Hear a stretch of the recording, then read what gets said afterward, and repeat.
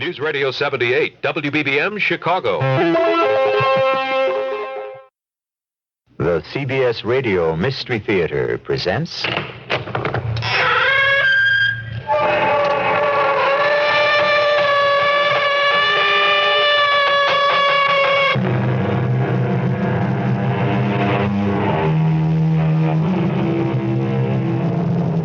Come in. Welcome. I'm E.G. Marshall. From 1861 to 1865, the people of the United States were engaged in a murderous civil war. Those years of conflict were the most costly epoch in all American history, not only in money and in hundreds of thousands of wasted lives, but in the complete breakdown of our society. It became, in many places, what was called a war between brothers, especially in some of the border states, where the sympathies of the citizens were sharply divided between the causes of the North and those of the South, and death was a constant companion to them all. Tomorrow morning, sir, when my neck is snapped by the tightened rope, and I hang dangling in the air, I will still be alive. In pain, but alive. And once I'm finally what you call dead, all it will mean is an end to that pain. Your conclusion?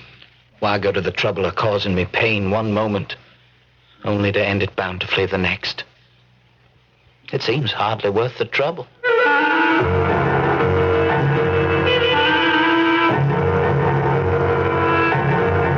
Our mystery drama, A Matter of Conscience, is chiefly based on the Ambrose Bierce classic short story, Parker Addison, Philosopher. It was especially adapted for the Mystery Theater by Arnold Moss and stars Christopher Tabori. It is sponsored in part by Buick Motor Division and ARM, Allergy Relief Medicine. I'll be back shortly with Act One. If you'd really like a big car, but you really think you ought to buy a small car, maybe what you ought to buy is a mid-size car. To be specific, a Buick Century Custom. The Century Custom, you see, offers a lot of the room and comfort you look for in a big car. And the trim size and the V6 engine give you a lot of the benefits of a small car. But the Century Custom has one more thing going for it. It's a Buick. And no matter what size car you're looking for, you just can't do much better than that. Only Jack Higgins, author of The Eagle Has Landed, could write this startling new bestseller. Storm warning. In 1944, an old wooden sailing vessel secretly slips out of Brazil, carrying 5 nuns and 22 men in a life and death struggle to reach Germany. In this epic story of reckless courage, they race across 5,000 miles of storm-swept ocean and past the waiting guns of the enemy. Read Storm Warning by Jack Higgins, a Bantam book where paperbacks are sold. Al Johnson Cadillac has done it. They've pulled out all the stops, and that means big savings to you, the customer. Come out to the Sale of Sales, July 14th through the 18th at the new Al Johnson Cadillac. Now just west of Harlem Avenue on 159th Street. Save on the Cadillac of your choice. There are 500 fantastic Cadillacs to choose from. All models, all colors. Plus the finest selection of pre-owned Cadillacs in all Chicagoland. Many with Cadillac's VIP service protection policy and no gimmicks. Stop in during the special open house Sale of Sales and drive home in a Cadillac. They'll be open late every night during Al Johnson Cadillac's spectacular Sale of Sales, July 14th through the 18th. At 8425 West 159th Street, just west of Harlem Avenue. That's the spectacular Sale of Sales through Monday at Al Johnson Cadillac.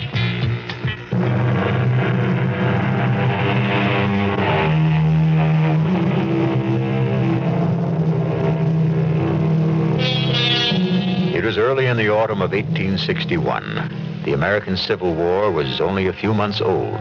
To most Americans, the idea of hunting down and killing their own countrymen was still an unusually disturbing experience, and a little unreal. The thought that the enemy they were shooting at, and who was shooting at them, was not from another part of the world speaking a strange and alien tongue, but another American, still took getting used to. But it wasn't long before that changed. Whatever compassion there might have been began to give way to the cold, unrelenting hatred of the enemy. Detail! Change! Hunt! tail. Ready? Aim. Fire.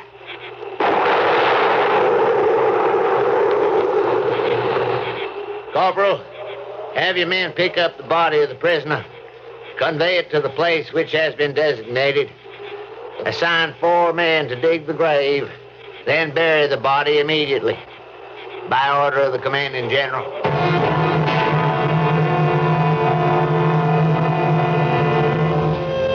Would you care for another egg, Parker? No, thank you, Mother. You've hardly touched your breakfast, son.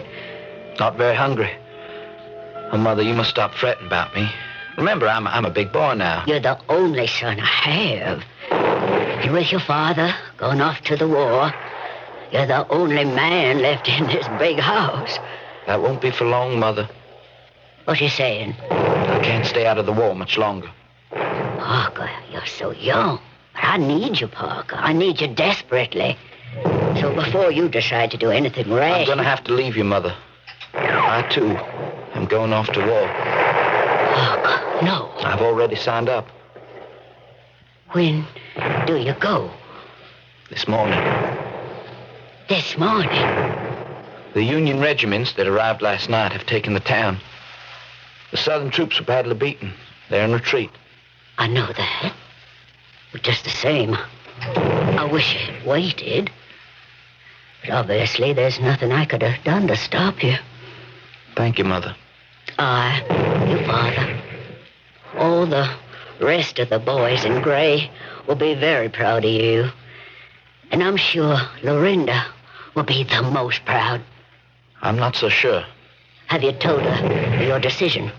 Not yet, Mother. I wanted you to know first. Well, she has a right to know. Lorinda's going to be your wife. Mother, it's quite possible you all may not be so proud of me. Why do you say that? My deepest convictions, what I believe about this war, are not, I fear, exactly the same as yours and Father's, or even Lorinda's. We all have a right to our opinions. That's what we've always tried to teach you. And if your philosophy differs a little from ours... My philosophy differs more than a little, Mother. I've signed up with the Union Army. I'm a sergeant in the Army of the North. I waited for my mother to burst into a flood of uncontrollable tears. Instead, her jaws hardened into 2 iron bands. Her eyes became burning coals of fire. After a silence I thought would never end, she finally spoke. Parker Anderson, am I to believe what you have just told me? That you have joined the enemy? I've been struggling with my conscience for weeks. My sympathies, Mother, are with the North. Then we'll just have to get along without you. Parker, you're a traitor to your country. And a traitor to your loved ones. You must do what you conceive to be your duty. But your father and I taught you. It's been our way of living, always. But I never for a moment dreamed... I'm not ashamed of my decision. Don't try to make me, please. I understand. Now, I would be most grateful if you would leave this house. At once. Wish me well, Mother. I can't do that, Parker. Not to the enemy of my country. Not to a stranger. My mother's words lashed across my face like the sting of a whip. I knew it was utterly useless to try to justify, in her eyes, what I was about to do. Within an hour, I was standing at attention before Colonel Herman Braille of the 4th Indiana Infantry. Mr. Addison? Correction, sir. With your permission, Sergeant Addison. I beg your pardon. You signed up with us yesterday, did you not? Yes, sir, I did. I understand you're a local boy. You live right here in this town? That's correct, Colonel Braille. And still you wish to fight on the side of the Union? On our side? Or what might be called the side of the enemy? Yes, sir. Why? Call it a matter of conscience, Colonel. I have searched and examined the issues of this war carefully and most seriously. My sympathies are completely and unwaveringly with the side of the North. To the point where, if it were necessary, you are prepared to give your life for our side? A correction, Colonel. My side. Yes, Colonel. I have a fairly well-developed sense of duty. Only fairly well-developed, Sergeant Addison? Well, you might call it slightly above average. At ease, Sergeant. Now, please be seated. That chair over there. Thank you, sir. Sergeant Addison, a couple of questions. Yes, sir. Have you any thoughts on how you might be of the greatest service to the Union cause, to the Army of the United States, and more specifically to this regiment? I leave that decision to my superior officers, sir. I'm aware of that. Without intending to sound boastful, I can say that I'm a first-rate shot around rifles since I was 8 years old. I see. And for whatever it may be worth, I've had as much schooling as any boy my age. Very good. I've been riding since I was 5. I know horses. Excellent. And you surely know this part of the country fairly well, would you say? Much, much above average, I would say. There's hardly a foot of ground within 30, 40 miles of here I wouldn't recognize as well as I would my own face. Then I think my question has probably been answered. How you might be of greatest use to this army. Sergeant Addison, we need certain information very badly and in a hurry. By sometime late tomorrow night, the hour is not yet set, we pursue our attack on the enemy with everything we've got. I follow you, sir. We give him no relief. However, after yesterday's battle, we're not sure how many of his troops he may be able to regroup or what fresh forces he may have in reserve. He may be preparing to counterattack in strength. I understand, sir. At the moment, we're not sure exactly who would be attacking, what specific regiments, their number, their disposition, their morale. We have only an approximation of all this intelligence. We must fill in the blanks as fully and as quickly as possible before we dare move. Yes, sir. Sergeant Addison, do you think that you could get this information for us? I could try, Colonel. I would do my best. I would not order you to do this, understand? Should you refuse or hesitate, I would not hold it against you. I volunteer, sir, to try to get the intelligence you require. Spoken like a brave soldier. We will provide you with a Confederate uniform, rank of sergeant, I believe. You'll be supplied with false identity papers, a name other than your own. You'll represent yourself as having been separated from your own company and regiment in the confusion of yesterday's battle. Maybe even that you were wounded. Yes, wounded. Good idea. Then what, sir? You will slip unnoticed, we hope, beyond the enemy lines under cover of darkness. Tonight.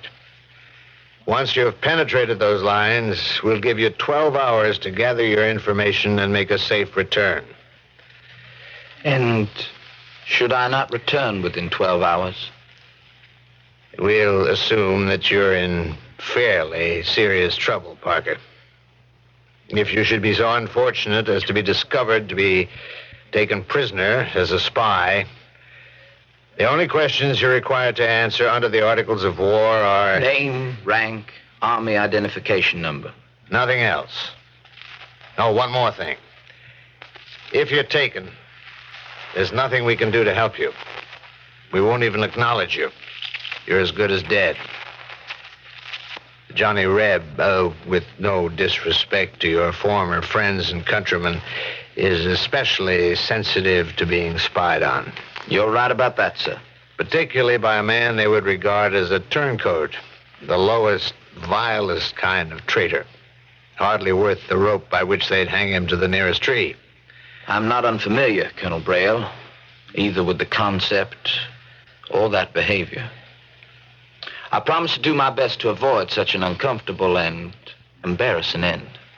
One slip, and you're finished. Remember that. Here are your false papers. They were all prepared. I knew I could depend on you. Thank you, sir. I salute you for your courage. Let's see now. Who are you? Oh, yes.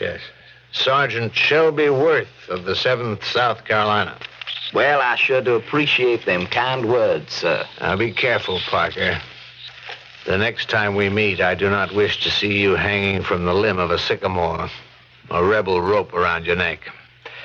That would not be very amusing. No, sir. Death is not usually very amusing. Finally, I want you to know that we trust you. All of us, with our lives. Completely and implicitly. As if you'd been one of us from the very start. Above all, we respect you. I'm extremely touched. Thank you, sir. Good luck, my boy. Lieutenant Howard. Come in, Lieutenant. The man who just left this room is Sergeant Parker Addison. You're to watch him like a hawk every minute that he's here. He is to suspect nothing. I don't trust him any further than I can throw him.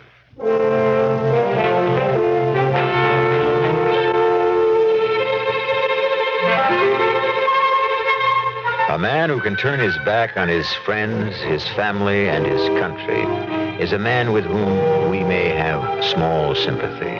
At the same time, he is a man whose deep moral convictions many of us are compelled in some strange way to admire. This is the course young Parker Addison has chosen. Where will his courageous choice take him? Directly to Act Two. Sir, what do you take when you get that queasy feeling in a car? I take the next exit. Don't just take it. Take Dramamine. Why suffer needlessly from queasiness, dizziness, and nausea when Dramamine, taken half an hour before leaving, can prevent travel upset? Dramamine has helped millions of people travel easy. For occasional use only as directed. What do you take when you get sick on a plane? I take this little paper bag they have. And then Don't just take it. Take Dramamine. America, and when you do, let wet ones clean up after you. On the tennis court, on the softball field, on the golf course, take along Wet One's moist towelettes in the handy little porta-pack. Pull one out, another pops right up, ready to freshen you up. Give it up to America, and when you do, let wet ones clean up after you. Fairy Tales, the wonderful new novel by the author of A World Full of Strangers, the bestseller that thrilled millions. Fairy Tales, set in the magical city by the Golden Gate. The story of a heroine to rival Scarlett O'Hara, and of a young lawyer destined to build a great political dynasty. Fairy Tales, the tempestuous new novel by the author of A World Full of Strangers. You will live it from cover to cover. Published by Arbor House.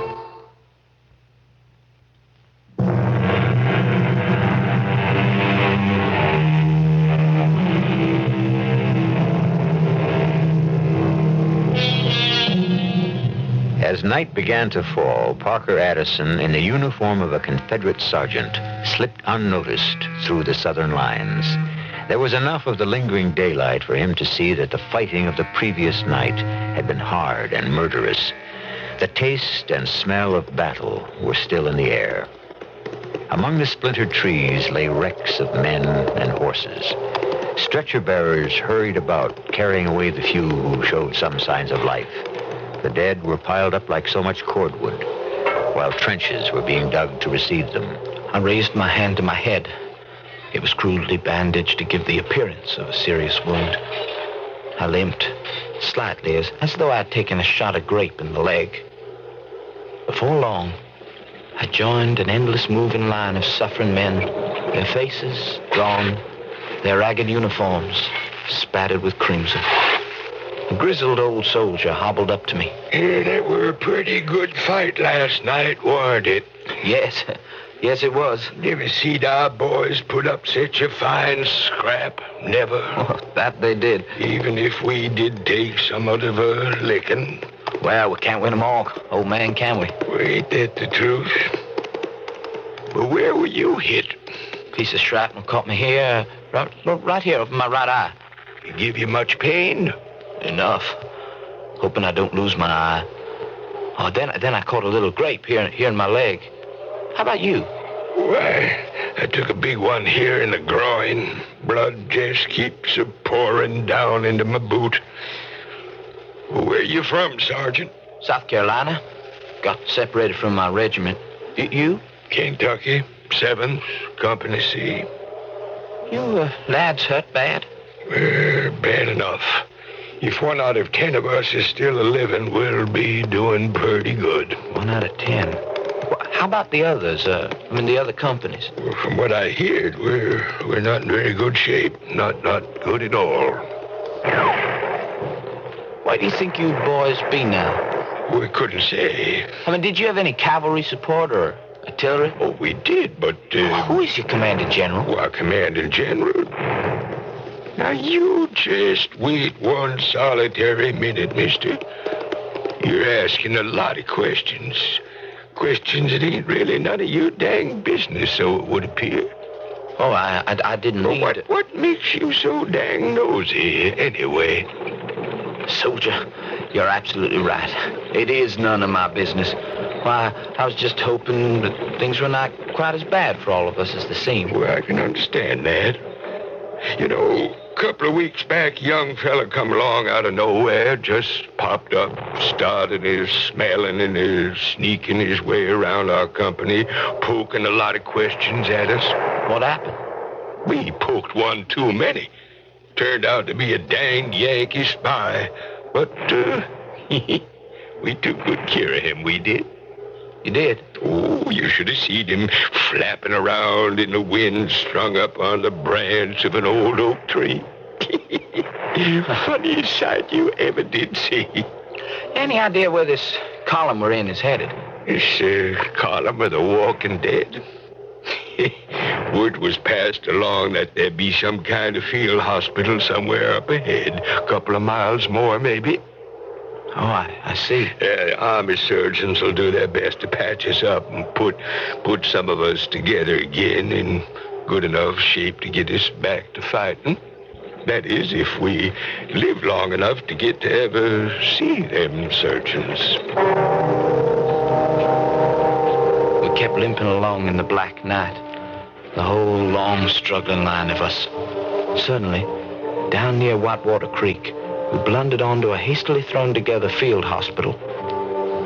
By the light of their crude lamps, the doctors were busy sweating over the wounded men. 3 or 4 soldiers, rifles at the ready, stood about as guards. Before I could get out of sight, one of the officers spoke to me. You're next, Sergeant. Thank you, sir. Now, what seems to be your trouble? Now, if you don't mind, sir, I'd just as soon you took care of my old friend here. Oh, I think he's in much worse shape than I am. Now, you sit down on this log. Now, bring the light a little closer. No, please take care of the old fella. I can wait. He's been hit in the groin, and he tells me that... I will make the diagnosis, Sergeant. Now, sit down.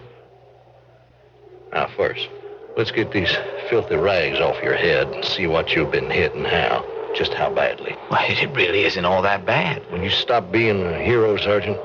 Now, we got all the heroes we need piled up out there like so many fallen logs. Now, you just sit still. The wound, it doesn't trouble me all that much. Now, look, Sergeant. Some of these men are on the brink of death. Now, if your wound doesn't trouble you all that much, now, please tell me what in heaven's good name you're doing here. Now, why aren't you with your regiment, Sergeant, Worth, sir. Shelby Worth. You see, I just got separated in the last night's little fracas. How? Well, I can't really say. One minute I was with my boys, and the next, I just wasn't. I see. And just hold still while I snip these stinking rags off your head. And I really would rather you did. Sergeant, let me see your papers. I don't believe I can do that, sir. Just as I became separated from my company, well, somehow, in a way I can't explain, my papers got separated from me. Who are you, Sergeant? Who are you? I just told you. I was hit by shrapnel and last night's... Sergeant Worth, or whoever you are, you weren't hit by anything. There isn't so much as a scratch any place on your head. Now, you stay where you are. Hey, where do you think you're going? I'm getting out of here, but fast. You hold on there. Sentry, after that man, the one who's running. Over there. Shoot. Take it.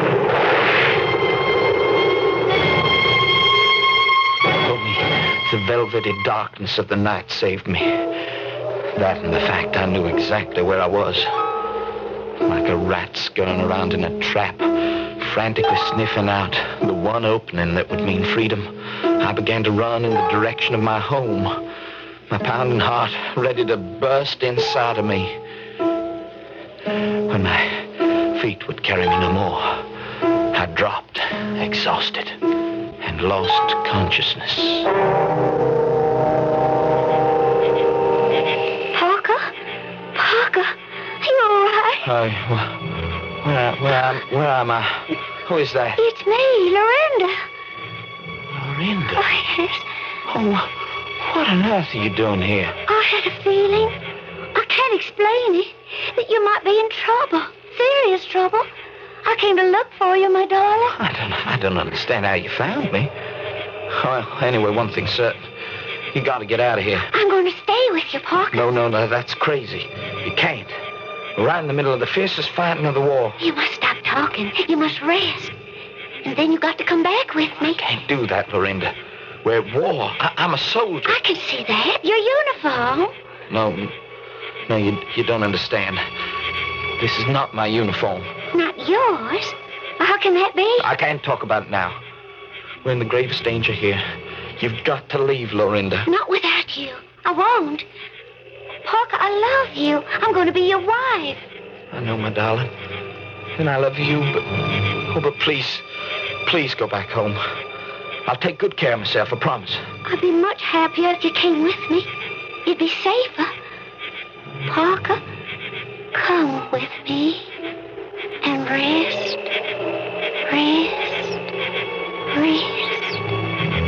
Come with me. You're under arrest. Come with me. Who are you? Where'd you come from? That's the man, Captain. The one who ran away while I was examining him. Thank you, Doctor. Where's Lorinda? Who? Lorinda. The girl I'm going to marry. I don't know what you're talking about. You fell, hit your head on this rock, and passed out. Passed out? And now, Sergeant, or whatever you are, on your feet. Keep moving straight ahead. And remember, the shooting end of this rifle is sticking right into the small of your back.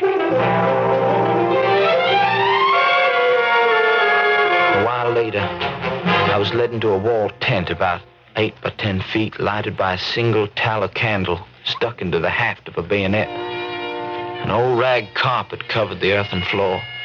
A tattered leather trunk, a chair, and a roll of blankets were all else that the tent contained.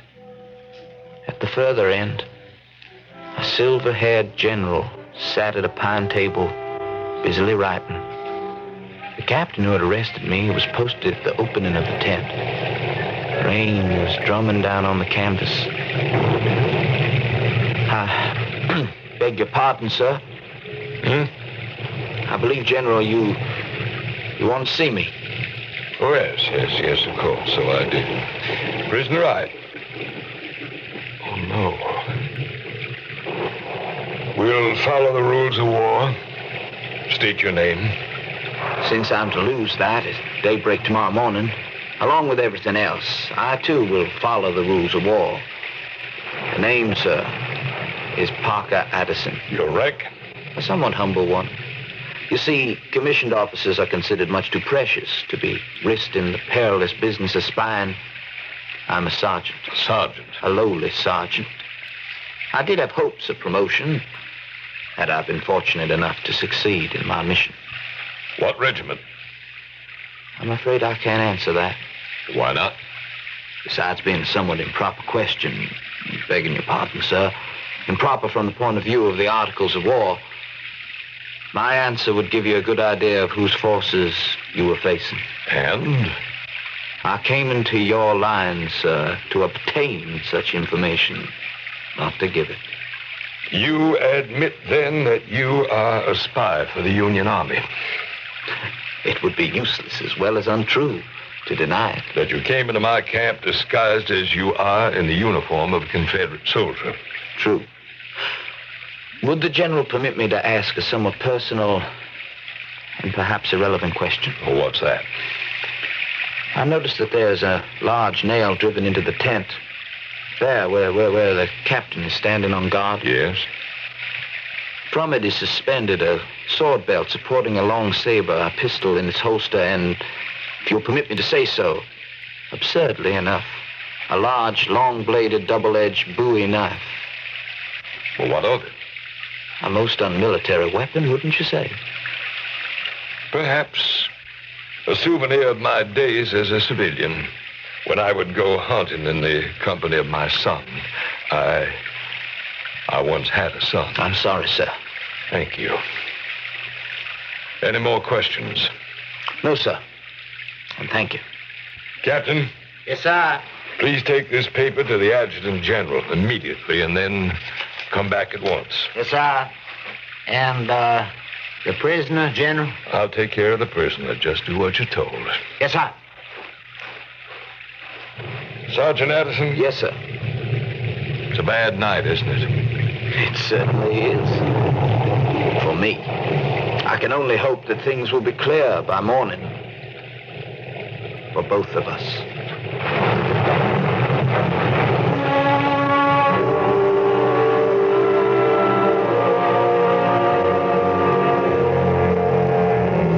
In times of war, an ordinarily gentle person, in almost no time at all, will often be transformed into a hardened, impenitent mechanism who can sleep soundly on a hill that trembles with the thunder of great guns, play cards among the dead faces of his closest friends, or, without blinking an eye, calmly and coldly assign another man to what? I shall be back shortly with Act 3. If warm, humid summer air is making you hot under the collar because of high air conditioning costs, go to your True Value hardware store for help. Hi, Pat Summerall to tell you you'll find the Butler Vent-O-Matic attic fan. It reduces attic heat buildup by drawing out the hot air. The automatic thermostat controls the temperature, and cooler attics mean cooler homes, so your air conditioning costs are kept down. Get the Butler Vent-O-Matic attic fan, just $49.99 at True Value hardware stores. Or cool off rooms with a 3-speed 20-inch fan. You can use it in the window to draw out hot air, or turn it around to use it to circulate cool air. This 3-speed fan is an energy saver, too, because it's perfect for those days or nights when you only need to cool off one room, or you don't want to turn on the air conditioning. Don't let warm, humid summer air make you hot under the collar. Get energy-saving fans at participating True Value hardware stores. Remember, True Value, much more than just a name. That's their way of doing business. And don't forget to tell them Pat Summerall sent you. This is WBBM Chicago. Northwest Federal presents some sound ideas for saving.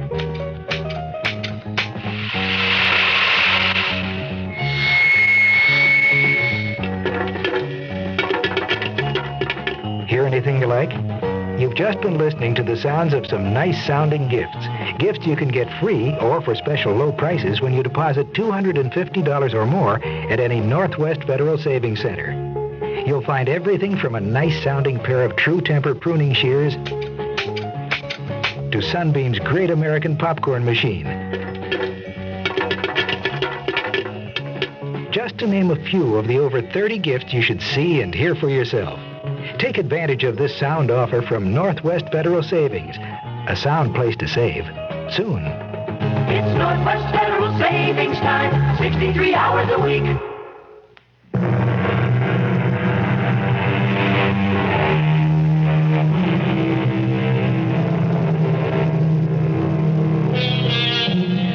A stormy night in the autumn of 1861, somewhere in the South.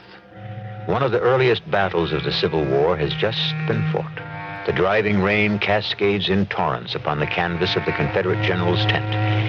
The elderly officer sits at his rough pine table. He has just given a folded paper to a sentry with the order that it be delivered immediately to the adjutant general. The general's young prisoner, a spy for the North, stands before him at attention. You are aware that what you have done is a capital offense, the punishment for which is death? I am, sir. Can you guess what was written on the paper I just handed the sentry? I'm usually not very good at guessing, sir. It may be my immodesty, even my vanity. But I venture to suppose that I was mentioned in it. Your assumption is quite correct. The memorandum to the adjutant general is an order to be read to the troops. It concerns... my execution. Correct, sir. It also contained notes for the guidance of the provost marshal in arranging some of the details of that rather special event. Special, sir. Was not every day that a northern spy falls into our hands, particularly a northern spy who was born and raised right here in the South. I hope, General, that the provost marshal will arrange the spectacle with taste and with intelligence. I'm sure he will. One question. All you like, sir. Have you any arrangements of your own that you might like to have carried out? Any messages to your friends, your family, your loved ones? Do you wish to see a chaplain? A chaplain? At daybreak? At 5 in the morning? No, I couldn't think of being so inconsiderate of another man's sleep. Well, besides, I could hardly expect to secure a longer, more pleasant rest in heaven by depriving a chaplain of his rest. Do you mean to go on to your death with nothing but these silly jokes on your lips? One hardly jokes about death. I would have no way of knowing about that, sir. You see, I've never been dead before. This is all very new to me. And you will not be serious. Isn't there anything more important you could say at a time like this? Isn't there anything more important you can say to me, sir? I know that death is supposed to be serious, something one should not treat lightly. But I've never heard this from any of those who have actually experienced it. I see no point in discussing this any further. One thing I'm sure of all the dead men with whom you, in your soldierly occupation, have strewn your path, I'm sure that few have shown any noticeable signs of either pain, suffering, or regret. To me, the very thought of death is horrible. Yes, I have seen men die. And I admit I've been the cause of many of those deaths. To see a young life snuffed out as you would blow out the flame of a candle. Then why do you add me to your long list? Meaning? You could order your men to release me. Under the circumstances, such procedure might be considered understandable, if not reasonable. One last point. Yes? Suppose I made an attempt to escape. Here, this very minute.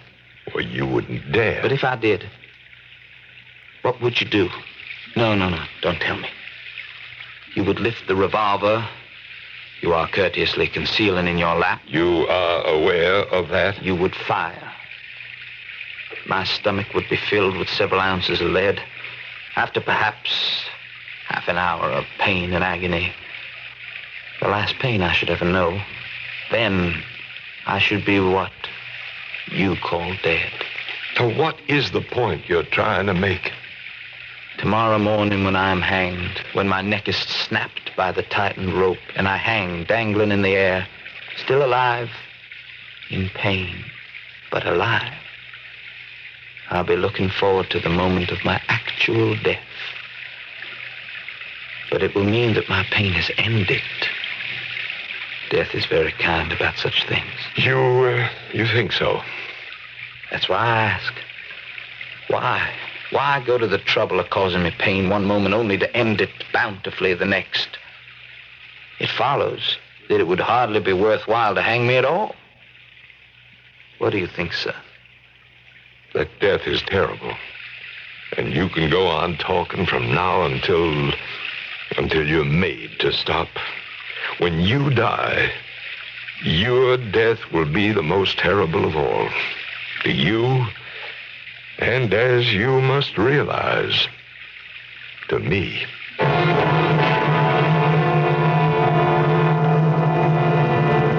There was a long silence. The storm had ended. The general sat there impassive, as if his eyes were mounting guard over me, while his mind concerned itself with other matters. Finally, he drew a long breath, shuddered, as if he had wakened from a dreadful dream, and, as though talking to himself, kept repeating, "Death is terrible. This man of death. Death is terrible." General, you sent for me? Huh? Who's that? Captain Hesterlick, your provost marshal. Of course. Come in, please. Thank you, sir. I got your message from the adjutant general. Yes, of course. Captain Hesterlick, this is the Yankee spy who was captured inside our lines in a Confederate uniform. He has confessed. Yes, sir. I believe the storm has passed. Yes, sir, it has. It's clear night, moon shining. Good. As I wrote the adjutant general, you're to take a file of men, conduct the prisoner to a firing squad, and have him shot. Shot? Yes, sir. At once. No, you can't mean what you're saying. No, I'm not to die until morning. I never said a word about your dying in the morning. Of course you did. No, it was you who have been speaking in terms of tomorrow morning at daybreak, not I. That was an assumption of your own. You die tonight. But why? Why are you doing this? General, I'm to hang. I'm not to be shot. Well, it'll take at least 2 hours to erect a gallows. You wouldn't hang me from a tree, would you? And certainly not shoot me. What difference does it make? Spies are hanged, not shot. I've my rights under military law. Captain Hesterlick, proceed with your orders. Yes, sir. Prisoner, face the opening of the tent. The point of my saber is quite sharp. Now forward, toward the tent opening. It was 3 short steps to the tent pole. I sprang toward it like a cat. I seized the handle of the long Bowie knife that was hanging there, thrust the captain aside, leaped upon the general, and with the fury of a madman hurled him to the ground. The table was overturned, and the candle was extinguished. Help me, Captain, help me! The provost marshal pounced on me. In no time, the 3 of us, a welter of limbs and bodies, fought and clawed at one another in the pitch-black dark. Get that knife away from my throat! The tent collapsed upon the 3 of us, and beneath its heavy folds, the struggle went on. The captain, on guard outside the tent, had obviously fired his rifle to attract attention. Soon the drums began to beat the long roll. Bugles sounded the assembly. Swarms of half-clothed men, dressed as they ran, rushed into the moonlight, fell into line. When all was under control, the men stood at arms, while an officer and the men of his escort tried to bring order out of the chaos I had created. Someone lifted the canvas of the tent that had covered the 3 of us. You, our prisoner. Yes. Stand up, if you can. What happened? I can't say, sir. Captain Tasman? Dr. Tasman? Captain Hesterlick, Dad. That Bowie knife, the general's Bowie knife, was stuck deep into his throat. And clenched in his hand, his own saber, streaked with blood up to the hilt. You, how'd this happen? I don't know. Look to the general. Now, you're hurt here. Let us help you. I know. I think He's taken at least 2 sword thrusts. Now, one in the thigh and the other in the shoulder. He's lost a great deal of blood. Do what you can. I was dazed and shivering. It was as though a heavy white fog had settled on everything about me. I could not raise my right arm. It was broken. I shrank from whatever help was offered me, cowering on the ground, babbling a torrent of words I could not understand myself. My face, swollen by blows and stained with blood, felt as though it were a ghastly white, the whiteness of a corpse. I heard a voice say... No, he's not insane. He's merely suffering from fright. Overpowering fright. Officer, somebody? Yes, General. The prisoner, he's to be taken out at once and he's to be shot. The General's mind is wandering. The General's mind is not wandering. Those were my written orders, and they are still my orders. March the prisoner away from here, line up a firing squad, and execute him. Well, did you hear me? Execute this spy at once. Detail. Attention. Detail. Ready? Aim. Fire.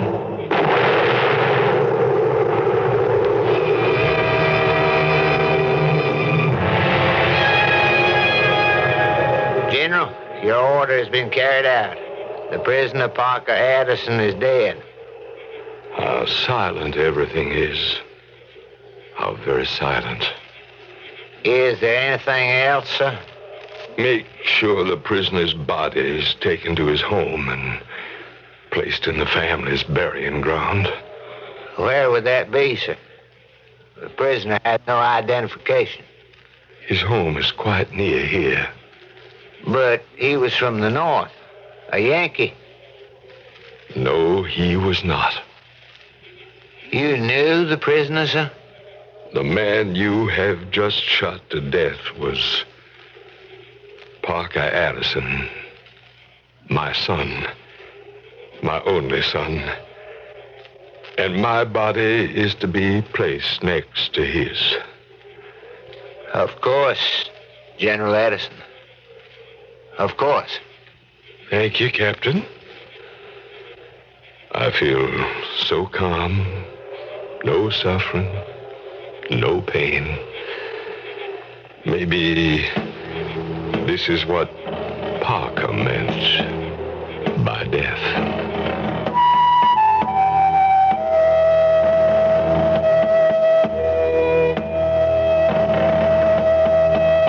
The Civil War finally ended, having reaped what it thought was the harvest of perpetual peace by this one bloody trial of sharp war.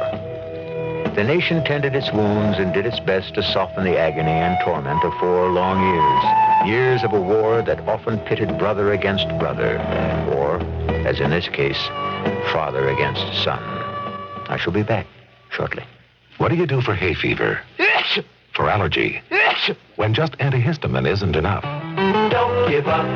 Arm yourself with ARM.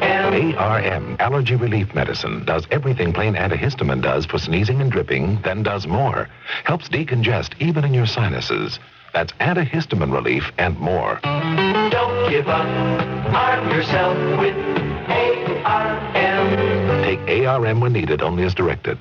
You've never had a really exotic car, have you? Because you've always felt that you needed something a little more down to earth. But you still want that exotic car, don't you? You know what you need? A Buick Skyhawk. It's small, it's V6 powered. Hey, it's even got a hatchback. Now that's down to earth. But with things like bucket seats, available 5-speed manual transmission, and that laid-back, low-down styling, it's not exactly plain vanilla. The Buick Skyhawk, the car you need and the car you want. Pardon me, Miss Checkout Person. Before you ring up this Minute Maid 100% pure lemon juice. Yes? Do you know what's in it? All consumer information is located upon the label. Well, all it says is 100% pure lemon juice. That's all that's in there, then. What? 100% pure lemon juice. No, see, there must be some preservative. Well, then it would be called 100% minus the preservatives, wouldn't it? See, we're having frog's legs. My wife told me to pick up fresh lemons, but this looks more convenient. Well, as I comprehend the label of Minute Maid, Yes. there's nothing in here but fresh lemon juice. So, in your opinion... If the world is your oyster, Minute Maid is your lemon juice. I'm having frog's legs. Oh, well then, if the world is your frog's legs, Minute Maid is your Fine, lemon just bring juice. it up. That'll or do you. another way would be lemon juice, thy name is Minute Maid. Yes, forget the bag. Okay, I'll just... another one. Miss Simmons, your checkout line is backed up into the cream cheese. Or your checkout line is backed up into the cream cheese. Minute Maid 100% pure lemon juice in your grocer's freezer. Now fresh lemon juice doesn't have to come in a lemon. I wish I had said that.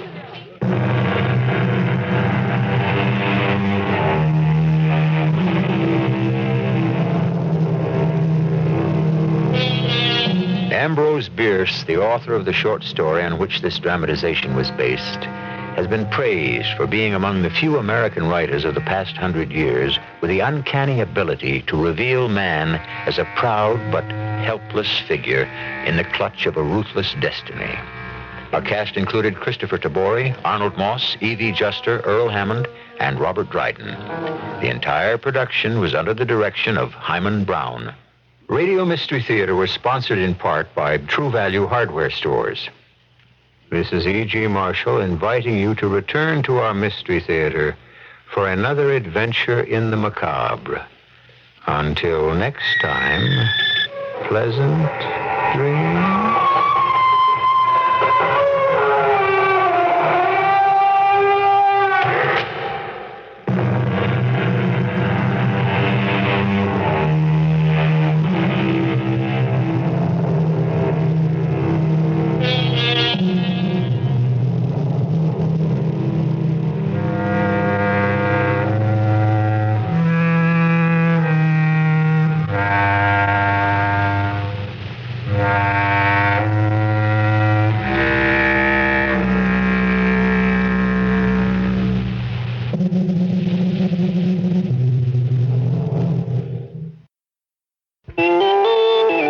CBS News. The lights are back on in New York City a little more than 24 hours after the big blackout.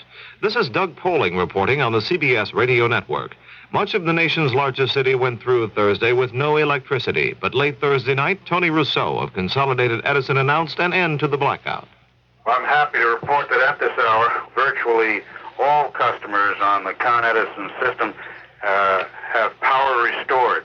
Now, this is with the exception of any possible or scattered outage here and there.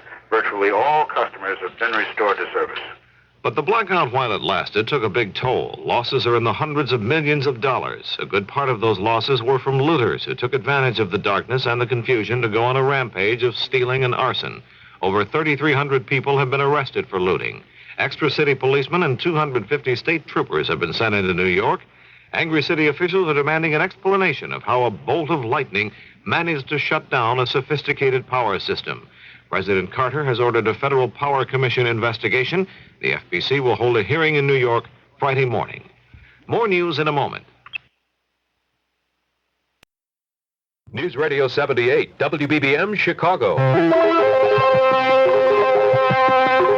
The CBS Radio Mystery Theater presents...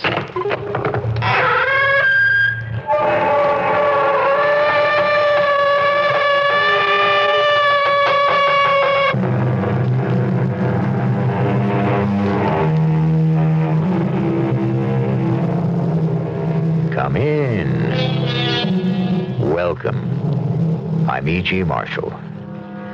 Place not your trust in princes. The great and good book tells us, and sound advice, indeed. It would appear to be, especially since we are also told, uneasy lies the head that wears a crown. Royalty, nobility in general, isn't as popular as it used to be. But at one time, almost every little girl wanted to marry a prince, or a duke, or an earl. And if her rich American daddy had the money, he could always buy her one. You're 25. I know that, Mama. Oh, it's time you were married. A beautiful girl like you. I can't help it if nobody asks me. That's not true. You've been turning fellows down. Now, you can't be too particular at your age. It's all right, Mama. I'm already spoken for. Who? Who is he? Well, I'm not all that sure, Mama. I think it's the devil.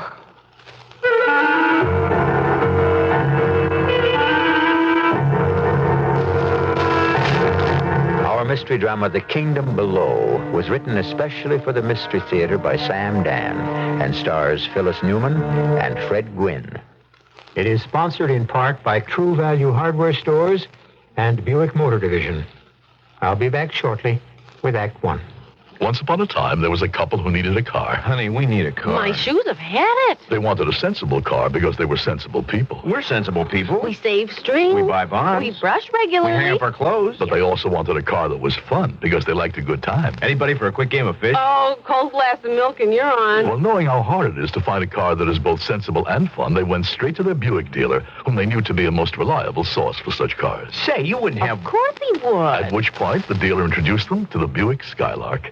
When the V6 engine, the compact size, and the ample room were pointed out, they were amazed at how much sense the Skylark made. Isn't that amazing? I am bowled over. And when the famous Buick ride, comfort, and road manners came to their attention, they were quick to see how much fun a Skylark could be. Gee, that looks like fun. Oh, you're not just whistling. They were so overjoyed with their Skylark, they stopped the car, ran up to the first person they saw, hugged him, and kissed him. I'm going to hug him. I'm going to kiss him. Which might not make much sense, but it certainly was fun. Noisy mufflers? Don't compromise. Midas size. The next time you hear that noise, don't look around, cause it might be your car. The next time you hear that noise, the sound of your muffler announcing you're coming. Neutralize it, Midas it, and Midas today. The next time you hear that noise, don't compromise. Midas. Midas-size your car, and you'll never have to buy a muffler for it again. Because at Midas, if anything ever goes wrong, we guarantee to replace the muffler free for as long as you own your American-made car. The next time you hear that noise, don't compromise. Midas. Visit one of the 42 Midas shops in Greater Chicago. Midas, experts in the installation of mufflers on most foreign cars.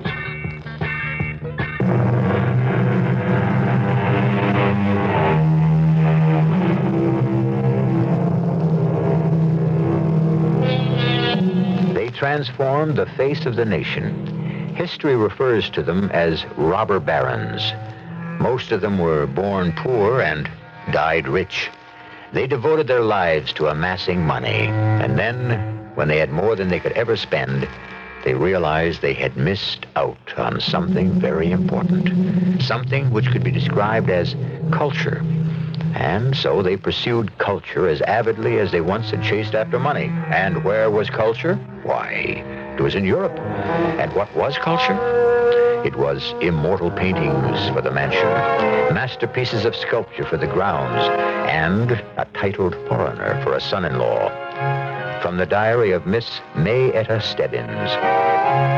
Rome, July the 3rd, 1887. I do believe that music will drive me out of my wits. Not that I had too great a supply to begin with. We are living in a palazzo. And didn't Mama give it to me for calling it a palazzo? Palazzo, darling, palazzo. But I want to go home. Anyhow, I shouldn't complain about Mama. Poor Papa. He's the one that really catches it. Every morning, it's the same old thing. Prego, Annunziata, the, ubi. You know, the eggs. I ain't had a decent egg since we left the States. Now, you said ain't at the opera last night. I thought I would die of shame. Who was there to hear me? Nobody but a bunch of foreigners. How many times must I tell you, Benjamin? In this country, we are the foreigners. Yeah, that's why I can't hardly wait to get back to good old USA. Benjamin, I don't think you're taking this trip seriously. Now, you just look here. I got writer's cramp from signing checks. You wanted that painting of that fat lady? Oh, Benjamin Franklin Stebbins, you are talking about a genuine Caravaggio. Yeah, and you were talking about 50,000 simoleons. 50,000 of Uncle Sam's finest. 50,000 of those long, green men. But, did I blink an eye? No. Wrap her up, I says. I'll write you my check. $50,000 for a Caravaggio. You stole that painting. I stole it. You want pictures of naked fat ladies?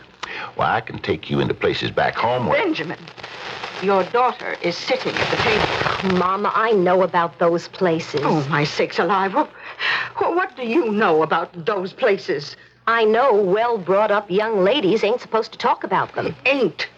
There it is again. Benjamin, you've corrupted this child. Okay, Mayetta. Don't say ain't in front of your mama. It discombobulates her something fierce. Now, we have to have a serious discussion. Does that mean I have to leave the room? No, it concerns you. Benjamin, you give generously of your money. I have no complaints. Thank you kindly, ma'am. But you're not putting your heart into this thing. Which thing? The thing we really came for. Okay, you tell me. What did we come here for? To find a husband for Mayetta. Well, why can't Mayetta find her own husband? Benjamin! Did anybody have to find you a husband? No. You found one yourself. And look at me. Yeah, look at you. 29 years ago, you were filling up beer mugs in your old man's saloon. Benjamin! Is that true, Mama? How can you say such things in front of the child? I'm not a child, It Mama. was the worst dive on the San Francisco waterfront. Where was the saloon? There was no saloon. No? What was it then? Why are we getting off the subject? Which is? Finding a husband for Mayetta. Oh, yeah. Nobody found you a husband, and you wind up being married to one of the 50 richest men in America. Now, Benjamin... You don't believe it? Read the papers. Money isn't everything. It ain't? Oh, that word again. There's a world of people who don't say ain't. Yeah? It's a world of breeding, refinement, and culture. Is that a fact? And from that world, I want a husband for your daughter. That's a funny way to put it. You want a husband for our daughter. What does our daughter have to say about it? Well, she's too young to know her own mind. So, what have you got on your mind? Now, Prudence Folsom, she came back to America last year with a count. Skinny beanpole of a fella with a pot belly, a mustache, and a monocle. Looked like a dude to me. Now, you have twice as much money as George Folsom. So your daughter should do twice as well as his. Mayetta should get herself a prince, or at least a duke. Find her one. Well, what do you say to all this, Mayetta? What do I say to all this? I don't know. Most of the time, I don't listen. I've never been in love. Maybe I'll never fall in love. Maybe I can't, or maybe I'm so much in love I don't realize it. Could I be in love with someone I've never met? Sounds silly. I could never talk about it to anyone. Yet the truth is, I don't know if I really feel this way or if I read about it somewhere in some novel long ago. Well, the next morning it began over again. You girls know what day this is? It's the 4th of July. Oh, how I wish I was back home. Benjamin, we are not returning until Mayetta I gets... can see him now, stepping down Fifth Avenue, the Grand Army of the Republic. Benjamin! Be the first year I ain't marching with him. Ain't again. What do I have to do to get back to the land of the free and the home of the brave? Well, first, you must stop saying ain't. Done. You ain't never going to hear that word pass my lips again. Second, you must find a titled foreigner for your daughter. And what if she turns him down? How can she turn him down? She ain't met him yet. Every time you get really excited, you sound like the red-haired girl I first met in your old man's saloon. What are you talking about? Let it pass. Now, look, we've been here a month. She hasn't met anyone yet. She's met hundreds of people. She met all kinds of nobles, fellas with titles. Toss a coin. Put the names in the hat. Pull her one out. Well, not one of them is good enough for her. Now we're on to something else. Fortune hunters. Yeah. Dried up, wizened, elderly men. Uh-huh. And the young ones. Oh, too slick by half for my taste. I wouldn't trust any of them. Benjamin, we are not meeting the right people. We're meeting everybody there is. The word is out. The rich American heiress is in Rome to find a husband. We're getting them from all over Italy. They're coming from France and Spain. I understand tonight we're going to meet a couple from Austria and Russia. You see, Benjamin, we were wrong. We? What did I do? Well, we let it be known that the fabulously wealthy Americans were here with a marriageable daughter. We thought we'd be swamped. And we were.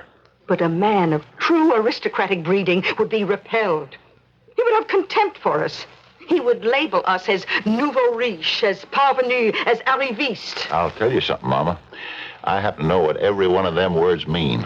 And you want to know the truth?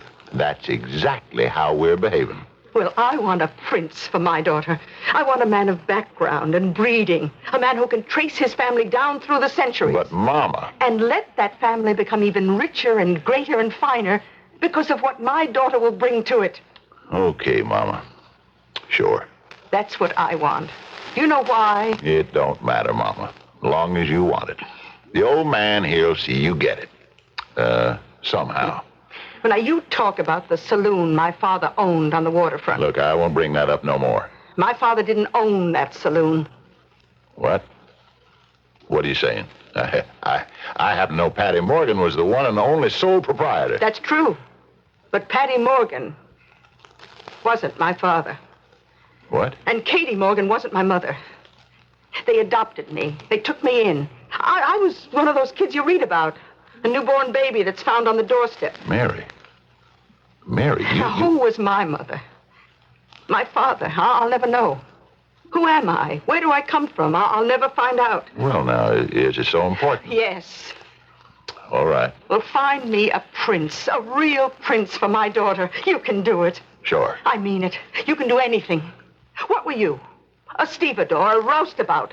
Today, you're one of the 50 richest men in America. You performed a miracle. Now make another one. Find her a prince. I wasn't supposed to hear that conversation. But one thing about Mama and Papa, they spoke loudly. There were no secrets. I didn't want to say anything to Mama or Papa, but I wouldn't marry anyone they found for me, unless, of course, it was the person I was in love with already. But how would they know who he was? I didn't even know myself. Papa disappeared right after breakfast.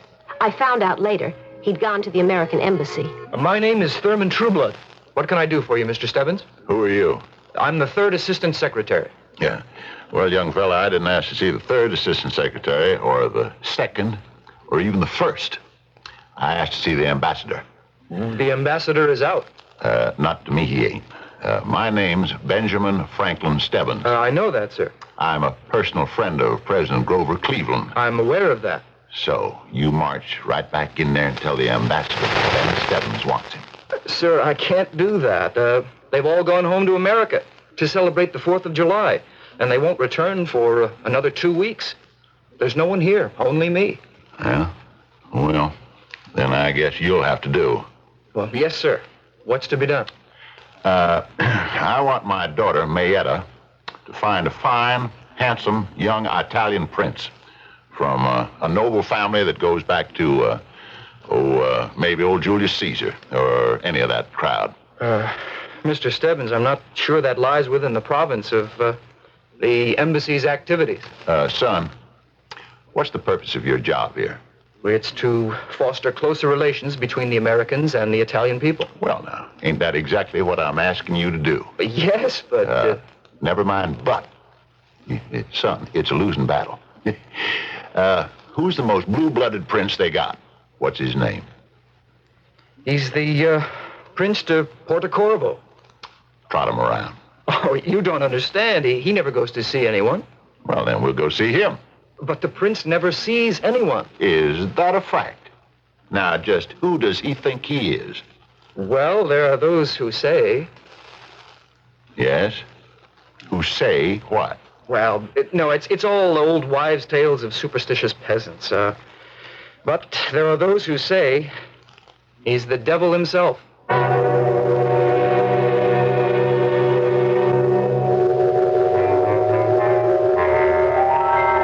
Well, friends, there you are.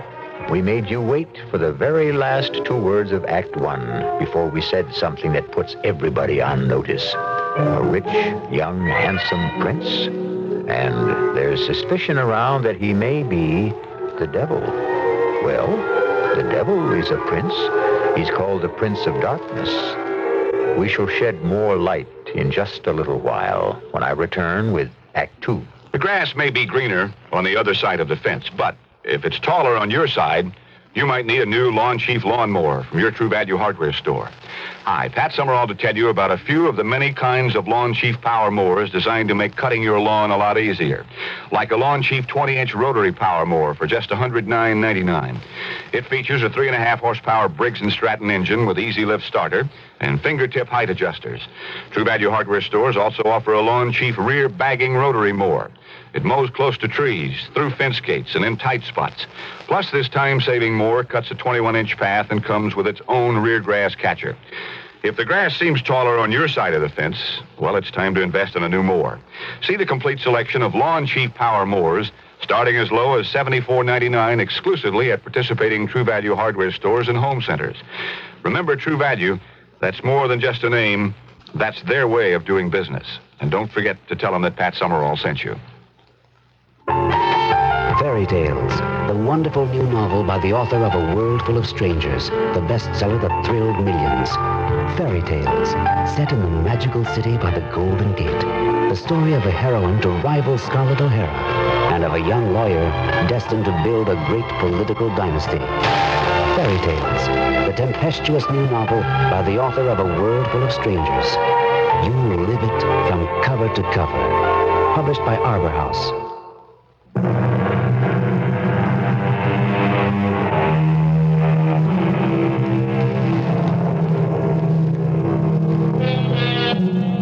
They say money talks. Well, that isn't quite accurate. Money does more than merely talk. It commands. And what money wants, money usually gets. The moneyed Mr. Benjamin Franklin Stebbins, one of the 50 richest men in America, has come to Rome in the year 1887 to buy some culture. Paintings, sculpture, and a titled foreign nobleman for his daughter. Now, Mr. Thurman Trueblood, let's get down to the facts at hand.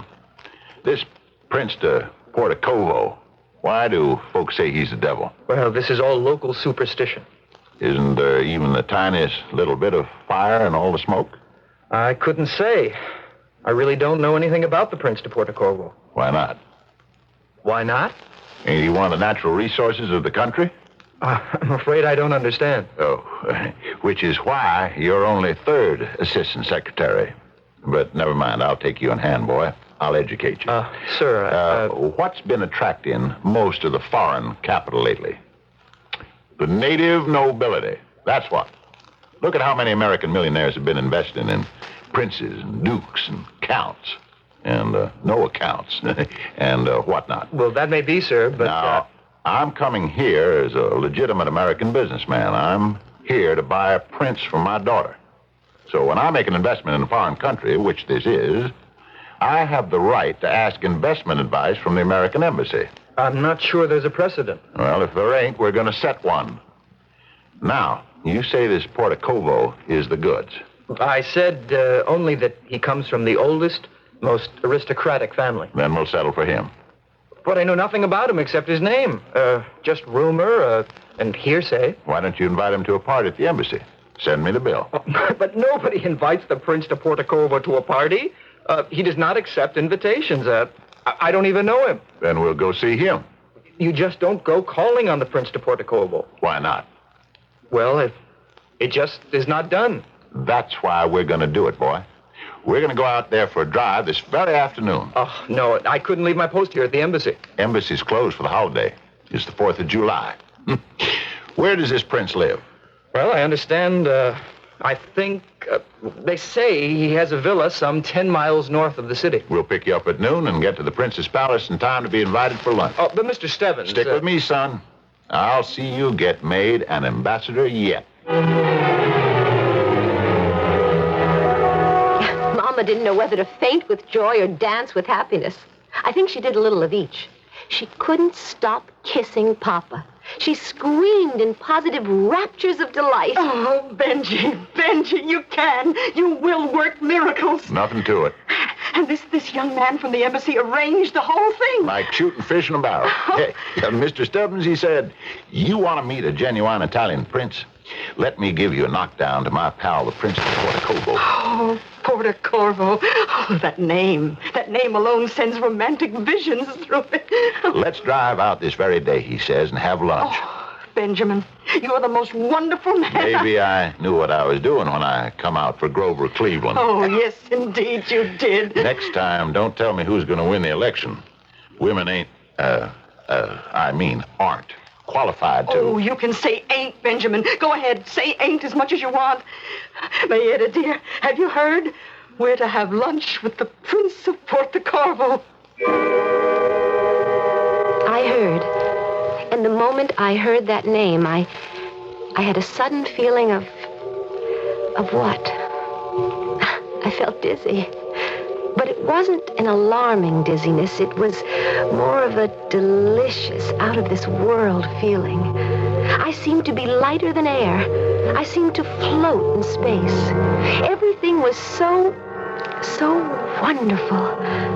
I remember we got into the carriage. We stopped at the embassy, where a very tall, serious young man joined us. Mayetta, honey, this is Mr. Thurman Trueblood, Assistant Secretary at the embassy. Actually, Miss Stebbins, I'm only the third assistant secretary. Son, when you blow your horn, sound it loud and clear and strong in a major key, and leave out all the minor notes.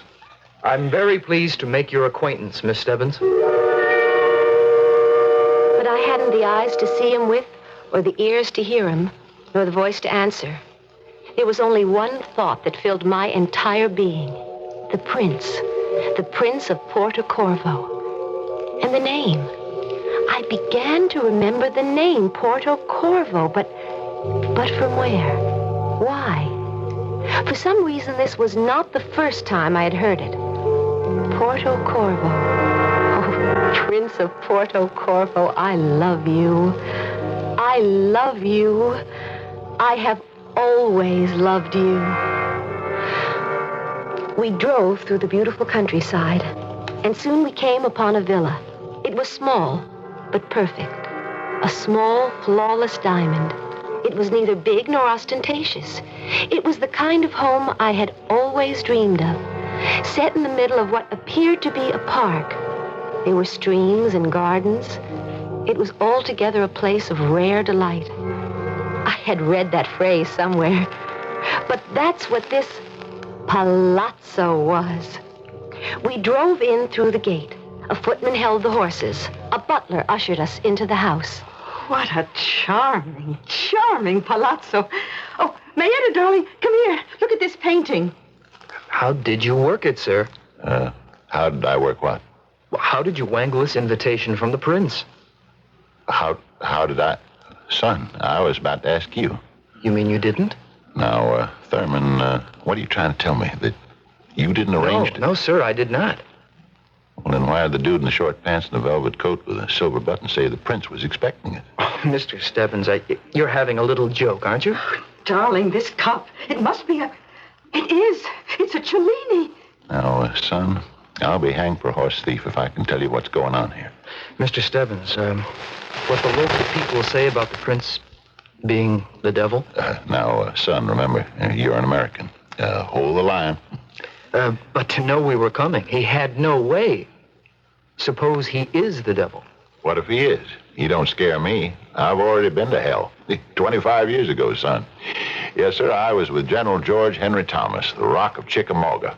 There was hell for you. Sir, I'm not sure that I did the wise thing. Ah, ladies and gentlemen, welcome to this humble dwelling, but it is all I have to offer. Consider it yours. Mr. Stebbins, the celebrated Mr. Stebbins, so kind of you to come. I am your obedient servant, the Prince di Porto Corvo. How do, Prince? Shake hands with Mrs. here. Honey, this is the Prince. Oh, your Royal Highness. And our little girl here, Mayetta, named for her two grandmothers. How do you do? Is this how it happens? You look into his eyes and you see... What do you see? I don't know. You're lost. You're lost in space and lost in time. Nothing matters and no one else exists in the whole world. You know your fate is sealed. Luncheon is served. May I offer you my arm, Miss Stebbins? Yes, of course. This way, please. Mr. Stebbins, Mrs. Stebbins, Mr. Trueblood. I know you will enjoy our little repast. Mr. Stebbins, how did he know my name? You didn't introduce me. He knows you're from the embassy. How does he know I'm from the embassy? Well, ain't there the seal of the United States of America on the carriage? We're not using the embassy carriage. We're using yours. Yeah, well, son, don't sweat about it. There's an explanation for everything. So explain this. Yeah, I said there was an explanation. That don't necessarily mean I can tell you what it is. Dear Diary, luncheon was a dream. The food was, how can I describe it? It was everybody's favorite. Was there ever such a host as the Prince of Porto Corvo? Now this is steak. Steak? Well, I'm having shad. And I have scrapple. Strawberries and cream. I have to tell you, Prince, this steak could only come from Kansas City. And shad like this must be from the Hudson River. Nobody outside of Philadelphia knows how to make scrapple. Strawberries aren't in season, are they? My good friends, a host must live for his guests. Please enjoy your lunch. Yes, but how did you know how partial I am to shad? I guessed it. Oh, you did nothing of the sort. Benjamin must have told you. Didn't you, Benji? Who, me? Confess it. I did nothing of the sort. Oh, you men, you must have your little mysteries. Shall we begin? Is it customary to say grace in this country? Of course. For what we are about to receive, good Lord, we give thanks. Benji, this is really shad. Wait a minute, Mama. What is it, Benjamin? Mayetta, put down your spoon. Benjamin! I have to talk with the prince here. My dear Mr. Stebbins, is something wrong? I'm not sure. Papa. I want you to tell me. Tell you what? What's going on here? Papa, are you feeling well? I don't know. But when I was a little kid at school, I remember reading a story about all them heathen gods and goddesses. Oh, really, Papa? Is this the time to start? Now, the devil... Okay, he wasn't exactly the devil, but he was the prince of the underworld. So I guess that's just about the same thing, huh? Oh, you must permit me to apologize for my husband, Your Highness. He does choose the oddest moments to tell his long-winded stories. Now, Benjamin... As I recall, this prince of the underworld kidnapped the daughter of one of the goddesses. And he took her down to hell with him. Don't anybody else remember that story? Everyone remembers, Benjamin, but I'm sure no one is really interested. So the kid remembered that she shouldn't eat, because if she ate as much as one bite, or took as much as one swallow, she'd be stuck there forever. And, so, Prince, if you'll excuse us, we're gonna skip lunch. How dare you insult this man in his own home? This generous gentleman of the highest... Oh, please, Your Highness, you must find it in your heart to forgive him. Mrs. Stebbins, sometimes the heat in my country is upsetting to those who are accustomed to a more moderate climate. May I suggest... Prince, I want to thank you for your hospitality. But we really have to be leaving. Mama, Mayetta? I shall do nothing of the sort. I intend to have my lunch. The shad. How tender. What a heavenly taste. Mama!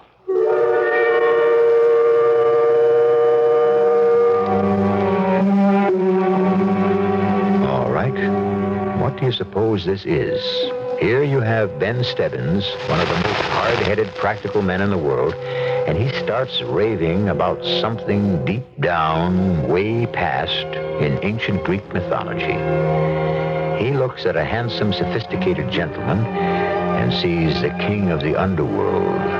Don't sell Benjamin Franklin Stebbins short. After all, he was smart enough to become one of the 50 richest men in America.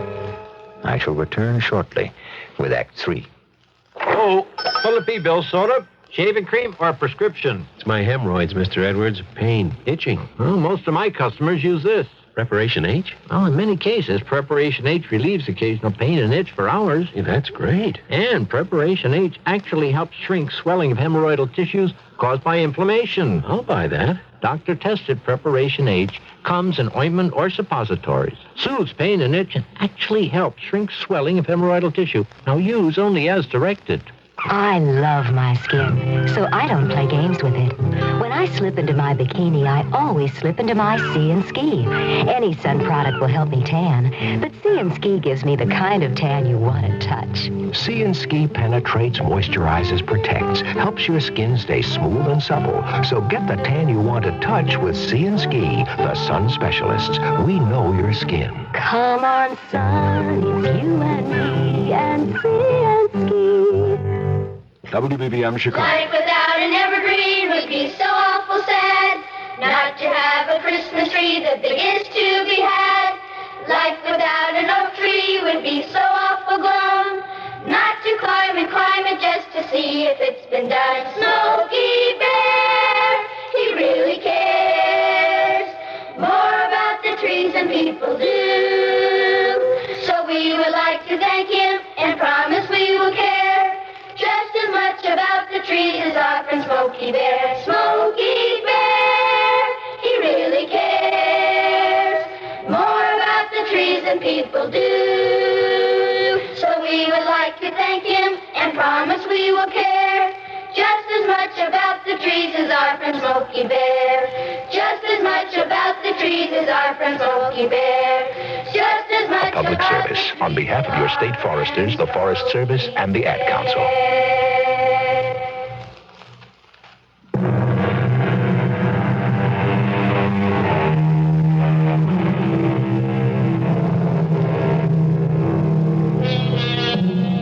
The word is perception. It literally means to see through. One man can look at a desolate, barren piece of land and see buildings and factories and stores, a great city. This is how men become rich. They see through, right through to the heart of the matter.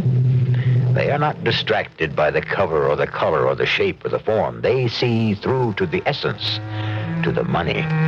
This is the kind of man we have in Benjamin Stebbins, and he accepts what he sees, no matter how fantastic or far-fetched or impossible. Dear Diary, that was quite a lunch. Poor Papa. Why was he having such a hard time at the table? Mama was so embarrassed I thought she'd die. And that milk and water Mr. Trueblood wished the floor could open up and swallow him. After all, he had to uphold the dignity of the United States government. Well, both of them began to eat. Papa refused to touch a bite on his plate, and I know how he loved his steak. I ate my strawberries. Papa yelled at me. Don't, Marietta, don't. It's all right, Papa. Young lady, you come along with me. Benjamin, we have all been embarrassed enough. I want to talk to my daughter alone for a minute. Now, you listen to me and step this way, Marietta.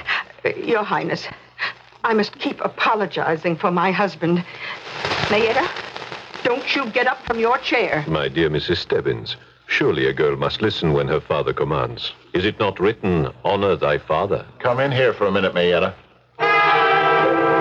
Marietta, honey, you gotta believe me. You've just gotta. I believe you, Papa. Then we're getting out of here right this minute. No, Papa, I want to stay. But you said you believe me. I do. There's something about it. I don't care. You didn't listen to what I was saying. It doesn't matter. Marietta, I'm taking you home. I'm home now, Papa. No. Come on now. What can you be telling me?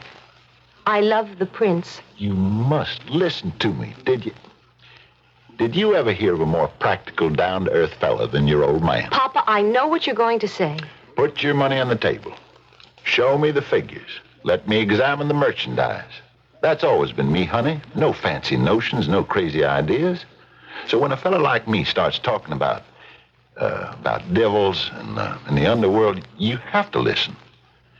Now, this prince, well, how else can I put it? He ain't human. And what if he isn't, Papa? What do you mean, what if he isn't? I love him. I've been in love with him all my life. But how could you? You only met him an hour ago. How do I know that? Oh, my poor little girl. No, Papa. I'm not your poor little girl. Not any longer. You always did want to marry a prince, didn't you?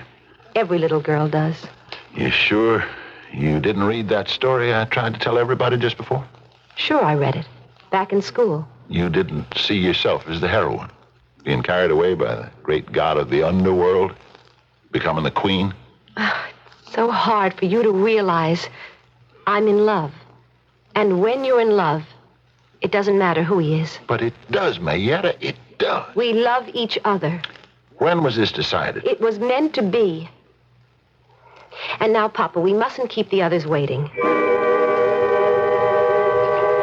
Dear Diary, Papa walked out on the terrace and I returned to the dining salon.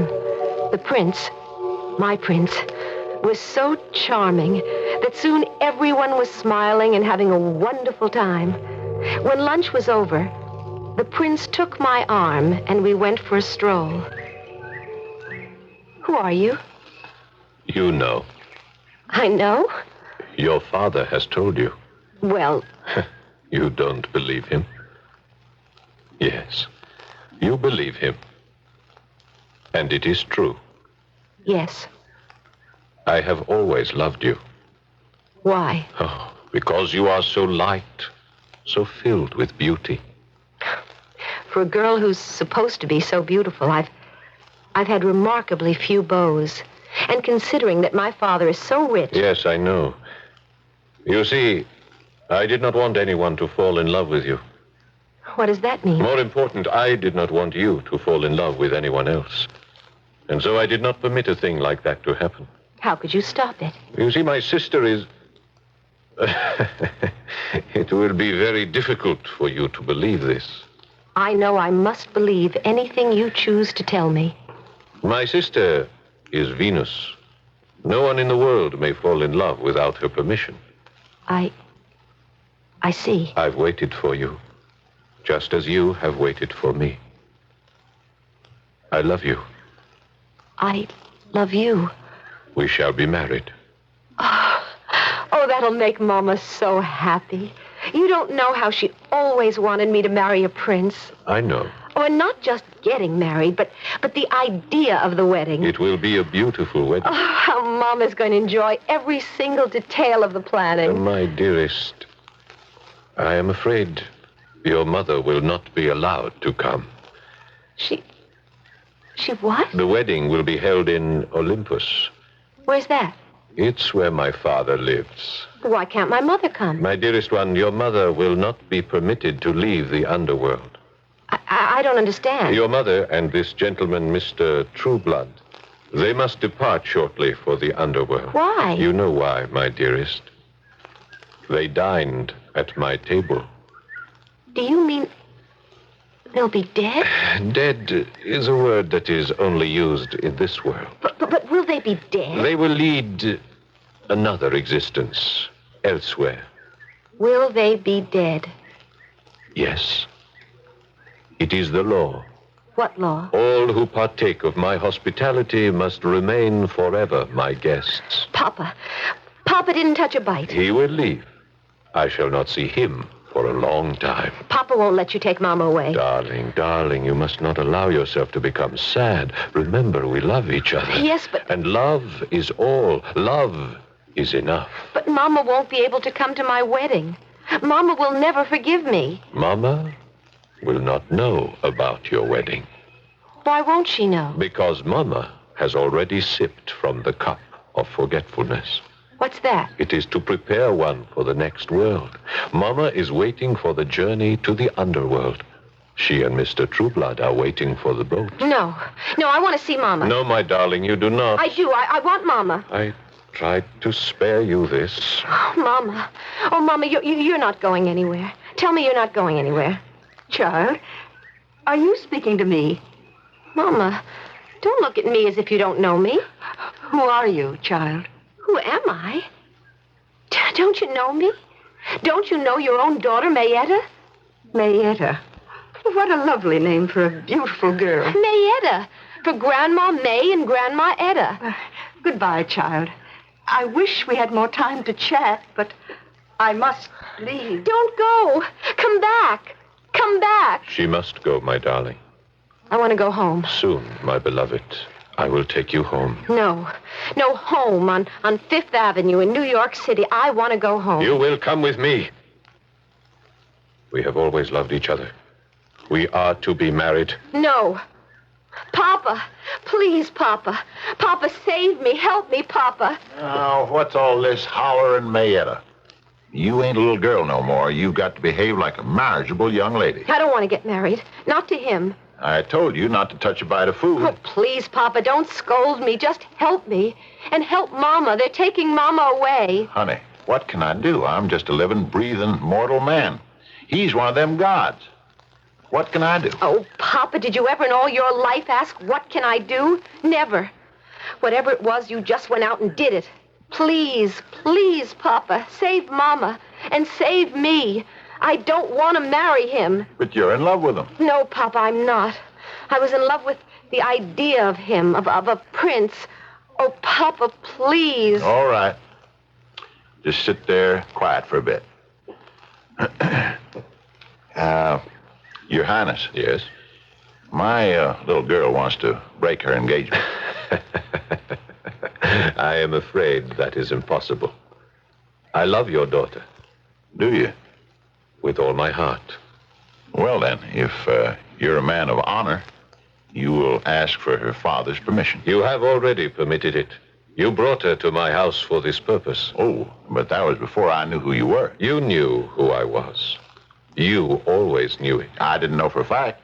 I may have suspected. We quibble over words. All right, then let's argue facts. You say you love my daughter. You say you love her with all your heart. What are your plans for her? To make her my queen. And just where are you going to live? In my palace. Which is where? You know where. Down there? Way down there? Down there in hell? In the dark? In the damp? Where there ain't never a ray of sunlight, not one blade of grass, not one flower, not one bird. Why do you want to bring her there? To brighten my life. I know that, but who's going to brighten hers? Can she live in the dark? No, she needs fresh air, the blue sky. I will make her happy. How will you make her happy? She'll wither away. She'll die. No. They all die. All your wives. What happened to your first one, the one we all read about? How many have you had since? How many will you have after Mayetta? Mr. Stebbins. You bring them to your palace for their youth, their beauty, and their freshness. But all of that disappears very quickly in the poisoned air of your kingdom. They fade ever so quickly. They die ever so soon. It isn't love on your part. You need them. But you never love any of them. I love your daughter. Prove it. How? Give her up. What? Save her life. Let her live. I love her the way I have never loved any of the others. Then don't treat her the way you did the others. Let her live. Let her have her life. The beauty and the loveliness of the world above. How long can she live with you? A few months, a year? Then she'll be old. No. You know I'm right.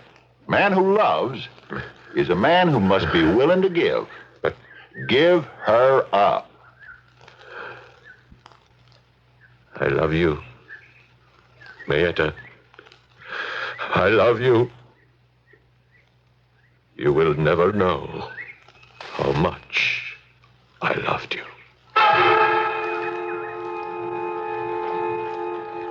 Dear Diary, I'll say one thing about this country. It may be the food or the air, but the fantastic dreams you have in this place. If I ever told anybody what I'm writing on this page, who would ever believe it? We were supposed to visit this prince, and poor Papa. Did he ever catch it from Mama? It seems we got to the place where he was supposed to live, and what do you think? This can't be the place. It's a heap of ruins. Well, nobody's lived here for hundreds of years. Everybody said it's where he's supposed to live, right, Miss Trueblood? Yes, sir. As far as I know. Yes, but you said we were invited for lunch. Somebody must have played a practical joke. Oh, I dare say. I was told a titled foreigner lived here, Mrs. Stebbins. In a godforsaken place like this, only the devil would live here. Well, ma'am, the devil's a titled foreigner. He's the Prince of Darkness. July 5th, 1887. Dear Diary, I've come to a certain conclusion about princes. More than ever, I intend to marry one. But I have an idea that the best possible prince is the one you make for yourself. Now, Papa was just a day laborer until Mama took him in hand and made a millionaire out of him. That's because she saw the possibilities. Now, I look at Mr. Thurman Trueblood, and I wonder what I can do with him. Well, it'll be fun to try.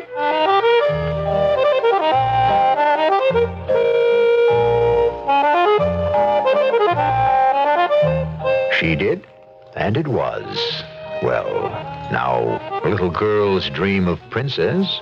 What do little boys dream of? This whole business of dreams now, it can get us into more trouble than it's worth. Dreams. Some of them are so real. How do we know they're only dreams?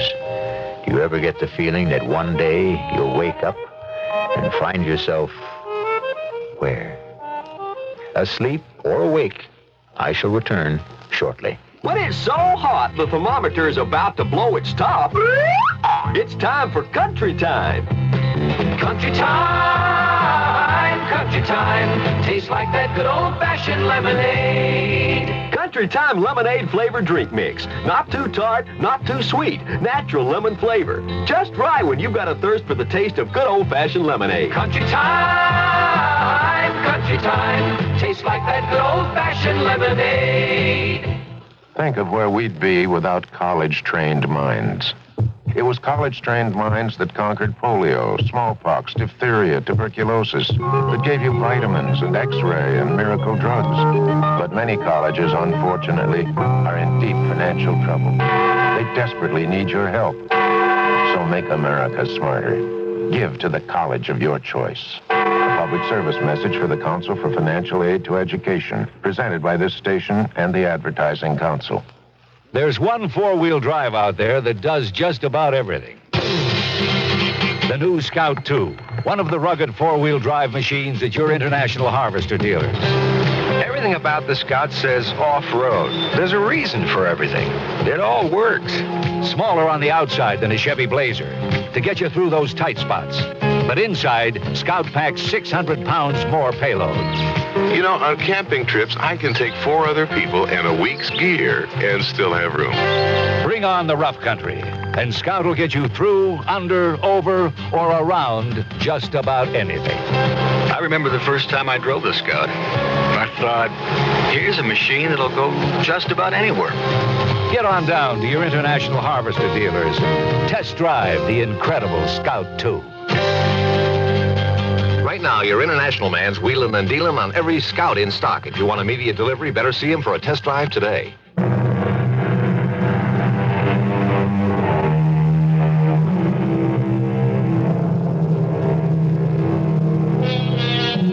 And they lived happily ever after. At the risk of being an old curmudgeon, I must ask, who lived happily ever after? The data tells otherwise. Most girls who marry princes have a relatively bad time of it, especially if you read the papers. The truth is that princes, as a rule, make great lovers but bad husbands. And for the long haul, what the girls like is for things to be the other way around.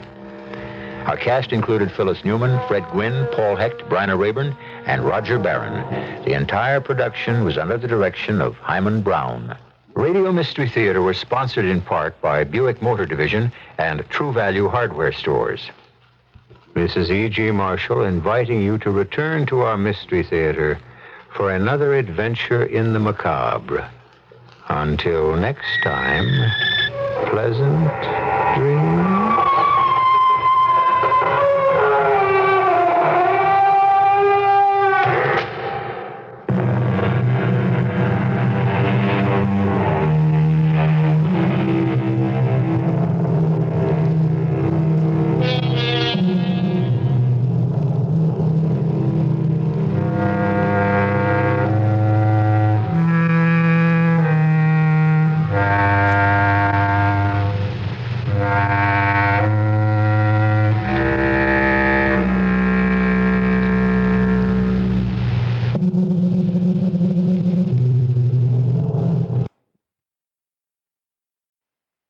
News Radio 78, WBBM, Chicago.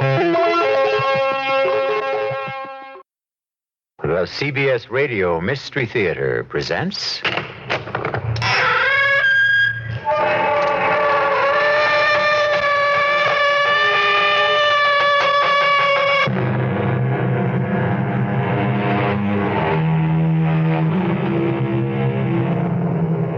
Come in. Welcome. I'm E.G. Marshall. This is the song they sing to the Bisara. Little blind fish, thou art marvelous wise. Little blind fish, though thou hast no eyes. Open thy ears while I whisper my wish. Bring me a lover, thou little blind fish. And what is the Bisara? A tiny square box of silver, studded outside with 8 small rubies. Inside is a little eyeless fish, carved of wood, and wrapped in a shred of faded gold cloth.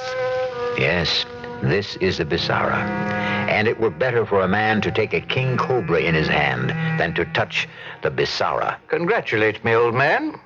On what? I'm getting married. Is it possible a woman could be so down on her luck that she'd settle for you? Yeah, she's beautiful, intelligent, handsome. She's Colonel Hollis' daughter, Millicent. What kind of evil joke is this? How dare you? Millicent Hollis is my fiancée. She was your fiancée, John. She was your fiancée.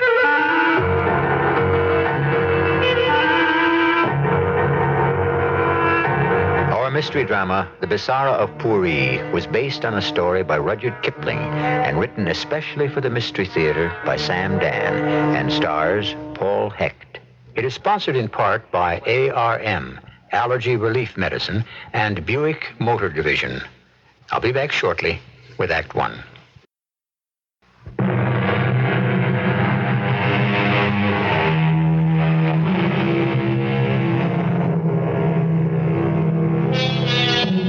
In our day and age, we are far too sophisticated to believe in magic. So let us talk about magic as magic used to be.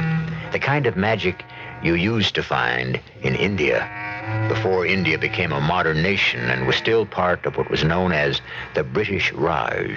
The time is the year 1891. The place, Simla, that enchanted city in the hills of which it was said, he who cannot fall in love in Simla will never know love at all. Well, John Churton fell in love in Simla with tall, gray-eyed Millicent Hollis, daughter of Colonel Hollis of the Blue Hussars.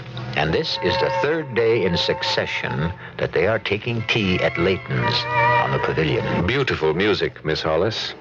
Is it really? It's so melodic. That's not what you said yesterday, Major Churton. What did I say yesterday? You said it was rather Germanic for your taste, so pop. Now, why would I say that? I am rather fond of Mr. Strauss's music. Oh, I know why. Do you? Yes. You see, Strauss waltzes belong in a ballroom with a brilliant light of 100 candles reflected like diamonds from the great hanging chandeliers, and the scarlet and gold, the black and silver of the officers' uniforms, and the lovely whites and pinks of the ladies' gowns. You make it sound so exciting. Will you save the waltzes for me this evening, Miss Hollis? Oh, I'm afraid I shall have no choice. You talk about it so prettily. Although, for a man who seems to enjoy dancing so much, I don't believe you've been to a ball in over a month. Yes, my ankle was a bit stiff and sore. Oh, from that fall? Yes, that fall. I suppose it shall be known as that fall from now till the end of time. Well, it did make talk when you, Major John Churton, who is said to be the finest rider in the Lancers, fell off his horse on dress parade. Well, that account is not entirely true, Miss Hollis. Are you saying you didn't fall off your horse? I didn't fall off my horse. I needed a horse in a hurry, and that old scoundrel Mahbub Ali sold me one that hadn't been properly broken. Why did you need a horse in a hurry? And because my bay stallion, Tippo, had died the night before. Tippo? That splendid animal. Well, how could he have taken sick so suddenly? He didn't take sick, Miss Hollis. He was killed. How awful. How? Well, I came home from the club to discover there was a robbery in progress. I was unarmed, and I tried to run the scoundrels down, but one of them turned and fired a revolver, and poor Tippu fell dead. A robbery? Well, we haven't had a robbery hereabouts. Well, I can't even remember. Well, were they caught? No, they got away. What a shame. Was anything stolen? No, just some cufflinks, a gift from my mother, a watch, a gift from my father. They were very dear to me. Oh, I am sorry. And, of course, money, a considerable sum. It wasn't even mine. I was keeping it for Captain Pack. Captain Pack? Yes, do you know him? Slightly. Why were you keeping money for him? Well, it was part of a regimental fund. He had withdrawn it that afternoon to be distributed the following day. That evening, he'd been sent off on duty. He didn't want to leave it about his quarters, so he asked me to keep an eye on it for him. And that's the money that was stolen? Yes. I went to over half dozen of my closest friends, and I borrowed every shilling they could raise. I turned the sum over to Pack. He's not the wiser, but I'll be in debt for at least 2 years. What a perfectly miserable stroke of luck. I really don't know why I'm telling you all this. Perhaps it's because you've just caught sight of Captain Pack. What? Where? He's coming towards us. Oh, yes. Yes, I see him. Good afternoon, most ravishing Miss Hollis. And Major Turton. Good afternoon. Hello, Pack. I hope I'm not interrupting, but I stopped by merely to remind you, Miss Hollis, that you promised to save the first and last waltz for me this evening. Did I promise? Well, of course. It was at the party Mrs. Hawksby gave for the governor last week. Till this evening, then.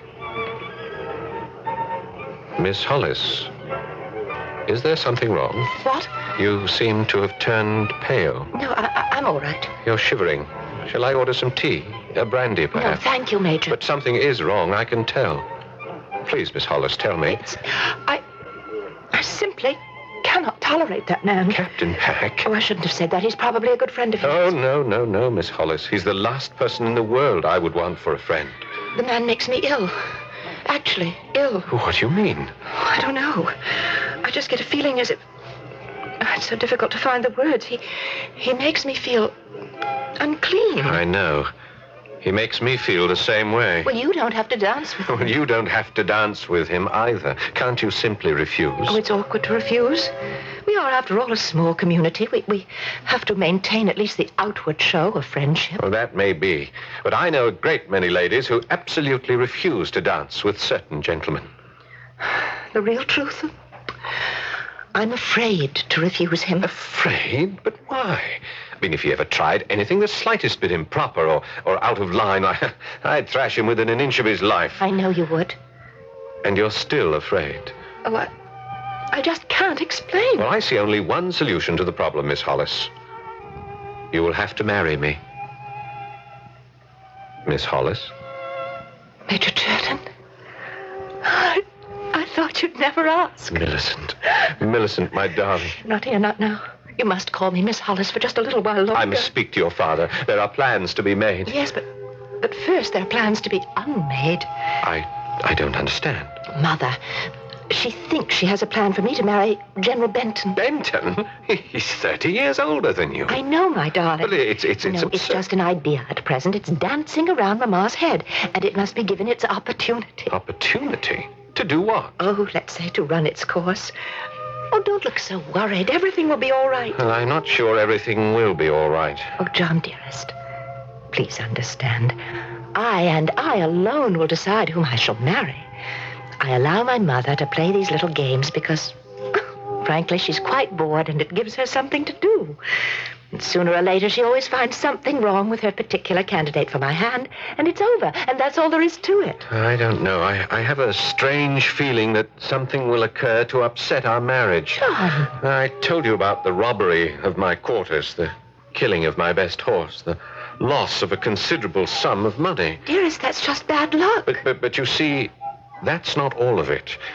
It isn't? I'm in the midst of, or I'm being pursued or haunted by, call it what you will, a streak of bad luck. But I can only call it superstition. Yes, I was afraid you'd say that.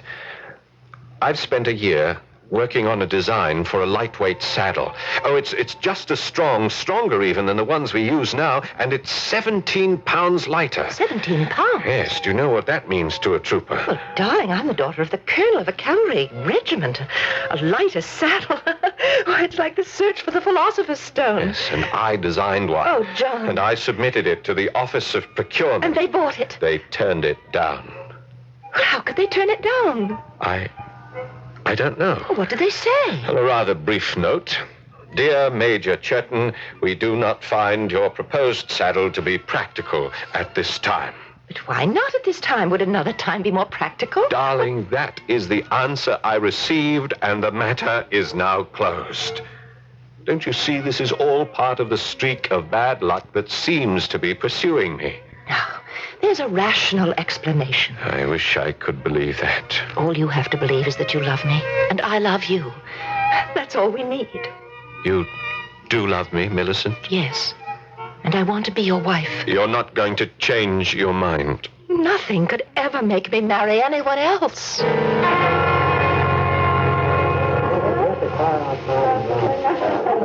Enjoying the ball, darling? I'm with you, Millicent. That alone is enough. Oh, wait. What is The it? band. They're going to start to play. Oh, wonderful. I am in the mood for a dance. Oh, darling. These are the waltzes. My favorite. No, but I promised the first to Captain Pack. Oh, no.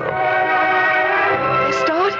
Oh, come quickly. We'll escape out onto the No, veranda. it's no use. He'll turn the place inside out and make no end of a row till he finds me. Oh, I see him heading this way now, the scoundrel. I don't think he has enough character to be a scoundrel. He's just an offensive man. Pack. He's well named Pack Rat. Oh, darling, please, he'll hear you. Ah, there you are, Miss Hollis.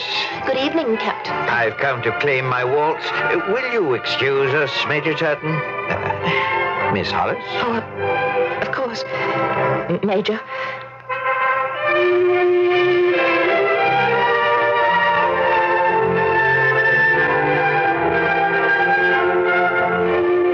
Now, you are a divine dancer, Miss Hollis. Thank you. Do you know why? Well, Because you are a divine person.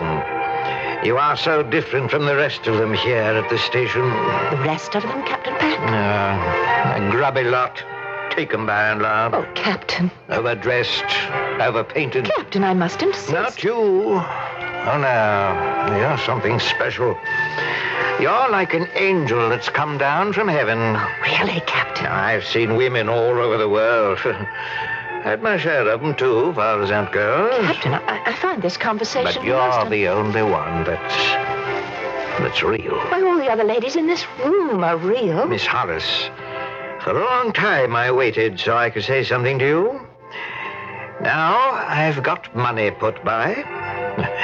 There are opportunities for a man to make his bundle in India if he keeps alert for the main chance. Oh, I'm sure there are. And I haven't spent my off-duty time hunting and playing polo, gambling and flirting. I don't suppose I've you already have. made my packet.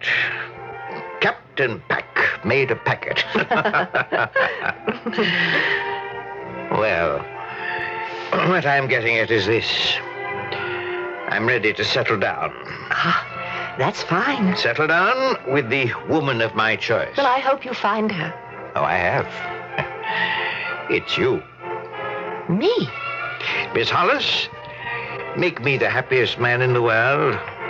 Say you'll become my bride. Well, that's impossible, Captain Pack. Impossible? Why? Oh, we can sum it up by saying I'm not in love with you. I'm not even attracted Miss to you. Hollis, I must ask you to reconsider. As I said, Captain, it's impossible. I don't recognize the existence of that word. Oh, please, Captain. The matter is closed. I disagree. I don't even know what we have to discuss. We have everything to discuss. All the plans for our future life together. Captain, I don't believe you heard me. I have no intention of marrying you. Miss Hollis, I'm a man who refuses to take no for an answer. Sooner or later, one way or another, I always get what I want. And I want you, Miss Hollis. Obviously, Miss Millicent Hollis considers Captain Pack a disaster. But her fiancé, Major Churton, has a premonition of disaster. Is Captain Pack going to be that disaster? On a statistical note, Our special research tells us that a girl can expect to get an average of 5 serious proposals of marriage in her lifetime.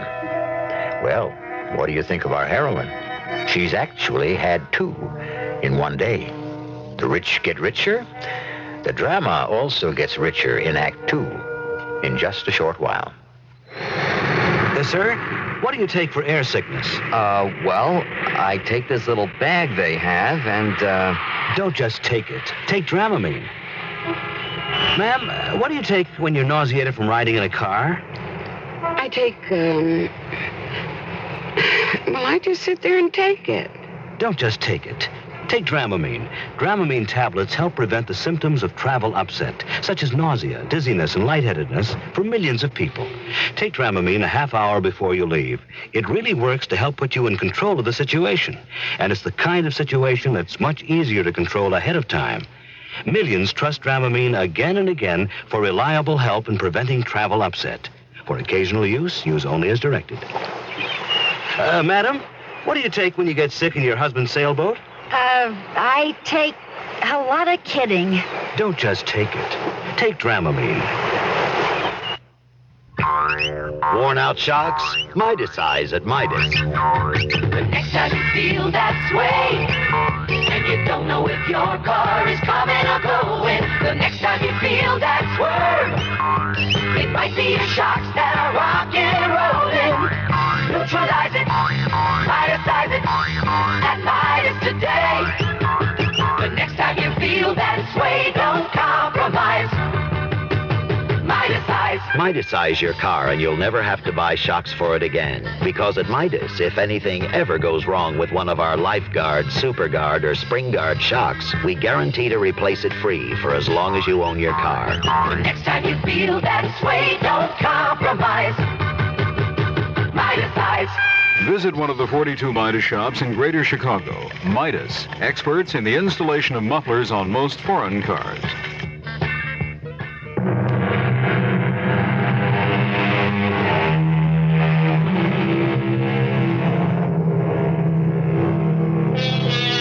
Some people refuse to take no for an answer. This could be a sign of great dedication. It could also be an indication of colossal stupidity. You've heard what Miss Millicent Hollis has said about Captain Pack. He is hardly her favorite person in this world, but yet, would you be willing to wager a large sum, or even a small one, that she isn't going to marry him? Millicent, what are you doing out here alone? I had to step out for a breath of air, John. But why didn't you tell me? I would have come out with you. I couldn't walk across that floor to where you were standing. I had to have fresh air that very moment, or I would have suffocated. My darling, you're trembling like a leaf. No, I'll be all right in a minute or two. Darling, you must tell me what's the matter. That terrible little man. That horrible little man. Pack, what did he do? He proposed to me. Well, of all the infernal... Oh, he has a right to, but it's just... It's just what? Oh, he needs a lesson. He didn't know that I'm not free. Well, very well. He proposed, then what? I said no. And then? He kept insisting. Why, the bounder. I ought to thrash Darling, him. there's nothing to be done. Let's just forget it, shall we? I've never seen you so upset. Would you care for some punch? Or perhaps something stronger? Would you mind terribly if I went home? Now? You see, the truth is, I owe Captain Pack another dance, and I'm just not up to it. Well, you just scratch his name off your program. Oh, I can't do that. He'd create a very unpleasant scene. I'll just tell Mama I have a headache, and I do. Oh, my darling. Now, you stay and you have a good time. Well, how can I have a good time without you? Well, you should spend more time socializing with the staff officers. You know, being on good terms might help you sell that new saddle. Oh, darling. Mama will be quite happy to go home. I know she must be frightfully bored by this time. Will I see you tomorrow? Well, of course. Are you sure? Well, silly. Of course I'm sure.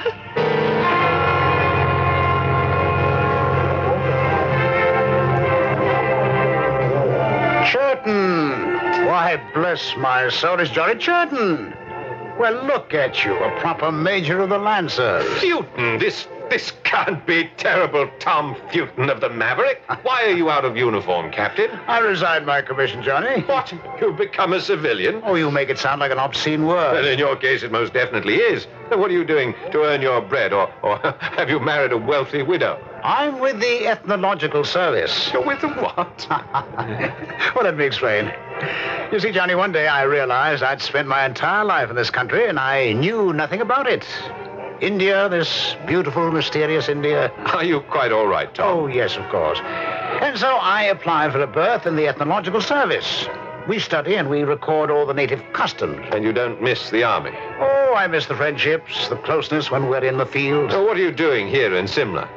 Well, the local historical society is having a meeting, and I've been invited to read a paper. Ah, you've become a proper scholar, haven't you? Where are you staying? The colonel found me a bunk. Oh, no. No, you're staying with me. I'll send a boy around to pick up your kit. We're going to sit up all night and destroy at least 2 bottles. How does that sound? Oh, that sounds first rate. But I better leave my kit where it is. But why? Because the colonel asked me to. Whom are you staying with? A fellow by the name of Pack. Oh, no. No, I shan't permit that. Oh, he's the worst. Johnny. The colonel asked it as a favor. A favor? This Pack, he doesn't get on, eh? Oh, well, that's the understatement of the century.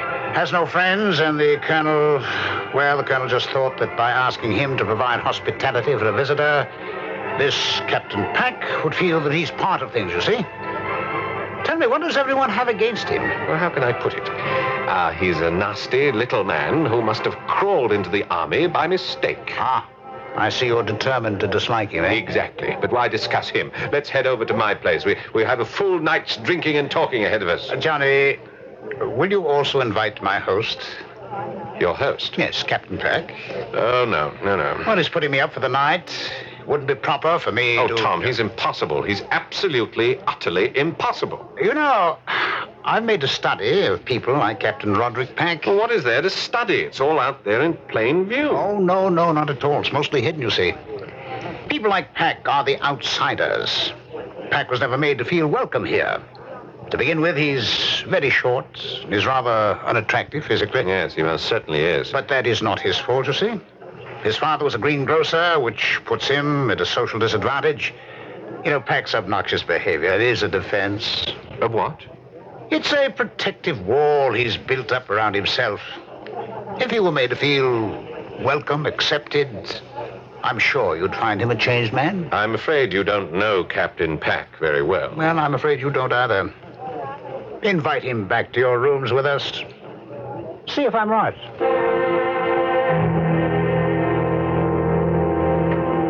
And I said to him, you ain't had the last of Captain Roderick Peck, my friends. For that matter, he had the first. And for that matter... He's not much of a drinker, is he? Truth is, Pack's not much of anything. Let him sleep. So much for your noble experiment. At least now we can talk. It's very impressive digs you have here, Johnny.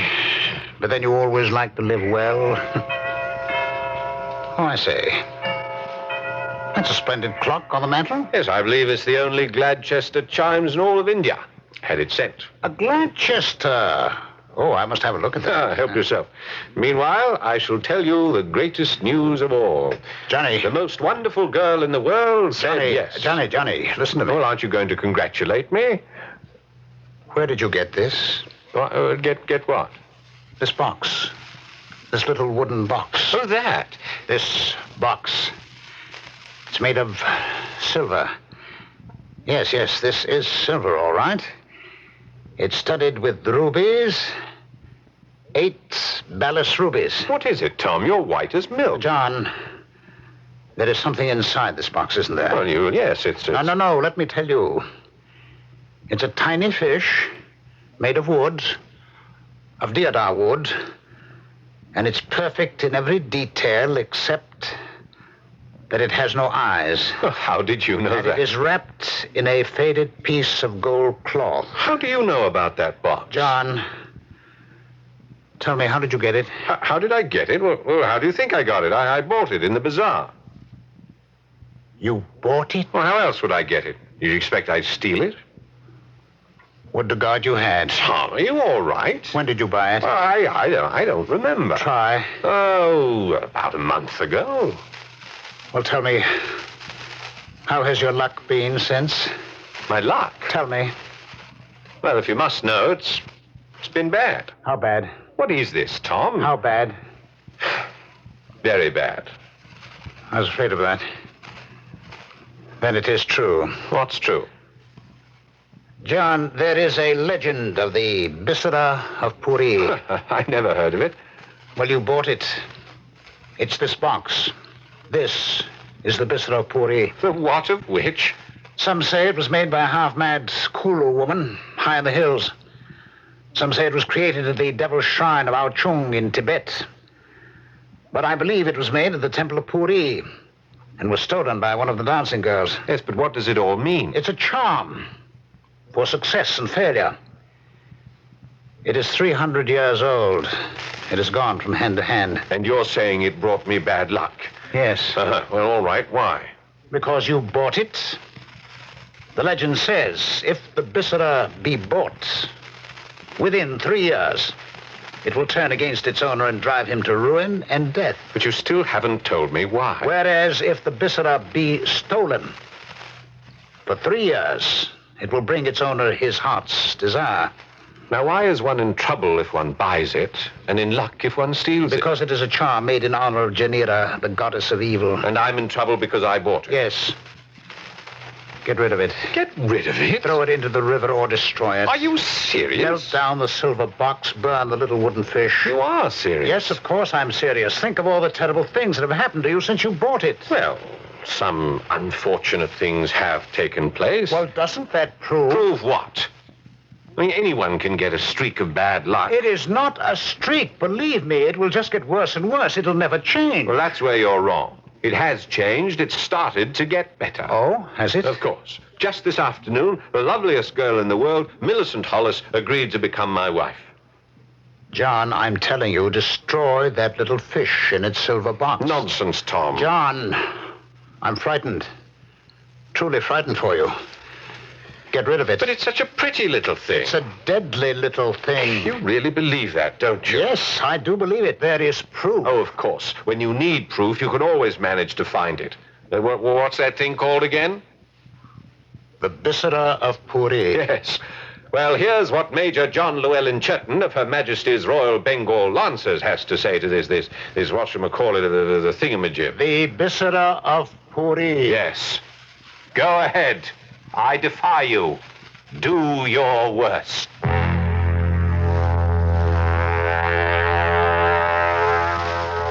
Now you know, and I know, that he really should have not said that, especially on this program. You just don't fool around with charms that are made for the goddess of evil, Janira, herself.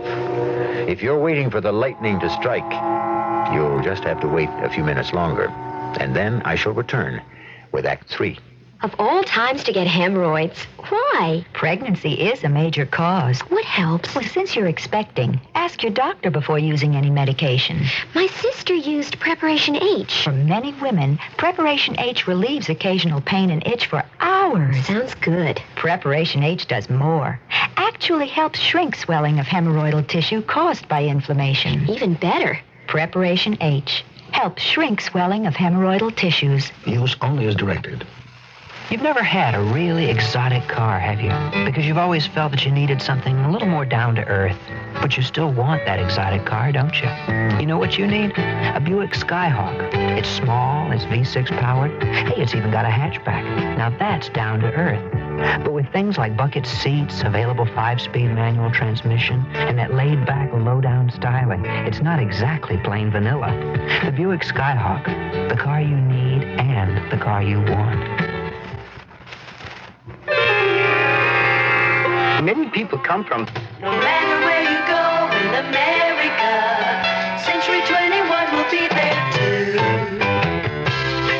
If you were selling your home today, who would you call? Call Century 21.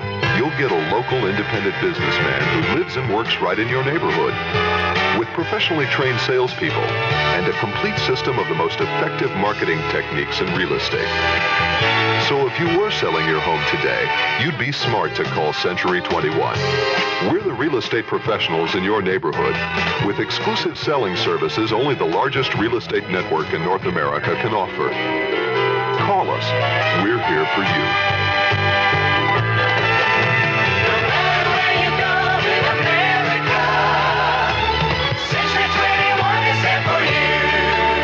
Each office is independently owned and operated. This is WBBM Chicago.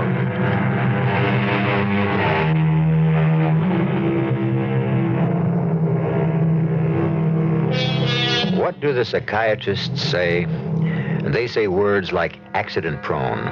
They talk about things like the death wish. What is luck? Some say it's providence rolling the dice. Good luck, bad luck. Can you understand it? Much less explain it? Where do you get it? How do you keep it? Seemingly trivial questions. But isn't luck the foundation of everyone's life? It starts at the very beginning. Why is one man born poor, another rich, one handsome, another homely? Who can answer?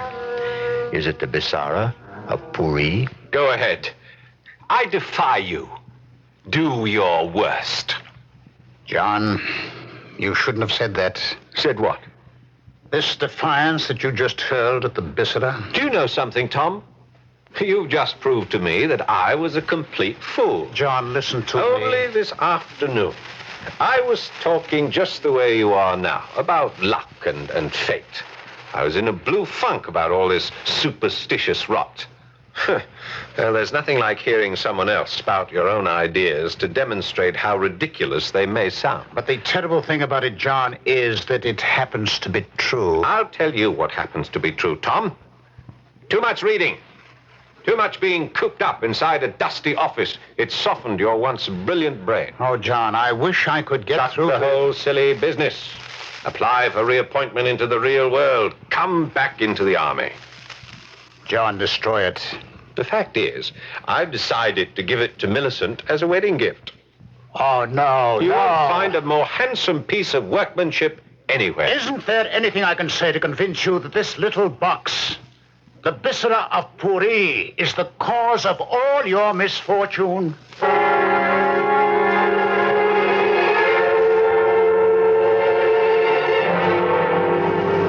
Sahiba.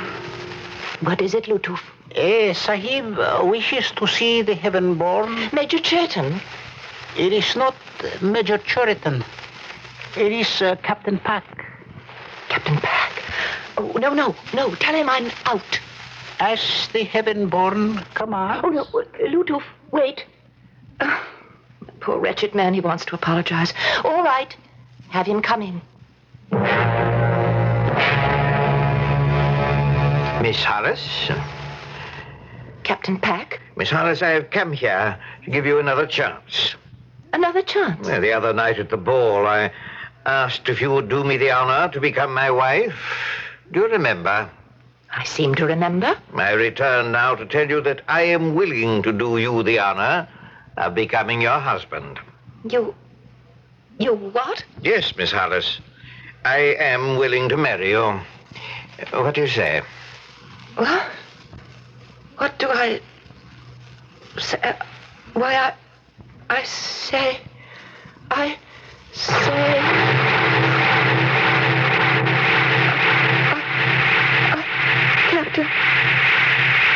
Captain Pack, I must ask you to leave. I'm not the best-looking fellow in the world, so why should a pretty girl want me? It's time you learned your place, my dear. Why would a handsome fellow want you, Captain... John Churton. He's the handsomest officer in the regiment. He can have his pick. Why did he choose you? I don't know. I feel... I'll tell you why. Because your father is Colonel Hollis of the Bengal Lancers, that's why. No. Colonel Hollis is a good man to know if you want to get a new lightweight saddle approved. You and me, my girl, we belong together. You know it. In your heart and soul, you know it. You know it, don't you? Answer. Speak when I command you. Yes. And you love me. You've always loved me. Yes. And you fought against it because your head was turned by that foolish Major Churton, isn't that true? Yes. And you will marry me? Yes. Say it again. Yes. Again and again and again. Yes. Yes.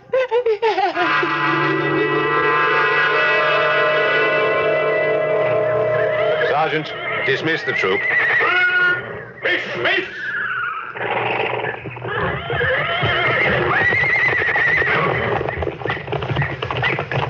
Well, afternoon, Major. Fine-looking troop of men you have there. Splendid body. I dropped by to thank you for having me over to your rooms the other night. Well, I hope you had an enjoyable evening, Pack. Yes, of course. I wonder if you'd do me a service, old chap. What sort of service? I'm to be married. Married? And I wondered if you'd stand up for me. Best man and all that, you know. Well, who's the lucky girl? Oh, you know her. Oh, do I? Colonel Hollis' daughter, Millicent. Millicent? Oh, what sort of ghastly joke is this, Captain? The little lady, well, she's not really little, gave me her promise just an hour ago. Oh, filthy swine! Get off your horse! I'll teach you a lesson you'll never forget. And what will that prove? The lady made her choice, and she has chosen me. Well, we'll see about that. Heaven-born.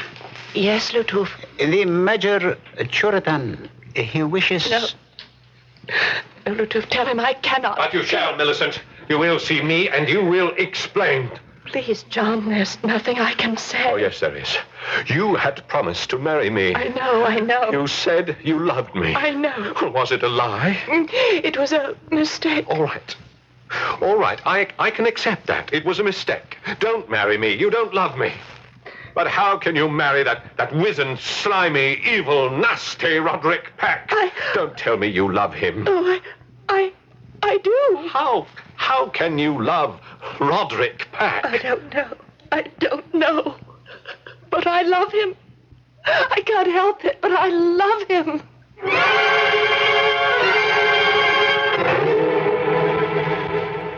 John? Come in, Tom. Come in. I got your wire, and I came as quickly as I could. She's thrown me over, Tom. Millicent? That's impossible. Oh, that's not even the worst of it. Guess who she intends to marry? Captain Pack.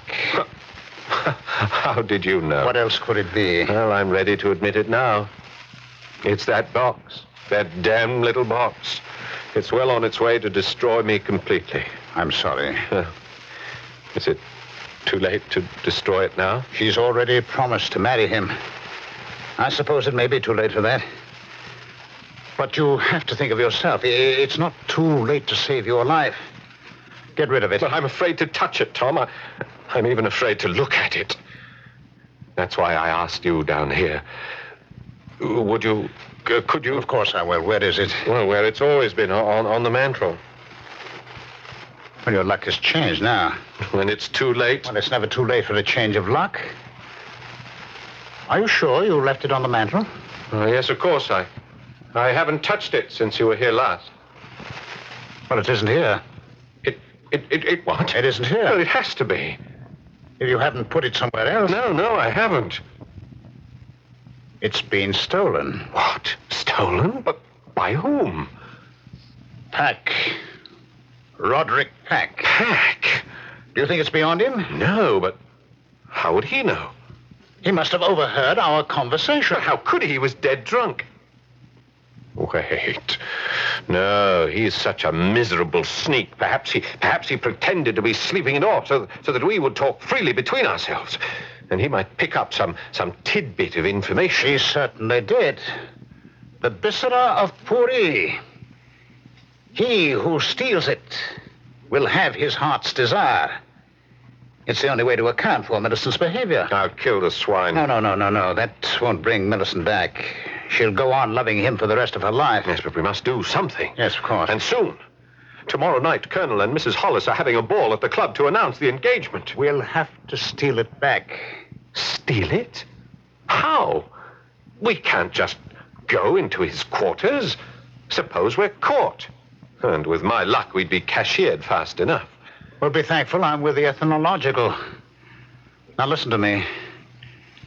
Tonight, an Afridi merchant is going to visit Captain Pack at his quarters. He is going to steal the Bisara. I don't understand. Oh, it doesn't matter. You wait in the shade of the trees just beyond the compound. When this Afridi comes by, jump him. But Jump him. Take the Bisara by force. Do you understand? By force. Tom, what are you saying? Just do as I tell you. Remember, he who steals the Bisara shall have his heart's desire.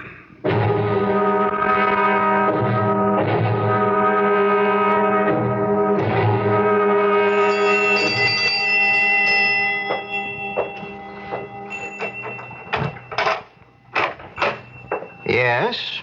Protector of the poor. What do you want? I want the Bisara of Pooree. What are you talking about? If the favored of the heavens will listen, we have traced the Bisara to Simla. We must have it returned to the temple of Pooree. Why do you come to me? Because you have the Bisara. You're crazy.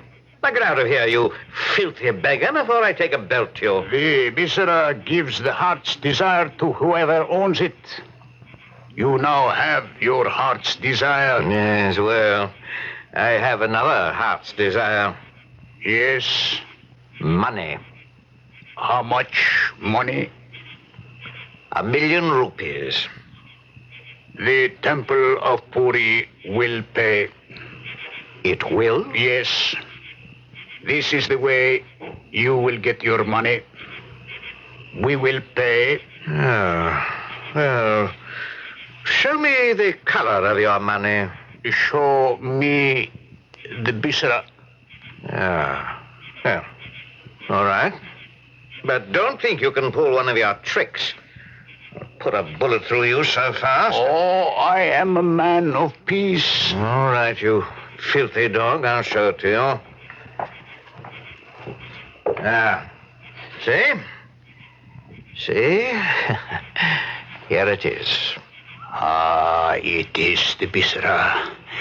The Bisara of Pooree at last. And now, the money? Oh, yes, the money. Here it is. No.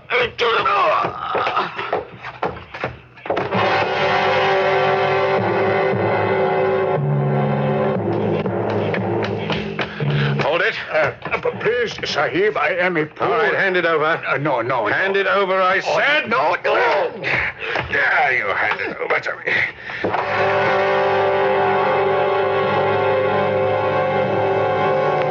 Have you got it in your pocket, John? Oh, yes. Yes, it's in my pocket. And I'll never let go of it. And what is your heart's desire? My heart's desire has always been, is now, and will always be Millicent Hollis. She's yours. I hope so. I hope this hasn't all been for nothing. Well, I got a black eye out of it. You know, you were quite realistic. Ladies and gentlemen, may I have your attention? Ladies and gentlemen. Look at that smirking weasel standing there with Millicent. Ladies and gentlemen, I have an announcement. Keep thinking it. My heart's desire is Millicent Hollis. My heart's desire is Millicent Hollis. Good, that's it. Ladies and gentlemen. Just a moment, Father. You can't make the announcement just yet. Why not, my dear? Well, John. Where's John? He should be at my side. Why should John be... My dear, your fiancé belongs at your side, and he is... Who? Captain Peck. What's he doing here? Well, you accepted him. What sort of a joke is this? How could I even think of marrying this loathsome toad? John, where are you? I'm here, my darling. Father, I intend to marry no one else but the man I love, John Churton. Oh, John. John. Darling, everything's going to be all right. If I could get the hang of what women are all about.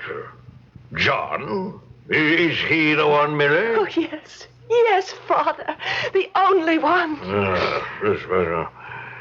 Ladies and gentlemen, it gives me pleasure to announce the engagement of my daughter Millicent to Major John Churton. Unless, of course, she changes her mind again.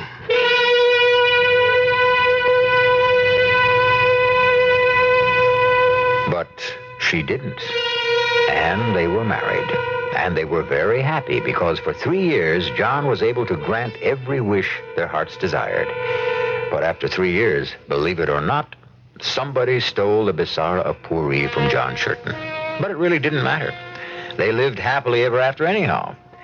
I'll be happy if you wait for my return in just a little while. When it's so hot, stepping outside is like stepping into a blast furnace. That's the time for country time. Country time!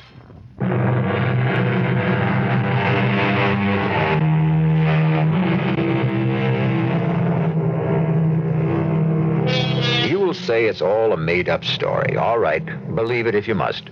However, if one day you see a little silver ruby-studded box, a few inches long by a few inches wide, and within it a wooden fish without eyes wrapped in gold cloth, don't buy it. If you really must have it, steal it. Best of all, leave it alone. For it is the Bisara of Pooree, and it is deadlier than the bite of the king cobra.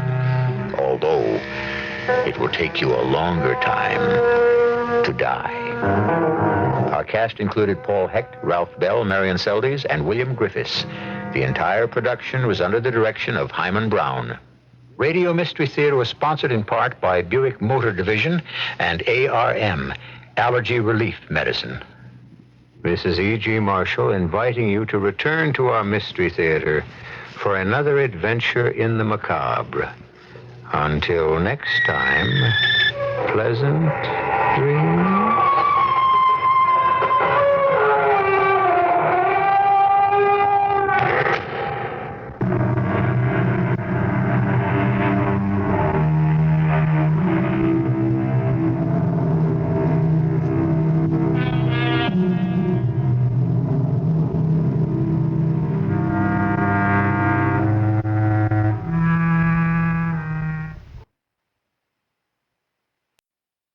Four Civil War prisoners make a daring balloon escape during a hurricane and are blown to an uncharted island. Leon Janney and Earl Hammond star in the Jules Verne classic, The Mysterious Island, on the CBS Radio Mystery Theater, following this message on News Radio 78. The CBS Radio Mystery Theater presents...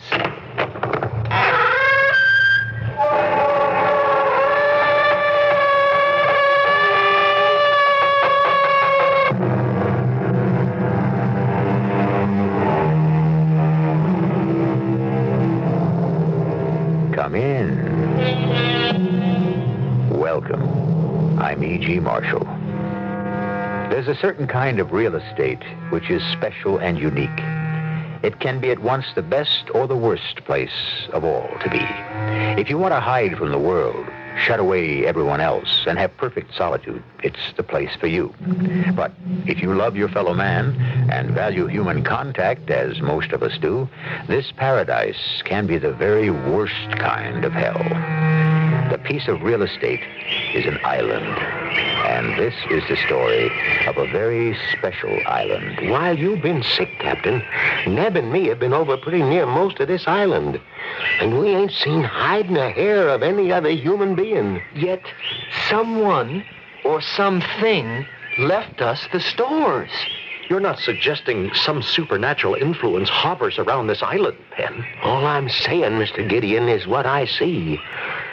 And what I know in my bones.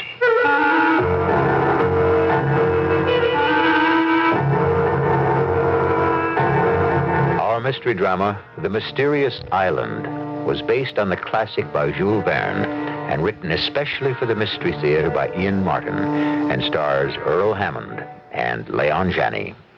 It is sponsored in part by General Electric Citizen Band Radios and Buick Motor Division. I'll be back shortly with Act One.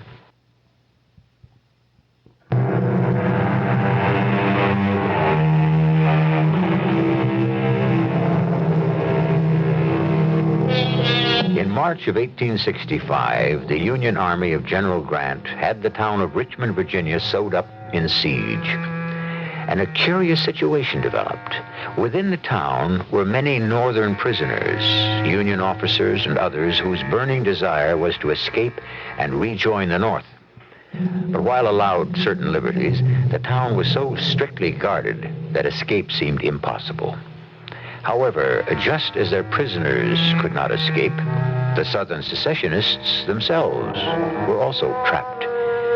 That is how Forster's balloon came to be manufactured and inflated in the great square of Richmond, waiting on north wind, which arrived on March 18th with a vengeance. What brings you out in such weather, Captain Harding? What else, Mr. Spillett? Escape? Whenever the weather is bad is the time. The worse it gets, the better our chances. Have you a new plan? I've been approached by someone with a new idea. Who? His name is Pencroft, a sea captain and a navigator. Well, we can hardly hope to escape by sea, so we have little need of a navigator. Don't be too sure. Suppose we were to escape by air. By air? How? We're looking at the means right now.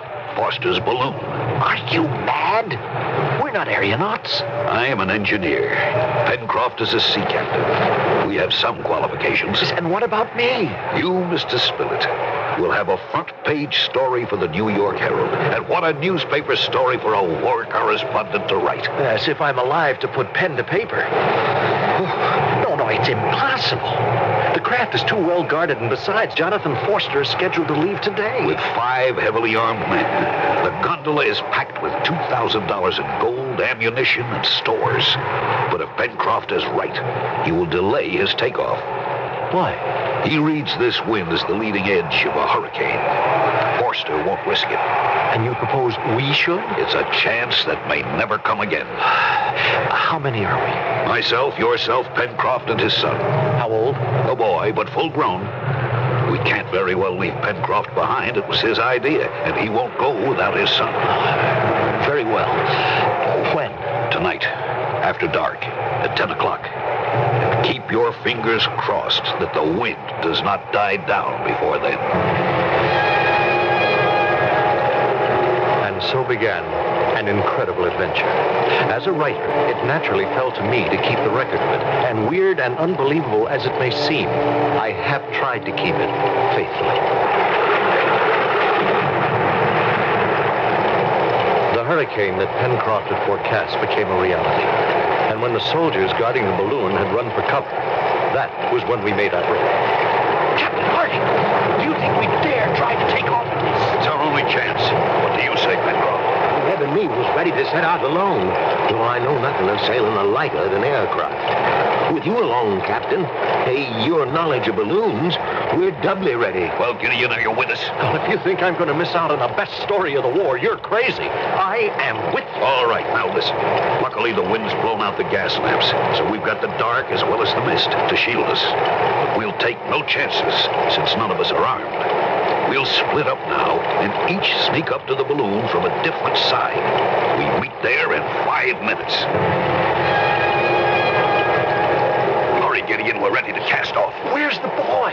He was supposed to come from the east. I'll have to go look for him. Give him a chance. Meantime, all of you, help me get rid of the ballast bags. I won't go without my boy. Here he comes now. I'm sorry, I didn't mean to keep you waiting. What happened to you? It was Top. He must have broken his chain. Who's Top?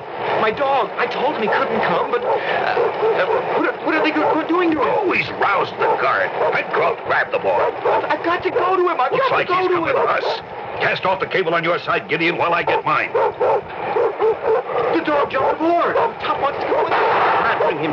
Get him overboard. It's too late. We're 20 feet off the ground already. Thank heaven we're rising fast enough to get away from their bullets. We've made it! We've escaped! We're on our way home!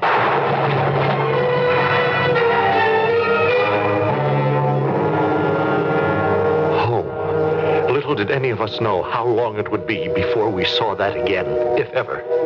No words could describe the terror of the next 5 days. The full rage of the hurricane swept us through the air, tossing and turning the gondola basket like a pendulum till all of us were airsick. By night, the captain could not dare risk a descent, and by day, a curtain of swirling fog shrouded the earth. For 5 days we rode the whirlwind, surviving it Lord only knows how, till at last, that morning, for the first time, the mist parted below us and we saw The sea. It's sea beneath us. Yes, and we're falling fast. What's that sound? There's a rent in the balloon. The gas is leaking out. What can we do, Captain? Get everything overboard. Lighten her as much as we can. What about this gold? Over with it. It's over $2,000. Good, it might buy us our lives. Over. The food, Captain. Everything, even the guns. It isn't doing any good. We're still falling. Land, Captain, land! Topsword first, land! Where? Neb, you're right, boy. Off to starboard there. We'll never fetch it. We're almost in the sea now. Oh, we've got to lighten her more. There's nothing left to get rid of. Yes, there is. We'll cut away the gondola itself. Quick, all of you, climb up on the net around the balloon and cling to it. The wind's carrying us toward the island. But Top, he can't get up you there. go with the others, boy. I'll hand Top up to you. Here. I've got him, okay. Hurry, Captain. Hurry, we're almost on the wave top. Just one more cable and cut it. What happened? We took a wave broadside. But look, it bounced the balloon up into the air. We're going to make it to land. We're going to... No, Top. What is it, Neb? The captain, Dad. The captain, he's gone. And Top went in after him.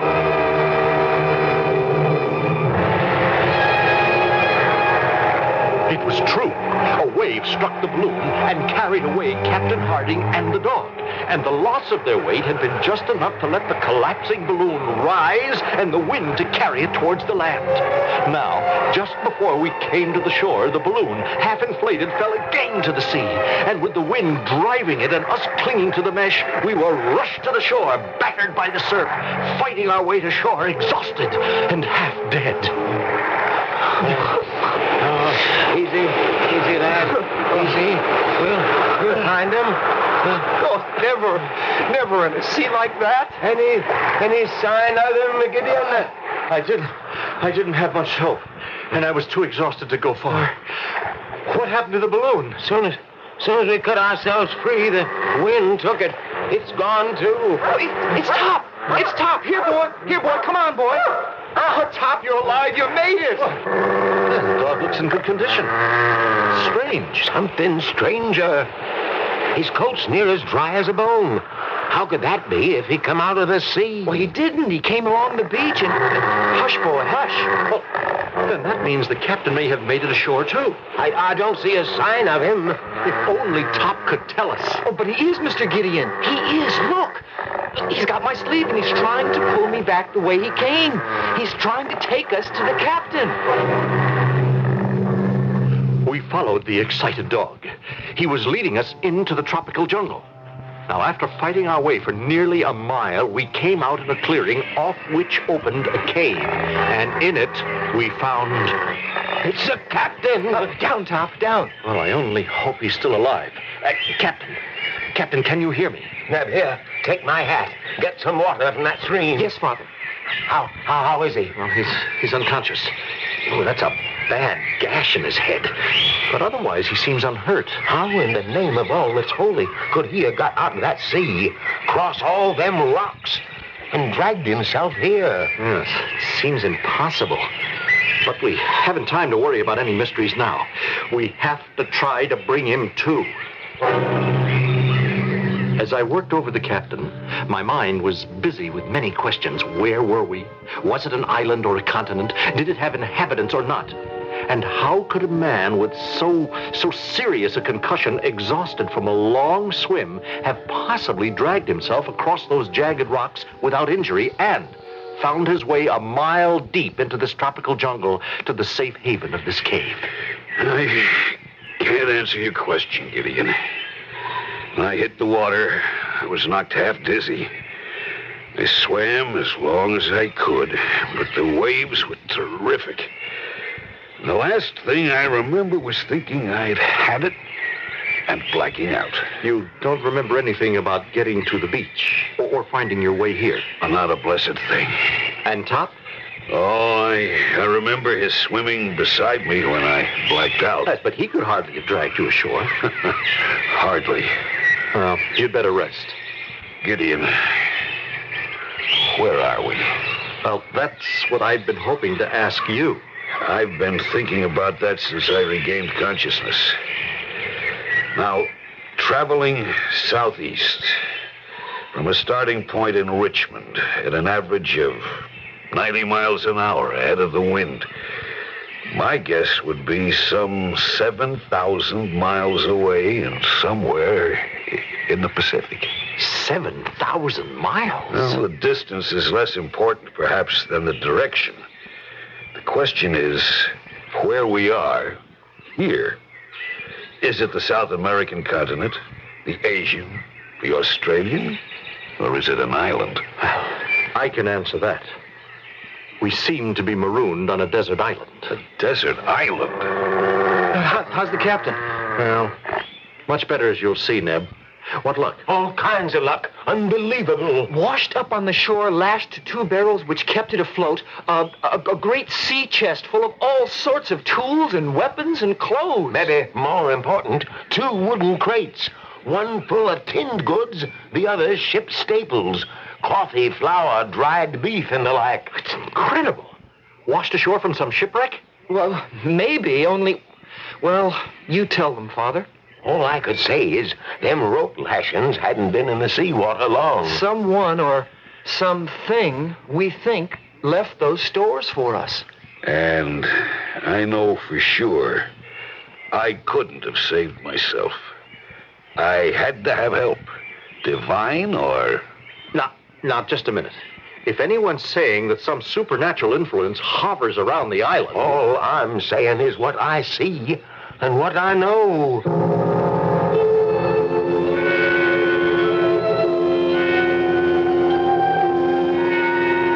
Well named, the mysterious island, with its unknown benefactor who seems to protect our castaways. Is he real or imagined? And can he still protect them from all the dangers yet to come? If he exists, will they ever meet him face to face? I shall return shortly with Act 2. Miss, what do you take for car sickness? I take about a day and a half to recover. Don't just take it. Take Dramamine. Why suffer needlessly from queasiness, dizziness, and nausea when Dramamine, taken half an hour before leaving, can prevent travel upset? Dramamine has helped millions of people travel easy, for occasional use only as directed. So what do you take when you get sick on a bus? I take a different form of transportation. Don't just take it. Take Dramamine. You may feel it's an embarrassing subject, but since 1 out of every 3 people suffers hemorrhoid symptoms at some time, you should know about Preparation H. Preparation H gives prompt, temporary relief from occasional pain and itch in many cases. But Preparation H does more. Actually helps shrink swelling of hemorrhoidal tissues caused by inflammation. With so many having the problem, it's comforting to know that Preparation H helps shrink swelling of hemorrhoidal tissues. Ointment or suppositories. Use only as directed. L. Johnson Cadillac makes the difference. With America's most modern and beautiful Cadillac dealership, now at 8425 West 159th Street. L. Johnson Cadillac makes the difference. I'm Al Johnson. We are your Cadillac dealership. At Al Johnson Cadillac, we don't make false promises. No advertising gimmicks. L. Johnson Cadillac makes the difference. With the most remarkable deal on the Cadillac of your choice. L. Johnson Cadillac makes the difference. With a special service that only a completely computerized service department can give. L. Johnson Cadillac makes the difference. Experience the difference yourself of the new L. Johnson Cadillac, just west of Harlem Avenue at 8425 West 159th Street. Open daily and Sunday. Al Johnson Cadillac makes the difference.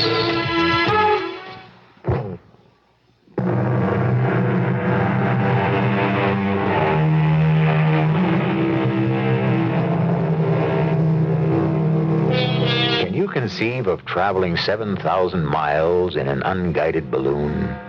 Of being swept from one hemisphere to the other?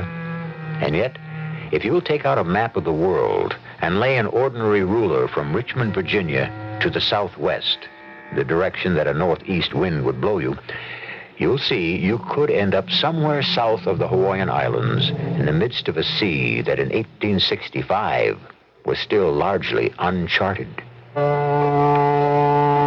If indeed some other presence invaded our island, during the next month we had no further evidence of it. We were all too busy with our various tasks, and Captain Harding with regaining his strength to think much further about it. One morning, Neb and Pencroft set out to hunt, and I set about constructing some more earthenware pots on a wheel, which the captain had designed. Good morning, Gideon. Morning, Captain. It's a beautiful day. Seems so to me. Thanks to you, Gideon. Nonsense. I've done little. Without your leadership and knowledge, we'd all have been in a bad way. Now, this potter's wheel, for example. Without it, no dishes. The magnifying glass you made from your watch crystal. Without it, no fire. Oh, hundreds of other things. Well, I'd be a poor engineer if I had no knowledge of simple mechanics. Are the others gone? Yes. Good half hour since. Then I'd be an even poorer leader if I didn't face hard facts. What do you mean? We must find a better place to stay. But, Captain, we have shelter, water. Oh, I know the insects are bad at Gideon, night. so far we've been concerned with survival.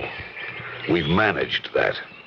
Now we have to consider escape. Escape? To where? Another island, then another. Till at last the mainland or civilization. But how? We must build a boat. And to do that, we must be near the sea where it can be launched. Tomorrow I start looking for our new home.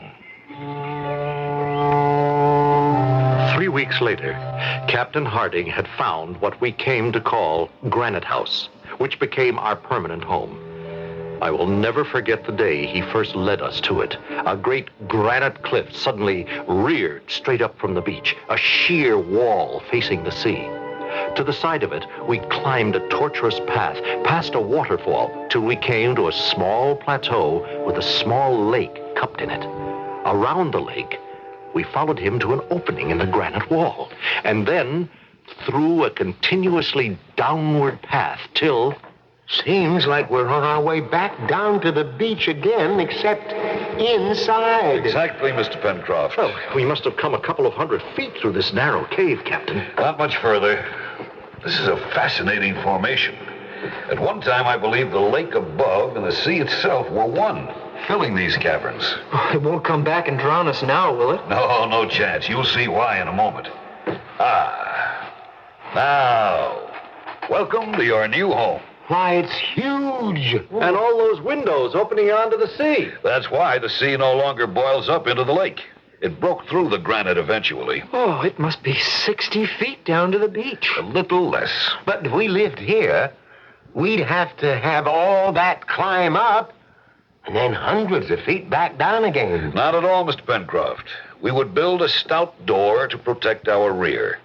Rope ladders from our windows to come and go, which could be drawn up if need be. Use the waterfall for power to help our machines, and build our boat ready to be launched in the river mouth down below. Well, I understand, Captain Harding, but do we need all that protection? Who knows? Are we not all sure there is some other presence on our island? We moved in, and we made it home, and we started to build our boat, the Bonadventure. Looking back over my diaries, it is hard to believe the time that passed almost unnoticed, but even harder to believe the amount of work that was done. On one of his exploring expeditions, Captain Harding had discovered the tattered remains of the balloon trapped in the treetops. These had been brought back to make sails. And at last, the great day of launching had happened, and we sailed within the lagoon, finding the Bonadventure handled very well. It was just at dusk, as we were returning to our mooring, that a strange thing happened. Help, Neb. Come about. What is it, Pencroft? Darned if I know. There was an eddy there, like there might be a rock. But watch out to come about. Clear the boom. Trimmer, Neb. Aye, sir. No, hold a minute. Let her fall away. Now what, Pen? Right there, Captain, where I saw the water break like an eddy. See it? There, a bottle floating. We came about, circling again. And sure enough, there was a bottle bobbing in the water. Penn sent Neb over the side for it, and in a few minutes, we hauled him in, wet but triumphant. What have you got, lad? It's just like Father said. A bottle. Give it here. Here you are, sir. Let's see if we can get this cork out. Yeah. There's a message inside, or at least a paper. Can you get it, Captain? What does it say? Just these words. Help, please. Castaway, Tabor Island.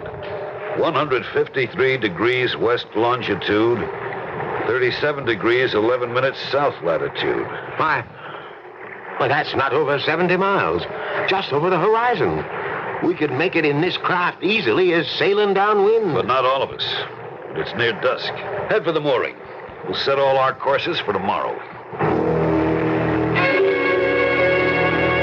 I won't go into the discussion that night at any length. It's enough to say that since the boat could not handle more than 3 people, only 2 of us could go. At first, the captain and Pencroft seemed the logical pair, but Pencroft proved to be stubborn. He didn't want to be parted from Neb, and I had to agree that he was right. Everything we attempted was full of danger, and our boat was at best very frail. Obviously, it could be best handled by a seaman and his son. So, uneasily, we bid them goodbye the next morning. During the day, we kept busy, but with nightfall, the captain and I returned to worry and the helplessness of waiting. I don't like the weather. Yes, looks as if there's a squall on the way, but it should blow over long before they get back. Should I have let them go is the real question. Another human being in trouble? What choice was there? If he's still there. Paper looked quite fresh. I don't think that bottle could have been long in the sea. Thinking back, that's what worries me. Well, nothing we can do but wait. With the fury of a demon, a tropical storm broke, and huge waves lashed at the shore below us. It was the night of the 3rd day, and we had expected the Bonadventure back this night. Could she live in such a storm? Where have you been, Captain? I climbed down the rope ladder. The tides washed all the way to the cliff. I can't get to the bonfires to light them. Well, perhaps they haven't started back yet. I told them to spend no more than 1 day, and if they found no one, to return. Maybe they saw the storm making up and delayed. Perhaps. Or perhaps the note in the bottle was some kind of a trick. The island may be inhabited. They may have been taken prisoner by some hostile tribe. Oh, I should never have let them. Oh, no, you can't blame yourself. But I do. Particularly for not being able to get to the signal fires. In the dark, before a wind like this, they miss the island. They may be lost forever. They may... Look! Look, Kitty. The bonfires! They're lit! They're burning! Impossible. How could any man in this tide reach the point except by sea? And no mortal could live in such a sea. Look out beyond the bonfires. Can you see it winking on the sea? The riding light of the Bonaventure. And the fires will lead it straight to home. It was the bonfires that saved Pencroft and Neb. And who or what hand had lit them was a question lost the following morning in the excitement of their news. For they had found a castaway on Tabor Island. A new member had joined our society. He was tall, a mass of hair and beard, half clad in animal skins and filthy, more beast than man, and his arms were tightly bound behind his back. When we first reached the island, we thought there was no one there, although we did find an old broken-down shack, but that looked as though nobody lived there anymore either. Then we found him, running on all fours like an animal. When we tried to come nearer, he attacked us. And I don't think we could have handled him if I hadn't had a pistol to bring him to his senses. Oh, he gave me a whopper of a black eye, and we had to tie him up. He didn't want to come with us at first, and, well, he won't talk. You can't get a word out of him. Then you don't know his name or who he is or what he was doing there? That's enough. I'm British. What's your name? That's as may be. You ashamed of it? Who are you, Governor? Captain Cyrus Harding. Oh, a military man, eh? Union Army. Never heard of it. You American? I am. What are you doing on this here island? We're castaways, just like you. Captain Pencroft, sea captain that is, his son Neb, and Mr. Gideon Spilett of the New York Herald. Now you tell me, what were you doing on that island? Oh, now that's a long story. Captain Harding! Captain Harding, sir! Yes, Neb, what is it? I think you better bring your spyglass, sir. It looks like there's a ship on the horizon. A what? Here's the glass, Captain. Where's my... Oh, thank you, Pencroft. Where away, boy? East by northeast, sir. About 60 points. By Tophet, you're right, Neb. There is a sail. Can you make her, Captain? She's too low on the horizon yet, but ship it is. We're saved! We're saved! Well, I wouldn't be too sure on that yet, sir. Not if I was you.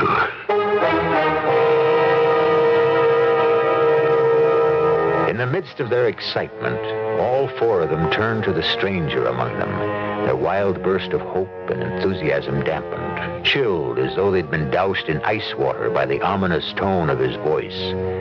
What does he mean? What enemy could the approaching ship turn out to be? I'll return shortly with Act 3. Do I, Howard Cosell, possess a truly encyclopedic mentality? No, on the subject of CB radio, I admit profound ignorance. However, many people share this lamentable condition, so for everyone, I questioned General Electric. Their answers made it obvious why GE is expert in CB. Listen to the words of Andy Kyness, GE product designer. Andy, do you think only in technical terms, or do you consider the fellow who'll be using your CB? No, Howard, we never lose sight of him. He's why we do everything we can to make our channel numbers extra legible, why we position our controls so they're easily reached. He's why GE mics are designed for either hand. We even backlight our meters to increase readability. Powerful arguments for GE, Andy. The human factor in engineering. Another reason to buy GE CB. This is Howard Cosell saying GE, the name to buy in CB. This is WBBM Chicago. The Chicagoland Dodge dealers invite you to come in and take a look at the car that couldn't wait till 78, the new Dodge Diplomat. It's an all-new car from Dodge, new in size, new in design. It's new in the types of things that are standard on Diplomat that you have to pay extra for on other cars. Features like automatic transmission, power steering, power brakes, and the 318 V8 engine with the electronic lean burn system, all standard on the new Dodge Diplomat. Diplomat has the kind of luxury and comfort that you'd expect on a car at a price much higher than Diplomat. It's Dodge's answer to the small luxury car so much in demand today. And your Chicagoland Dodge dealer has plenty of Diplomats now in stock. And he can't wait to show you just how great this new Dodge Diplomat really is. So come in and take a test drive in the car that couldn't wait for 78, the all-new Dodge Diplomat, at your Chicagoland Dodge dealers.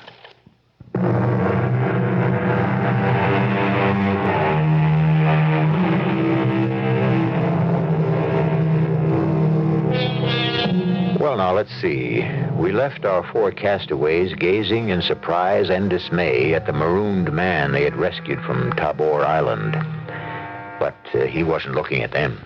With his arms still bound behind him, he had moved to one of the great windows in the rock of Granite House and was squinting out to sea with a seaman's eye, his gaze fixed in the direction of the faraway sail, just clearing the horizon. What do you mean you wouldn't be too sure? Of that ship, till she comes a lot closer. It'll be an hour or two before she comes near enough to see what she is. It doesn't matter what she is. She's a ship. And it means a chance to get back off this island and home. Pencroft is right, Captain. I'll go light the bonfires. Plenty of time for that, my boy. She might sheer off if she sees no sign of life here. Not much chance of that, I should think. She could mean rescue for you, four. And she could be bringing you what I'm afraid she brings me. She could be flying the Black Flag. The Black Flag? The Jolly Roger. A pirate ship. All right, everyone, let's calm down. Pencroft, take my glass and keep a close lookout on that sail.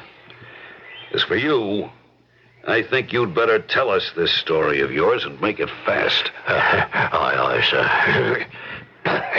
'Tis 10 long years since I talked to any man. The words come slow and my throat is stiff, but I'll try. As you may have guessed, my trade was the sea. But in 1855, I'd been on the beach in Australia, and in desperation to keep body and soul together, mixed up in various trades, none of them quite legal, I palled about with another no good, who in his cups more than once claimed to be the legal heir of Lord Glenarvan. You mean the millionaire, the shipping magnate? Yes, the same. I never paid him much heed.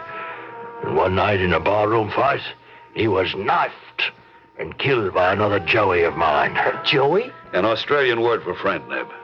Go on. But about a year later, this big steam yacht put into Melbourne, and it's his lordship looking for his son. Between us, Bob Joyce and myself, we saw a real opportunity to make our pile and end up rich. The plan was simple. Lord Glenarvan's ship needed to take on some crew. I was to say I knew where young Glenarvan might be found. And then, ship aboard with some men we had on our side, and enough of Bob Joyce's gold to buy enough others in the crew. For what purpose? The boy was dead. Where could you lead them? Just far enough to sea to take over the ship. Now, don't forget, a steam sail ship in those days in Australian waters. We'd have a freebooter which could own the seas. What's a freebooter? A pirate ship. And I take it something went wrong with your plan. Yes, that's right. One of the crew I tried to buy went to the mate and threw him before Captain Gray. I'll never forget that day as long as I live. This sailor, fully proved guilty of the crime of fomenting mutiny, shall forthwith be hanged from the yardarm as an example. A moment, Captain Gray. May I speak to the condemned? Of course, your lordship. I can do little to save you, but first, my son is dead. You can take the word of a dying man. Who killed him? That's not for me to say. Give me the name of the man so I can hunt him down, and perhaps I can save your life. Well, why should I protect him now, whatever? The knife was in the back. His name is Bob Joyce. Very good. Bob Joyce. If I find this man, would you be witness against him? Well, that's an hard promise to make. Since within 15 minutes, I'll be dancing on the end of a yardarm. I could intercede. And have me set free? No one can promise that. On his ship by maritime law, a captain is in total command. Yet, I am sure my request could save your life. You do that, my lord. And whenever you need me, just call on me. Oh, his lordship was as good as his word, as far as it went. Oh, I was saved from the gallows, but by the captain's orders marooned on Tabor Island for the rest of my life. His lordship has never returned to call on you, as you suggested? No, sir. Why do you suppose that is? Well, until 2 years ago or thereabout, I had supposed because Bob Joyce was dead. And then... And then? A ship came to call at my island. I was delirious with joy. But some sixth sense warned me. I let the boat land, remaining hidden in a secret place. Saw the men who felt I had betrayed him, Bob Joyce, and heard him. He vowed he would search every island in this area until he found me either dead or exterminated. Well, why was he so violent against you? Because he felt I betrayed him, condemned him to a life of piracy and fleeing the hangman. That's why you're afraid of this ship we see bearing down on us. That it may be his ship. Yes, Captain. Because of it is, I'll give you my word for what it's worth, that he will destroy me and all the rest of us without a single regret.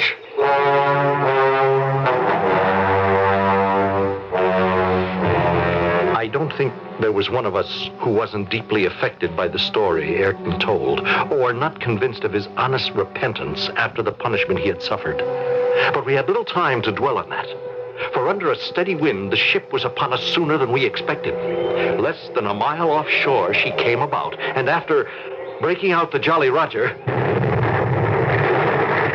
Hold your fire. But she fired on us. The advantage of cannon, she's beyond our range. You're right, Captain. Don't answer her fire. It's what she's looking for. You mean to see if the island is inhabited? That's right, yes. Then if we don't answer, she won't anchor and beat off again? No. We won't be that lucky. Put some boats ashore. Some boats? Aye, lad. There's 40 to 50 men aboard her. Far more than we can handle, except one way. Which way is that? You'd have to trust me. To do what? I see a spit of land going out there. It can't be more than half a mile to the ship from there. It's coming on to nightfall. Free my arms. Take me out there and I'll guarantee to swim to the ship and set off the powder magazine and blow them all to hell where they belong. And if I fail, what have you lost? Under cover of darkness, Neb and I sneaked down with him to the point, leaving the captain and Pencroft to hold the fort. Neb and I were armed with guns to protect him if he had to make a run for it. At exactly midnight, he slipped into the water for the long swim, and Neb and I settled down to wait and pray for his safe return. In less than an hour, all hell broke loose across the water in the dark. We got him! He was discovered. Now, that much is obvious. How can we help him to escape? Mostly by keeping quiet and praying. The trouble is, we never should have risked this. Oh, well, why? Because obviously now they know there's someone on the island. And it won't take long to discover how few of us there are. Well, why should they bother us? I mean, maybe they'll just sail away. No, I wouldn't count on it. They'll have to come to shore for water and...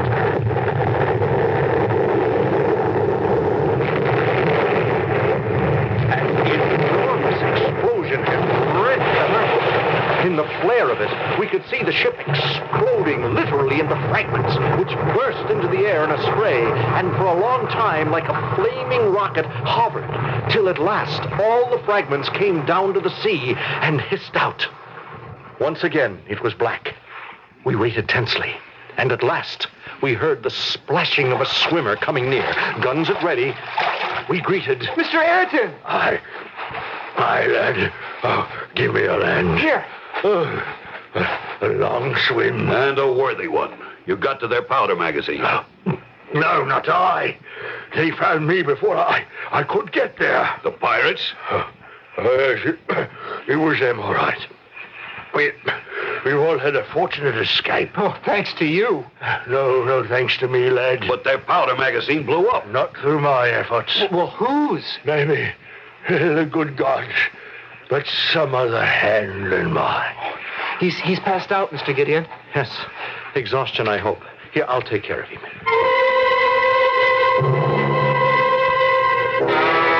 How is he? Not hurt. Just sheer exhaustion. Neb tell you about... Yes, and as you can see, now it's getting light. There's no trace of the ship, and... Well, what is it? Look, maybe that's our answer. To what? To the blowing up of the ship. The chest with the supplies, the bottle with the message. Everything that's been happening to us since we landed on this mysterious island. I looked, and rising from the sea was a sight I had never seen. A man, or was it a man, clothed in rubber, with a great iron bubble on his head and two heavy tanks strapped to his back. Could it be human?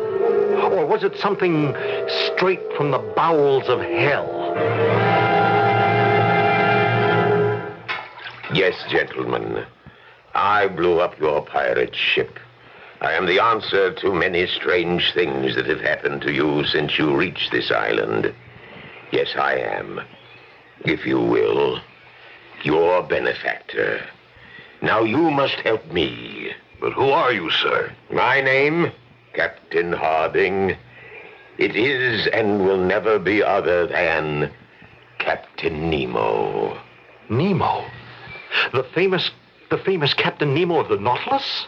And of 20,000 leagues under the sea, the same. But I thought, well, most people believe that you and your fabulous undersea craft were destroyed. A belief since I shunned the company of men. I was happy for the world to accept. For all these years, I have combed the underworld of the sea alone, in peace. And your crew? One by one, Captain Harding, the sea, the rigors of our life, have taken their toll. At last, 3 years ago, I was left alone. And the Nautilus, that fabulous undersea craft. I piloted it to its grave under this granite cave you live in. The well. You used to come up it in your diving apparatus and occupy this chamber for your own. Right. When you came to the island, I wanted to help. I did it the best I could. The chest of supplies and tools. The bonfires that were lighted to bring us home. My rescue from the sea and tops. The bottle with the message that Ayrton was marooned on Tabor's Island. But why? Why didn't you reveal yourself? My history is my flight from my fellow man. And now you choose to reveal yourself? Why? Because I am dying. I have made my last effort in your behalf by blowing up the pirate ship. Now I ask a return from you. What? Buried in a subterranean chamber below this granite house of yours lies the Nautilus. I am going to it to die. I ask you to make it my coffin. What is it you're asking? Restore my diving equipment to me. Let me descend through the well to my rest. Besides the explosive I used to destroy the pirate ship, I brought a chest. My gift to the living. Now let me go. Gift to the living? You may go, but where do we go from here? I can tell you where you must go. Must go? At least away from this island. The forces that trap the Nautilus are again burbling. There is an eruption coming which, in my belief, will bury this island in the sea. Mark my words. As soon as I descend to my burial chamber, you must set sail. In the Bonadventure? Well, it has barely room for 3. Nevertheless, Mr. Spilett, you must load it to the gunwales. But any reasonable sea would swamp us. You must trust my belief that there will be no unreasonable sea. But where would we head for? Northeast by east, tracing the path you came. Only this time you travel the surface of the earth. Follow the trades, and you will reach the Hawaiian Islands. That's a wild venture. Not if you take my charts and the chest I leave you. Find your way home. And you? The sands of my life have run out. Once I am back where I have lived in isolation for years, I will be content with what is to come. But you leave fast. We left the island as we came, leaving every possession with weight behind. We sailed bravely away on the Bonadventure, wallowing in the sea. We had been forced there by the prophecy of Captain Nemo when the center of the island started to spout fire and later brimstone, and the whole earth had rolled in a terrifying warning that the island was about to blow up.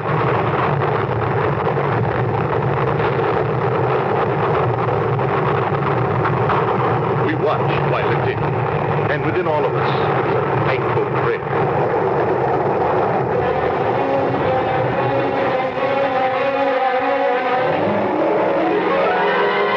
The secret of Mysterious Island, what is it? That life is made to be lived, no matter how we find it, or how it may present itself to us, and that beyond us, there is a special being. Yes, if you want to believe in that, and if you do, you can believe that he can make anything possible. Or much more important, that through him, you can make anything possible. If you just try hard enough. I'll be back shortly.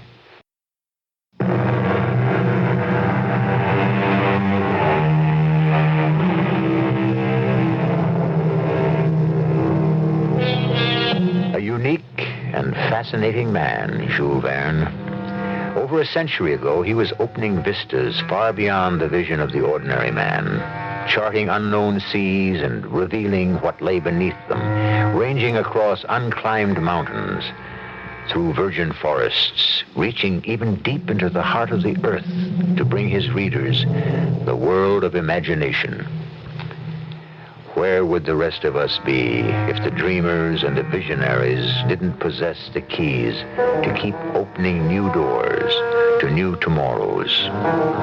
Thank God for Jules Verne. Our cast included Earl Hammond, Leon Janney, Jackson Beck, and Roger Barron. The entire production was under the direction of Hyman Brown.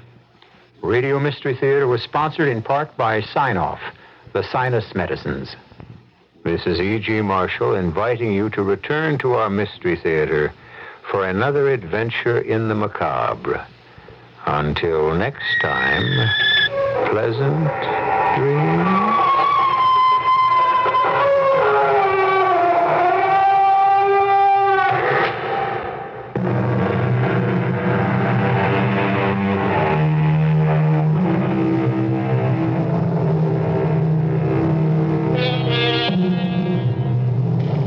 WBBM News Time, 11 minutes until 12 midnight. I'm Douglas Edwards, CBS News, reporting on the CBS radio network. This is part 2 of our special series on the problem of rising health care costs. This time, we want to take a look at some of the reasons for the increase in medical expenditures. While the wages of hospital workers have risen, as have salaries in most every other field, those increases account for only a small part of the overall increased cost for hospital care. The balance of the increase can be attributed to a number of other factors, among them changes in the type and level of service provided, which have increased the amount of labor, equipment, and medicine used per day per patient. Another factor is the high premiums charged for malpractice insurance. In just 1 year in New York City, malpractice costs resulted in a $4 a day increase in hospital costs. And then there are conditions of oversupply and duplication of facilities, such as beds, equipment, and laboratory services. This is particularly true in large urban areas. We must also recognize that there is virtually no competition among doctors and hospitals. One recent study conducted for the President's Council on Wage and Price Stability noted that since most hospital bills are not paid directly by the consumer, but rather through public and private health care programs, consumer awareness of hospital costs is minimized, and this in turn has encouraged hospitals to provide a more expensive product than most consumers would wish to purchase. In addition to a lack of consumer knowledge in the healthcare area, another cause of higher costs is inadequate planning of new health facilities. Unplanned expansion results in an unbalanced distribution of facilities, with surpluses in some areas and scarcity in others. Not to be overlooked in all this are the improper lifestyles which many of us... News Radio 78, WBBM, Chicago. The CBS Radio Mystery Theater presents...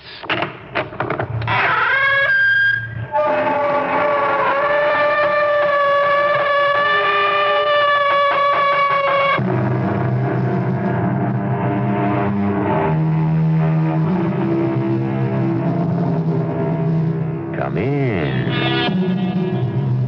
Welcome. I'm E.G. Marshall. This is a love story, pure and simple.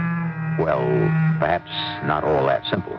I realize I have a reputation to maintain, so I promise you it will contain at least one surprise.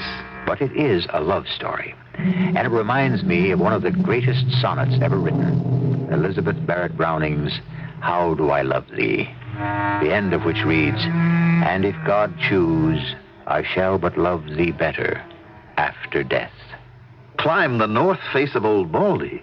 Why, Mike? Why? Like the fellow says. Because it's there. Dad, it's something I've always wanted to do.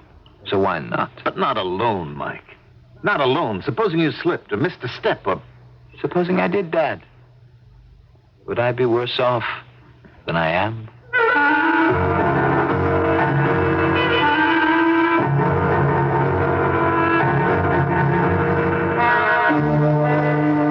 Our mystery drama Rendezvous with Death was written especially for the Mystery Theater by Ian Martin and stars Christopher Tabori and Roberta Maxwell.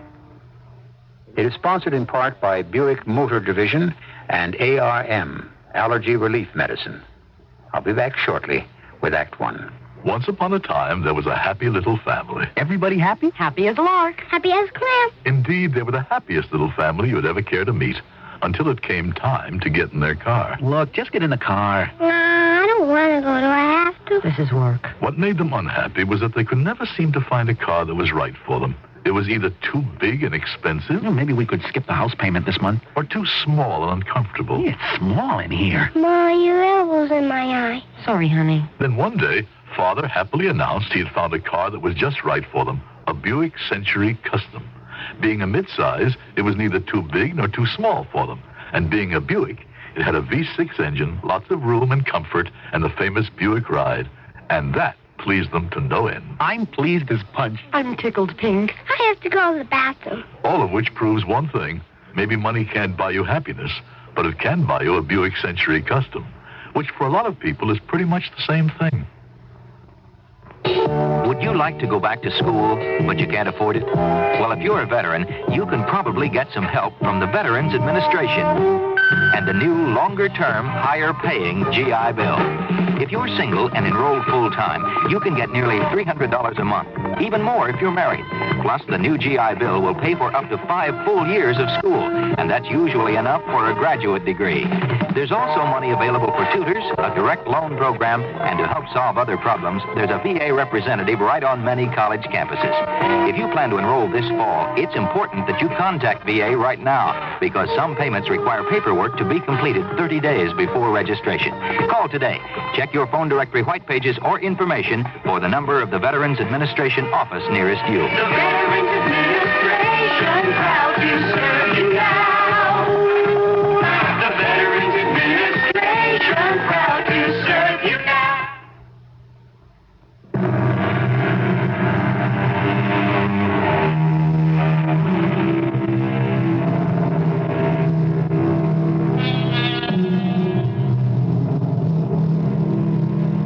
We're a country that has always needed heroes. They are tailored, of course, to our changing customs, and we are a country of change. Daniel Boone, Lincoln, John Paul Jones, Lindbergh, Babe Ruth, Frank Sinatra, they're quite a grab bag, a reflection of America. Mike Thurston was one of the chosen. In a football-conscious era, he had done all the right things, picked the right college, the right team, became a sports glamour boy. He was blonde, tall, shaped like a wedge, and a quarterback. The other side of the coin was quite different.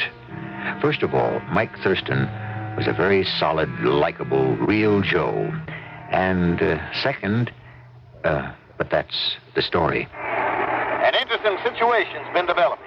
The Big Ten Conference, as you all know by now, is settled. And Minnesota will be traveling to the Rose Bowl unless, and here's the drama of today, unless Fresno State can pull off the upset of the year, led by the Golden Arm, Mike Thurston.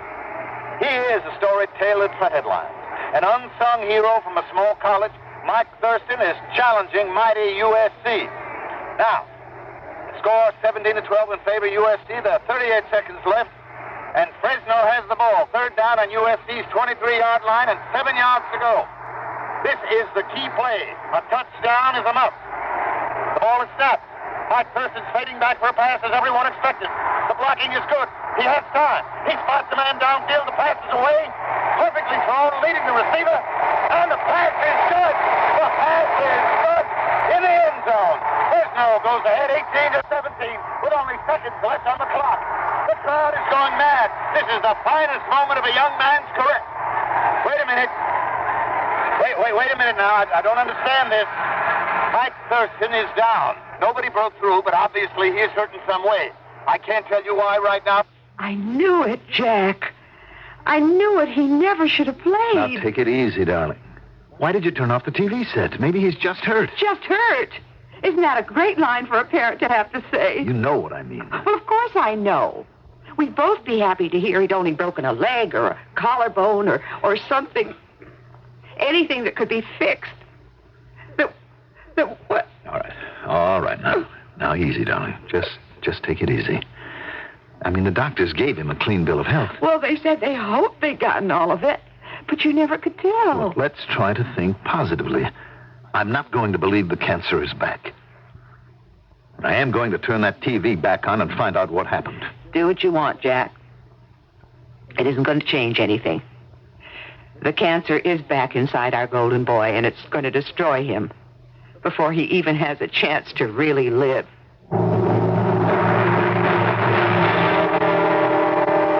Hello, Dr. Baxter. Mrs. Thurston, Mr. Thurston. How's Mike? Can we see him? Yes, of course. He's fine. He's sitting up and eating like a horse. What happened to him, Doctor?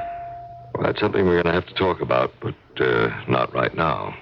Maybe right now is just when we should talk about it, Dr. Baxter. Well, I'm not sure that this It isn't anything new. It's something all of us have been living with. Well... Don't hesitate, Doctor. I'm as braced for it as my husband. All right. When Mike came in here 4 months ago, as you know, the problem seemed simple. He had some moles on his neck, which we recommended should be removed as pre-cancerous growths. And you examined him? Mm-hmm. And at that time, as you remember, we had to postulate that we were facing a possible melanoma.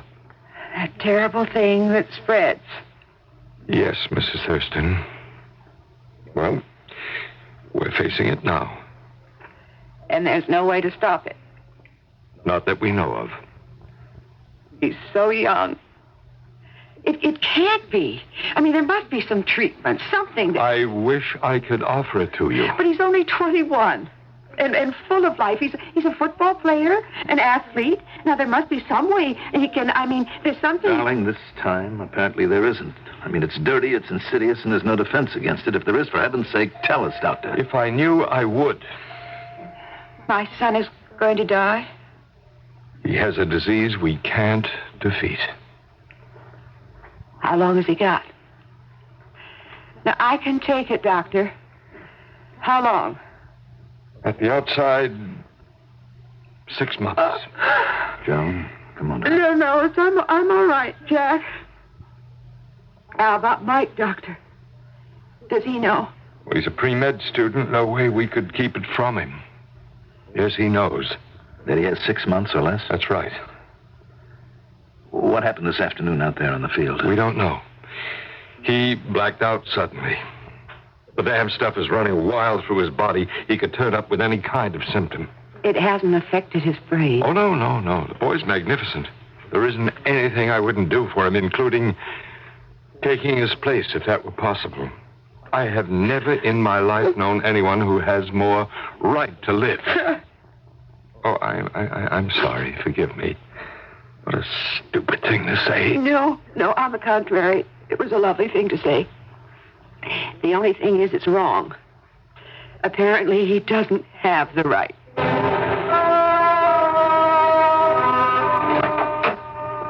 Hello, Mom. Dad. Hello, Mike, darling. Hello, son. Did you come to spring me? Well, I don't know, Mike. That's really up to the doctor. No, sir. Strictly up to me. I want to get out of here. Oh, Mike, if Dr. Baxter thinks that The doc and me have kicked this around, Mom. That's us, not hack around. Hasn't he leveled with you? Yes, Mike, he has. So, no hearts and flowers. That's the way it is. I want to make the most of what I got left. Dad, you remember that summer I spent with Frank and Robert Herman in New Mexico in the Sangre de Cristo? Yes? I really dug that. My own horse, shoeing him, taking care of him. In the saddle at least half of every day. And the mountains, all that. Some ways it was the best time I've ever spent in my life. And now, come on, you two.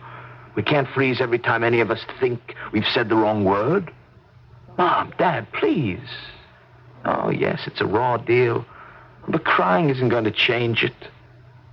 Can we just forget what's going to happen Try to make the best of what's left before it does.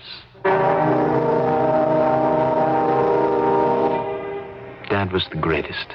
Somehow he backtracked and dug up the Hermans, whom he hadn't seen for years. The ranch they had sold years ago. But Dad bulldogged it and came up with the new owners, who fortunately weren't planning to be there for the summer. The college year ended, and I was still pretty good, just dropping a lot of weight. I graduated, and we took off for Truchas, the little town in New Mexico that was closest to our ranch house. You're sure it's okay, Paul? Oh, sure, of course. I mean, the damn place is pretty isolated, you know. It's 25 miles down hairpin mountain roads to Santa Fe and the nearest hospital. Jack, forgive me, but what difference does it make? The hospital isn't going to help, except make it easier on you. Well, what about Mike, to make it easier on him? You did say there would be pain. No, I said there can be pain. I've already prescribed pills for Mike that'll help. Not all the way. Nothing works all the way at the end. And if it gets that bad? Well, then just call me. I'll fly in, do whatever I can to make it bearable.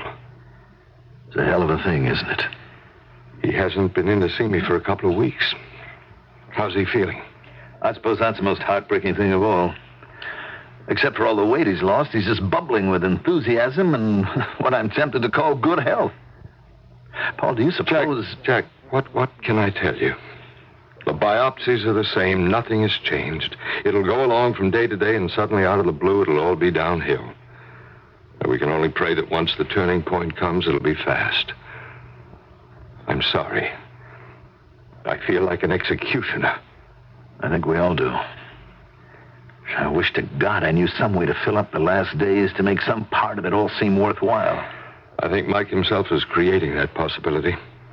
Just go with him, let him squeeze everything he can out of the end of his life and find his own meanings. Just be sure he has enough pills to dull the agony, if it comes. Why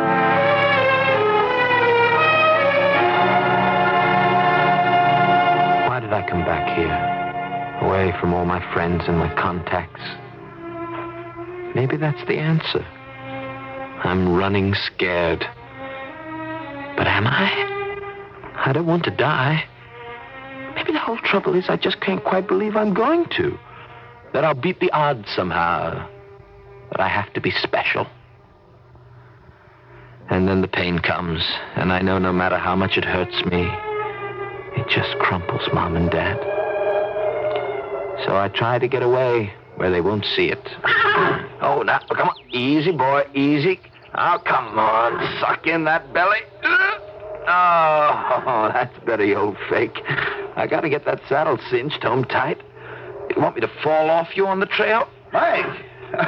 There you are. Oh, you got Blue all saddled up, huh? Where you headed for? I'm going to ride up to the snow line, Dad, and maybe have a go at the north face of Old Baldy. Oh, all right. I'll come along with you. No, Dad. I want to make this one on my own. Why can't I share it? I'll face it, Dad. It's too rugged for you. You're not in shape. You are? I think so. Sorry, I could cut my tongue out. Why, Mike, why? What does the fellow say? Because it's there. Dad, it's just something I want to do that I've never done. Maybe I'm trying to prove something, but I feel I got to do it. Not alone, Mike. I mean, suppose you slipped or missed a step or... Supposing I did, Dad. Would I be any worse off? You didn't, Jack. You couldn't have let him go climb that mountain by himself. Joan, there really wasn't any way I could have stopped him. Well, at least you could have gone along. I wasn't prepared to, and he didn't want me. But that's a sheer rock face. It shouldn't be climbed alone. Joan, I suppose almost anything Mike does from here on in has to be on his own. Well, suppose he falls. We covered that eventuality, and you know what he said? What? Something that we can't argue with. Would he be any worse off if he did?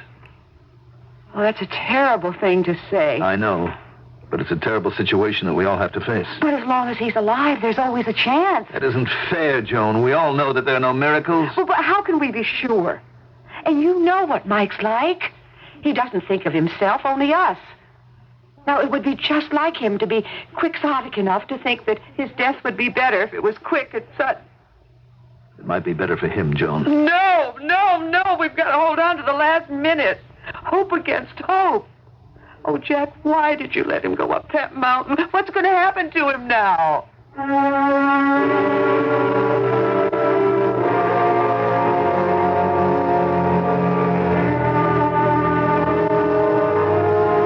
A depressing subject for a story, no question. There is little good to be said of death, except that it is certain and will come to all of us. But how and why, and with what dignity and revelation, is another question entirely. This story has only begun, and as I suggested in the beginning, its subject is not death, but love. I shall return shortly with Act Two. Now you can let your do-it-yourself projects get out of hand without getting out of control. Hi, Pat Summerall to suggest getting the Fuller 3.5-inch homeowner's vise from True Value hardware stores. The jaws firmly grip items, leaving you with your hands free. And you can replace the steel faces on the jaws, so your 3.5-inch Fuller vise will always have a good grip on the situation. Get the Fuller 3.5-inch homeowner's vise for out-of-hand but in-control do-it-yourself projects for just $9.95. True Value hardware stores also offer some gripping news about another Fuller tool, the 6-inch slip-joint pliers. These drop-forged nickel-plated pliers have precision-milled serrated jaws and 2 jaw opening adjustments to grip various size objects securely. Yet they're priced at just 59 cents.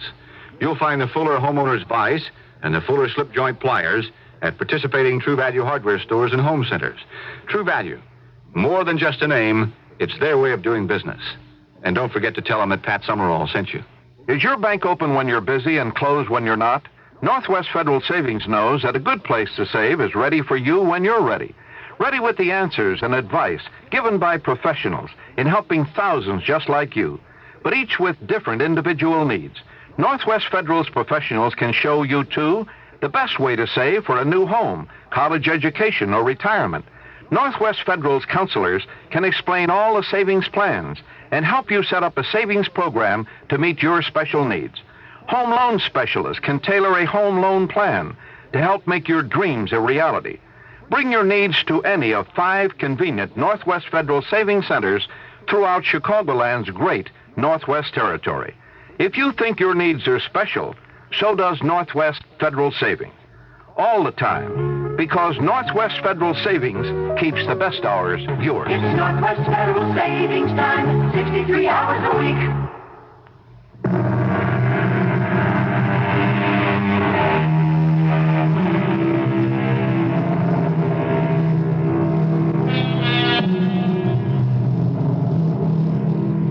The approach to Old Baldy isn't difficult. Above the tree line, you are still only on the shoulders, and when the snow begins, there is one frozen esker which can be traversed on horseback across a deep valley. Once across that, to reach the last 1,500 feet of that 12,000-foot peak, if you circle it to the south, you can ride all the way to the summit. But if you decide to climb, it's a whole other story. But Mike made no attempt to climb it. What drove me up here today? What did I have in mind? I wanted to prove something, spit in somebody's face, except that I realized I hadn't the strength. Oh, Lord. Oh, the pain. Oh, the pain is something else. I don't know how much more of it I can take. Oh, it's gone now. But for how long? Oh, this is magnificent. I can see 100 miles. I ought to be a god and immortal. Only I'm not. 3 steps, my old buddy, and you look down 1/4 mile. 1 more step, and you've bought a ticket to oblivion. Why not? The easy answer, and you protect Mom and Dad. A climbing accident, a slip. What a tragedy. Hey, you down there. You out of your mind? What are you doing there? Hoping not to blow it. But I ran out of pitons. Don't move. Stay still. No way you can get from that ledge up over this sellback. Brilliant deduction, man. That's why I was just waiting for you to come along. Extend a helping hand. Unless you have something else in mind. If I did, it's out of it. Oh, I'm so brilliant. Why didn't I bring some rope? Because you weren't planning to climb. Just maybe to do What? There's no time for small talk. I'm with you all the way. Look, I'm taking off my shirt. Rip it up and make a rope out of it. You tie off your climbing rope to it, and as soon as I haul up your rope, we'll walk you over the turtle back like you were a fly. So I can step into your parlor? I'm not much of a spider. Even if you were, I'm a willing victim. Dishonor rather than death, I always say. Oh, that's the best offer I've had all summer.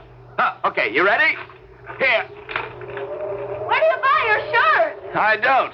I just figure birthdays and Christmas, I'll get a fair supply. Sorry you blew this one. It looks expensive, and I bet you were cute in it. How do you like to stop being so brave and get sensible? Don't rock the boat, Sir Galahad. I'm not brave. I'm scared. Can you tie it off all right?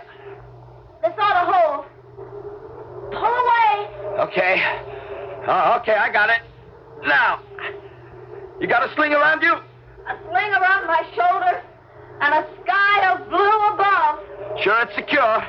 As only a good bowling can make it. Hang tight. Okay, grab anything you can to help. Let's go. All right. And here she goes. Heave away. All right, just about home. Slide, Gilly. Slide. Just be sure you touch the plate. Oh. Geronimo. You all right? Solid, man, solid. Who are you anyway? My name is Laura. As in, but she's only a dream. Pretty hefty dream, wouldn't you say? Who are you? Mike Thurston. I came up here for the summer with my parents. Where? We took the Herman's Ranch. What about you? Oh, we live here, other side of the valley. The other half of my name is Willow. Our ranch is right on the other side of the valley. I can't see it. You're not supposed to. It looks down the other side of the ridge. Well, I guess I ought to thank you. For saving your life? No, I think nothing of it. Oh, I guess it's a standoff. Oh, what does that mean? In a kind of left-handed way, wouldn't you say I saved yours? That's a funny kind of thing to say. Forget it. Thanks for the lift. I guess it's time for me to split. No, wait, hold on. Yeah, I'll walk you down the mountain. We don't follow the same trail. Well, maybe not up until now. But you don't think I'm going to let you get away that easy. You want to see me again? You know it. I'd like to see you again, but... Well, but what? Can we keep it just between me and you? Will you promise not to tell anyone else about me? It's a wild trip, but if those are the ground rules, the only thing is... Well, maybe I don't have any right to see you again. That tears it. You better see me again. Where? Don't take the main trail. Coming up to Baldy, you'll see the stroke double-slash trail that cuts off by the Blue Rock. Know where I mean? Yes, you mean the rocking chair. The rock that sits on the two others like it would fall down any minute. That's it, only it won't. Just follow the trail until you come out in the snow line. I'll be there. But how do I let you know when I'm coming? You won't have to. That's crazy. Why can't you explain why? I have my reasons. If you want to see me again, try it my way. You'll see. It'll turn out all right. Okay. It's just... I've got to see you again. You will. Now do me one more favor. You leave first. Just start down the trail and don't look back. What do you have to keep so secret? It won't be very long till you find out. But it's still too soon. So I took her at her word, and I walked down the trail. Only I hadn't gone far before, like Lot's wife, I just had to look back. She was gone, disappeared, somewhere in those few seconds like she'd never been. Only you know what? I didn't turn to salt, and I didn't panic. Somehow, some way, I knew I was going to see Laura again, and I was right. Only first, I had to get on home. Mike, well, it's good to see you. You nearly drove us crazy being gone so long. I'm sorry, Dad. I didn't mean to. Where have you been? Just up old Baldy. But you didn't climb the face. We've had the binoculars on it all day. You have? Sure. Scared all hell out of me saying you were going to try to scale it. I changed my mind. Obviously. But you had the binoculars on it. You didn't see anyone there. Well, no. Who? I don't know. It was just an idle question. Well, it didn't sound so idle. Well, it was. Oh, hello, Mom. Oh, darling, how are you? It's been a long day. But a good one. How are you? Oh, I'm fine. Just fine now that you're back. How are you feeling? Never better. I could eat a horse or a house or however you want to spell it. Oh, that's wonderful. What did you do today? I just moseyed about, bought some deep thoughts. Oh, that's nice. You know, your mother and I were kicking around a couple of ideas, Mike. We could go down to Las Vegas for the rodeo or maybe make a jaunt to Albuquerque. Why don't you and Mom do either or both? Me, well, I think I'll just stick close to home. Well, Mike, we're trying to think of you. If this isn't the place for us to be, you just name it. No, Dad. I think this is just the place for me. How could I tell my parents anything about that magic summer? How could I even explain it to myself? I, who knew I had lost my life, asked nothing more than to continue it with the magic girl I met in the glow of the Blue Mountains. You're just going to have to learn to be a believer, Mike. I never thought I'd see you again. Why? Oh, I don't know. That day was so wild. I guess I thought I dreamed you. You don't believe in dreams come true? I don't know what I believe in anymore. Let's take us as we find us. What shall we do today? I couldn't care less, as long as we do it together. Okay, let's blaze a private trail from here to there. What do you mean? Got a hatchet? Sure. Right here in the saddle holster. Okay, we'll start here, cut across virgin forest, and blaze our own trail tree by tree to where? Wait a minute. Here, if I stand up in the stirrups, I can see a special little break in the trees halfway down the mountain. Let's cut it down to there, and that can be our special place. Yeah, a special place. You're on, Mike. Let's find our way home.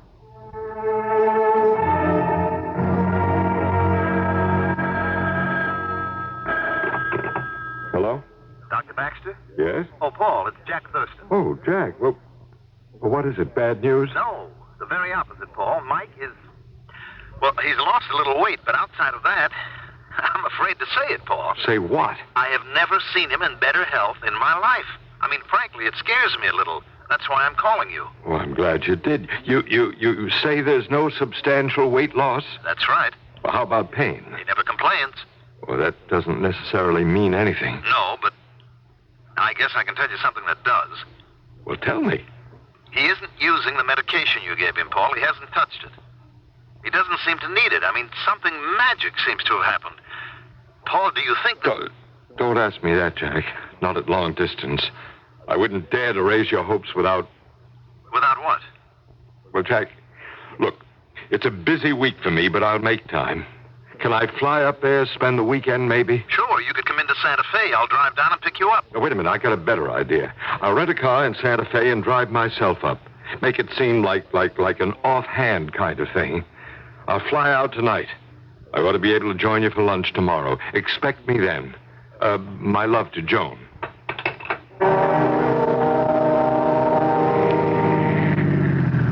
Hey, Mike! Mike! Yeah? Doc Baxter, well, I'll be. What are you doing in this neck of the country? Oh, just passing by. Thought I'd check in and see how the other half lives. Pretty good from the looks of you. You could say that again. I couldn't feel better. Maybe I ought to chase you down to the nearest hospital, run a couple of tests on you. No, I might just go for that. Only not right now. You, headed somewheres? Well, yes. I got something to do. But I'll be back right soon. Do Mom and Dad know you're coming? Mm-hmm. I called and said I might stop in for a night or two. Oh, that's great. You just go up onto the top of the hill and turn in by the corral. You can't miss it. I'll be back as soon as I can. There's no hurry. Who's the big, heavy date with? Oh, not anyone, really. It's just a special thing I have to do on my own. Gotta get moving. See you later, Doc.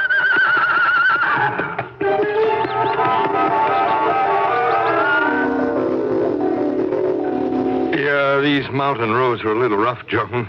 Sorry I got here late.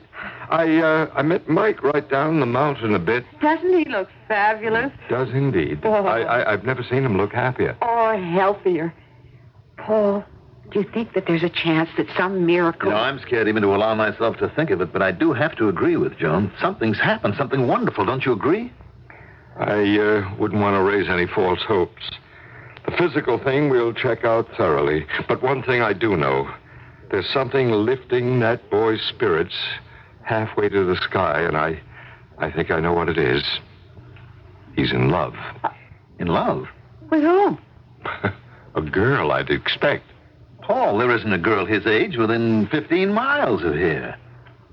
The only other hill on Grass Mountain is Art Chalice's hut up the slope, and he's not there. No one is, except for an abandoned house I looked at on the other side of the valley when we were planning to come up here, and that's a no condition for anyone to live in. And yet, you know, now that Paul mentions it, I think he's right. He's never mentioned anyone to you? No. When I go on down for the mail today, I'll have to ask the skipper at the country store if he knows about anyone. Something awfully strange going on here that I think we'd better look into.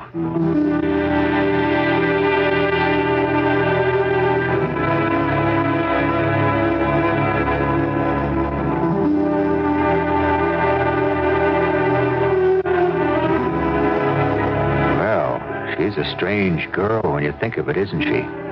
Laura Willow.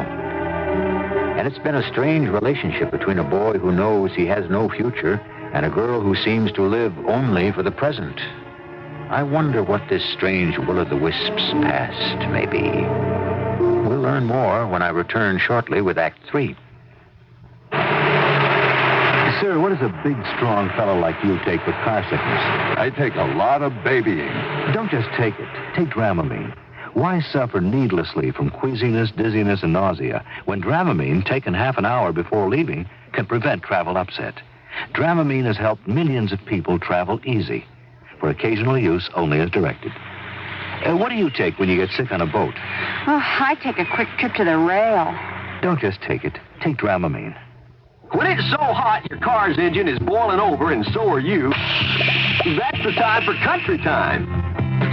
Country Time, Country Time, tastes like that good old-fashioned lemonade. Country Time lemonade flavored drink. Not too tart, not too sweet. Natural lemon flavor when you've got a thirst for the taste of good old-fashioned lemonade.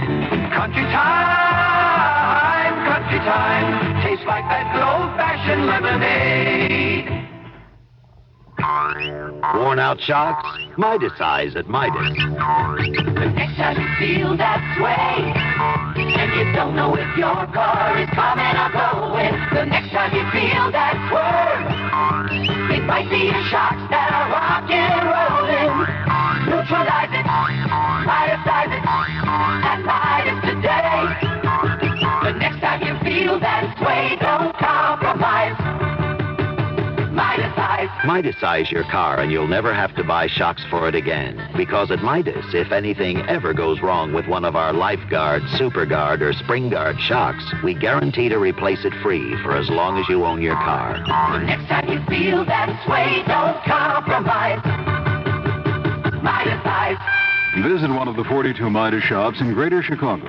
Midas, experts in the installation of mufflers on most foreign cars. This is WBBM Chicago.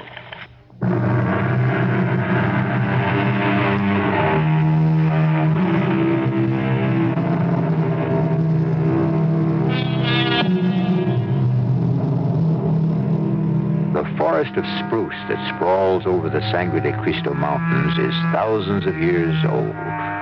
It is a tangle of fallen trees and undergrowth too thick for passage, except where state trails have been cut, cleared, and maintained.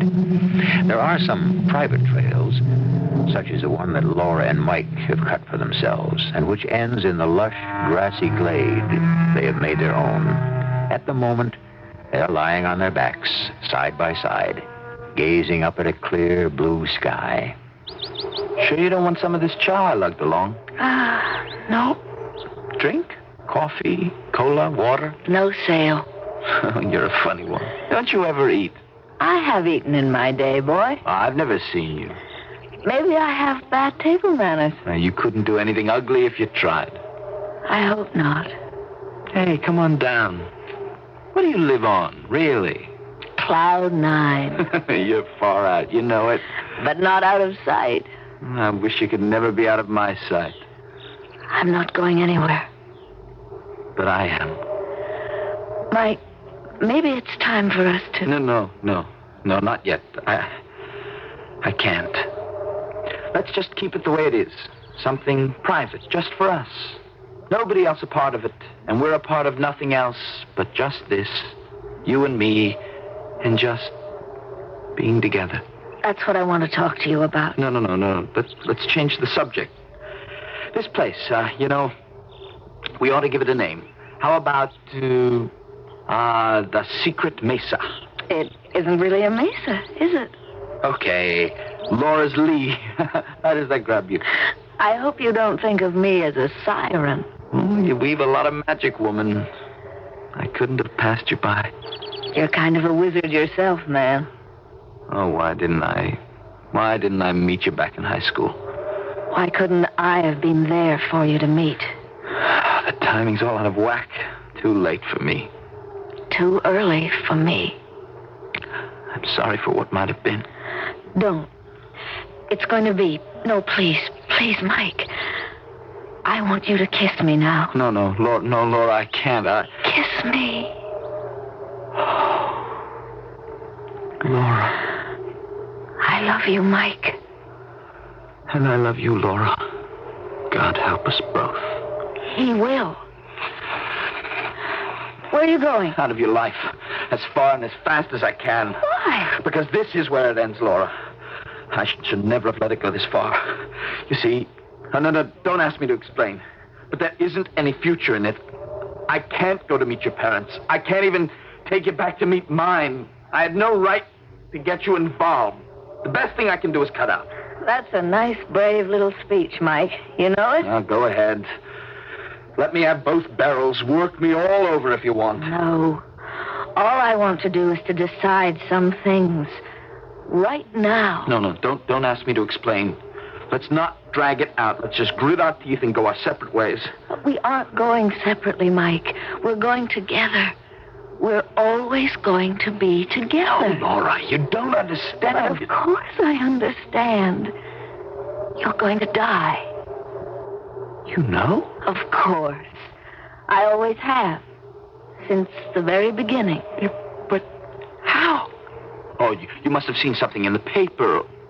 Oh! What is it, Mike? The pain? Yes, it. Just give me a moment. Oh, where is it, darling? Show me. Here. Some pills in my pocket. Oh, you don't need any pills. Just let me put my hand there. There won't be any more pain now. Ever. Oh, you don't know. It's gone. Just like that. Who are you, Laura? Since I know all about you, I think it's time you found out all about me. Come with me to the other end of our green valley, and I'll show you where very soon we'll find our own journey's end.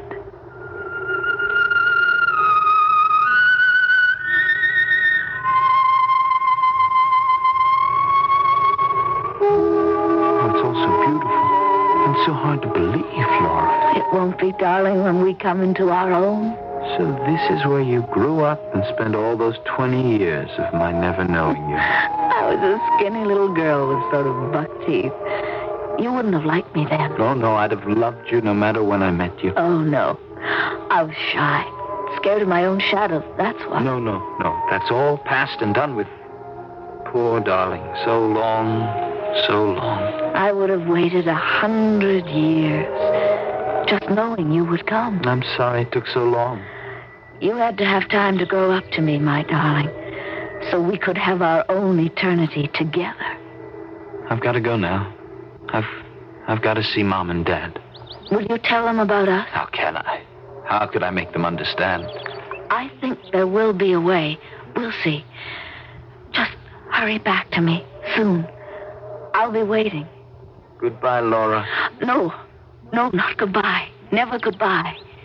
Just till we meet again. I'll count the minutes. Mike? Yes? You will come back. I'm afraid to be alone again. Oh, I'll come back.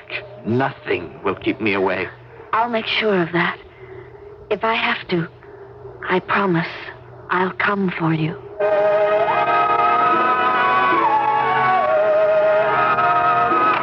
Doc, for heaven's sake, come with me. Help me. Well, what is it, Jack? It's Mike. Over this way. When I drove up, he was just sitting on his horse, hanging onto the pommel and swaying. I just got out of the car in time to catch him as he fell. Around the corner of the barn. Was he in pain? No. It was more like a man in a dream. Oh, good Lord. Look at him. Is he dead? Quiet a moment. No. His heart's still beating. He's feverish. I don't like the look of that. What? He's in coma. Come on, Jack. Right. Let's get him into the house before his mother sees him like this.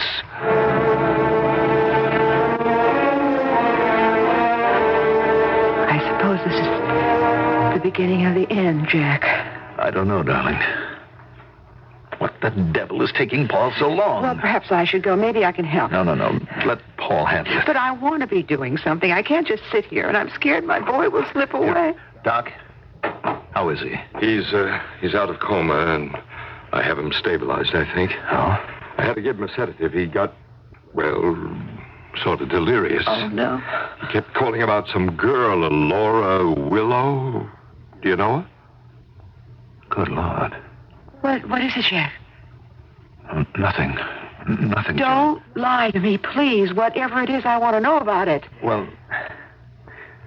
did he say anything else about this girl, Paul?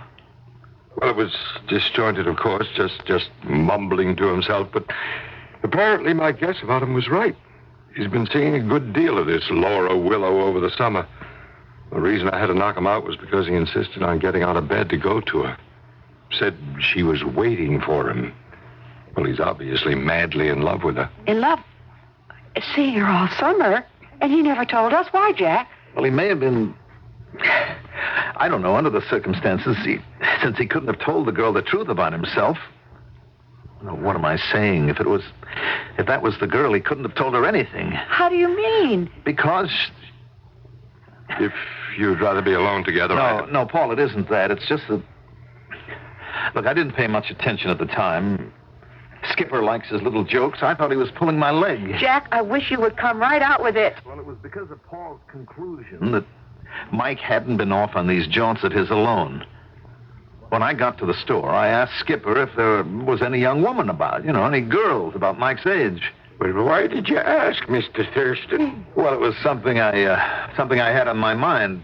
My son, Skipper. I got a sort of notion that maybe he was squiring some local belle.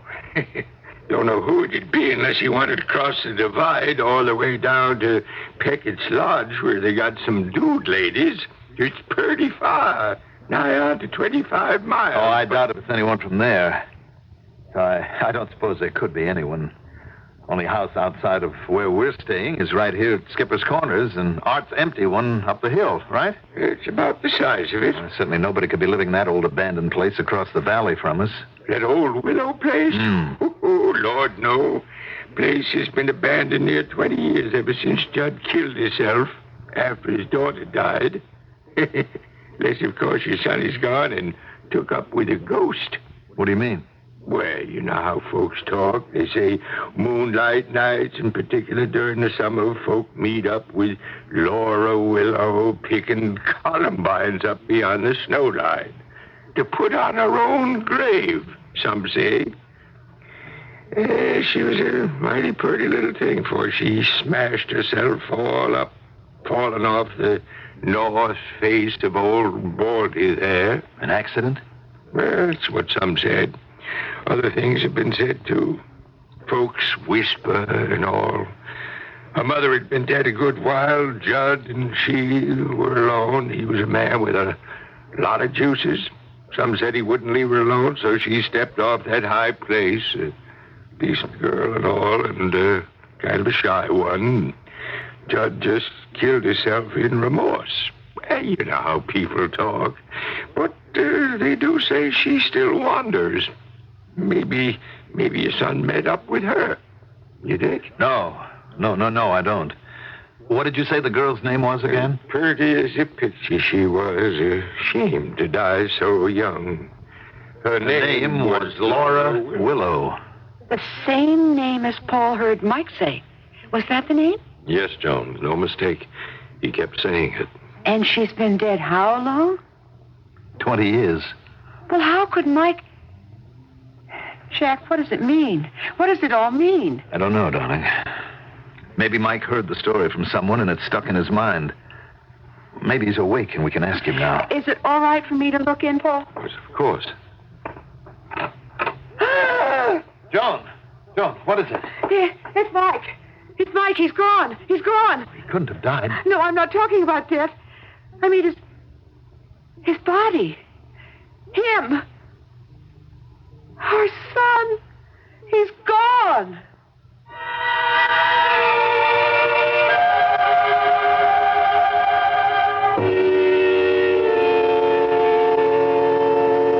The body of Mike Thurston was never found. It was reasoned that in a delirium, he'd climbed out the window and wandered off into the forest to die.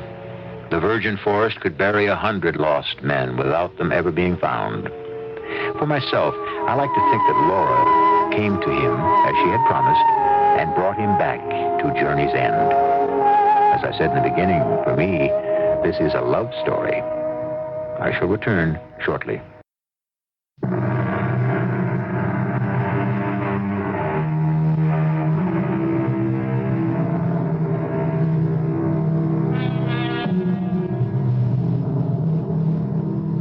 In the course of the search for Mike Thurston, his mother and father visited the remains of the Willow home.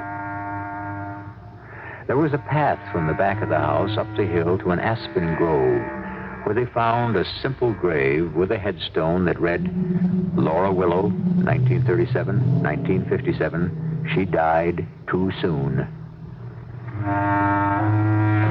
I like to think some gentle God gave her 20 years of grace without growing older, and that she does not sleep alone for that eternal life to come.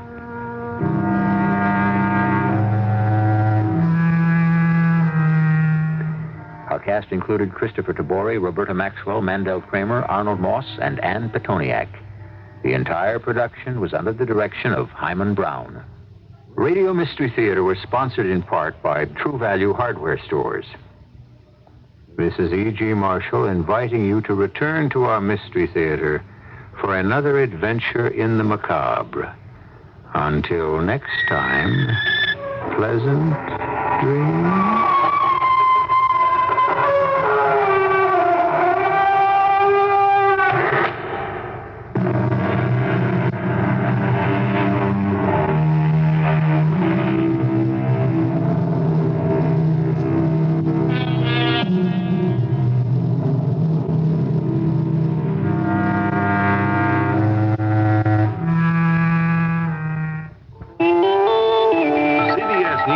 President Carter is spending the night in Yazoo City, Mississippi during a 2-day swing through the South.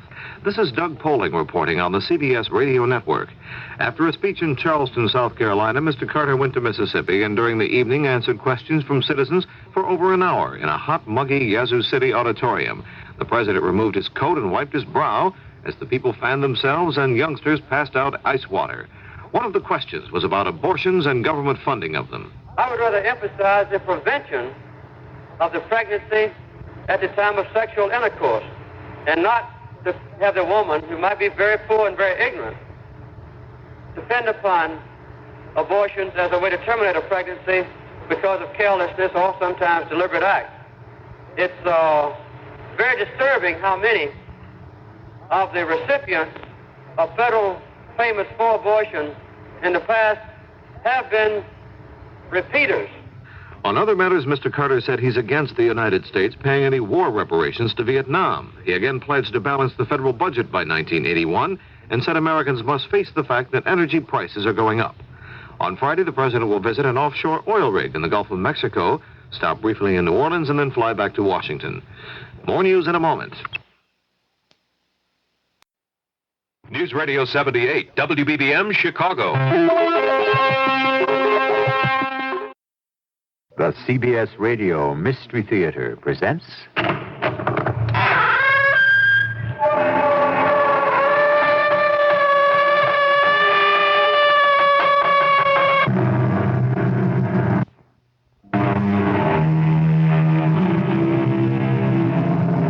Come in. Welcome. I'm E.G. Marshall. Some men dream of exploring outer space, of conquering the furthest reaches of the universe. But there are others who are still intrigued by the mysteries contained right here on Earth, or in the Earth.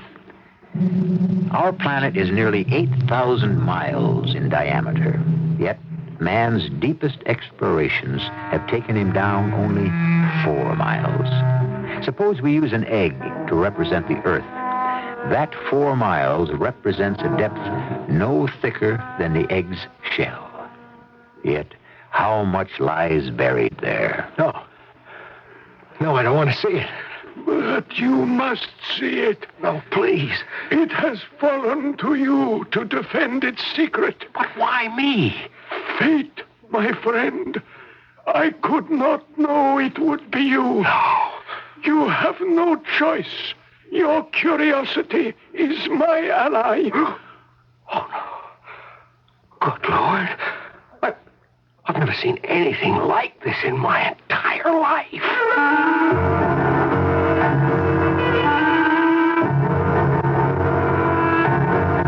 Our mystery drama, The Secret of the Aztecs, was written especially for Mystery Theater by Percy Granger and stars Mason Adams. It is sponsored in part by True Value Hardware Stores and Buick Motor Division.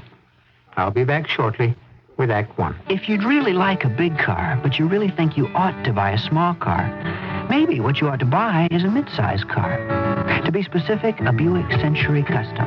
The Century Custom, you see, offers a lot of the room and comfort you look for in a big car. And the trim size and the V6 engine give you a lot of the benefits of a small car. But the Century Custom has one more thing going for it. It's a Buick. And no matter what size car you're looking for, you just can't do much better than that. What's really so bad about hay fever? You kidding? I can't breathe. I can't work, rest. I'm all red-eyed and itchy. Then take Contact. The cold medicine? Right. Contact? Contact. The 600 tiny time pills in one capsule help block pollen's attack up to 12 hours. All day? All day while you work. All night while you rest. I didn't know. Contact contains the hay fever relief ingredient doctors prescribe most. Allergies contacts business, too. Take when needed, only as directed. Suit the action to the word to the action. That's advice Shakespeare gave about acting. I'm Henry Winkler, and I'm an actor, and I'm proud of it.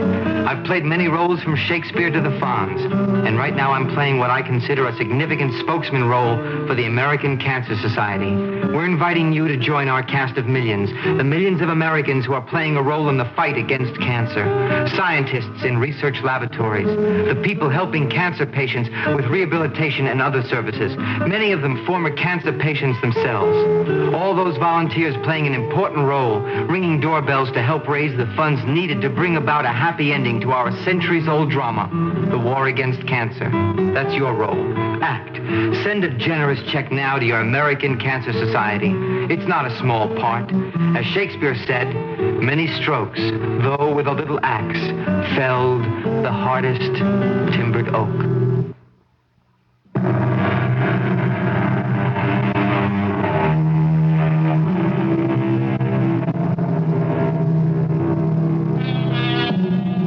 The lure of hidden treasure has always had an irresistible and sometimes fatal fascination for mankind. Prospectors died under a burning sun seeking the legendary city of El Dorado. Others have frozen to death trying to follow the northern lights, which they believed were the reflection of vast radium beds in the Arctic. And of course, we all think that if only we could discover the pot of gold at the end of the rainbow, our troubles would be over. But would they?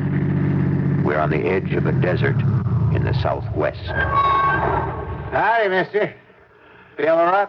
Yes, please, regular. How far is it to the next town? 40 miles. But you ain't planning to drive across the desert tonight, are you? I have to. Got some important film I've got to mail back to the university to be developed. You a scientist? I'm a geologist. See, I've been photographing the seashells at the top of those mountains back there. Seashells at the top of a mountain? Yeah, we've known for a long time this area was once underwater. But these pictures will prove that the ocean was far deeper than we expected. Well, now, ain't that something? Are you sure you want to drive through the desert tonight? It's almost dark. I don't have time to waste. These photographs are important. I'm telling you, it ain't safe. Oh? What do you mean? Oh, nothing. You'd better let me check under your hood. There's no need. My oil's fine. No, I'd better do it. Well, all right. Strange fellow. Hey, what are you doing? My engine's fine. Just tightening one of your plugs. That's $4.50 for the gas. Yeah. There you go. Sure wish you'd reconsider. Thanks for the concern, but I'll be okay.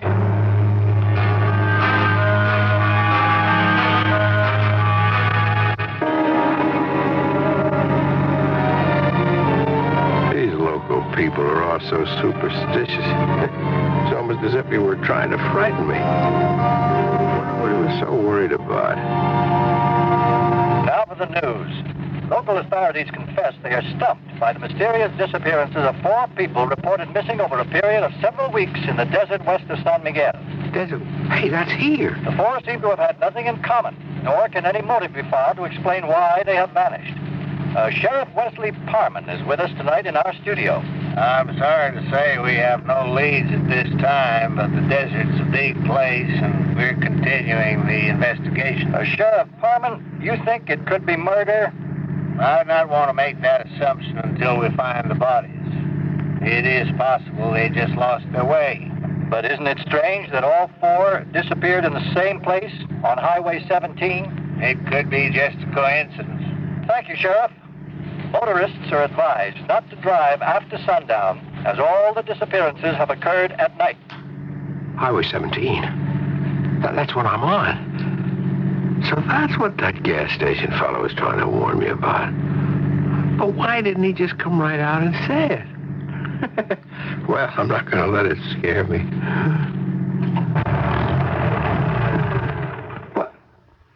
What's happening? I mean, why's my car stopping? Oh, boy, now I am in a fix. Middle of nowhere. Not a car in sight.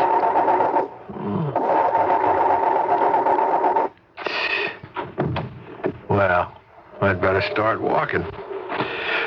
Someone's bound to come along.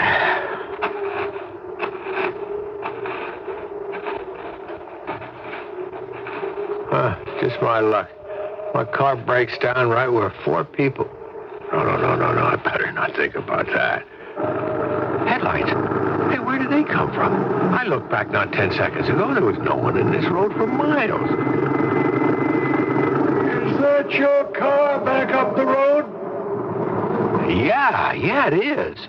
I suppose you'd like a ride. I think I can walk, thanks. It's still 25 miles to the next town. Wow, maybe I am being silly. Thank you.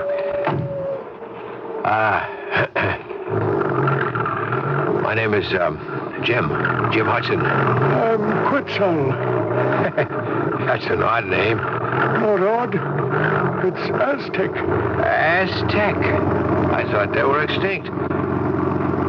Well, I'm a geologist. I've just made a new discovery.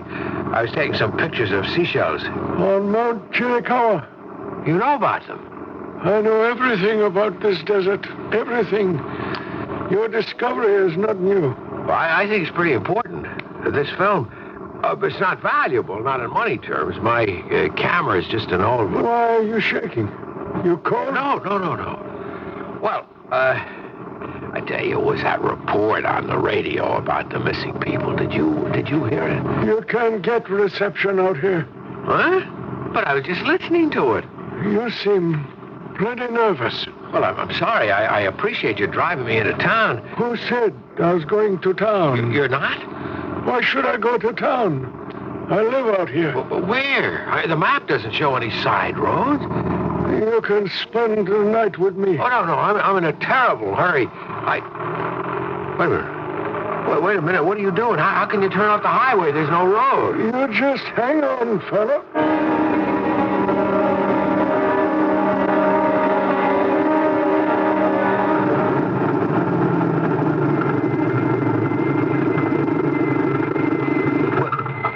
Where are we? This is where I live. That shack? Well, it looks deserted. Really, I wish you'd show me how to get back to the road. I light the lamp.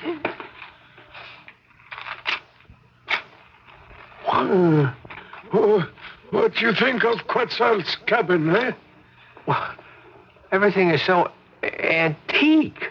This calendar says 1912. Tonight, you help me keep watch. Keep watch? Tonight, Quetzal will be attacked. Attacked? By whom? You mentioned 4 people who disappeared. Yeah, vanished into thin air. They did not just vanish. Nobody just vanish. That's superstition. They were murdered. Murdered? By the savage. Savage? I call him Mizcotl, after the Aztec god of the hunt. Mizcotl means cloud serpent. Cloud serpent? But there is no such thing. You will recognize him when you see him. He always carries arrows of lightning. But I don't understand. What is this savage hunting that he's killed 4 people? Come, I will show you.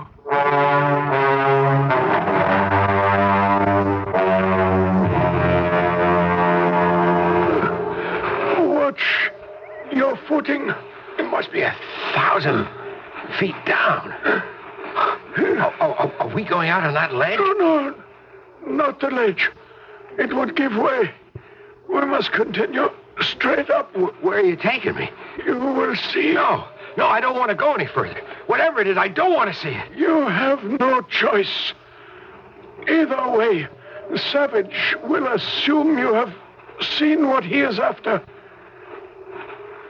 Here, in this cave is what we have come to see. Good Lord. I don't believe my eyes. Believe, my friend. Why, this treasure, the entire cave is filled. Chest after chest. Plates, jewelry, statues. What? This is the finest piece of all. A crown, a headdress, solid gold. With the tails of 500 birds of paradise. Why, it's just like the headdress they say Montezuma wore. It is his headdress. What? What you are looking at, my friend, is the treasure of Montezuma.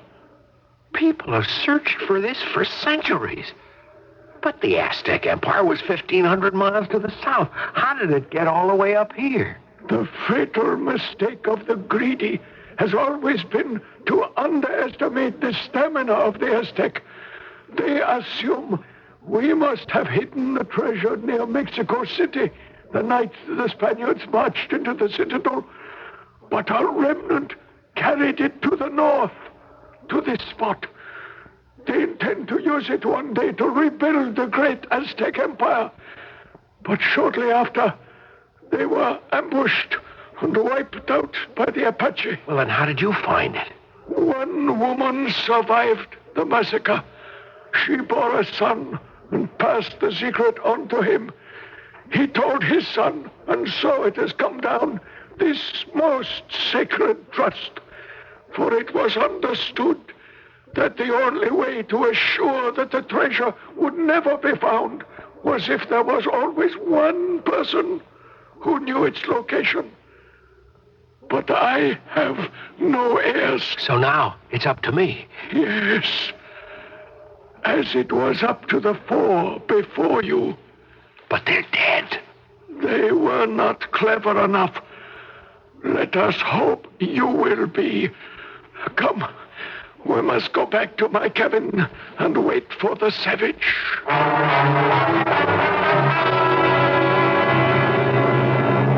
I will give you this gun. But it's only an old flintlock. It will serve. Does this savage know where the treasure is? No.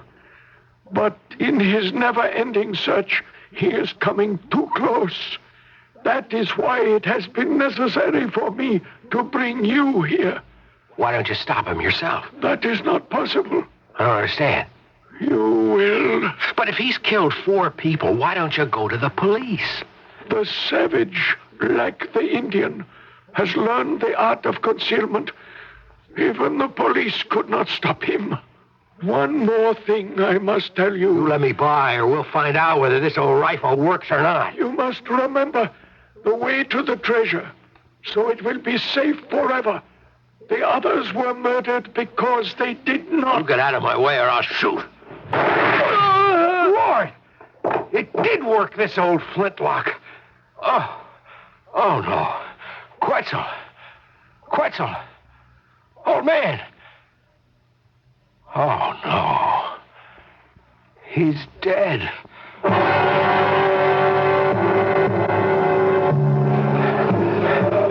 road. At last, the road. Help! Help me! Stop!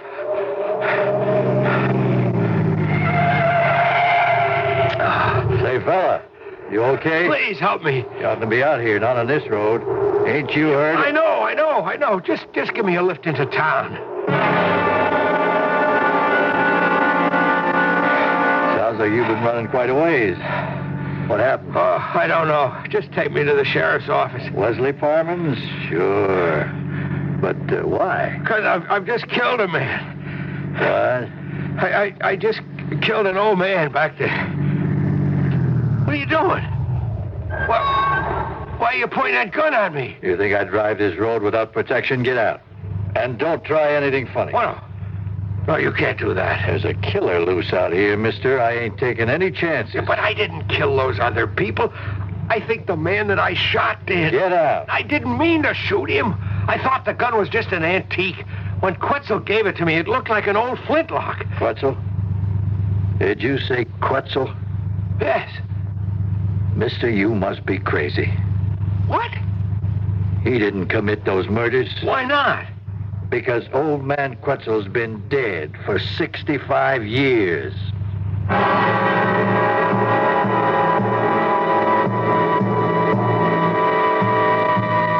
Has our friend been in another world, on an astral plane? If so, he's going to have plenty of problems now that he's back to Earth. And if not, well, there's always the savage, who could be a man, or perhaps even more terrifying, a state of mind. I'll return shortly with Act 2. Hi, Harry. What's the guy doing with the bulldozer? Oh, just knocking down my garage. What the heck for? I'm going to plant more lemon trees. Gee, you have quite a few already. Just 56, 17 in the tennis court, 12 where the patio used to be. Harry, why so many lemon trees? Oh, I don't know. I'm just crazy about fresh lemon juice. Love it in iced tea, on summer salad. Well, why don't you just go out and buy lemon juice in a bottle? Bottled lemon juice has preservatives in it, you know. Not Minute Maid, 100% pure lemon juice.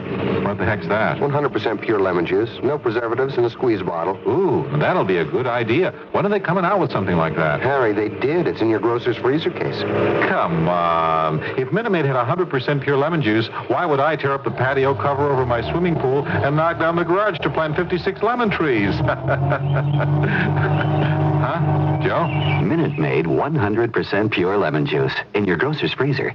Now fresh lemon juice doesn't have to come in a lemon. Mr. Bulldozer, hold the garage. Noisy mufflers?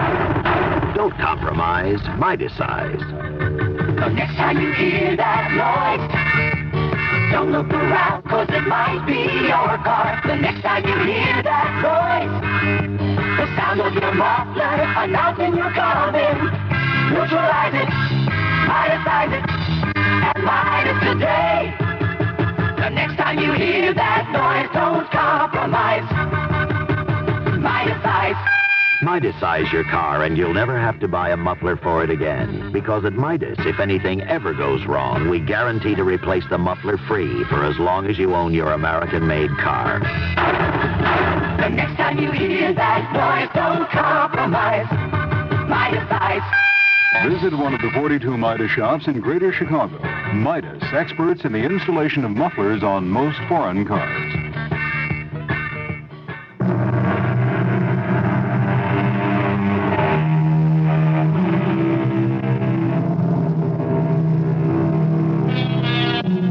Strange things happen in the desert. The children of Israel survived there for many years on nothing but lichen. The desert sunflower, with its hauntingly beautiful bloom, flourishes on the side of an enormous dune where no water has ever fallen. And how many people, lost for days and half crazed from thirst, have seen shimmering images of things that were not there at all. That old man can't have been dead 65 years. I tell you, I saw him. And I'm telling you, it's impossible. My car broke down, and he picked me up in an old truck like a Model T or something. He took me to his cabin, and I tell you, I killed him. Mister, I don't think it's the sheriff you want to see. What? Where are you taking me? I tell you, Doc, I had a heck of a time getting him here. I had the nurse give him a sedative. I've seen the desert do a lot of strange things to people, but this guy's really off. I want to have a talk with him. Maybe I can ascertain what he's suffering from. I think you'd better come in, too. You might be able to help. Sure, Doc. Mr. Hudson? Mr. Hudson? Yes. My name is Dr. Hinckley. Where am I? You're in the hospital in San Miguel. Oh, my film, I've got to send it in. Mr. Parks, do you know what he's talking about? No, he didn't have nothing with him when I picked him up. Doctor, this man, he pulled a gun on me. He was going to shoot me. Is that true, Mr. Parks? No, of course not. I don't even own a gun. But I tell you, I saw it. Mr. Parks, I think you'd better leave us alone. Okay. I am not sick. I'm a geologist. I'm with the university. Maybe you'd better ring up Sheriff Palmer and ask him to come over here. Sure thing, Doctor. There. He's gone. Is that better? Where's my film? I had some very important photographs. Now, you just lie back and relax, Mr. Hudson. I saw that old man as plain as I see you. Now, we all know about Quetzal here. He was a strange man, a hermit. But I don't think even he had the power to return from the grave. Now I know what he meant when he said his secret would be safe. It's so fantastic, no one would listen to me. What secret is that, Mr. Hudson? Oh, if I told you, then you'd really think I was nuts. I think we'd better keep you here a while for observation. You mean I'm a prisoner? You're an intelligent man, Mr. Hudson. I'm sure you can appreciate that from our point of view, your tale is, well, to say the least, fantastic. I am not staying here. Hello, Doc. Charlie Parks gave me a call. I came right over. Hello, Sheriff. What's up? Well, this fella here's got a pretty weird story. Mr. Parks found him wandering in the desert. Is that the sheriff? That's right, fella. Wesley Parman's his name. Sheriff, this man is holding me here against my will. And that other guy brought me here at gunpoint and refuses to admit it. Is this whole town crazy? According to Charlie, you were going on about old man Quetzal. You claim you shot him. Is that right, Mr. The name on the driver's license is in his pocket says Hudson. That is my name. Well, did you shoot him? West, I don't think it's a good idea to humor him. I know, Doc, but I'm staring down the barrel of 4 unsolved murders, and at this point, I'm prepared to follow up any lead I got. Wait a minute. Are you accusing me of murdering those other people? I'm not accusing you of anything. Don't get excited. Let's first of all try to clear up the mystery of this man you claim you shot. You think it may have been someone simply claiming to be Quetzal? That's the obvious explanation. Here, Mr. Hudson, take a look at this old photograph. Is that the man you say you shot? Yeah. Is that him? That is Quetzal, all right. Mr. Hudson, Why don't you tell me exactly what happened? I shot him from point-blank range, but it was self-defense. You're saying you were attacked by a ghost? Well, no, not exactly. Come to think of it, it was almost as if he wanted me to shoot him. I see. You think you could remember the spot where all this happened? No, I don't want to go back there. Son, whatever has happened, I know you've had a rough night, but I think you better consider your situation. Wes, the patient is under sedation. I can't permit you to interrogate him. The only way we're going to get to the bottom of this is if we try to retrace your steps. Well, I'm afraid I can't allow you to take him out of the hospital in his condition. Well, all right. Look, Doc, I'm a big boy. I'll take full responsibility.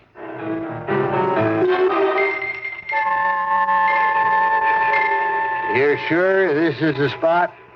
Well, I think so. It's hard to tell. Everything looks the same out here, especially in the dark. Well, I don't see no body. It has to be here somewhere. I don't know. Maybe we better just go back to the hospital. No, Sheriff, please. Hey, wait a second. What's this? Well, it looks like a camera case. Yes, it is. It's my camera case, so I was here. Well, how do you know it's yours? Open it up. There should be a 35-millimeter camera with a macro focus lens and 8 rolls of undeveloped film. Oh, that's what's in here, all right. You see, I must have dropped it along with the gun right after I shot Quetzal. I don't see no gun, and I certainly don't see nobody. But I felt the weight of the gun in my hands. My shoulder's still sore from the kick. What's the matter? A savage. What? A savage. Quetzal told me about this man or creature or whatever that he called the savage. He said he'd be coming tonight. He must have taken the body. Now, what would he want with the body of a man who's been dead 65 years? I'm telling the truth. I know. A cabin. If we could only find Quetzal's cabin. That's easy. Everybody knows where the remains of Quetzal's cabin are. Not remains. It's as neat as a pin. Everything was in its place. All right, let's get back in the Jeep. But you better hang on. We're in for a bumpy ride. I know that, Sheriff. I've already been there once.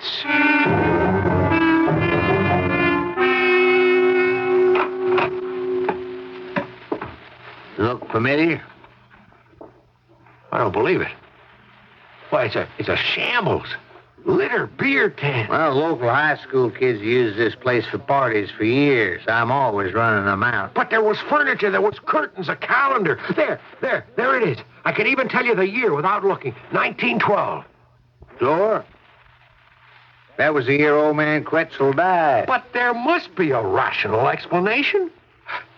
The savage, he must have come up here and wrecked everything. Quetzal said he was going to attack tonight. Now, this savage of yours is a mighty convenient fellow, Mr. Hudson.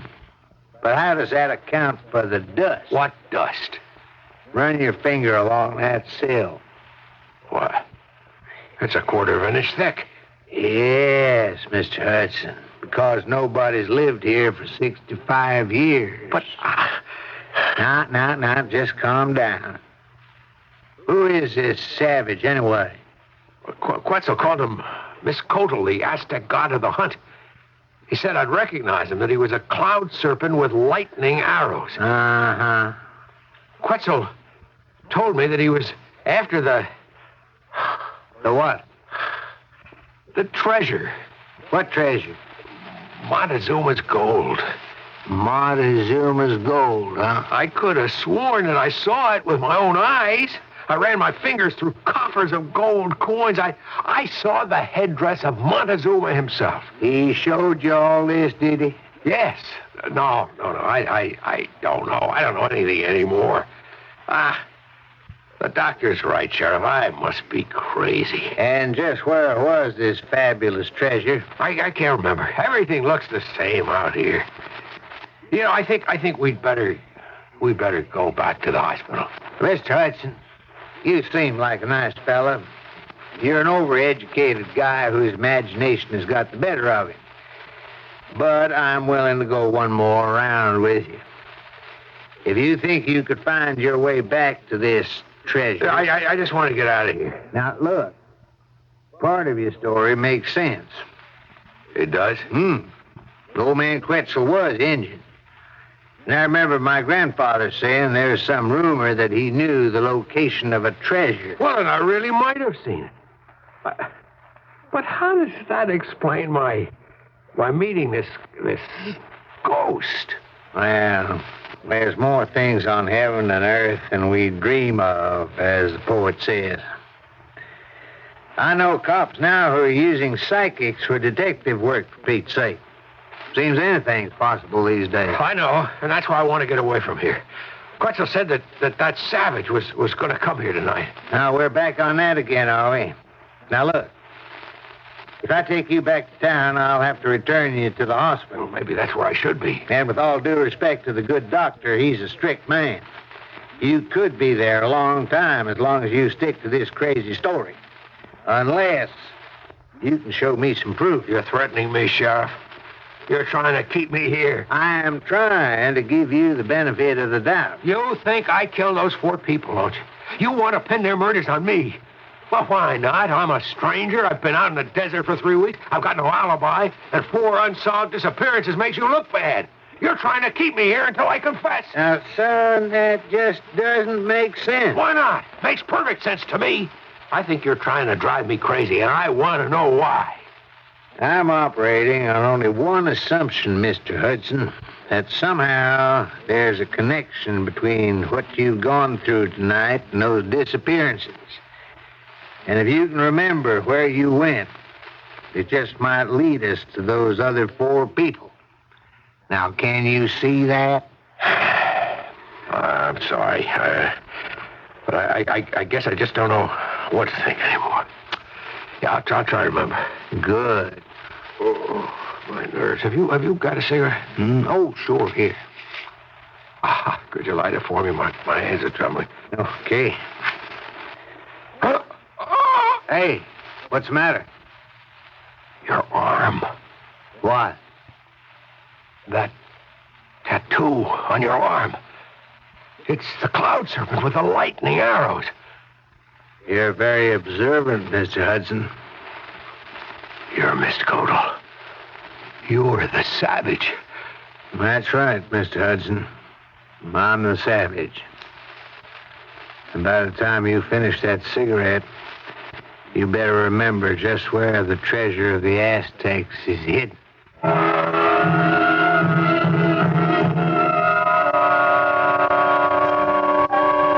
Mysterious forces operate in the universe. But is not the most mysterious of all a terrifyingly simple one? That any person, any one of us, minding his own business, meaning no harm to no one, can at any moment be arbitrarily caught up in a web of danger and intrigue and find himself a helpless pawn in a game, the losing of which may cost him his life. I'll be back shortly with our final act.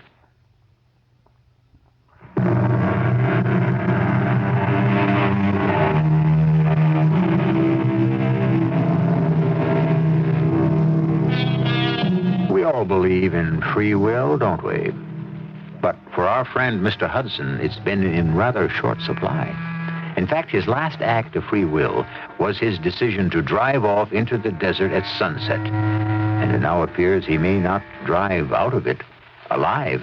It was you all along that Quetzal was trying to warn me against. That's right, Mr. Hudson. That's why he couldn't go to the police. That's what he meant when he said the savage had mastered the art of concealment. He said that, did he? Coming from him, I consider that a mighty high compliment. Now I remember where I've seen you before. At that service station. You were the attendant. You insisted on checking under my hood. You fixed it so that my car would break down. Your deduction is correct. But then who are you? The sheriff or a station attendant? Let's just say that when you're up against a ghost, you have to become something of a spirit yourself. Then Quetzal really was a ghost? Well, like I said before, there's more to heaven and earth than we know. Montezuma's treasure has been guarded by spiritual forces for 4.5 centuries. My great-grandfather searched for it over 100 years ago. He died under circumstances that were most mysterious. So did my grandfather and my father. But I have no intention of failing as they did. Then it was you who killed those other people. Yeah, I thought I'd lost the trail till one day 3 weeks ago, a tourist showed up in my office with a story of a strange encounter with an old man who met Quetzal's description. It was then I realized I must be closer than I knew. So close the spirit of the last Aztec descendant had to materialize to try to trick me to my death. Unfortunately, that tourist couldn't remember where the treasure was, but you can see why I had to kill him. Wouldn't be right for every two-bit treasure hunter in the country to converge on what is mine. Yours? Mine. My family has paid for it in blood. I started arranging for people to break down out here to provide more encounters with Quetzal. He's been most obliging. But unfortunately, there's a lot of truth in the old saying that a person can't cut the same path through the desert twice. Now, I hope for both our sakes that you'll have better luck remembering the way. But I tell you, I don't. You've got to believe me. If I do, Mr. Hudson, you're a dead man. You wouldn't dare kill me. There are two witnesses back in town who know I'm with you. The doctor and that guy Charlie who picked me up. Well, now, Mr. Hudson, I've got some good news and some bad news. What do you mean? The good news is you're right. There are two witnesses. The bad news is you're wrong. They aren't in town. What? Bob. Charlie. Oh, Mr. Hudson. What? Doctor. Charlie. Unfortunately, Wes here had to let us in on his little secret. I'm sure there's enough gold that it'll just naturally divide into 3 even piles when Mr. Hudson here leads us to it. Is he having any better luck than his predecessors, remembering where old Quetzal's ghost took him? Well, I think we're about to find out. Two of that cigarette, Mr. Hudson? I tell you, I don't remember. We climbed for a long time. I wasn't paying any attention. He's going to be just like all the rest. I don't think so. This time, I've come prepared. What's that? Truth serum. His subconscious mind will remember the course they took. You can't do this. That treasure belongs to the Aztec. All right, grab him, Charlie. Hold him down. Okay. I got it. There. How long does it take to work? Just a few minutes. And when he comes to, we should have a very honest man on our hands.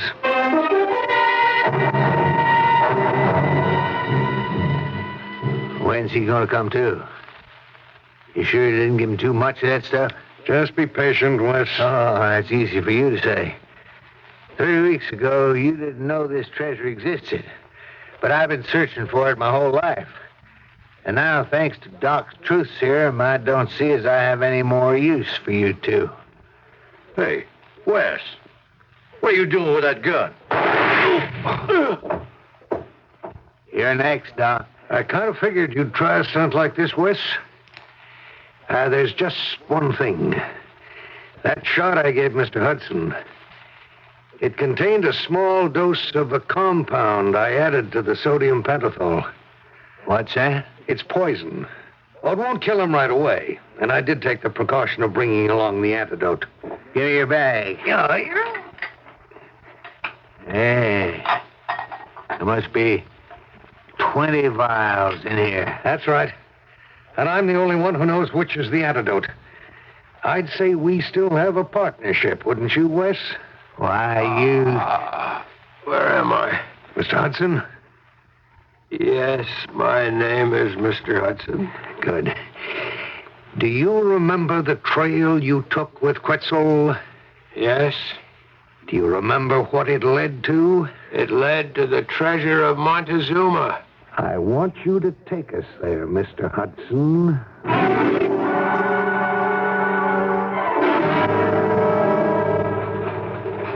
Okay, Mr. Hudson. Which way do we go from here? Well, I'm not sure. There's something.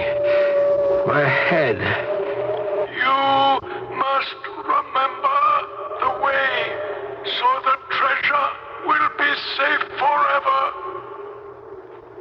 Do we keep going straight up or take that ledge?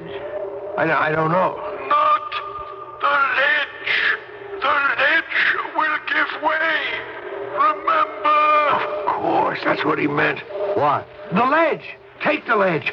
Okay, but you first. Me? No, I can't. I'm too dizzy. Don't give me that. Get going. Wes, don't push him, remember? The treasure is buried in a cave right at the other end of that ledge. Montezuma's treasure at last, after 100 years. Wes, be careful. Good Lord, it's 1,000 feet down. That was very clever, Mr. Hudson. I think I'm going to be sick. Hey, listen to me. No. I'll make you a deal. No, I just want to get away from here. Mr. Hudson, wait. Don't you understand? That treasure belongs to the Aztecs. There's a curse on it. Leave it alone. Leave it alone. Leave it alone. Mr. Hudson. Mr. Hudson. I'm going to catch him. He needs the antidote.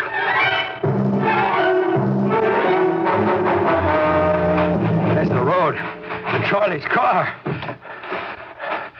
Please start. Please. Free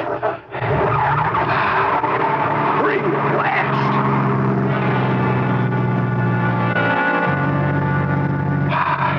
There are the lights of the town. What's that? What's that? Someone's following me. Oh, I've got to make it to town. I've got to get hold of someone. Tell someone where I am. Professor University. Oh, I think I've lost him. Now, there's a phone booth. Oh, just my luck. I won't have a dime. Oh, wait a minute. Oh, there. Good. Operator, give me 555-4037, please. What is it? Oh, no. Mister? Hey, mister. The sheriff! How can you still be alive? I saw you fall. Calm down. You're okay now.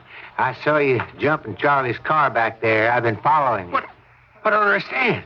My name's Chester Parman. I'm the sheriff's brother. His brother? Yeah, his twin brother. What, you... Wait a minute. You're the service station attendant. Yeah, that's right. Thank goodness I found you. You're still alive. Well, your brother's dead. I can't say I'm sorry. The lure of that crazy fantasy had him turned into a madman. It's not a fantasy. There really is a treasure. I don't want to hear about it. Those mountains can keep it for all I care. Wes talked me into helping him at first. When he started killing people, I tried to pull out, but then he threatened me, his own brother. I wanted to warn you, but I was scared. Then I just couldn't let this go on any longer, so I come out here looking for you. Now, come on. I'll drive you back to your car and get it running. I figure that's the least I can do for you, huh? Just a minute. Charlie kept a gun in his car. I want to get it. What for? One of them is still alive, the doctor. I'm not taking any more chances.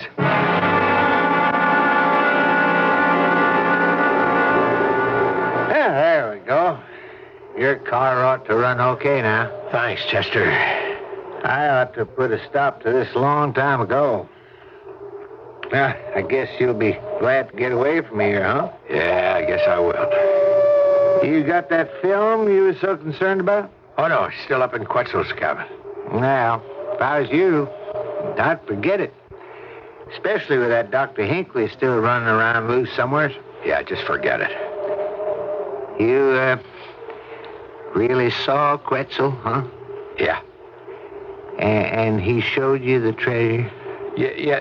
No, I never saw it. Oh. Well, I suppose it's just as well. Yeah. Say, you sure you're all right? Well, I feel kind of sick. I'll be okay when I'm on the open road. Thanks, Chester. All right. Well, good luck.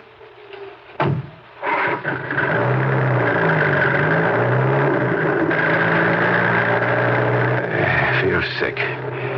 Must be that truth serum. Now what? A film. Maybe I ought to go get it. I'd come right back. Oh, no, it's the doctor. Just stay away. Mr. Hudson! Mr. Hudson, wait!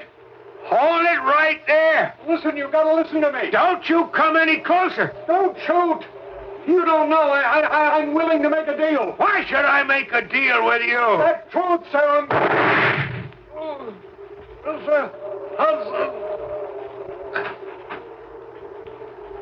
I don't need you, Doc. I don't need anyone. I'm the one who knows where the treasure is.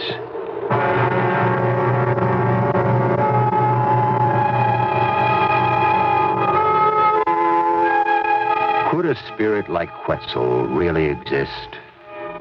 Why not? There are more things in heaven and earth than are dreamt of in our philosophies. And the treasure of Montezuma never has been found, has it? Human knowledge has doubled in the last 50 years and will double again in the next 20.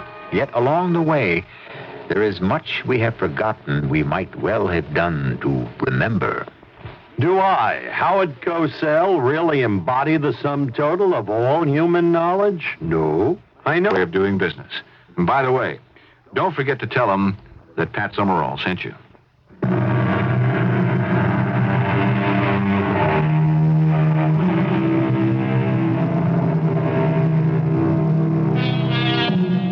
Are the great pre-Columbian civilizations off Central America really dead? Could the people who built the vast pyramids of the Yucatan disappear without a trace? Perhaps, for no civilization can live forever, even ours. But something of a culture can survive, even if it is only the mysterious power to keep its secrets safe from the prying eyes of modern man. Our cast included Mason Adams, Bob Dryden, Ken Harvey, and Court Benson. The entire production was under the direction of Hyman Brown. Radio Mystery Theater was sponsored in part by Contact, the 12-hour allergy capsule, by X-Lax, and General Electric Citizen Band radios. This is E.G. Marshall inviting you to return to our Mystery Theater for another adventure in the macabre. Until next time, pleasant dreams.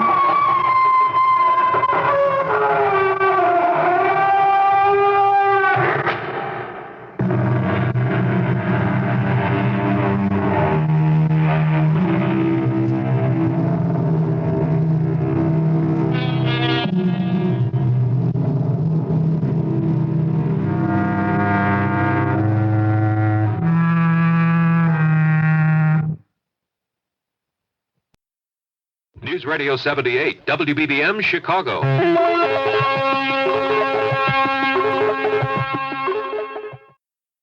The CBS Radio Mystery Theater presents...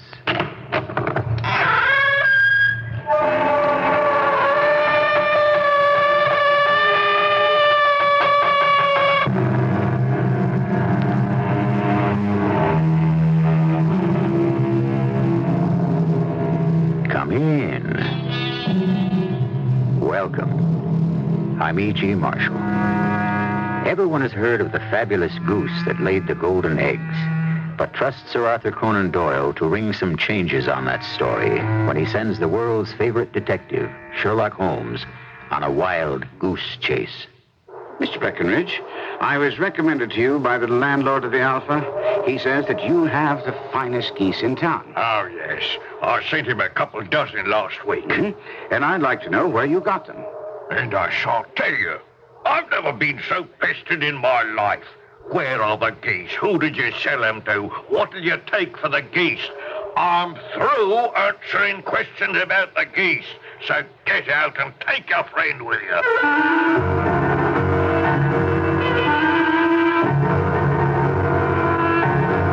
Our mystery drama, The Adventure of the Blue Carbuncle, was adapted from the Sherlock Holmes classic especially for the Mystery Theater by Murray Burnett and stars Kevin McCarthy. It is sponsored in part by ARM, Allergy Relief Medicine, and Buick Motor Division. I'll be back shortly with Act One. When it's so hot the thermometer is about to blow its top, it's time for country time. Country time! Country Time tastes like that good old-fashioned lemonade. Country Time lemonade flavored drink. Not too tart, not too sweet. Natural lemon flavor. Just right when you've got a thirst for the taste of good old-fashioned lemonade. Country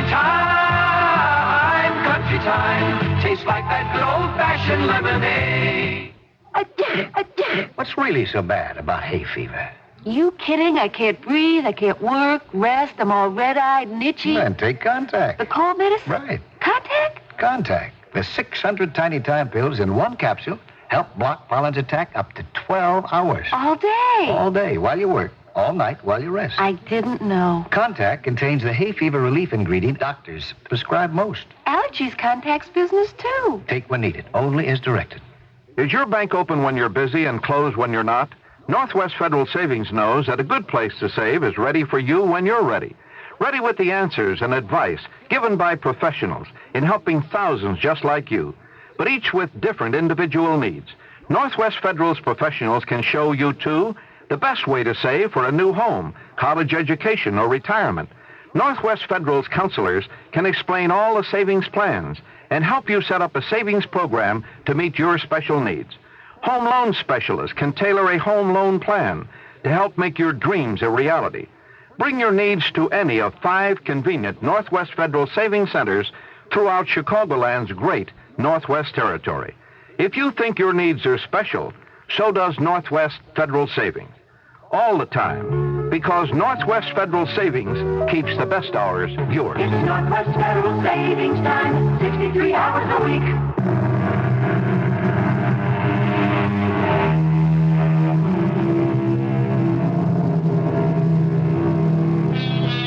So many of the Sherlock Holmes stories begin in that famous flat at 221B Baker Street that we overlook one obvious fact. The address is so well known, we assume everyone knows exactly where Baker Street is. And somehow I think that's a mistake. For those of you who've never been in London, let me place Holmes' headquarters more exactly. Baker Street runs from Regent's Park to Hyde Park. At the southern end, near Marble Arch, is the site of the United States Embassy. And so halfway between Regent's Park and Hyde Park, we join Sherlock Holmes and Dr. Watson at 221 Baker Street. And it wouldn't be amiss to wish them both a Merry Christmas. The second morning after Christmas, 1893, I'd called upon my friend Sherlock Holmes with the notion of wishing him the compliments of the season. But I found him intently examining a very disreputable and seedy, hard felt hat. And seeing him thus occupied, I said, if you're engaged, I don't mean to interrupt you. Oh, my dear Watson, I'm delighted to have a friend with whom I can discuss my results. The matter of this hat is perfectly trivial, but there are some points of interest. I suppose it's the clue which will guide you to the perpetrator of some crime.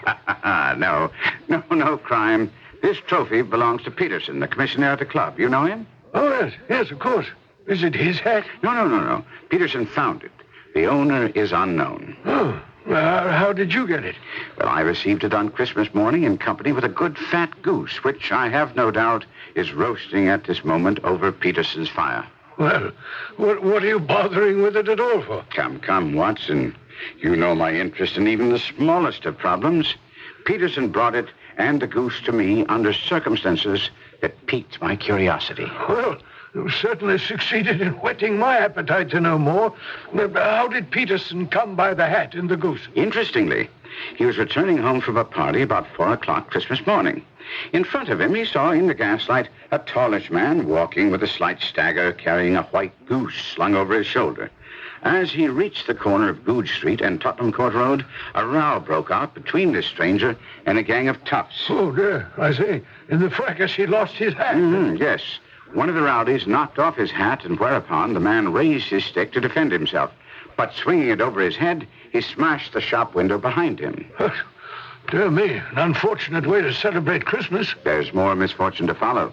Peterson ran forward to protect the stranger from his assailants, but the man, shocked at having broken the window and seeing an official-looking person in uniform rushing towards him, dropped his goose, took to his heels, and vanished. And the toughs? Also fled at the appearance of Peterson. so that he was left with the spoils of battle, this battered hat and a most unimpeachable Christmas goose. Which surely he restored to the owner. My dear fellow, there lies the problem. It's true there was a small card tied to the bird's left leg on which was printed, "For Mrs. Henry Smith." It's likewise true that the initials HS are legible upon the lining of this hat. But there are some thousands of Smith and quite a few hundreds of Henry Smiths in this city of ours. It's not easy to restore lost property to the rightful one. I see. What happened to the goose? I kept it until this morning, when there were signs that, in spite of the slight frost, it should be eaten without delay. I see. Therefore, it's now roasting on the hearth of the finder while I have the hat. Didn't this Smith advertise? No. Then you have no way of establishing his identity. Only as much as we can deduce from the hat. You must be joking. What in the world can you gather from this old battered felt? Here's my lens. You know my methods. What can you gather yourself as to the individuality of the man who has worn this article? I took the tattered object in my hands and turned it over rather ruefully. All I could see was that it was a very ordinary black hat, much the worse for wear. The lining had been of red silk, but was much discolored. There was no maker's name. I saw the initials. There seemed to have been some effort to hide the discolored patches by smearing them with ink. I handed it back, saying, I see nothing, Holmes. On the contrary, Watson. You see everything, but you fail to draw inferences. All right. Then you tell me what you can infer from that hat. The man was fairly well-to-do within the last 3 years, although he has now fallen upon troubled days. He has foresight, but less now than formerly, pointing to a moral retrogression, which, when added to the decline of his fortunes, seems to indicate some evil influence, probably drink. This may also account for the obvious fact that his wife has ceased to love him. Oh, my dear Holmes, I never heard such flights of fancy. He has, however, retained some degree of self-respect. He leads a sedentary life, is middle-aged, has grizzled hair, which he has cut within the last few days, and he uses lime cream on his hair. Of course, you must be joking. Also, by the way, it's extremely improbable that his home is lighted by gas. Oh, no, that's too much. But I'll skip that and go back to the deduction about his fortunes being in decline. Where do you see that? This hat is 3 years old. So you say? These flat brims curled at the edge were fashionable then, but not since. It's a hat of the very best quality. Look at the band of ribbed silk and the excellent lining. If this man could afford to buy so expensive a hat 3 years ago and could afford none since, then assuredly he's gone down in the world. It's so obvious when you explain it. How about the foresight and the moral retrogression? Here's the foresight, Watson. This little disc and the loop which secures the hat against the wind. They're never sold with hats. This man ordered one, showing a certain amount of foresight, since he went out of his way to take this precaution against the wind. But the elastic's broken. Precisely, Watson. It's broken, and he hasn't troubled to replace it, although it's cheap and easy enough to have done. Therefore, he has less foresight than formerly. I can't see that. Why isn't it that he just doesn't care? Impossible. He's tried to conceal some of the stains on the hat by daubing them with ink, so he hasn't entirely lost his self-respect. Well, I suppose you deduce that he's middle-aged, recently had his hair cut, and uses lime cream from an examination of some stray hairs found in the hat. Good, Watson. If you use the lens on the lower lining, you will find a number of hairs clean cut by the scissors of the barber. There's a distinct odor of lime cream, and the hairs are adhesive. Yes, fine. But the sedentary life. The dust on the hat, Watson. Not the gritty gray dust of the street, but the fluffy brown dust of the house. The hat has been hung indoors most of the time. But his wife, you said that she'd ceased to love him. This hat hasn't been brushed for weeks. When I see you, my dear fellow, with a week's accumulation of dust upon your hat, and when your wife allows you to go out in such a state, I shall fear that you also have been unfortunate enough to lose your wife's affection. My word. Well, he might be a bachelor. Doctor, you forget. He was bringing the bird home as a peace offering to his wife. Remember the card on the bird's leg? Well, fair enough. But you will admit that you were guessing when you said he was without gaslight. Not at all. One tallow stain on a hat, even two, may come about by chance. But when I see no less than 5, I think there can be very little doubt that the individual must come into frequent contact with burning tallow. Can you not see him, Watson, walking upstairs at night after a drinking bout, with his hat in one hand and a guttering candle in the other? Well... Come, my old friend. You must admit he never got tallow stains from a gas jet. Jove, you have an answer to everything. But all of this seems to be rather a waste of energy. The goose! Mr. Holmes, the goose! What of it? Has it returned to life and flapped off through the kitchen window? See here, sir. See what my wife found in its crop. By Jove, Peterson, that's treasure trove indeed. I suppose you know what you've got. Diamonds. Precious stone. It's more than a precious stone. It's the precious stone. By Jove, the Countess of Morcar's blue carbuncle. Bullseye, Doctor. I see you've been reading the advertisements in the Times also. There's a reward of £1,000, and that's not within a 20th of its market price. £1,000? I'll have to go right off to the police with it. No. You leave the stone with me, and I'll see that you'll get the reward. And what will I tell my wife? What did you tell her before you came here? Well, that I was off to see you and then to the Pooree. Tell her the truth, that you wanted to go to the police, but I was the one who wouldn't have it.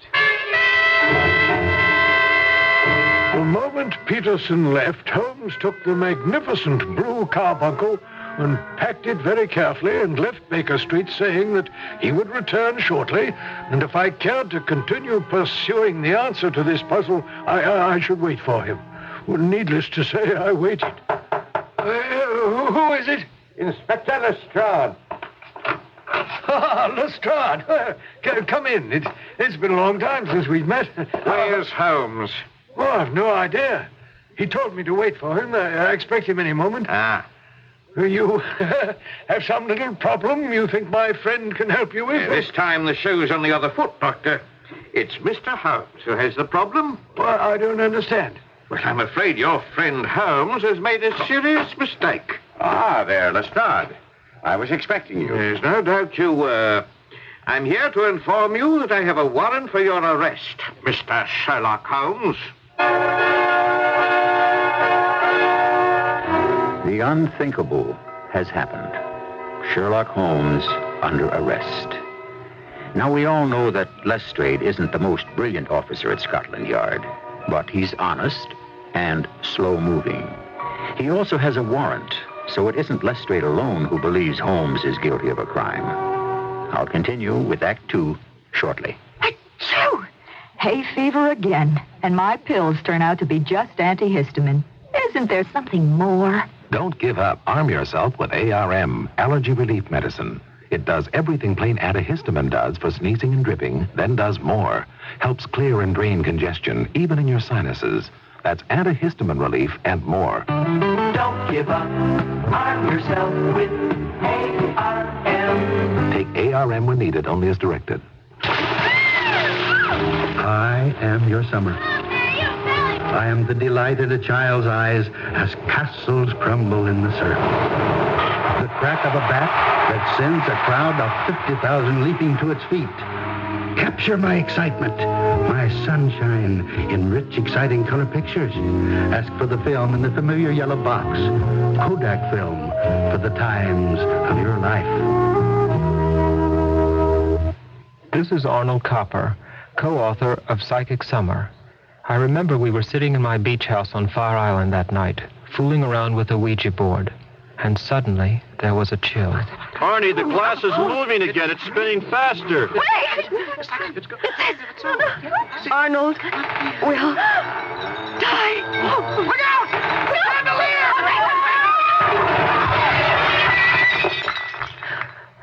did it happen? What you have just heard is a recreation of a real event, and just the beginning of the psychic summer I nearly didn't live to tell about. The house no longer exists. People have moved, and I feel free to tell exactly what happened. I know how incredible a story Psychic Summer is, but it isn't like The Exorcist or The Omen, because Psychic Summer is true. Psychic Summer, the startling bestseller about a real-life psychic encounter. Now a Dell paperback.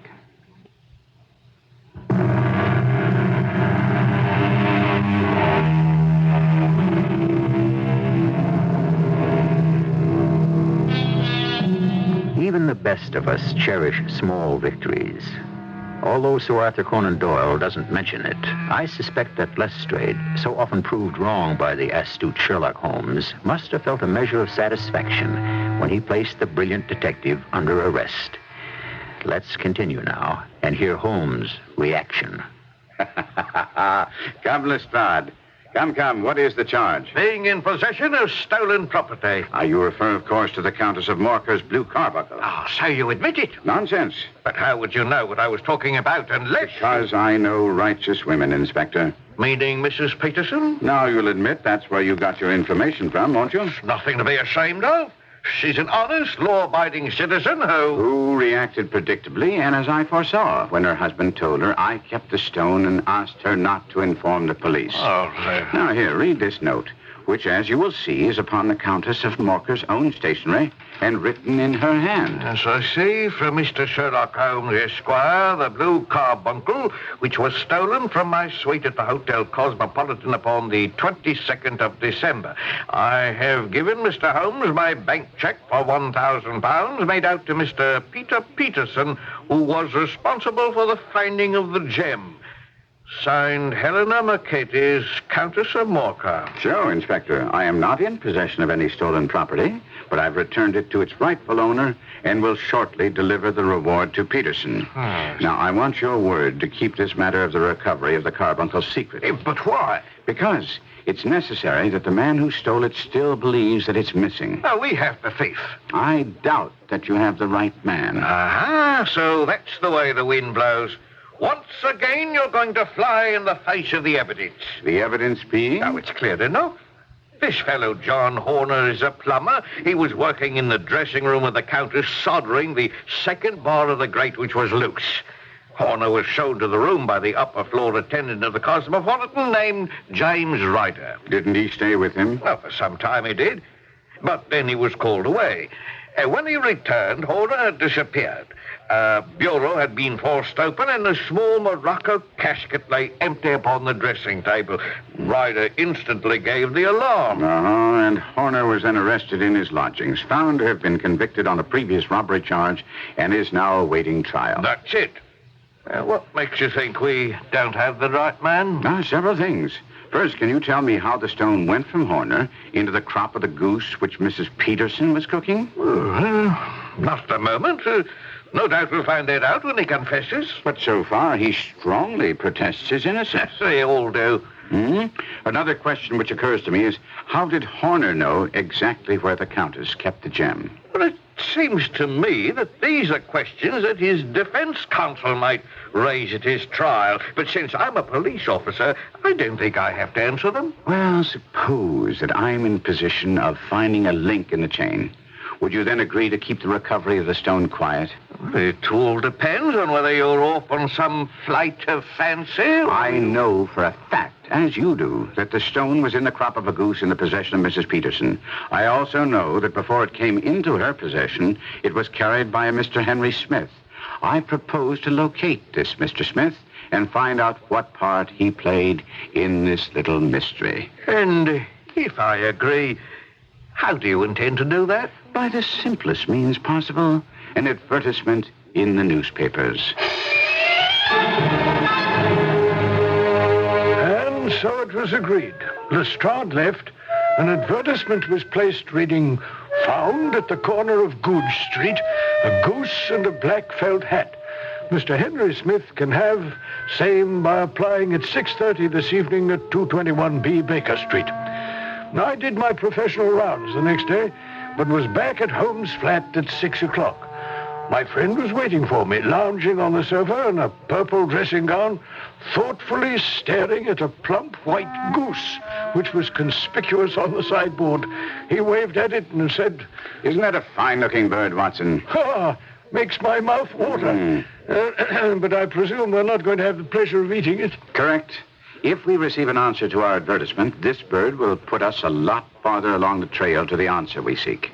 You think Horner innocent? That's putting it a shade too strongly. I'd rather say that the police have accepted all evidence at face value and made no effort to answer the questions I put to Lestrade here yesterday. However, Mrs. Hudson is preparing our dinner, which we shall have at 7, unless we're interrupted. Before we could start dinner, there was a knock at the door. I opened it to admit a tall man in a Scotch bonnet with a coat buttoned up to his chin. Holmes rose from the sofa to greet him. Ah, Mr. Henry Smith, I believe. Oh, yes, that's my name. Pray take this chair by the fire, Mr. Smith. Oh, thank you, Mr. Holmes. It is Mr. Sherlock Holmes, isn't it? Yes, and this is Dr. Watson. I do. Well, I don't mean to be impertinent, but I'm at a loss to understand how a man of your reputation comes to be involved in a matter concerning a goose and a hat. This is your hat, sir. Oh, yes, thank you. Since you know my identity, you must also know my disposition for observation and oblige me by putting it on. Oh, of course. A perfect fit. Well, sir, we've retained these things for you for some days because we were looking for an advertisement from you giving your address. Well, shillings aren't so plentiful with me as they once were. I believe that gang of roughs who assaulted me had made off with both my hat and the bird. I didn't care to spend more money in a hopeless attempt to recover them. Quite so.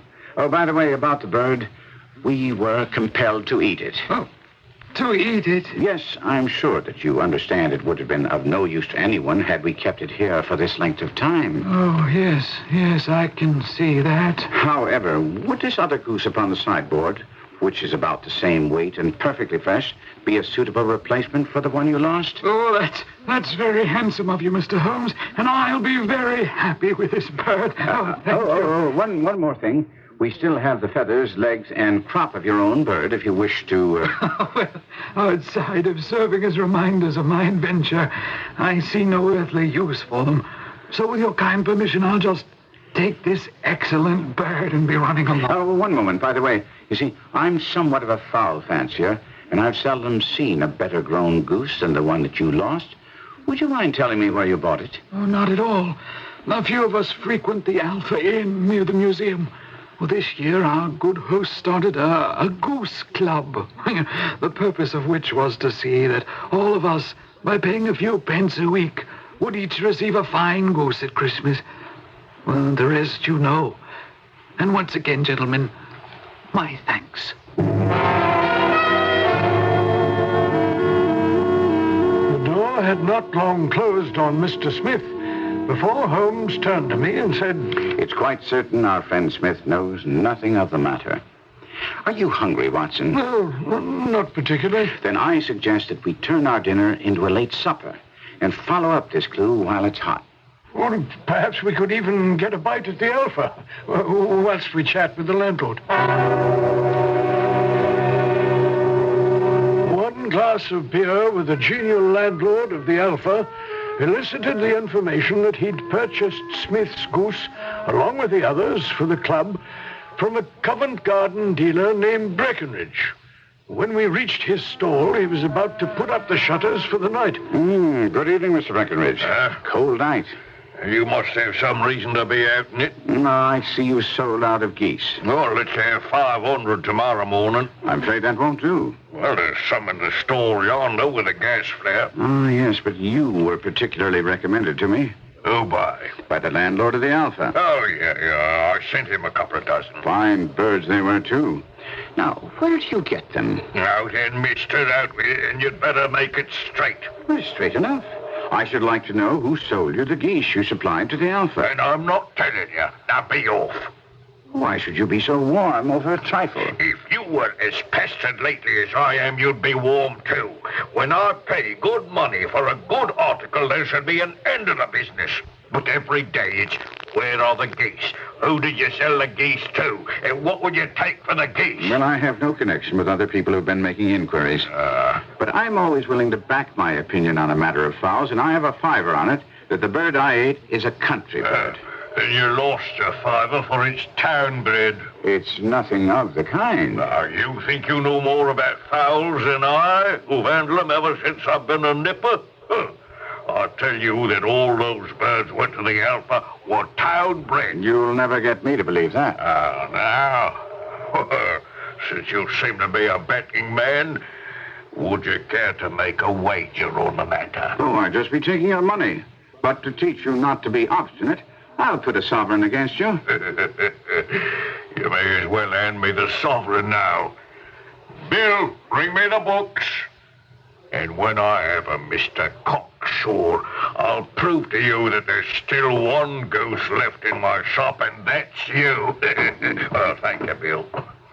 Now, this book lists the names of all the folk from whom I buy. On this page here are the country folk, and their numbers after their names are where their accounts are on the big ledger. Now then, you see this page in red ink? That's a list of my town supplies. Now, look at the third name and read it out to me.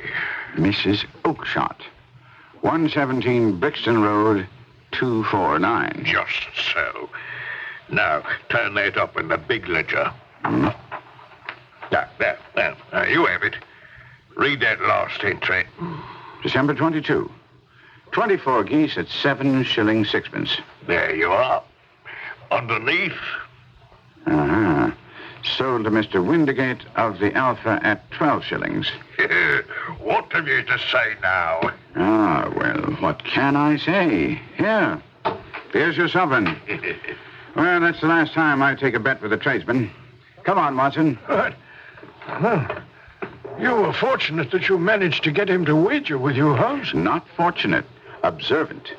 When you see a man with whiskers of that cut, with a pink betting slip protruding from his pocket, the odds are all in your favor that he can be drawn by a bet.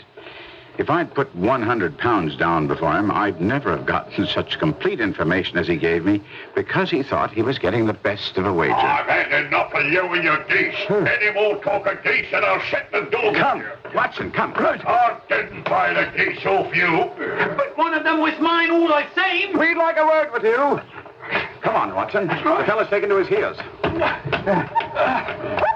George, chap runs like a hare. He won't get away, and it'll be worth your while to talk with us. Tell the smasher that I can't give him what I ain't got. But I'm still trying.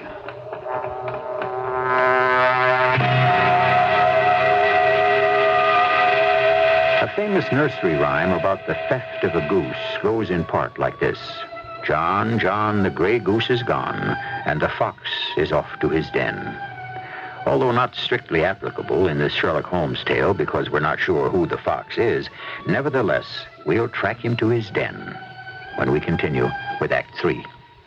Oh, will it be, Bill? Soda, shaving cream, or prescription? It's my hemorrhoids, Mr. Edwards. Pain, itching. Well, most of my customers use this. Preparation H? Well, in many cases, Preparation H relieves occasional pain and itch for hours. Yeah, that's great. And Preparation H actually helps shrink swelling of hemorrhoidal tissues caused by inflammation. I'll buy that. Doctor-tested Preparation H comes in ointment or suppositories. Soothes pain and itch and actually helps shrink swelling of hemorrhoidal tissue. Now use only as directed. I just noticed our bathroom. It's been there for years, Harry. Not funny, Margaret. Smells like mold and mildew are in there. I never heard them go in, Harry. Also not funny, Margaret. We need the Lysol spray. Summer means hot, humid weather and mold and mildew. Summer means it's time for Lysol spray. Lysol disinfectant spray stops mold and mildew and their odors on bathroom tiles. And it kills athlete's foot fungus on shower floors. Leaves a fresh, clean scent. Summer means it's time for Lysol spray.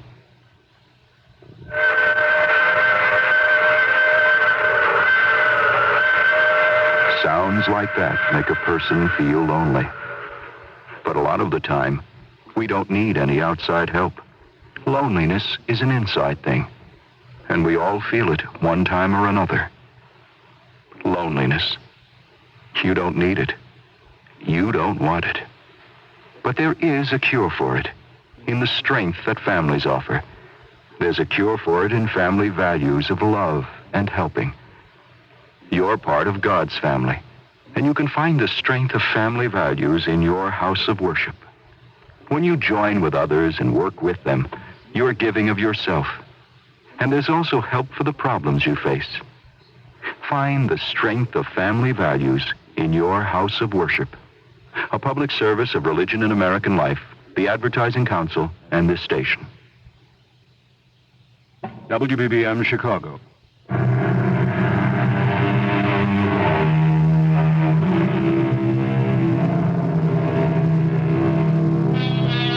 Everyone's familiar with the phrase, your goose is cooked. In The Adventure of the Blue Carbuncle, the cooking of the goose marked the beginning rather than the finish of a story. We pick up Sherlock Holmes and the faithful Watson hot on the trail of a man who's also interested in the whereabouts of the cooked goose, which was the receptacle for the world-famous Blue Carbuncle. It's useless. It's useless, Watson. We've lost him. Time to stop using our feet and start employing our brains. Well, I'm happy to hear that, Holmes, because to tell the truth, I'm not in the best of shape for running through the streets of London. What do we do? Follow up 2 clues that have been given to us. The Smasher is an infamous name in the London underworld. Oh. I have ways of reaching him, and... And Mrs. Oakshott? No, not quite yet. We've discovered where the goose was grown. Now, I think we should set about checking where it fed. I left my friend to go to my home, but made an appointment to have dinner with him the following night. Much to my surprise, when I arrived, I found Inspector Lestrade of the Yard sitting opposite Holmes. Lestrade had a long face. Watson, the Inspector Superiors at Scotland Yard are expressing some concern over the fact that they may look foolish if it turns out that they have once again arrested the wrong man. They're much more concerned of our rowdy disturbance at the Hotel Cosmopolitan this morning. What has that to do with me? Now, come off it, Mr. Holmes. I know what a marvel you are at disguises, and I'll bet my last copper that you were one of those toughs that got into a disgraceful brawl in front of the hotel today. Indeed, Inspector. And can you advance any reason why I should be involved in such a fracas? Because you're still poking around about the Countess of Moorcar's Blue Carbuncle. Well, I'm convinced Horner is innocent, and I'm hoping that I'll be able to marshal enough facts for you to render me some assistance. You admit you need our help. In this matter, definitely. And what do we get out of it? I think I can promise to save you and the Yard some embarrassment in the matter of the man now in jail. First, I'd like to know what you want from us. I want you to pick up the Smasher. The Smasher? On what charge? Doesn't matter. Anything that will hold him overnight. Use the brawl at the Cosmopolitan. He wasn't there. But 2 of his boys were. So you were the other man. That's of no moment now. What is important is that the Smasher should be out of the way tonight. Why? Do you think this Smasher took the Carbuncle? At the moment, I have only suspicions. What I do know is that the Smasher is involved. Else why would 2 of his toughs be posted at the Cosmopolitan entrance? Most of the people who stay at the Cosmopolitan are wealthy. The Smasher might have had some other reason. Granted. But the fight didn't start until they found out someone else was inquiring about Mr. James Ryder. Oh? Who, quite coincidentally, called in sick today. He was not at work. Mightn't he have been really ill? If my theory is correct, he is ill of fright. I think Mr. Ryder knows something that the Smasher wants to know. And that knowledge has frightened him half to death. After some grumbling and a promise from Holmes that the Yard could release the Smasher the first thing in the morning, Lestrade agreed. Holmes and I immediately set out for Ryder's lodgings, which weren't too far from Mrs. Oakshott's address in Brixton Lane. Ryder had a room tucked away at the top floor of a small house at the end of a mews. As we approached it, Holmes warned me... Now keep a sharp eye out for anyone loitering around the entrance, Watson. You think the Smasher has some of his men watching the house? I think it's a distinct possibility. I'm not concerned about them watching. I just don't want them preventing us from entering. There they are. Oh, yeah. Follow my lead now. I don't want you getting any wrong ideas now, mister. My sister's a very refined gal. Not the sort you can play tricks with. She's used to gentlemen. You understand? You told me all that in the pub. But I don't have any wrong ideas. I'll behave in a proper fashion. We weren't challenged as we entered, and whilst we were climbing the stairs, Holmes complimented me. You did well out on the street, Watson. Just enough to throw them off the scent if they had instructions to stop anyone who might be looking for Mr. James Ryder. Here we are. Who's there? My name is Sherlock Holmes. Open up. What do you want? I can be of assistance to you in the matter that's troubling you. What do you know about it? I know everything about it. How do I know it isn't a trick to get me to open? You're interested in geese, or rather one goose, white, with a black bar across its tail, which was sold to Mr. Windigate of the Alpha Inn and given by him to Mr. Henry Smith. Oh, sir, you're the very man I've longed to meet. I can hardly tell you how interested I am in this matter. Oh, come in quickly. These elaborate precautions for your safety won't be necessary, Ryder. The smasher's in jail. And that's where you'll be very shortly, unless you tell me the few things I need to know to make my case complete. Oh, for Lord's sake, have mercy, sir. Don't have me thrown in jail. Think of my father. Think of my mother. Oh, please, sir, have mercy. I'm thinking of John Horner, the innocent man you put in the dock for a crime he didn't commit. I'll leave the country. I won't give evidence against him. Then the charge will be dropped. We shall see. First, I will tell you that I have almost every link in my hands and all the proofs a prosecutor would need. So I'll be able to check you if you lie. Oh, I promise, sir. You shall have it all. Very well. Now, you decided to steal the stone. When and why? Well, I wanted to get married. You see, Catherine Cusack and... her ladyship's waiting maid. Oh, yes. Well, I was mad for her, and she said the only way she'd have me was if we had a nest egg to set aside. Then she told me where the Countess kept her gem, but I could see no way for us to get it and not be suspected until I heard about Horner. Indeed, Ryder, there's the making of a very pretty villain in you. When you learned that Horner, the plumber, had been mixed up in some such matter before, you laid your plans. You and your confederate created some small job in my lady's room, knowing that Horner should be sent for. He did the job, left, then you rifled the jewel case, raised the alarm, and had the poor soul arrested. Yes, all this I know. Now, how came the stone into the goose, and the goose into the open market, and how did the smasher get into the picture? The truth now, for that's your only hope. Well, after Horner had been arrested, it seemed to me I'd best get away with his stone at once. For I was afraid the police might take it into their heads to search me and my room. A pity they didn't. Well, I wish it had never happened. Believe me, it was the first time, and I was really in a sweat. I left the hotel, as if on some errand, and went to my cousin's house. Now, she lived in Brixton Road, where she fattens fowls for market. When I got there, she asked me what was wrong because I was so pale and in a sweat despite the cold. Well, I told her I had been upset about the robbery in the hotel. Then I went into the backyard and smoked a pipe and wondered what was the best thing to do. Mm-hmm. And that was when you got the idea about the goose. No, not at first. I was thinking about how to turn the stone into money. I knew I'd have to have help, and that's when I thought of the smasher. But I just couldn't face the idea of going out into the street again with the stone in my pocket. Well, I saw the geese waddling about, and I remembered my cousin had promised me the pick of her geese for a Christmas present. Mm-hmm. And it was then that you got the ingenious idea of secreting the stone in the goose. Well, Mr. Holmes, I was sure I'd found the perfect hiding place. I drove one of the birds behind a little shed in the yard, caught it, and pried its bill open and pushed the stone down its gullet as far as my fingers could reach. The bird gave a gulp, and I knew it had swallowed the stone, but the creature flapped and struggled, and And out came my cousin to see what was the matter.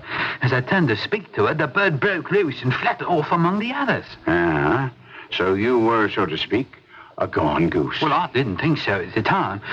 My cousin had picked out another bird for me, but I remembered the bird I had, a big white one with a barred tail, and I insisted that was the one I wanted. Had you kept your eye on it? Well, as well as I could.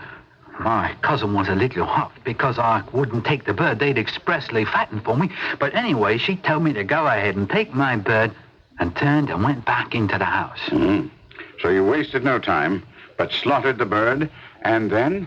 Well, then I slung it over my shoulder and went about getting to see the smasher. I'd heard of him about the hotel. So you're the shrimp what's been asking for me, eh? All right now, what's it all about? Well, I've got something I want to dispose of. Yeah, something hot, huh? I guess so. It's, well... You lifted something. Well, yes, you might say. I want to know how you heard about me. You know a man named Monley? Of course I do. He's doing 5 to 10 in Pentonville. How do you know Monley? I used to work where I do. The Hotel Cosmopolitan. Don't tell me you're the bloke what pinched that there blue carbuncle of the Countess. I am. Well, now, maybe there's more to you than meets the eye. You got it with you? Yes. Let's have a look. Now, hold on a minute. You have to understand, this is... Well, I'm not really experienced at this sort of deal. How does it work? Like clot of cream. Smooth as a whistle. 70% for me and 30 for you. Well, that seems like an awful lot for you. Look, mate, I'm the one who's taking all the risks. Now, let me see the stone. What is it? Right, yeah. In the goose. In the... Like I said before, maybe there's more to you than appears on the surface. Here, take me knife. Oh, thank you. Now, it should be right here. In the crop. What kind of a game are you trying to play, shrimp? Well, it's got to be here. I felt it go down. I know it's here. Stop messing about with that bird and tell me what you really did with the stone. Oh, well, it's been a mistake. I must have taken the wrong bird. I'll say there's been a mistake. Let me go. I know the likes of you. You didn't like the split, so you're thinking of talking to Tyndall. No. I never heard Tyndall, I swear. I just got the wrong bird. Yeah. Oh, let me go. I'll go back to my cousin to get the right one. Oh, all right, mate. Maybe you're giving it to me straight. You run back to wherever you got this bird and get the right one. But from now on, the boys will be watching you every blessed minute. I'll be back inside an hour. You see? I promise. And when you got back to your cousins, the goose was gone. You got it, sir. And I've been out of my mind trying to trace the bird and stay away from the smasher. Now, that's the whole story. Say, what's going to happen to me? Well, if you do as I say, much less than you deserve. Oh, sir, I'll do anything. Now, first, you will tell Catherine Cusack to hand in her notice to the Countess. Oh, I will, I swear. And then you will leave the country. Oh, I will, but the smasher... Will lose all interest in you when he discovers that you don't have the gem. Oh, God bless you, sir. I swear that I'm... No more words before I change my mind. Come, Watson. We have to keep our word with Lestrade. After informing Lestrade that he could release the smasher and that the case against Horner would be quietly dropped when no witness would testify, Holmes and I were walking slowly back toward Baker Street.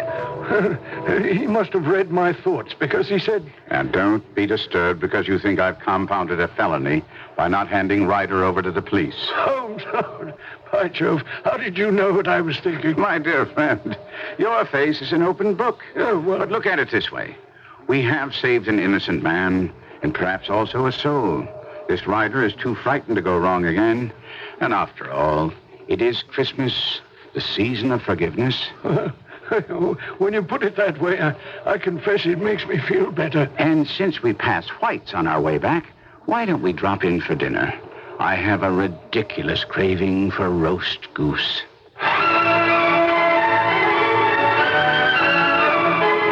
So it seems that Charles Dickens isn't the only English writer who wrote a Christmas story. Although I'll admit that Ebenezer Scrooge is better known than Sherlock Holmes for celebrating the spirit of Christmas. I'll be back shortly. Once upon a time, there was a happy little family. Everybody happy? Happy as a lark. Happy as clam. Indeed, they were the happiest little family you would ever care to meet, until it came time to get in their car. Look, just get in the car. Nah, I don't want to go. Do I have to? This is work. What made them unhappy was that they could never seem to find a car that was right for them. It was either too big and expensive. Maybe we could skip the house payment this month. Or too small and uncomfortable. It's small in here. Ma, your elbow's in my eye. Sorry, honey. Then one day, Father happily announced he had found a car that was just right for them, a Buick Century Custom. Being a midsize, it was neither too big nor too small for them. And being a Buick, it had a V6 engine, lots of room and comfort, and the famous Buick ride. And that pleased them to no end. I'm pleased as punch. I'm tickled pink. I have to go to the bathroom. All of which proves one thing. Maybe money can't buy you happiness, but it can buy you a Buick Century Custom, which for a lot of people is pretty much the same thing.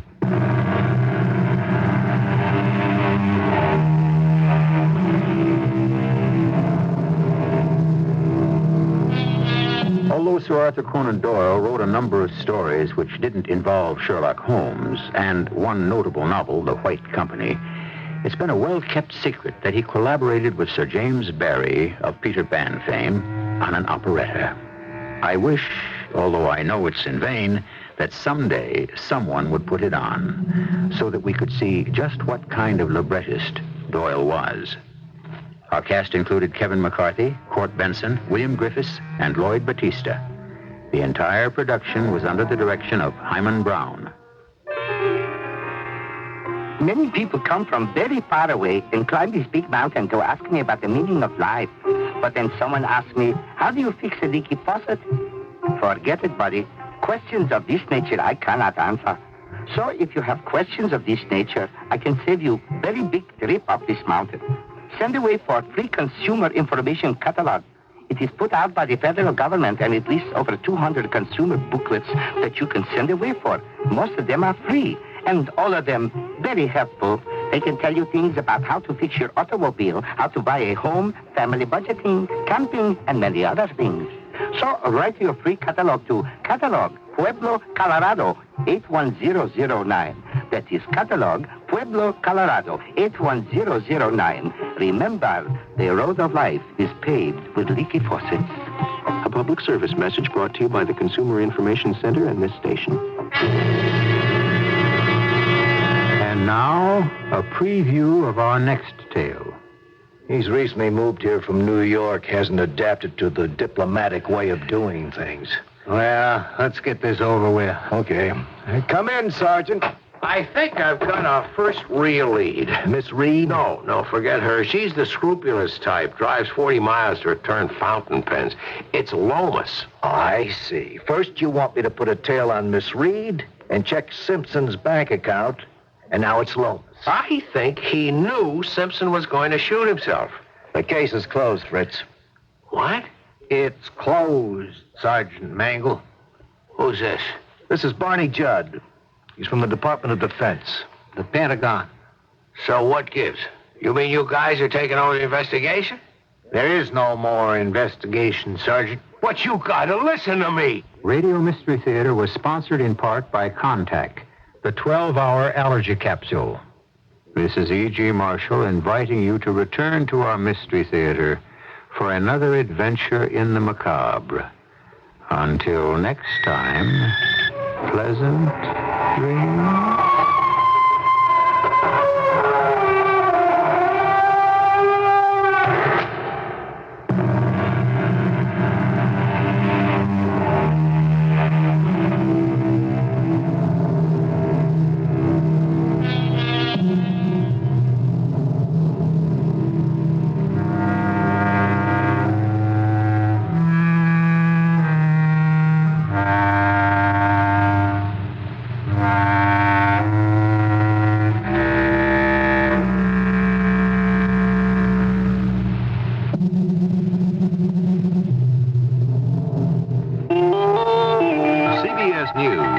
Ambassador Andrew Young comes to the defense of President Carter under criticism from a civil rights leader. This is Doug Poling reporting on the CBS radio network. Young spoke Monday night before the convention of the Urban League in Washington. The League's executive director, Vernon Jordan, was critical of the administration's efforts on behalf of the poor and minorities. In his speech, Young said he identified with the aspirations of the audience, but he also said he agreed with the strategy of the Carter administration in its efforts to achieve its social and economic goals. Young also said he did not think there was any real chance of the president being alienated from the black community. In Young's words, they got nowhere to go. As for Jordan's criticisms of the president, Young said these were disagreements among friends. More news in a moment. Dr. Ernest Sternglass, a radiologist at the University of Pittsburgh, says fallout from a Chinese nuclear test in the atmosphere last September caused an estimated 100 to 300 infant deaths in the United States.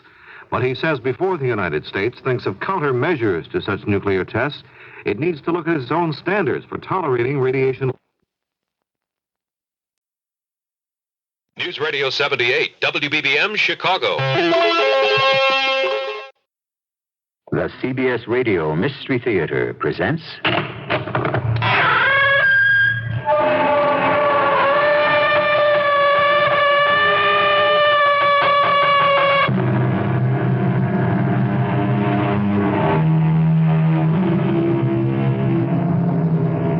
Come in. Welcome. I'm E.G. Marshall. The truth requires two people, said Mr. Thoreau, one to speak it and one to hear it. Haven't we all, at one time or another, been sure we were in the right, yet no one would listen to us? It can be comical. It can be irritating. But what if your job, or your freedom, or even your life hung in the balance? That would be no laughing matter. Fritz, you ever hear of the boy who cried wolf? I'm not crying wolf, Captain. I'm crying treason. What do you mean? Look at the facts. What facts? Okay. Hunches. Fritz, do me a favor. Forget it.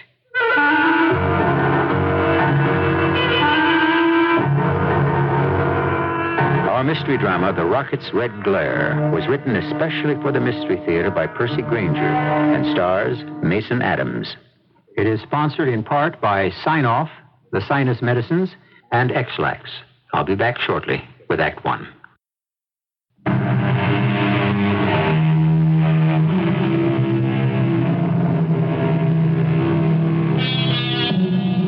Our country is guarded by a mighty fleet of planes, ships, and missiles. Hundreds of thousands of people work in our defense system. And the industries which build our sophisticated armaments employ tens of thousands more. Everyone involved is highly skilled and carefully screened. But with so many people, how can we be certain an occasional bad apple won't find its way into the barrel? The scene is Washington, D.C. Yes, Mr. Lomas? Lucille, come in here, will you? I've got a letter to dictate.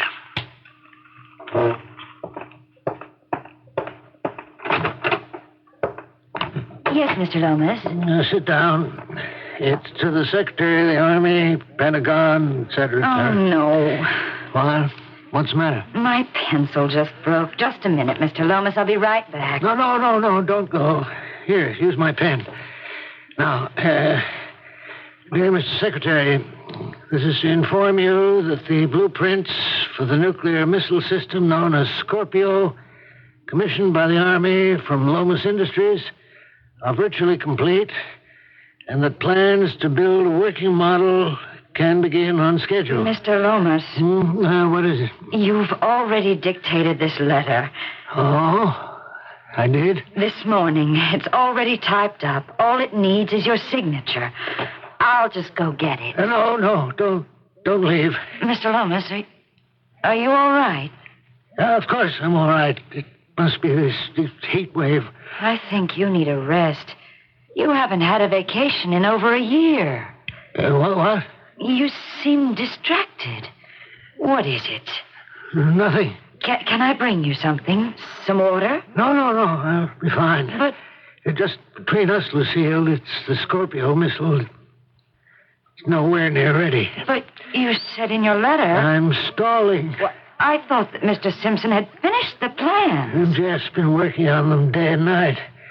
He's got the best mind we've got, but if we don't meet our deadline, the Army could withdraw the contract and we'd be ruined. Let me see. Must be something else I need you for. What was that? What? Well, it sounded like a shot from Mr. Simpson's office. That's all we know, Sergeant.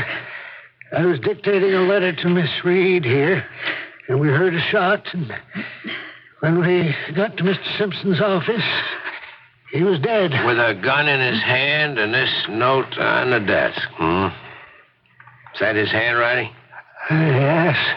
It says, "Forgive me, but I must do this. I have no choice." That's not much of an explanation, is it? No, I guess it isn't. What was Simpson like? He was the kindest, most gentle person. And the most brilliant scientist in the firm. Any reason why he'd want to take his own life? That's just it. There wasn't any. Must have been something wrong. Oh, he was one of the sanest, most well-adjusted people I've ever known. He didn't even drink or smoke. Hello, Fritz. Hi, Captain. This is Mr. Lomas, the president of Lomas Industries, and Secretary Miss Reed. Captain Suggs. Hello. I'm sorry about what happened. Sergeant, could we go now? Miss Reed is upset. Yeah, sure. Just keep yourselves available, so forth, you know. Oh, come on, Lucille. I'll drive you home. It's so tragic. I know. I don't know what we're going to do now. Wait a minute. Just what do you mean by that? Well, Jeff Simpson was working on a new missile. If we don't make the deadline, we could start losing our defense contract. So Simpson was working against time? Yes. But he loved pressure. He thrived on it. Thanks, Mr. Lomas. That's all. They done the autopsy yet, Captain? It's not completed.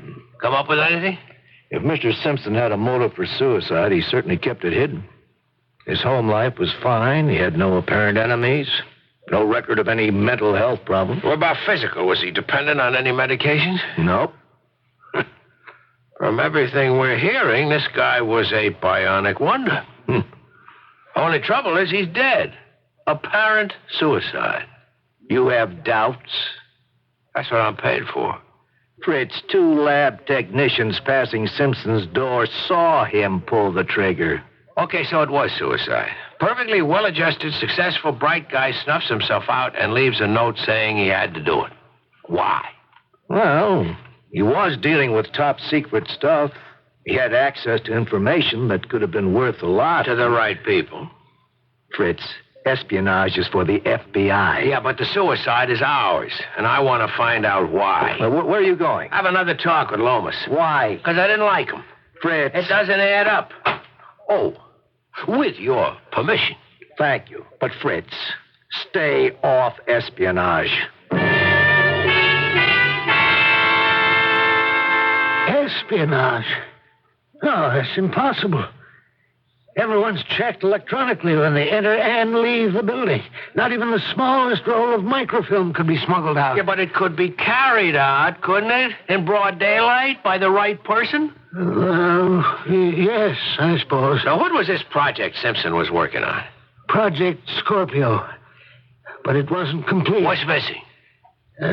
Conversion system or something. I'm really more of a businessman than a scientist myself.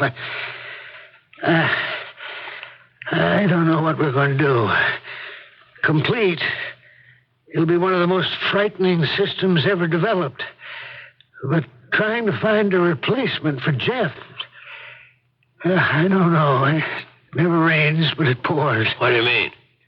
Lucille, Miss Reed, my secretary, has asked for a leave of absence. Oh? Why?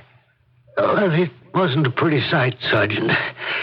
Still, you know the problems of finding a secretary with top security clearance? Let's get back to this Project Scorpio. What makes it so frightening?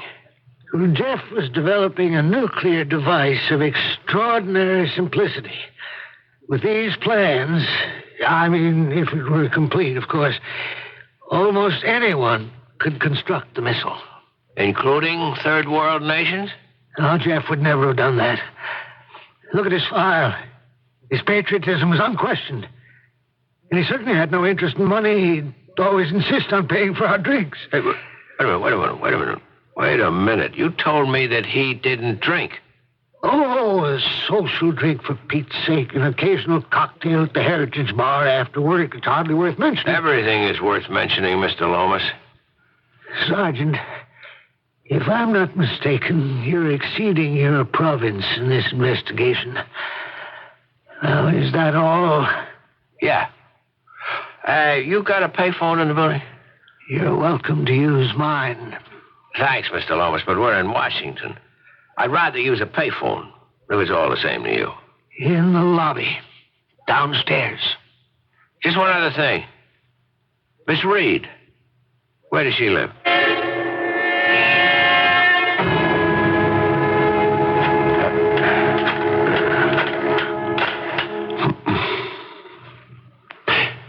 Chips, put me through to His Excellency.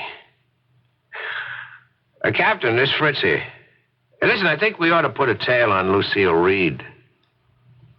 Because she's just quit. That's why. You also run a check on Simpson's finances. Now, let's see. Well, what do you know, Miss Reed? Oh, hello, Sergeant. What are you doing here? Lomas told me that you quit. Oh, just for a week or two. I couldn't keep working. Not after what... I'll buy that. So why are you back? Oh, it's nothing, really. Mr. Lomas lent me his pen this morning, and in all the confusion, I forgot to return it. You live in, Fairfax County? Yes. And you drive 40 miles to return a fountain pen? No. Well, I mean... Well, it's Mr. Lomas' personal pen. Yeah, sure. Listen, I can keep a secret. What do you mean? I mean, you got something going with the boss. It isn't the end of the world. How dare you? I came back to return his pen and to see how he is now. Well, how was he? He was upset, naturally. But even before that, the man's tired. He's overworked. Seemed to have all his marbles to me. Why did he say that? When I went into his office this morning, just before Mr. Simpson... You know... He started dictating a letter he had already written. Yeah?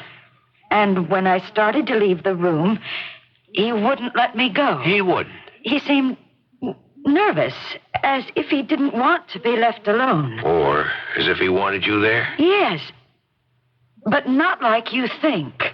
Look, Miss Reed, my apologies. If you'll excuse me.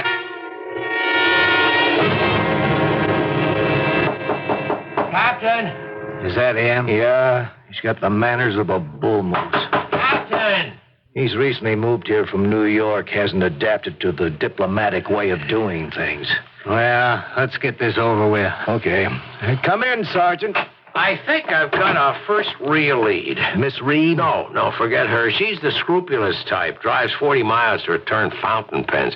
It's Lomas. I see. First you want me to put a tail on Miss Reed and check Simpson's bank account, and now it's Lomas. I think he knew Simpson was going to shoot himself. The case is closed, Fritz. What? It's closed, Sergeant Mangle. Who's this? This is Barney Judd. He's from the Department of Defense.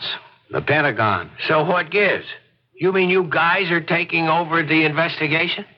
There is no more investigation, Sergeant. But you gotta listen to me. The case is closed. But I... No more questions.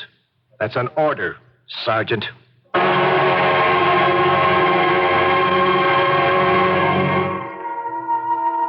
You might as well tell a musician not to play his fiddle as tell a detective like Fritz Mangle to stop asking questions.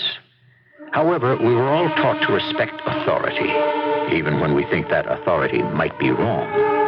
For isn't obedience what holds a society together? I'll return shortly with Act 2.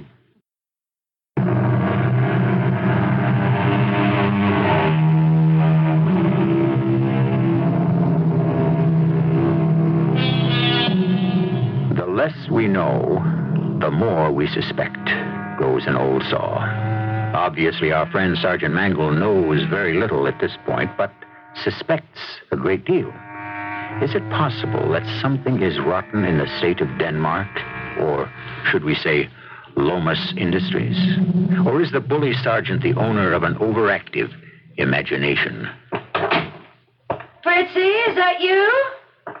Daisy, open us a couple beers and sit down at the kitchen table. Uh-oh. He's brought his work home with him again. Okay. Let's review the case. Fritz. First off, we got a guy commit suicide, for no apparent reason. Fritz.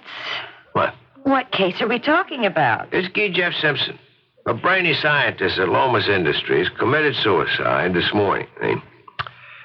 But I got a hunch that Mr. Lomas, that was his boss, knew in advance that he was going to do it. Well, maybe he had a grudge against him and drove him to it. No, I don't think that's it. Simpson was designing a new weapon system that was going to save the firm. Yet his boss lets him pack himself in. Now, what's your first impression? That you got the wrong hunch.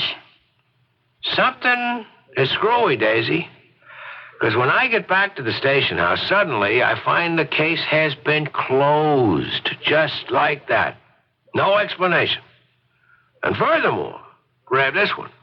I got down to see the autopsy report afterwards, and no one knows anything. It's confidential. What reason did this man have to take his own life? That's just it. There wasn't any reason. This guy had everything going for him. You sure it was suicide? 2 guys saw him pull the trigger. Then obviously the key to the whole thing is finding out why he did it.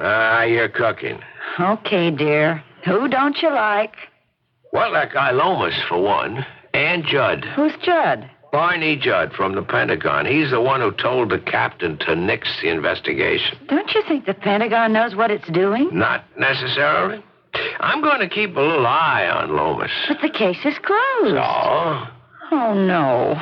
Just whose little eye are you planning to use? No, listen, I got it all figured out already. No, I got a hair appointment in the morning. You see, Lomas' secretary quit on him.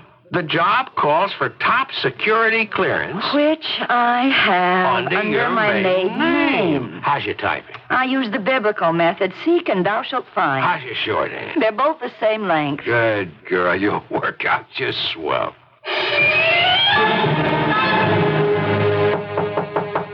Yes?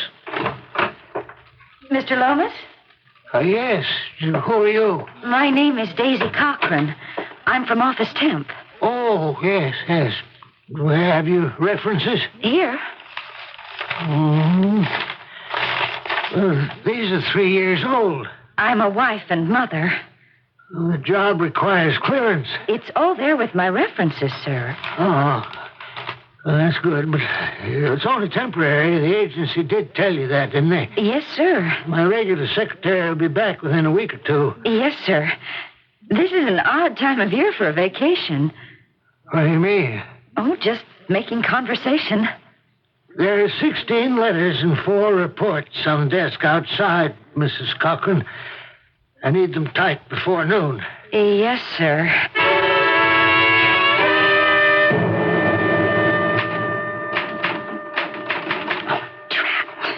Good morning. Oh, good morning. Can I help you? I'm here to see Mr. Lomas. Oh, but he doesn't have any appointments listed. He'll be expecting me. Who shall I say is here? Judd. Barney Judd. Judd? Oh, Judd. Oh, just a minute. I'll buzz him. I'm sorry. I'm a little new here. There. Yes? Mr. Lomas? Yes, Miss Cochran? There's a Mr. Barney Judd to see you. Oh, yes. Send him right in. You can go in, sir. It's the... I know the way.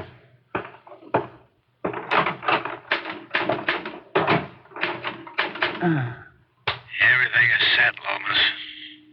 Can you get the plans out of here okay? No problem. You remember the time and place, Judd? North side of the Folger Library, in the shrubbery. 10 p.m. tonight.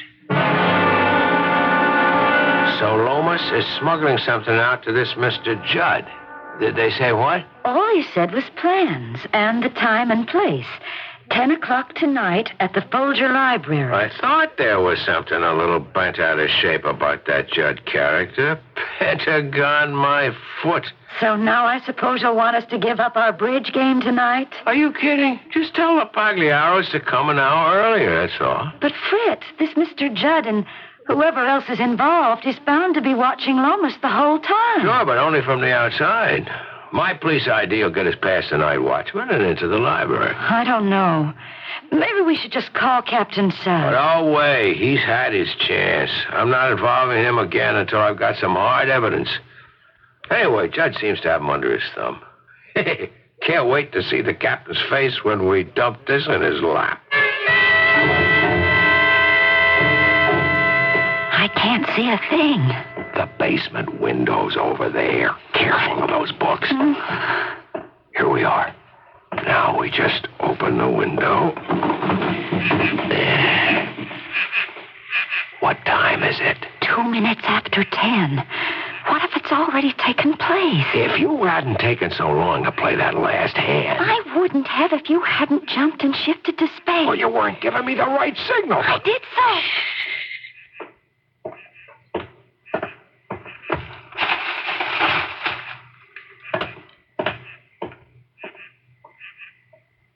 So what do we do now? Wait and nab Judd? No. There may be others with them. The important thing is making sure they don't get those plans. Can you reach them? Not quite. You're smaller. Squeeze through the window. Just enough to... Let's get out of here and see what we've reeled in. The envelope says Scorpio Project. What? Isn't that what you said Simpson was working on? Yeah, but according to Lomas, the plans weren't complete yet. Well, now what do we do? You know, this may work out better than we thought. I think it's time we found out just what those plans are. We still aren't going to the captain? I'm going to the captain. What about me? You're taking these plans over to Brian Keaton. That scientist friend of yours? A nuclear scientist. I want him to check these out. Who are you calling? Oh, I hate to disturb my honored leader at home, but we'd better get tails on Lomas and Judd right away. When they find out their little rendezvous didn't work, we don't want them panicking and taking refuge in some foreign embassy. Oh, don't be so melodramatic. Hello, Mrs. Suggs. This is Sergeant Mangle. Yeah, can I speak to His Eminence? What? I see. Thank you. What's the matter? Captain went back to headquarters at 9:30 this evening. What do you think that means? I don't know, but somehow I get this lousy feeling. I just goofed.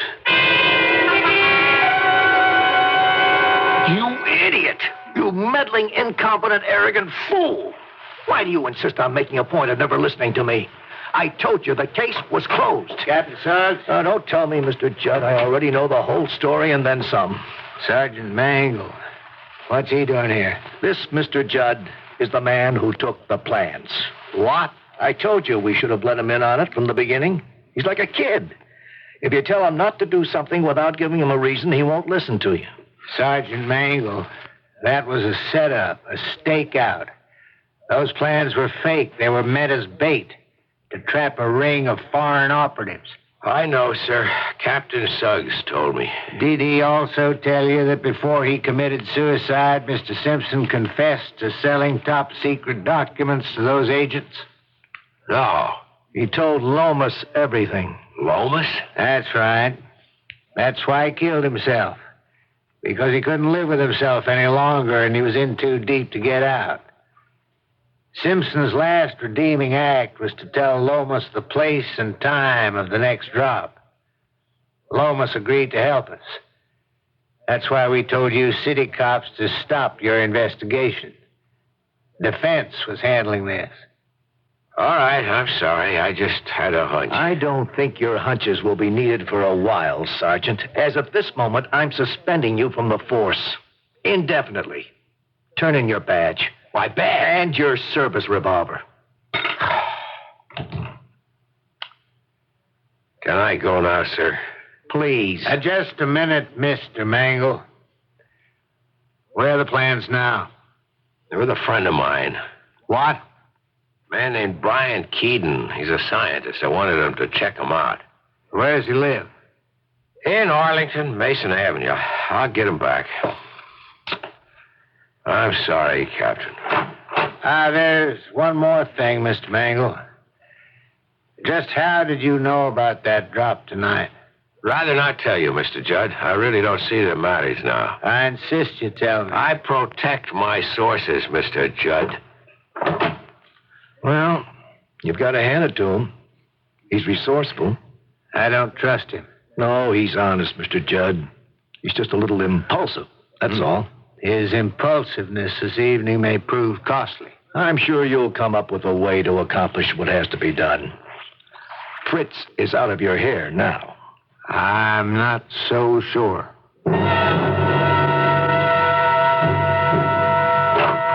Fritz, you're back. Just barely. Why, what happened? Captain Suggs and Mr. Barney Judd took turns using me for a basketball. What? I'm afraid I really loused up good this time, Daisy. That whole episode tonight at the library, the plot we foiled, it was a stakeout. Fritz. It was a trap. The only trouble was we're the ones who sprung it. Fritz, Brian Keaton's been trying to call you for nearly an hour. I know. The plans are fake. No, they're not. What? Brian's checked them over thoroughly, and they are a completely operational blueprint for one of the most deadly weapon systems he's ever seen.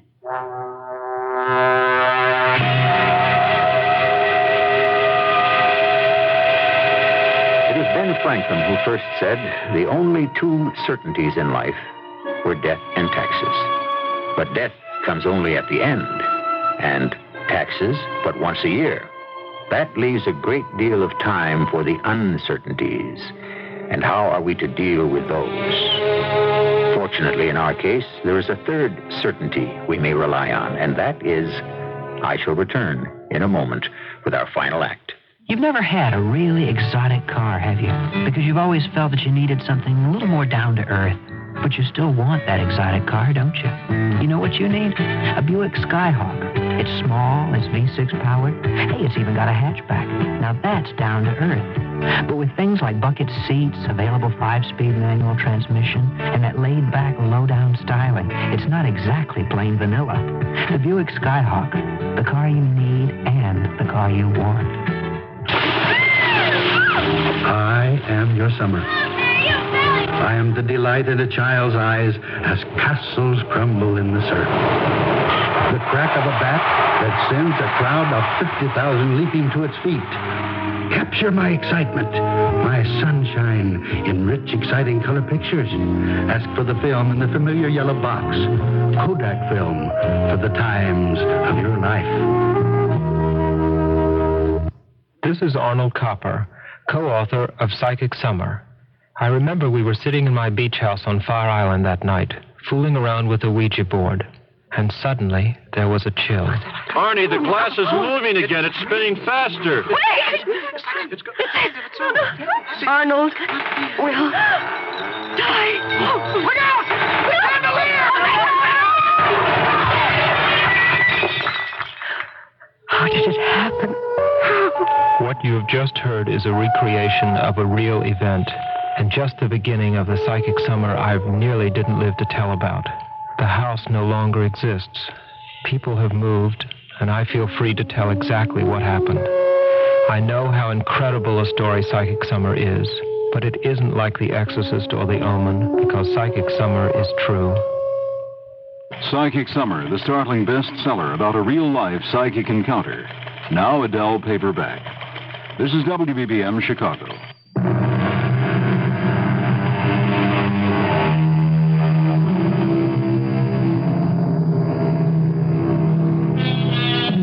Like the lame leading the blind, Daisy and Fritz Mangle seemed to be stumbling into an ever-deepening crater of intrigue and mystery.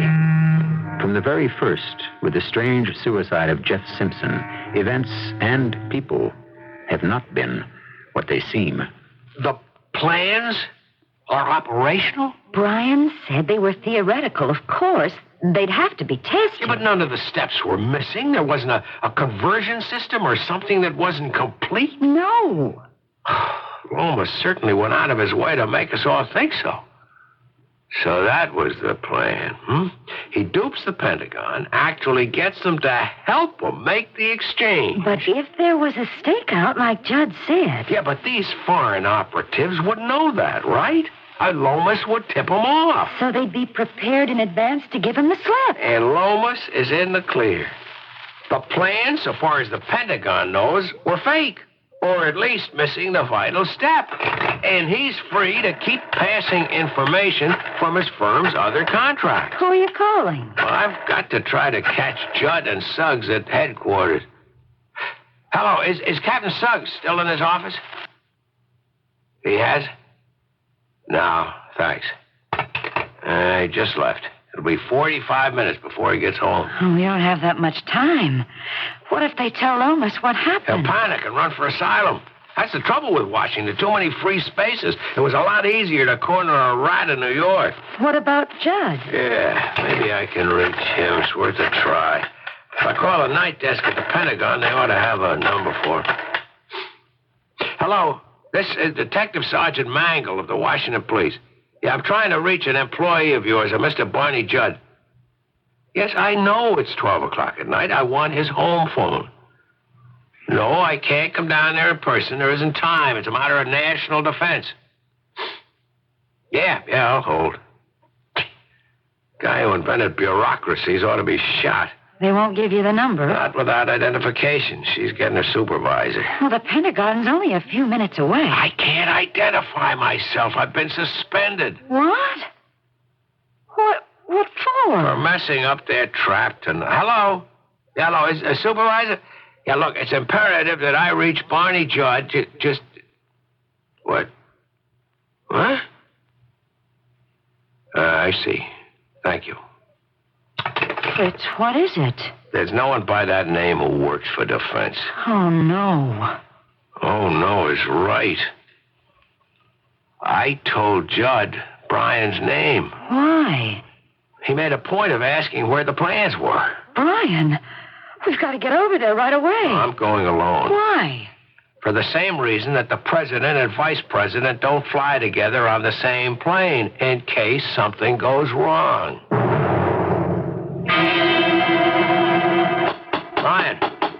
Brian, it's me, Fritz. Open up. Brian! Hey, the door's open. Brian? Brian?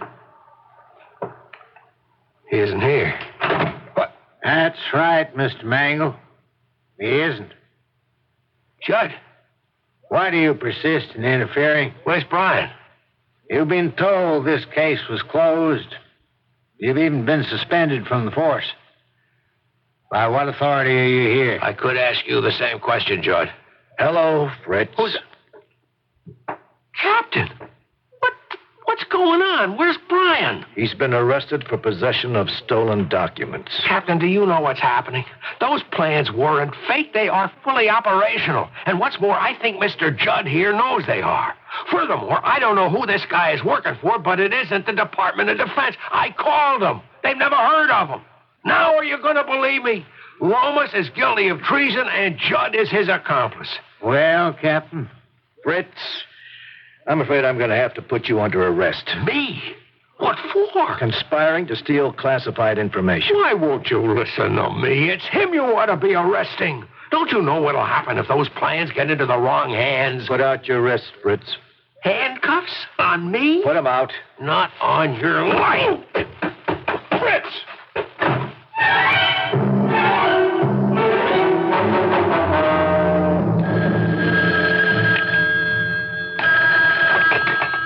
Hello? Daisy, listen. I want you to meet me right away at the Heritage Bar. Fritz? What's happened? I'll explain when you get there, and Daisy, make sure that you're not being followed.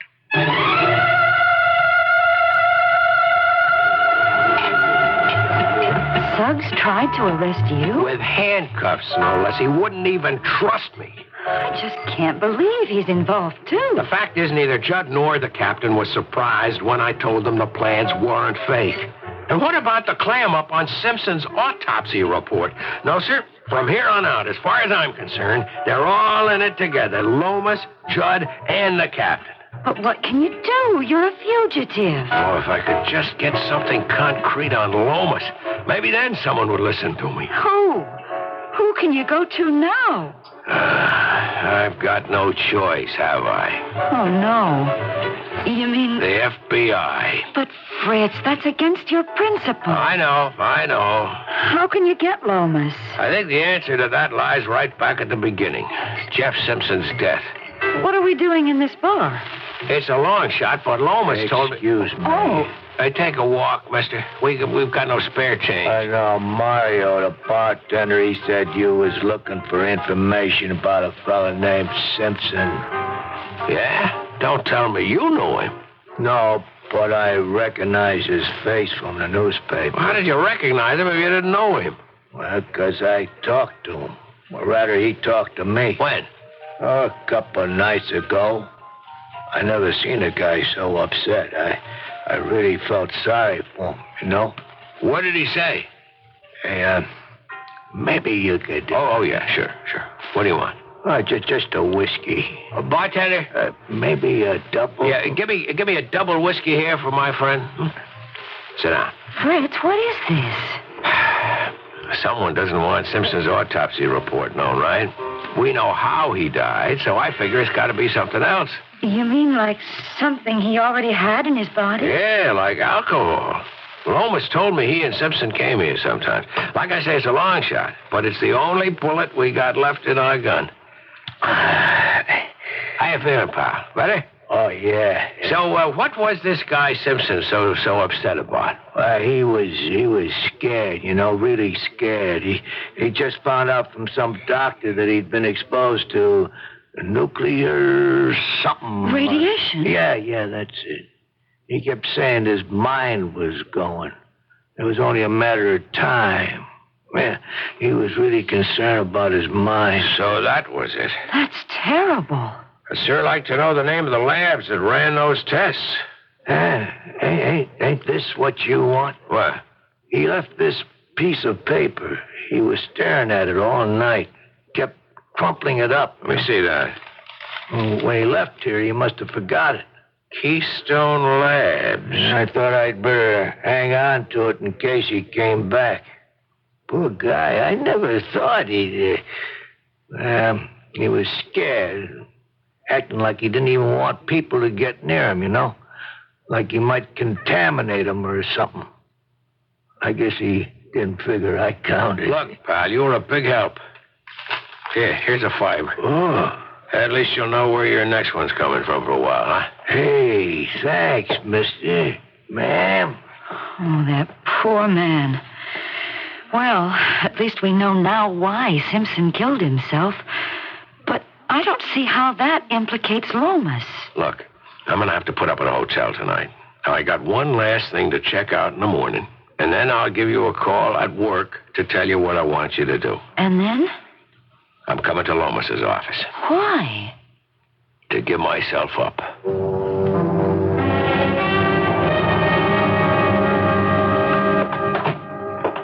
Good morning, Miss Cochran. Good morning, Mr. Lomas. Look, I'll be in Jeff Simpson's old office for a few minutes. If there are any calls, just transfer them in there. Okay.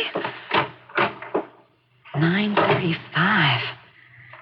What's keeping Fritz?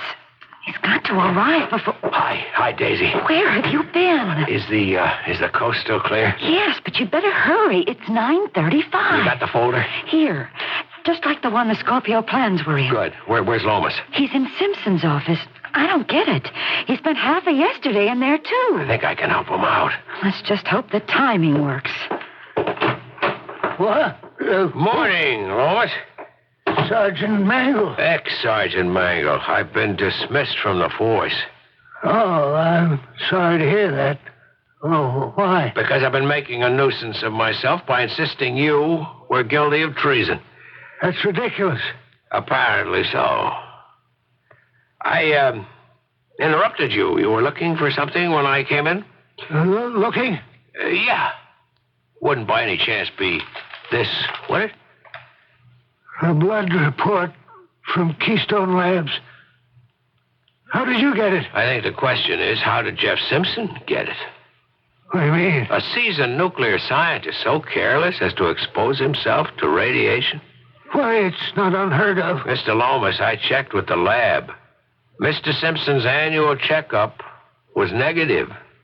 Well, I don't think it would take a handwriting genius to say who wrote this report. I don't know what you're talking about. Lomas, you can level with me. After all, we're both criminals. What? There's a warrant out for my arrest. What for? Stealing classified documents. We're in the same business. What documents? The plans for the Scorpio missile. You've got those? I was at the Folger Library last night. I beat your pal Judd to the punch. Oh, by the way, I had a friend of mine take a look at those plans. I was very embarrassed. What do you mean? Well, you told me those plans weren't operational. Where are the plans now? They're right here in this folder. What do you want from me? You see, no one believes me, Lomas. But I want the personal satisfaction of hearing the truth from you. Yes. I forged that lab report of Simpson's blood. The heat was on. There was a suspicion of a leak, so I had to give the feds a guilty party. What else do you want to know? That I've been selling information to foreign agents? For sure. You know how hard it is to make a steady buck in this business? Some politician knows the right guys, and suddenly the competition gets my contract. Or you have to expand your plant facilities for a really big job, the kind you dream about. And then, when it's finished, goodbye, thank you very much. You're left with an overhead that would sink a battleship. Is that enough? Yes, Mr. Lomas, that's just fine. Good. Now it's my turn. You shouldn't have brought those plans back into the building, Mangle, because you're never going to get them out of here again. Or that phony lab report either. Miss Cochran? Yes, Mr. Lomas? Ask security to send up 2 guards. Yes, Mr. Lomas. Wait a minute. Daisy. Yes, Fritz? Isn't anyone out there? Yes. Well, what's the matter? Didn't you leave the intercom on like I told you? Yes. What's going on? How do you know my secretary? Your secretary, Mr. Lomas, happens to be my wife, and you've just treated the FBI to a nice, neat confession. Hello, Mr. Mangle. What? Judd, how did you get... Relax. Okay, Mr. Lomas. You're under arrest. Hey, what gives? You were right, Mangle. I don't work for defense. I'm with the FBI. The FBI? That's right. Mr. Lomas, we got you in our sights a couple of weeks ago. We were hoping to nail a few of your contact agents as well, but Mr. Mangle here has seen fit to make that impossible now. All right, come on. Let's go.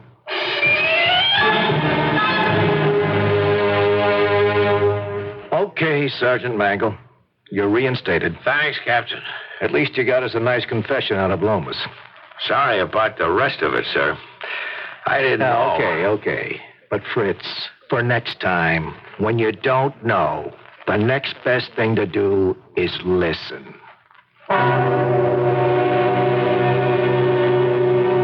So Lomas was guilty, driven to desperate acts by the financial uncertainty of his business. That word uncertainty again. But people should be stronger-willed, you say. Of course. And doesn't it seem an abomination that a man should seek to provide for his own financial security, heedless of the terror and destruction he might be unleashing elsewhere in the world? Of course, I shall return shortly.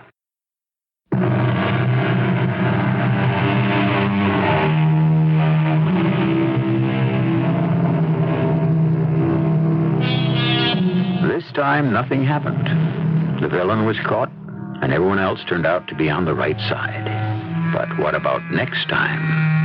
Are we really to be trusted with our own terrible inventions? Well, it seems we have no choice, and therefore we might as well be optimistic.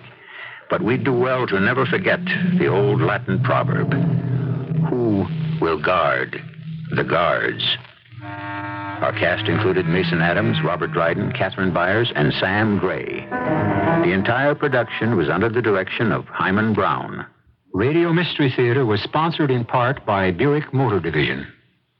This is E.G. Marshall inviting you to return to our Mystery Theater for another adventure in the macabre. Until next time, pleasant dreams.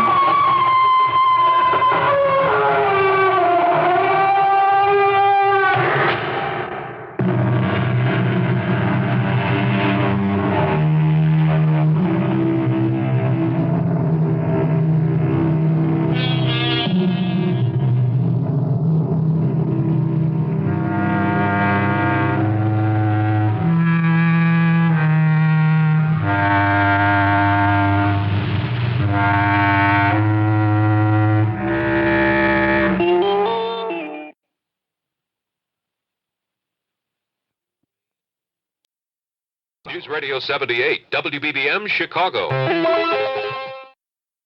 The CBS Radio Mystery Theater presents...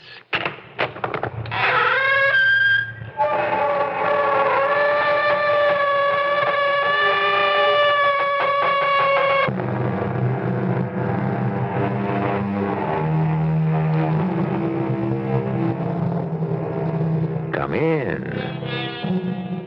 Welcome. I'm E.G. Marshall. Here, the commonplace is not our brew. If boy meets girl, you can be pretty sure that the expression in her eyes might conceal a demon or a witch. In a way, this story is like that, because not one but several persons are possessed. Its origin goes back 20 years, and might have gone farther back except for a man's good behavior. For what? His son, Rob Hudson, is in a reflective mood. I was only 7 years old, Margot, when he was sent to prison. And that was the end of my boyhood. Were you ever bitter? I mean, kids are cruel. Oh, sure. I had lots of fights defending him. The kids called me Killer. Nice, huh? Poor Rob. And you're still defending him. Because I can't believe he murdered his best friend.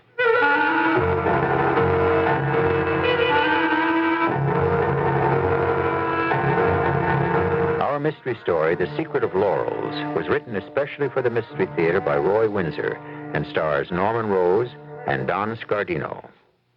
It is sponsored in part by True Value Hardware Stores and Buick Motor Division. I'll be back shortly with Act One. If you'd really like a big car, but you really think you ought to buy a small car, maybe what you ought to buy is a mid-size car. To be specific, a Buick Century Custom. The Century Custom, you see, offers a lot of the room and comfort you look for in a big car. And the trim size and the V6 engine give you a lot of the benefits of a small car.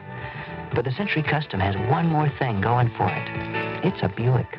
And no matter what size car you're looking for, you just can't do much better than that. I did it. What's really so bad about hay fever? You kidding? I can't breathe. I can't work, rest. I'm all red-eyed and itchy. Then take Contact. The cold medicine? Right. Contact? Contact. The 600 tiny time pills in one capsule help block pollen's attack up to 12 hours. All day? All day while you work. All night while you rest. I didn't know. Contact contains the hay fever relief ingredient doctors prescribe most. Allergies contacts business, too. Take when needed, only as directed. This is Arnold Copper, co-author of Psychic Summer. I remember we were sitting in my beach house on Fire Island that night, fooling around with a Ouija board. And suddenly, there was a chill. Arnie, the glass is moving again. It's spinning faster. Wait! Arnold will die. Look out! The chandelier! How did it happen? What you have just heard is a recreation of a real event. and just the beginning of the psychic summer I nearly didn't live to tell about. The house no longer exists. People have moved, and I feel free to tell exactly what happened. I know how incredible a story Psychic Summer is, but it isn't like The Exorcist or The Omen, because Psychic Summer is true. Psychic Summer, the startling bestseller about a real-life psychic encounter, now a Dell paperback.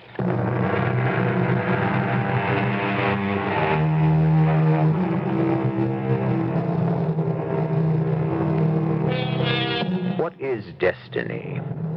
A course through life predetermined by fate, and most of us believe in it. The belief is very old. The Greeks and Romans believed in the fates who controlled the birth, life, and death of every man. They're considered cruel because they pay no attention to the wishes of anyone. And they are cruel to the individual, but also to those close to him.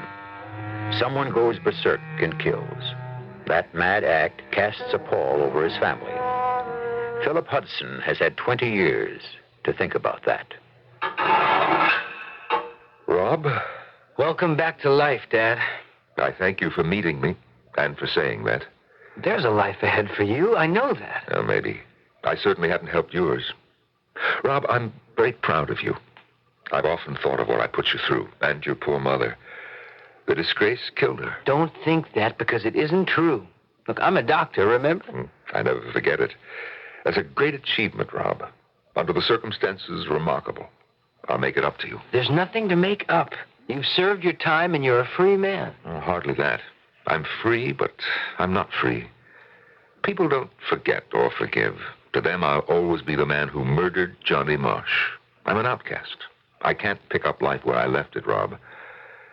Your Margot knows what I mean. Meaning what? You have felt my disgrace. That's undeniable. And your wife, I'm sure, has felt it for you. Your loyalty has placed a chip on your shoulder. I'm not aware of it. Oh, don't kid your old man, Doctor. Admit what I'm saying. Well... Oh, that's better.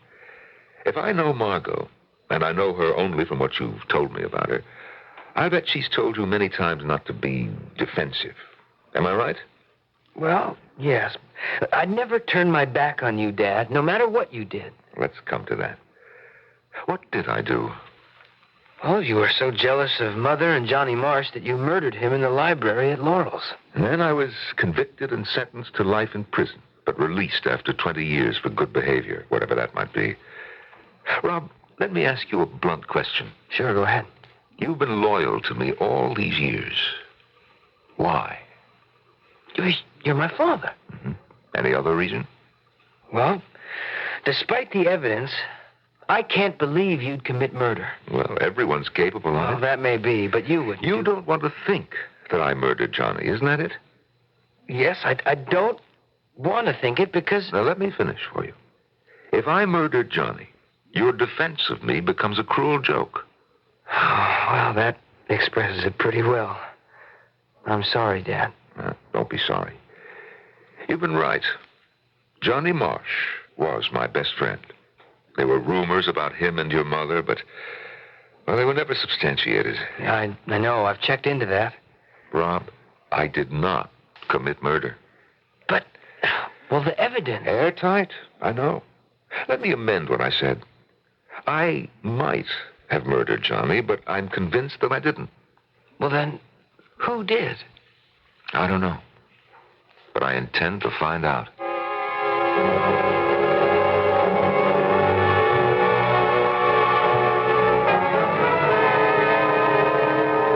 What a fine man he is, Rob. Thank you, darling. I think so. He was always good to me when I was a little boy. He taught me to ride, and he bought me a horse. Mm-hmm. And then it all went smash. I was a kid whose father was a murderer. I like him very much. I wish he'd stay with us. Too much to do. He was an important man in Jefferson Falls. He wants to recapture that image. He'll stay at the Lee Hotel until he vindicates himself. Or has to admit that he blanked out and really did murder that man. That could have happened, of course. At the trial, he said he blanked out, couldn't remember what happened. Because of his position and Johnny Marsh's reputation, the court wanted to show mercy. Otherwise, he'd have been hanged. Johnny really turned on the ladies, right? I guess so. I remember him, of course. He was at our house, Laurels, a lot. Why does your father think he's innocent? Well, you heard him, Margot. But I didn't really understand him in his talk about character. Do you? It's the world he moved in. Johnny Marsh may have had his eyes on lots of girls, but he'd never fool with anyone in his set. That was an unwritten law. Unheard of. So those rumors about Johnny and your mother weren't true? No, the two were flirtatious, but what my father is saying is that he never was really concerned about them. If he wasn't jealous, he had no motive for the murder. All right. If he didn't murder Johnny, who did? The housekeeper and your mother found him dead in front of the fireplace, and your father sprawled on the floor with a revolver in his hand. I know. You don't think your mother... Well, I don't want to, but I've wondered about it. And Mrs. Grove? No motive. She was our housekeeper. A nice, simple, competent woman. I liked her. I don't think he's got a chance, Rob. He was caught cold. He must have murdered Johnny. You can't get around the facts. What can he possibly dig up now that might help him? Your mother's dead. Your old home is run down. No one will buy it because of the story and the rumors. The haunted house. That makes me sad. Laurels was a wonderful place. I remember it clearly. Victorian. Lots of fireplaces, and the library with its books and the smell of leather and fruit wood burning. My favorite room. Keep the memory and forget that the murder took place there, Rob. I may have to. All of it should be forgotten. Maybe it's foolish to rake up the past.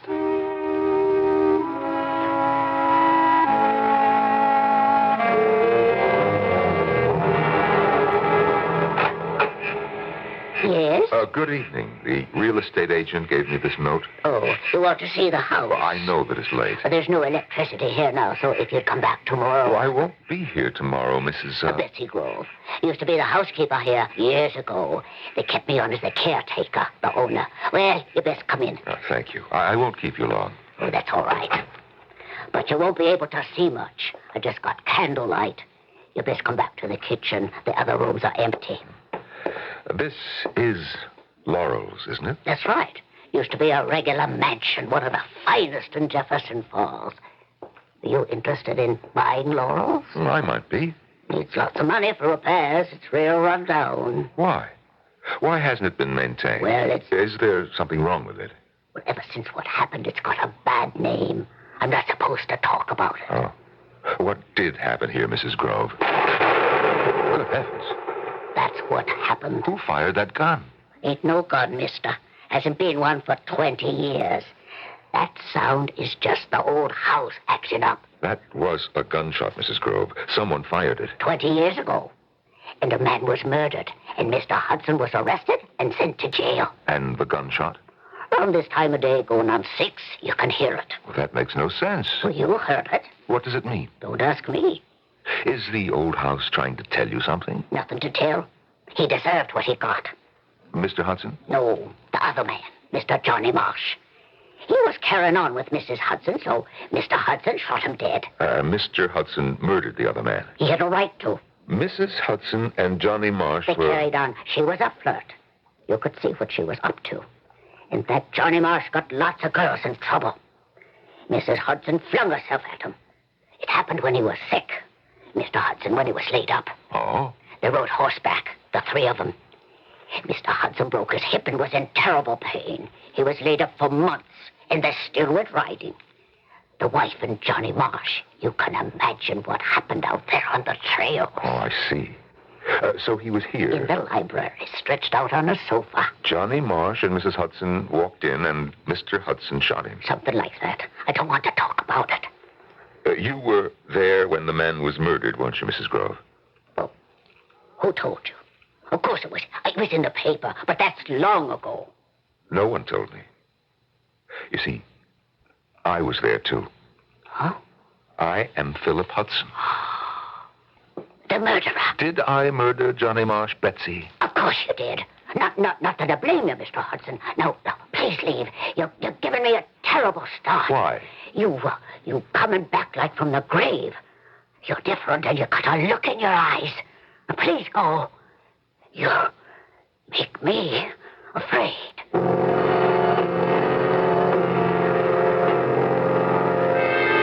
Who, Dad? Betsy's daughter. Wasn't her name Rose? Oh, that's right. Rosie Grove.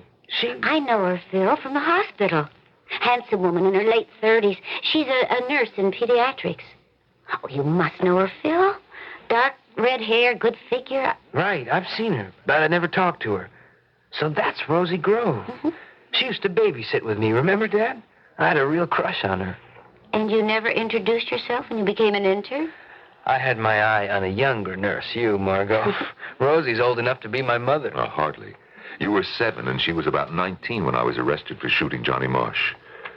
Margot, you see her every day? Almost. Why?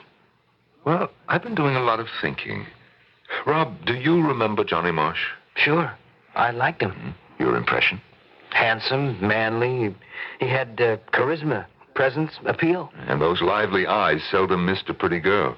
What, Mother? No. He made hers sparkle, but I don't believe Betsy Grove when she implies that there was an affair. No, I mean young girls around town. What's your point, Dad? I helped him out of a couple of scrapes with angry parents. Rose? Is that what you're thinking, Phil? Rose? I don't get it. I do. Rose was around Laurels a lot, wasn't she, Phil? Oh. Mm-hmm. If Johnny Marsh got Rosie into trouble... And if Rosie was at Laurels on the day of the murder, she might have murdered Johnny Marsh. Blackstone wrote, "It is better that 10 guilty men escape than that one innocent person suffer." Justice is not perfect, and innocent men have been tried and convicted before because circumstantial evidence has condemned them. Is Philip Hudson innocent of murder? Did he deserve imprisonment? His search for the truth about himself or someone else continues when I return with Act 2. I guess I'm lucky. My family's always been healthy. Oh, a touch of constipation now and then. But we've got X-Lax for that. When you need a laxative, shouldn't your first choice be the one more families buy than any other? That's today's X-Lax. Families like the chocolated taste. You'll like the way X-Lax works, gently overnight for relief in the morning. Next time, make gentle chocolated X-Lax your first choice. For occasional use only as directed. We've always been healthy, and X-Lax is part of that. At Singer, it's our 126th birthday, and it's going to make buying the sewing machine you've always wanted a piece of cake, because we're having a sale with prices so ridiculously low, they're practically gifts. Take our Fashion Mate machine with a drop-in bobbin, zigzag stitch, snap-on presser foot, and a magnetic needle plate, and it's all yours for an incredible $79.95, and that's only the beginning of the biggest birthday sale in years. But hurry, a party like this can't go on forever. Prices optional at participating dealers. Noisy muffler? Don't compromise. Midas size. The next time you hear that noise, don't look around, cause it might be your car. The next time you hear that noise, the sound of your muffler announcing you're coming. Neutralize it, Midas it, and Midas today. The next time you hear that noise, don't compromise. Midas-size. Midas-size your car, and you'll never have to buy a muffler for it again. Because at Midas, if anything ever goes wrong, we guarantee to replace the muffler free for as long as you own your American-made car. The next time you hear that noise, don't compromise. Midas-size. Visit one of the 42 Midas shops in Greater Chicago. Midas, experts in the installation of mufflers on most foreign cars.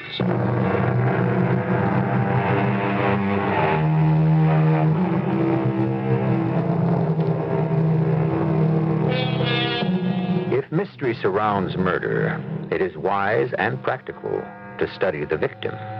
Why was he killed? Once this is determined, then match death with motive and study the suspects. There may be several, each with his own reasons for thinking of committing murder, but only one who is irrational enough to do it. I am referring to premeditated murder. The problem for Philip Hudson is that he acted impulsively when he murdered Johnny Marsh. He was proven guilty and now is attempting to prove his innocence. It is 9 o'clock at night. Betsy Grove rings her daughter's doorbell. You busy, Rose? Oh, come in, Ma. I couldn't tell. I know. Oh, why do you stay out there at the Laurels? No electricity, no telephone. It's out of the Middle Ages. It's a living, Rose. Oh, well, I'd rather be a lighthouse keeper. Hey, you look kind of upset. Anything wrong? Mr. Hudson, come back. Huh? No, he's out of prison. Mm-hmm. Well, did you see him? He come to the house just before 6 and he heard the shot. I didn't know who he was. Oh, how could you forget him? His mustache is gone and his hair's white and thin. Oh, what did he want? He wanted to see the library where it happened. Oh, well, why not? There's a curse on the room. Oh, come on, there's no such thing, Ma. It's just an empty room. You've heard the shot, Rose. Oh, or something that sounds like a shot. I can't believe that shot goes on echoing all the time. Murder was done there, Rose. And it's like the dead man never wants it to be forgotten. Well, I've forgotten it. Well, does Mr. Hudson want to buy the house again? I don't know. He just wanted to see the library. Yeah. The murderer returns to the scene of the crime. Well, let him see the room and then forget about it, Ma. He'll go away. No, he won't. Not as long as he wonders what happened. Well, there's nothing to wonder about. He murdered Johnny, and that's that. And I'm glad he did. Oh, you know what I went through. You turning your back on me. You ever think back on what you done, Rose? Once in a while. It's only natural. There was a funny look in his eyes.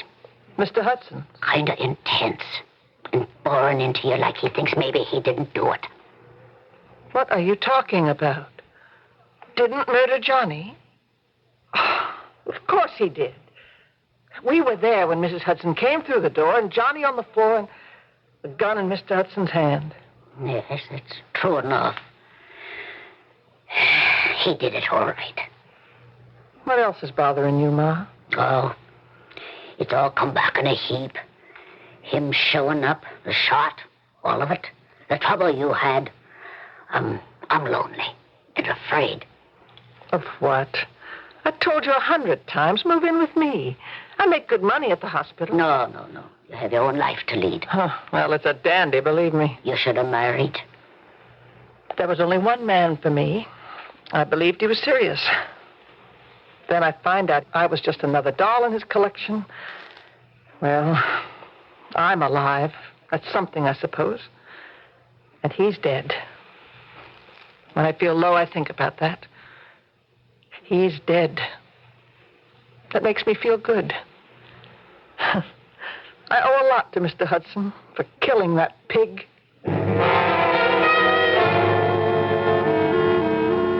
Let me reconstruct the scene of the shooting. I'll draw the library and place the furniture. How big was the room? About 25 by 18, paneled in wood, with a fireplace here opposite the double door, which was always kept open. Your desk in front of the bookshelf. Here. And to the left, a big sofa.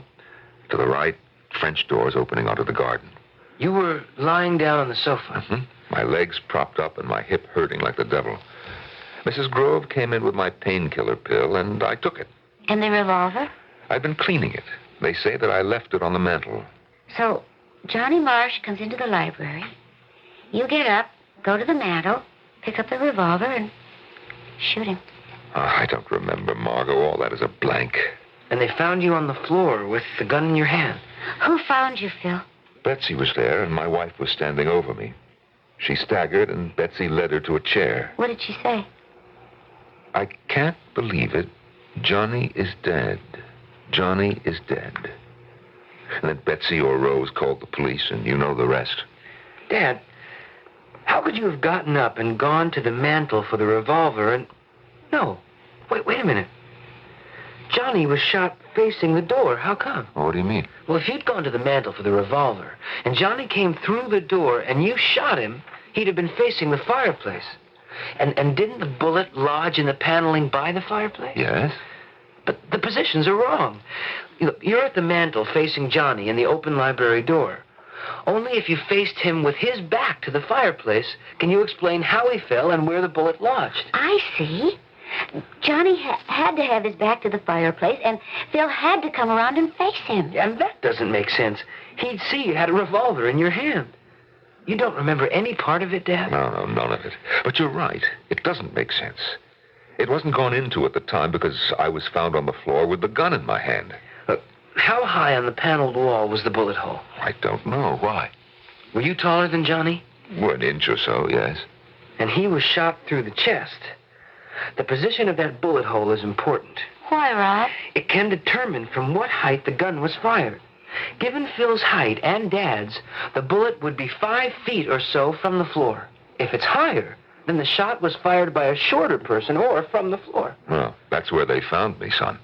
You went to the mantel, got the gun, fell down, and fired at him? Unless there was a struggle, that doesn't make any sense. We have to examine that bullet hole, Dad. I intend to. 3 other persons could have fired that gun and then wrapped your hand around it. Your mother, Betsy, or Rose? Yeah. What about Rose? Was she in the house at the time? Why, I think so. Betsy had said earlier that Rose wanted to talk to me. What about? I don't know, but I can guess. If Rose was in trouble, she wanted advice from me. Or money. And if Johnny Marsh was the man, Rose had a motive for murdering him. Well, so did Mother if Johnny had rejected her. Well, that's possible, I suppose, but no, I can't see it, Rob. I'm supposed to have had a motive, and I admit I sometimes wondered about your mother and Johnny, but if I'd been concerned, I would have spoken to him. But Rose is another matter. What about Betsy? No, I can't see that. She was devoted to the family, and it was Betsy who gave me the medication. Were you given a blood test after you came out of your blank out, Dad? No. I was hustled to the jail, and bond was refused. I was too dazed to think. You think that I might have been drugged? Well, that's one way of explaining blanking out. I'm convinced you didn't shoot him. So am I. Are you? Well, I'm thankful. But then, who did? And how do I prove it? Look, before we get dizzy theorizing, we have to find out why Rose wanted to see me that day. I'll make a lunch date with her tomorrow, Phil. Now, be discreet. I was fond of little Rosie. Well, she won't talk. Why should she? Leave that to me. You ask the right question, and you'd be surprised how much a person will tell you. Oh, yeah? What kind of question? What if I ask how you go about adopting a baby? Hi, Miss Grove. You mind if I join you? Hello. How are you, Margot? How's obstetrics? Oh, we delivered 3 this morning. It was pretty busy. Oh, well, keep them healthy so we don't have to come to the rescue. You've always been in pediatrics, haven't you? Yeah. Little kids get to me. They're so helpless. I wish I had one. Oh? Oh, what's wrong with that doctor husband of yours? No, it's me, Rose. Oh, well, that's too bad. I'm sorry. You don't know my husband, do you, Rose? Not really. Oh, I know he's an internist, that's all. Why? Did you ever wonder about him? What kind of a question is that? Well, the name means nothing to you? Hudson? No, I knew some Hudsons a long time ago. My mother was their housekeeper. That's, 20-some years ago. You know, there's lots of Hudsons. His name is Rob. Do you mean to tell me? Rob Hudson? Uh-huh. Well, I was a babysitter to a little kid named Rob Hudson. Now, don't tell me. But I do. That little boy is my husband. Well, I don't believe it. Rob. And I didn't know him. I've got another surprise for you. His father's come home. No surprise. I heard. Oh? Released for good behavior. Mr. Hudson. That name brings back memories. Bad ones for us. I suppose. But I don't regret what he did. I hated the man he killed. You did? I'm not a pure spinster, Margot. Oh. Yeah. Oh. Well, I don't mean to pry. It's no great secret. Johnny Marsh got a couple of young girls pregnant, including me. I said he had to marry me, but he told me to run along. I begged him for money. He had none for me. Yeah, it's a messy story. You had the baby? Yeah. Johnny's mother helped me out a little. And the baby? Oh, I don't know. I let her go for adoption. It was a long time ago. Do you know Laurels, Margot? Well, yes, I've seen it from the outside. Oh, it was some place back then. I lived there, you know, with my mother.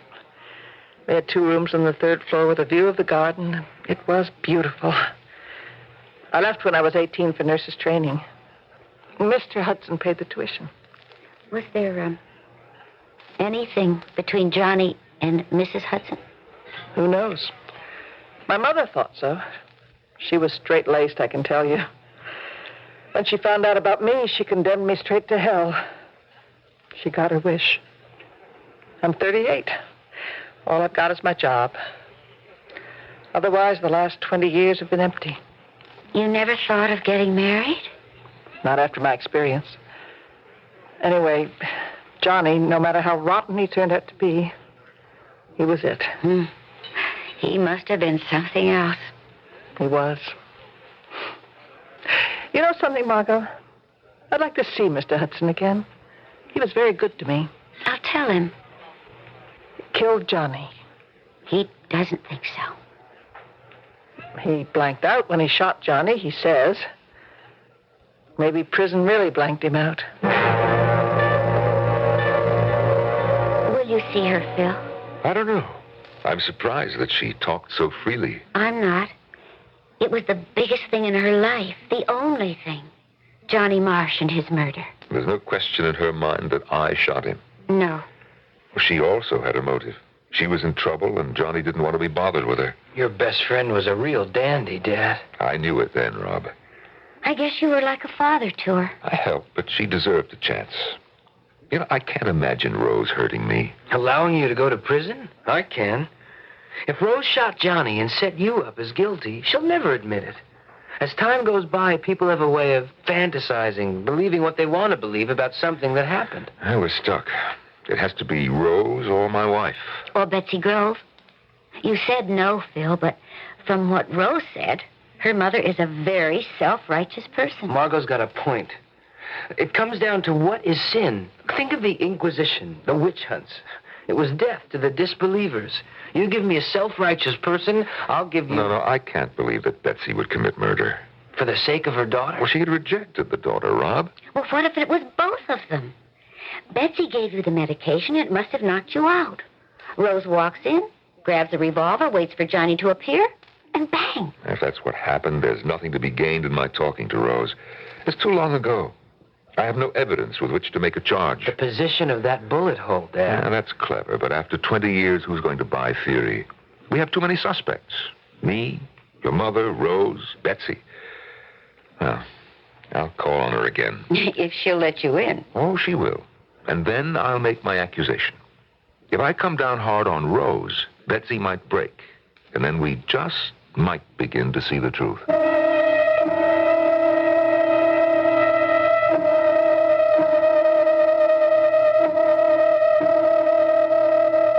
It's a funny thing in life how friendships arise and what their consequences might be. Here is Philip Hudson, a sound, sensible man who, when he was young, became friendly with Johnny Marsh, a different kind of person. Unsound in the sense that he lived for the day and forgot about tomorrow. We know the outcome of that friendship. The question we're pursuing to an answer is this: is Philip Hudson destined to live out his life as a marked man? I'll return shortly with Act 3. This is WBBM Chicago.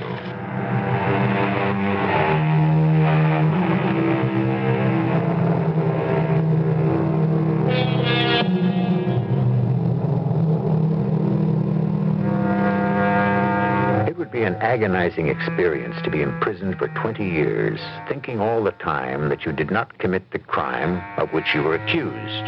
Yet there is the evidence. You must have committed murder. If, in fact, you did not, how can you ever trap the guilty person? Not with facts. They're against you. By admission? Maybe. Under the pressure of fear and guilt, a person has been known to break down. And that is what Philip Hudson hopes for as he waits for Betsy Grove to open the door to Laurels. Oh, Mr. Hudson. I have to talk with you again, Betsy. I've nothing to say. I don't want you in the house. You see this? Oh, you must be crazy, pointing a gun at me. Now step aside and close the door. No, Mr. I have something to say to you. No, please. And you will listen. Please put the gun away, Mr. Hudson. It reminds you of 20 years ago, doesn't it, Betsy? The day that someone shot Johnny Marsh. You murdered him, you know that. I don't think so. That's what we're going to review. Now carry the candle into the old library. No. And do as I say. Please, Mr. Hudson. Dear Lord. The ghostly sound of the shot that killed Johnny Marsh. You know what it means? Here, I'll open the door. It's like a tomb. It is a tomb, and it's held a secret for 20 years. And ever since, you can hear that ghostly gunshot at the same time every night. Because I was falsely accused of murder. Isn't that right? No, sir. You killed him. I seen the gun in your hand, and so did she. And Rose? Rose? She was here, Betsy. Don't you remember she wanted to talk with me? No, Rose wasn't here, Mr. Hudson. She says that she was. Rose? You talked to her? She told my daughter-in-law Rose was here. And you know why Rose wanted to talk to me, don't you? Rose and I weren't close. No, I don't know. She was pregnant. Merciful heaven. My life was cut off, and I spent 20 years in prison for a crime someone else committed. Rose was pregnant by Johnny Marsh. That filth. He wouldn't marry her, and he had no money. That's why Rose wanted to talk to me. Isn't that so, Betsy? Of course it was. Why throw that disgrace in my face, Mr. Hudson? You admit that Rose was going to have a baby and that she led it for adoption to the Davis Foundling Home. Oh, you're cruel. Poor little girl. Unwanted. Rose couldn't support the baby and she lost her head. What are you saying? Betsy, you gave me my medication. Do you remember? Oh, you was in bad pain. The painkiller never before it knocked me out, Betsy. Why did it knock me out then? Why did I blank out? Maybe you just fainted from the pain. Oh, no. I think that you drugged that medication. What are you saying? You know what I'm saying, Betsy. Rose hated Johnny Marsh. She was in the house, waiting to see me. You came in with my medication and drugged me. Rose grabbed the revolver off the mantel and waited for Johnny to come, and then Rose shot and killed him. No, not Rose, no. Rose murdered Johnny Marsh. No, she didn't. Mrs. Hudson was... she and Johnny... Are you saying that it was Mrs. Hudson? I'm saying nothing more. Did my wife put Rose or you up to drugging my medicine? You won't get another word out of me. You can't come back after 20 years and blame innocent people. I'm going to tell Rose. You don't have to. I'm going to tell her myself. Don't you go near her. You try and stop me. I have an idea. It's pretty far out, but it might work. What is it? Remember the play within the play in Hamlet? Sure, that's how Hamlet trapped the king. Well, why don't we reenact the murder? When a detective is stuck, sometimes he gets everyone together, goes over the case, and then someone turns pale or something, and that's it. But we don't have all the suspects. I could be Mrs. Hudson. I mean, your wife. Well, you'll never get Rose or Betsy Grove to cooperate. Oh, there's a way around that. Yeah? What is it? Well, I have to think it out. You two visit. I need a pencil and paper and some quiet. I won't be long. I hope. Well, it's pretty far-fetched, Rob. What else is left? No one's going to confess. Don't you want to try it? I don't want to make a fool of you two. We believe in your innocence, Dad. So do I. And I'd like to make it up to you. But the chance is so slim, Rob. It's up to you, Dad. If you don't want to take it... I don't think that I do. What's changed your mind? The facts. I sat in prison so long, I convinced myself that I didn't murder Johnny Marsh. But the facts were conclusive. I was jealous of him. And there was talk. You see? Motive. Opportunity. The revolver in my hand. Let's call it temporary insanity and let it go at that. No, Phil. I heard what you said, and no. We're going to try my scheme. Someone's gotten away with a horrible crime. I'm not revengeful, Margot. Well, I am. Now listen to me, and I'll tell you why Rose and Betsy will cooperate. Margot, you're a dirty little sneak. Well, you said it was common knowledge, Rose. Did you have to pry and gossip about it to Mr. Hudson? Do you know what he did last night? Yes. He told my mother that I had murdered Johnny Marsh. Well, I'm seeing a lawyer when I go off duty, and Mr. Hudson will hear from him. I'll sue him for everything in the book. And you, too, for putting the idea in his head. Okay. Is that all you can say? Okay? You're in trouble, Margot. Look, he was sentenced for murder, and he comes back and he says he didn't do it? Well, that's a lot of nonsense. He didn't, Rose. Well, of course he did. Is he crazy or something? No. We don't think he did it. But I did. Is that it? That's what he suggested to your mother. Suggested? He pulled a revolver on the old lady. She's a wreck. And he'll pay for that, too. Oh, I liked Mr. Hudson. He did a lot for me, but this... Tell him we'll see him in court. Oh, accuse me of murder. He didn't, Rose. Well, of course he did.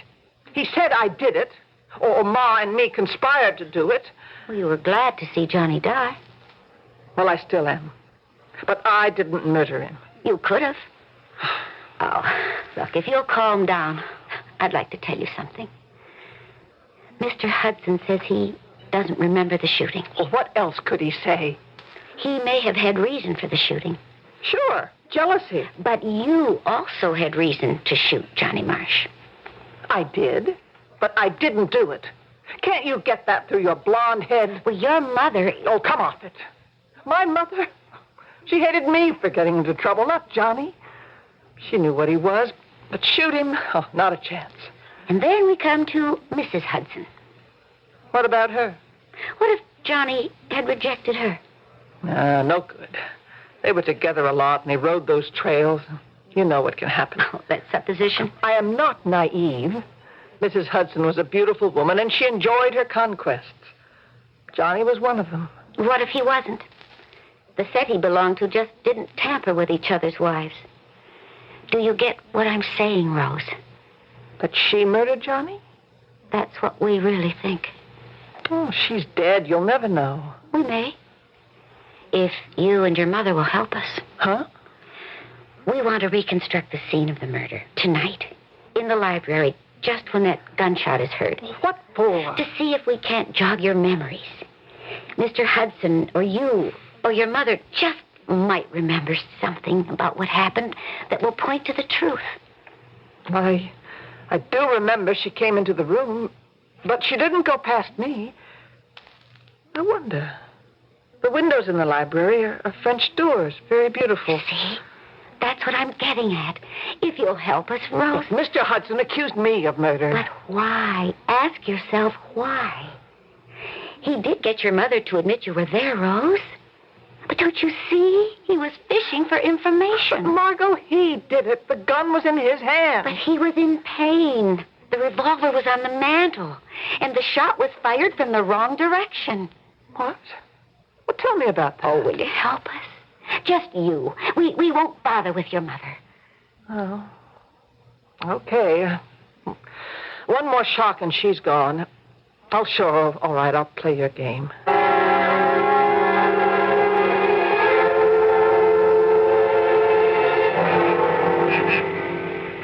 I'm grateful to you, Rose. Oh, it's all right, Mr. Hudson. Last night I could have killed you for saying I murdered Johnny, but Margot explained what you were up to. It's okay. I'm going along. Maybe Ma or me will remember something. You haven't told your mother about our plan, Rose. No. I hope this doesn't scare her to death. Now, Margot? Remember, you'll be on the staircase, Rose. Okay, I do remember that. I was coming down to talk to Mr. Hudson. And, Rob, you're outside. I'll be at the French door. Now, Phil, don't forget to check the door and unlock it. I will. You know, thinking about it, it could have been Mrs. Hudson. She was hard and always had her way. If Johnny passed her up, well, sure she could have shot him. You just didn't insult Mrs. Hudson. All right, Phil, it's time. Now go up to the door.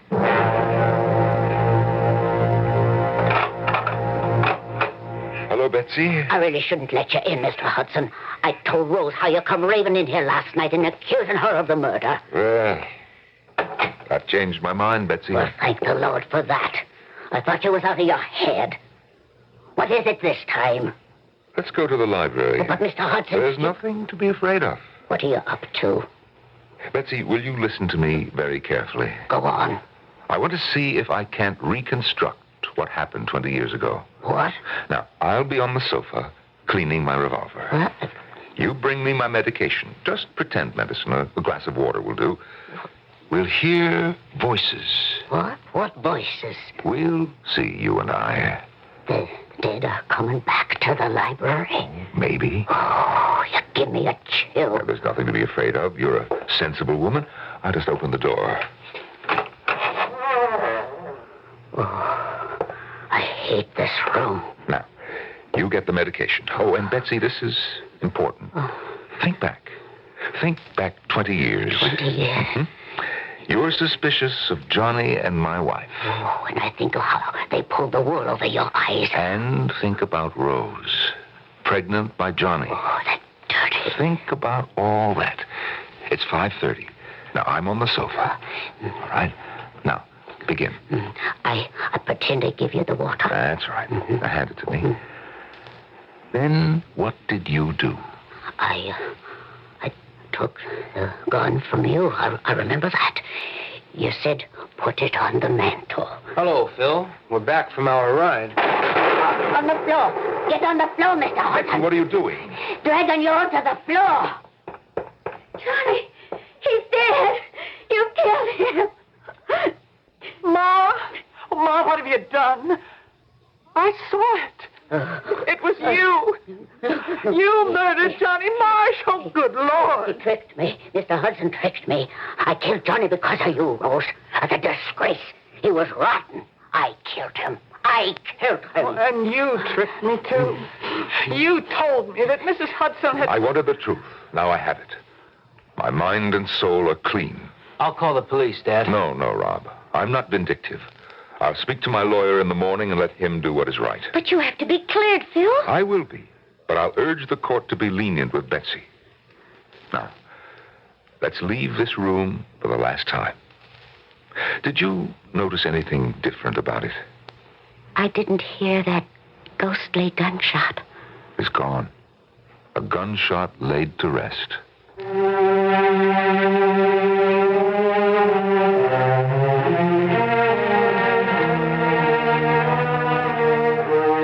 And so Philip Hudson was vindicated. The evidence against him was circumstantial, and, as we have learned, it was contrived. If he and Johnny Marsh had not been friends, if Mrs. Hudson had not been attracted to Johnny, if, such a big word, if. Earlier, as we set out on our visit to the realm of the macabre, I mentioned destiny. Is life predestined for each of us? Think about it. I'll return shortly. You may feel it's an embarrassing subject, but since 1 out of every 3 people suffers hemorrhoid symptoms at some time, you should know about Preparation H. Preparation H gives prompt, temporary relief from occasional pain and itch in many cases. But Preparation H does more. Actually helps shrink swelling of hemorrhoidal tissues caused by inflammation. With so many having the problem, it's comforting to know that Preparation H helps shrink swelling of hemorrhoidal tissues. Ointment or suppositories. Use only as directed. You've never had a really exotic car, have you? Because you've always felt that you needed something a little more down to earth. But you still want that exotic car, don't you?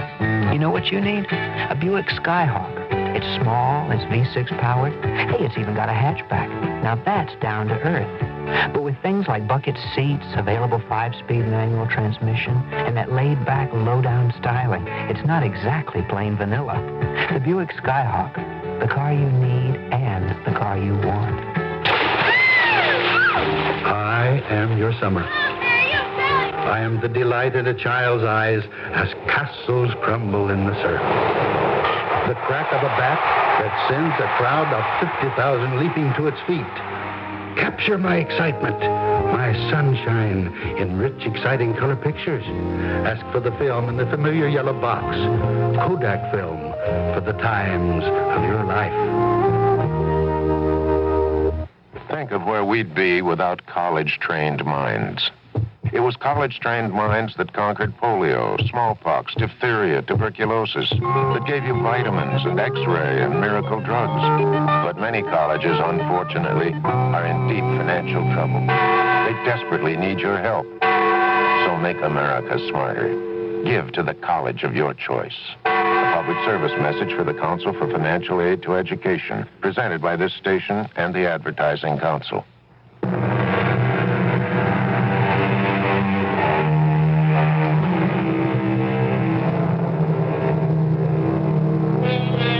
A pebble dropped into a still pond sends out waves.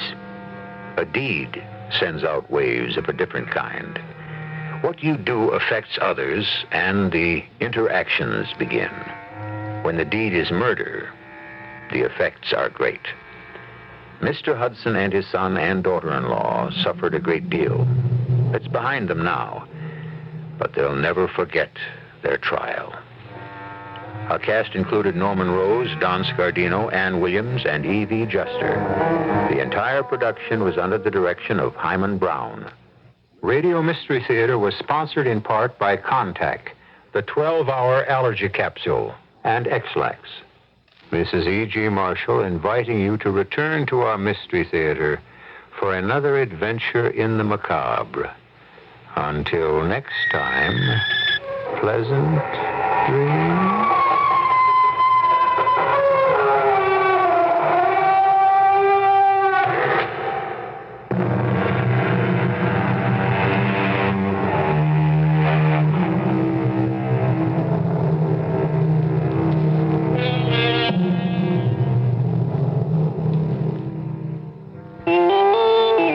CBS News. The House Rules Committee has cleared a major energy bill for floor action. This is Doug Poling reporting on the CBS radio network.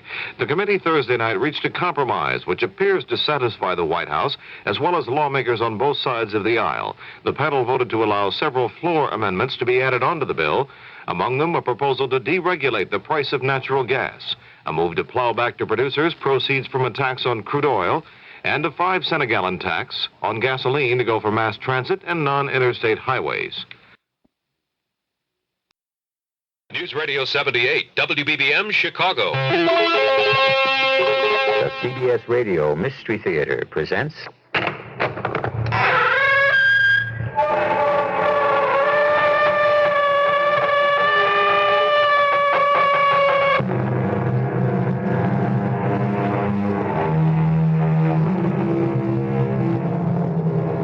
Come in. Welcome. I'm E.G. Marshall. What is death? When the heart stops beating? The second the brain ceases to function? The end of the will to live? Or is it the privilege of human nature and life, without it, not worth our taking?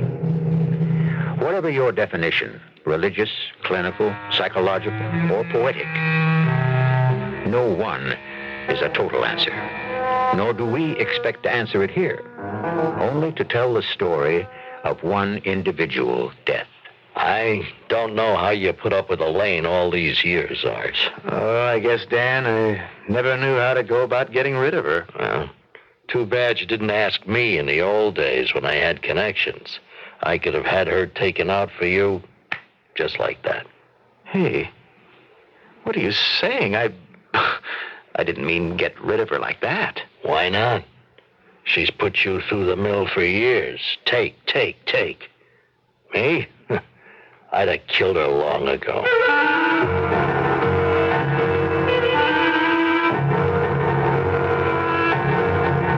Our mystery drama, The 1001st Door, was written especially for the Mystery Theater by Ian Martin and stars Russell Horton. It is sponsored in part by Buick Motor Division and True Value Hardware Stores.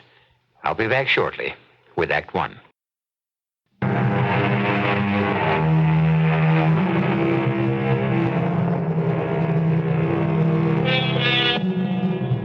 It was John Webster, a famous playwright of Shakespeare's time, who said, "Death hath 1,000 several doors for men to take their exits." Art Hollis, pharmacist, opened one as unexpected as it was strange.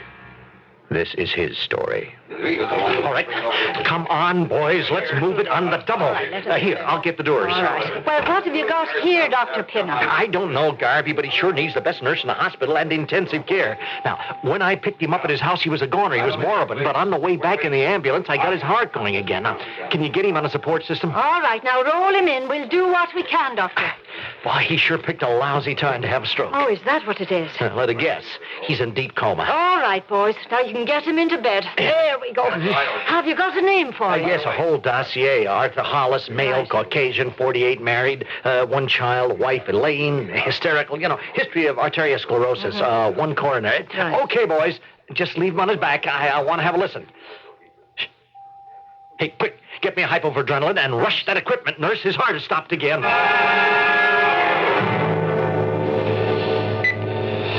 We're going to have to get him to an oxygen tent. Yes, doctor. Now, you draw some blood so we can get him typed. He may need some whole blood. Can do, doctor. No, don't move. I'll take it from the other arm. His respiration is shallow as hell. All right, how's his pulse? Rapid, thready, indistinct. I don't like it. Now, as soon as I draw this blood, there we go. I'll rush it to the lab. Now, let's keep our fingers crossed he's not a rare type. I bet there must be massive brain damage. Heaven knows how long he was moribund before I arrived. When I walked in, I thought Mr. Art Hollis was a goner. You never saw anyone look deader. Art Hollis? That's me they're talking about. Dead? I don't feel dead. I can't move. I can't feel anything or see. My lips won't move. Dead. Am I dead? Is this the end? Oh, Elaine should be here. Where did it all go? How did it all go?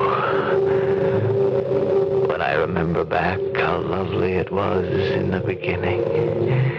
In the beginning. In the beginning. Yes, miss? Can I help you? Oh, I was looking for the druggist, Mr. Hollis. You're looking at him. Oh, well, the one I mean is, an older man. Oh, you mean my father. Uh-huh. Well, this is his day off. I'm, kind of minding the store. Oh, well, see, I was looking for something for a headache, Oh, you don't have a prescription? You mean just like a plain aspirin? Well, not exactly. See, it's, Oh, you mean, just a moment. Something like, this? Yes, that's just what I want. Should have been, smarter right away. Anything else? Well, let's see, you don't have much else but medical kind of things, do you? That's my father for you. He's kind of old-fashioned in some ways. He thinks a drugstore should be just that, just for drugs, a real pharmacy. Well, that's pretty old-fashioned. I mean, in 1954. Well, you know how some old folks are. Oh, don't I just? Why, they sure want to run your lives, don't they? They sure do. You live at home? Yeah. Oh, I can't wait till I move out. Oh? You getting married or something? Oh, no, nothing like that. Now, me and another girl at the office have been talking about getting a place for ourselves. You know. You live home? Yeah. The old man, well, he's not feeling so good these days. I couldn't walk out on him or the store here. I mean, it's just me and him. Oh, your mother died? Yeah, before the war. Well, how about you? Oh, my parents are still alive. Were you in the service? Yep. I had 2 brothers killed. What outfit were you with? Oh, medics. See, I was going into pre-med when Korea started up. Kind of blew a crimp in my plans. I was going to be a doctor. But didn't you still want to be after you got out? More than anything in my life. Well, then why didn't you? Well, Pop was sick, and there was the place here, so I settled for being a pharmacist. Well, that's still kind of a doctor. Oh, sure. Say, yeah? Well, you know my name. I was wondering if... Oh, well, mine's Elaine. Elaine Stack. I live right in the neighborhood. So do I. In back of the store. Well, no, over it, actually. Hey, listen. Yes? Being we're so close and all, how about... Oh, darn. I was gonna say, maybe we could, date sometime. Oh, super. I, don't have your address. Oh, will you take care of your customer? I'll just write it down. Oh, sure. Use one of my prescription pads. Oh, here's a pen. your phone number, too, huh? Of course. I was 25 years old. But from the moment I saw her, I could feel my heart beating right in my throat. She was the prettiest girl I'd ever seen. And the nicest. You know, shy, but not too shy. And she looked you right in the eye. And most of all, did she like to have fun. We sure enjoyed a good time. I'll see you later, Riley. Hey, you're the most. So are you, Elaine. Well, you sure lay out the leather. Oh, just love to break it up, party boy. Whee! Sweet cat, sweet. Can't you see it?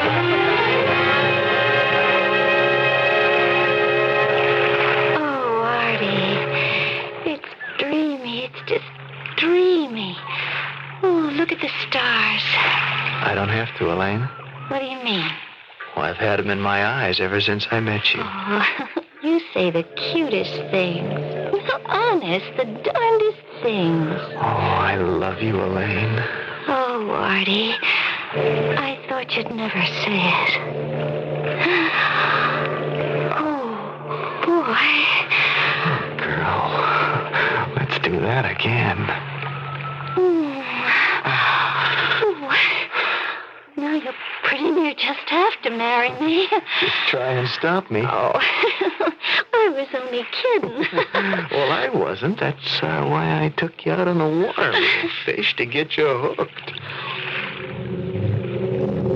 Hooked. Which one of us was it that really got hooked? Oh, I didn't have any doubts then. I couldn't wait till the wedding day.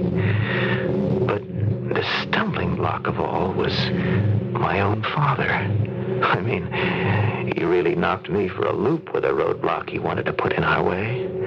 He said, it's not that I've got anything against this girl in particular. It's just any girl. Why, Pop? Why? I'm 25. And this is your last chance. Art, I want you to be a doctor. It's too late. Just the point. It isn't. Pop, it means pre-med, medical school, internship. It'd be 6 or 7 years before I could think of getting married. If she loves you, she'll wait. It's what you wanted all your life. What do you think it did to me when I got sick and you had to give it up? I shouldn't have let you. Well, what could you do? We couldn't afford any more than we did. You had to have someone at the store. Why? Well, because it's more than you can handle. I'm going to sell it, Art, and then I won't have to handle it. And you're going to take the money and go be a doctor. Oh, great. Fine. And what do you live on in the meantime? I won't need to. Let's not kid around, Art. We both know I'm going to die. And soon. No. Oh, yes. So I am going to sell the store. Oh, no, you're not. We're all going to need the store to make a living because there'll be 3 mouths to feed when I marry Elaine. Pop never sold the store because he died 3 days later. And 3 months later, I married Elaine. After the honeymoon, Elaine decided not to go back to work. Oh, that was fine with me. I had another job in mind for her. That's when I first began to discover that Elaine had another side. A side I never dreamed existed. What's the matter, honey? Oh, nothing. Well, you're not eating a thing. Aren't you hungry? Sure, I'm hungry. Look at this crummy restaurant. Oh, you should have stayed home. Oh, I couldn't have faced cooking another dinner. I'm tired of the kitchen and all the smells. Makes me want to retch. Hey, how are you feeling in the mornings? Well, how do you expect me to feel when you drag me out of bed at the crack of dawn to make breakfast? Oh, I'm sorry, sweetie. I should have realized it. I'll get my own from now on. Gee, it's finally happened. What are you going on about, Art? You know, I mean, you're feeling queasy about food and all that? Hey, you've been to the doctor yet? Well, what do I need a doctor? Art, you back at that again. I've told you and told you I don't want any kids. I'm only 22. I want to keep my figure. The funny thing is, she didn't know it, but she was already carrying Tom. When she found out, well, she was fit to be tied. Well, he came on time, healthy as a horse, and pretty near as big. She blamed me for that, and all the rest of it. He's the only kid we ever had. Maybe just as well. Elaine wasn't much of a mother. And that is the kindest way to put it. What?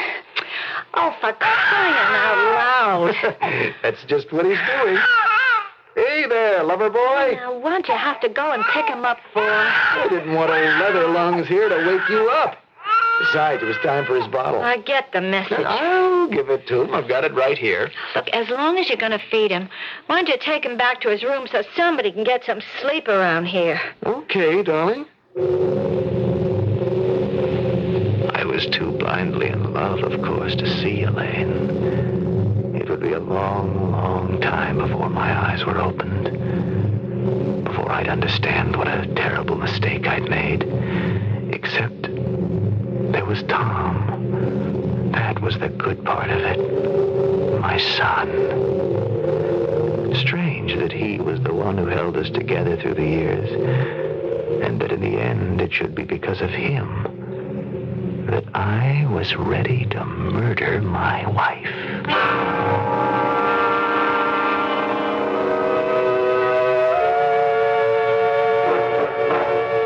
The systems which science has developed today to support life are myriad and marvelous. Any organ, even a brain, might be kept alive and functioning by artificial means. But the mystery of death is still elusive. Who is to say that after the brain scan has pronounced that gray mass no longer alive, that some portion of the memory may still not function? Bringing us the rest of its story when I return shortly with Act 2.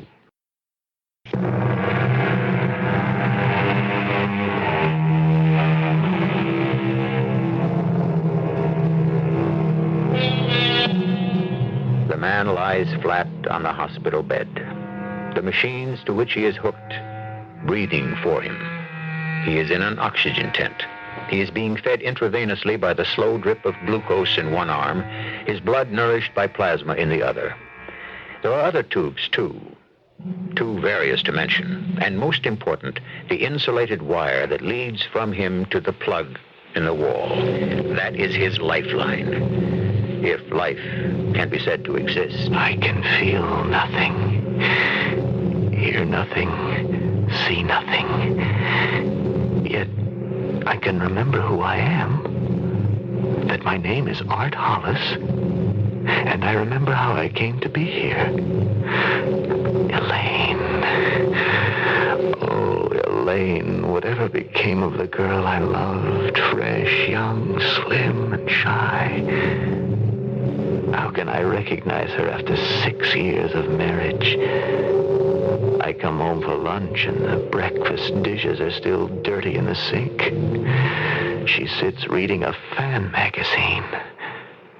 Is lunch ready? Oh, is it that late?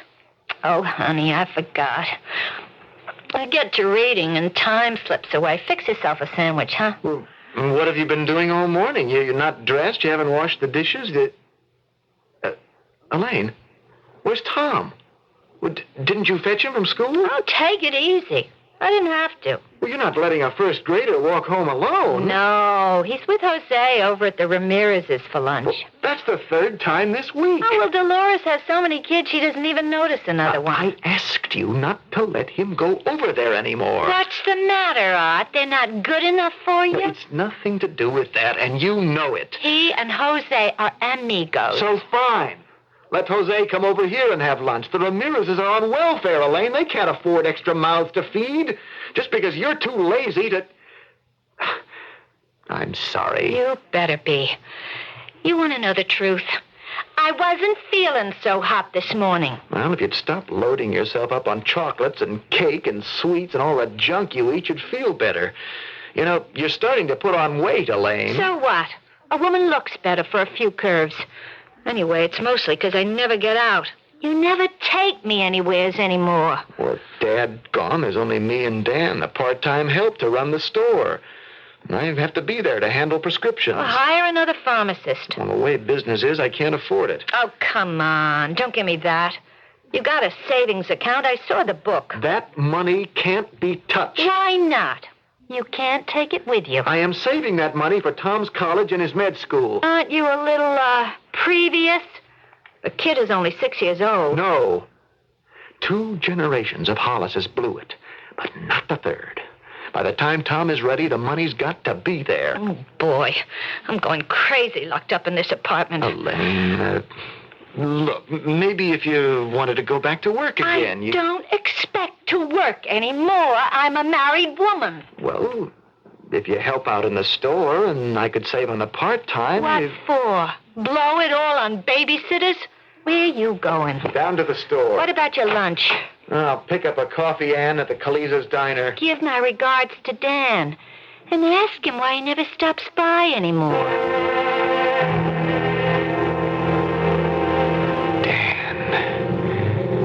Dan Fenton. My one steady employee and about my only friend. I think he made book on the side of the numbers. I couldn't figure out any other reason for him to stick around. Couldn't pay that much.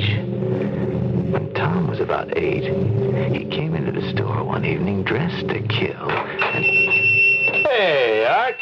How's it moving? Slow, Dan, slow. I thought you might have closed up. About 3/4 of an hour still to go. Brought you some Java. Oh, hey, thanks. Look, Art, I'm blowing town for a while. Oh, yeah? Trouble? Yeah, no other way.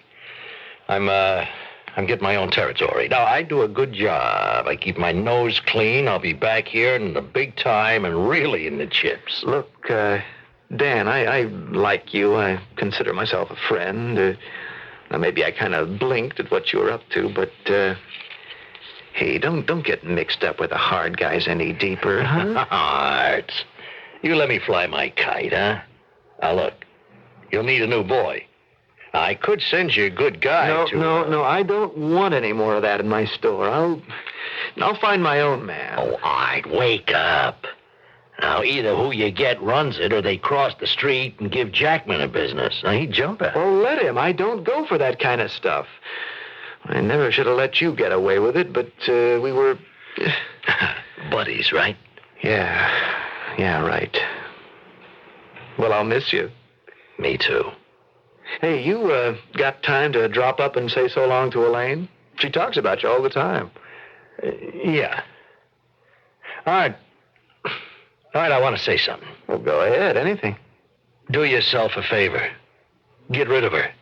She's an anchor around your neck. She's going to end up destroying you. I'm sorry you said that, Dan. Let's drop it right there, okay? Because that's my wife you're talking about. My wife. I stick with her because she was the boy's mother. People grow used to one another anyway, so all those years went rolling by. And Dan was right. The book and the numbers moved across the street, and Jackman's flourished, and only the prescription business kept me alive. Then Elaine got hypertension. She was in and out of the hospital, and the bills ate into the nest egg. Till finally, Tom was getting to the last year of college, and there was no money for medical school. And everything blew up when I had the heart attack. Hi, Dad. Huh? Oh, hello, Tom. Did I wake you? No, I was just lying here with my eyes closed, thinking. Oh, what are you doing down here from college? Come on, Pop. I wanted to see you. Oh, but not like this. Anyway, you shouldn't be away from your studies. Somebody's got to mind the store. I hired a pharmacist till you're back on your feet. Well, then you don't have to be here. I want you back where you belong. No way. I'm forgetting college, Pop. Forgetting college? Now, don't blow a fuse. There's no point in my going back.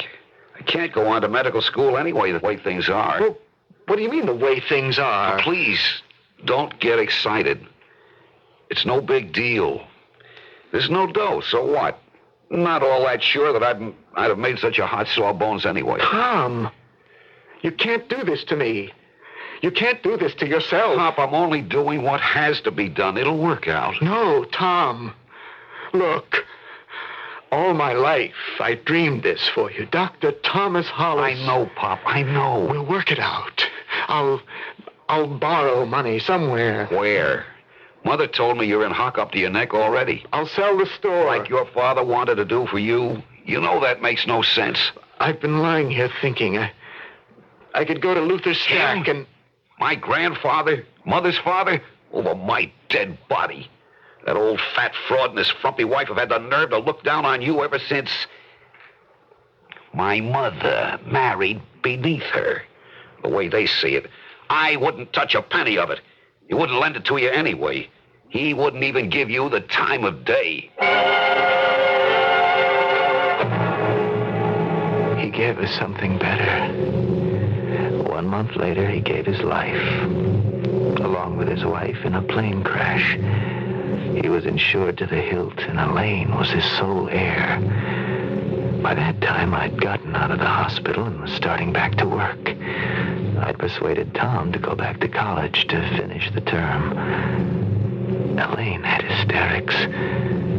By the time she pulled herself together, it was near the end of the term, and I had to have a talk with her. All I'm asking is that you do something to guarantee a loan. All you're asking me to do is guarantee a loan? Yes. Have you any idea what it would cost to make that boy a doctor? Yes, about $20,000. And you want that from me? I just want you to guarantee... How could I guarantee a loan you couldn't pay? Oh, damn it, Elaine. He's your son, too. Tom's young and he's strong enough to take care of himself. I'm a sick woman. I gotta think of myself. You had your nest egg all these years. Well, now I'm gonna have mine. I might remind you, my nest egg, which was for our son, mostly went out the window to pay for your doctors. That's right. Throw it up to me. Can I help it if I'm not a well woman? Well, if you'd lay off the rich food and the booze and the pills you don't need... The doctors had to prescribe the tranquilizers. I'm not talking about those. I mean the ones that you hook out of the dispensary when my back is turned. So now I'm a thief. Oh, I don't know why I didn't get rid of you when I had my chance. I can't tell you how many times I've asked myself the same question. A few days later, Dan turned up out of the blue. Well, $5 is the best I can do, Dan. And that's only for old time's sake. Yeah. It's better than a kick in the pants. Thanks, Art. You're, not on the lam? No. I just blew it. And other things along the line. Say, look, my helper's leaving. You want to come back here? Can't pay much, but... Art, old buddy, pay something, and it looks like a mint the way things have been for me. I'll tell you what. At least till you get set and Tom's still up at college, you could have his room. Yeah? I'm going to take you up on that, Art. You better be sure. Sure. Hey, listen, just having a friend around again is going to save my life. Dan moved in. And it was something to have a friend around again. I guess it got to me. And one night when Elaine was out to the flicks with some girlfriend, over a glass of beer, all the pressure suddenly blew out. And I guess I kind of cried on Dan's shoulder. I've seen it for myself, Art. I don't know how you put up with her all these years. I guess I just never knew how to go about getting rid of her. Well, too bad you didn't ask me in the old days when I had the connections. I could have had her taken out for you. Easy as that. Hey, what are you saying? No, nothing, pal, nothing. Just Just what you ought to be thinking. She's put you through the mill for years. Take. Oh, I'd have had her killed a long time ago. Don't think it hasn't crossed my mind at times. And why didn't you do it?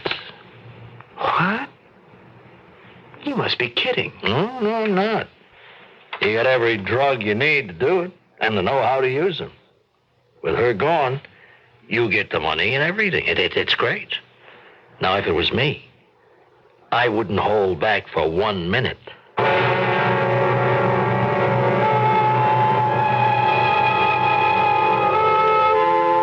Art Hollis gazes at his friend Dan Fenton in horror.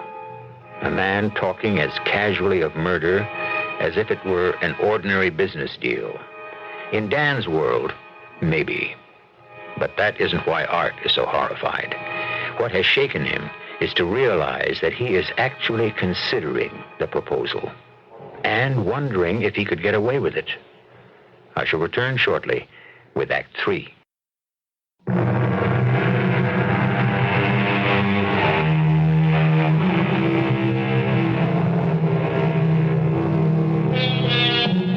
The taking of one human being's life by another, under any code or philosophy, is not to be condoned.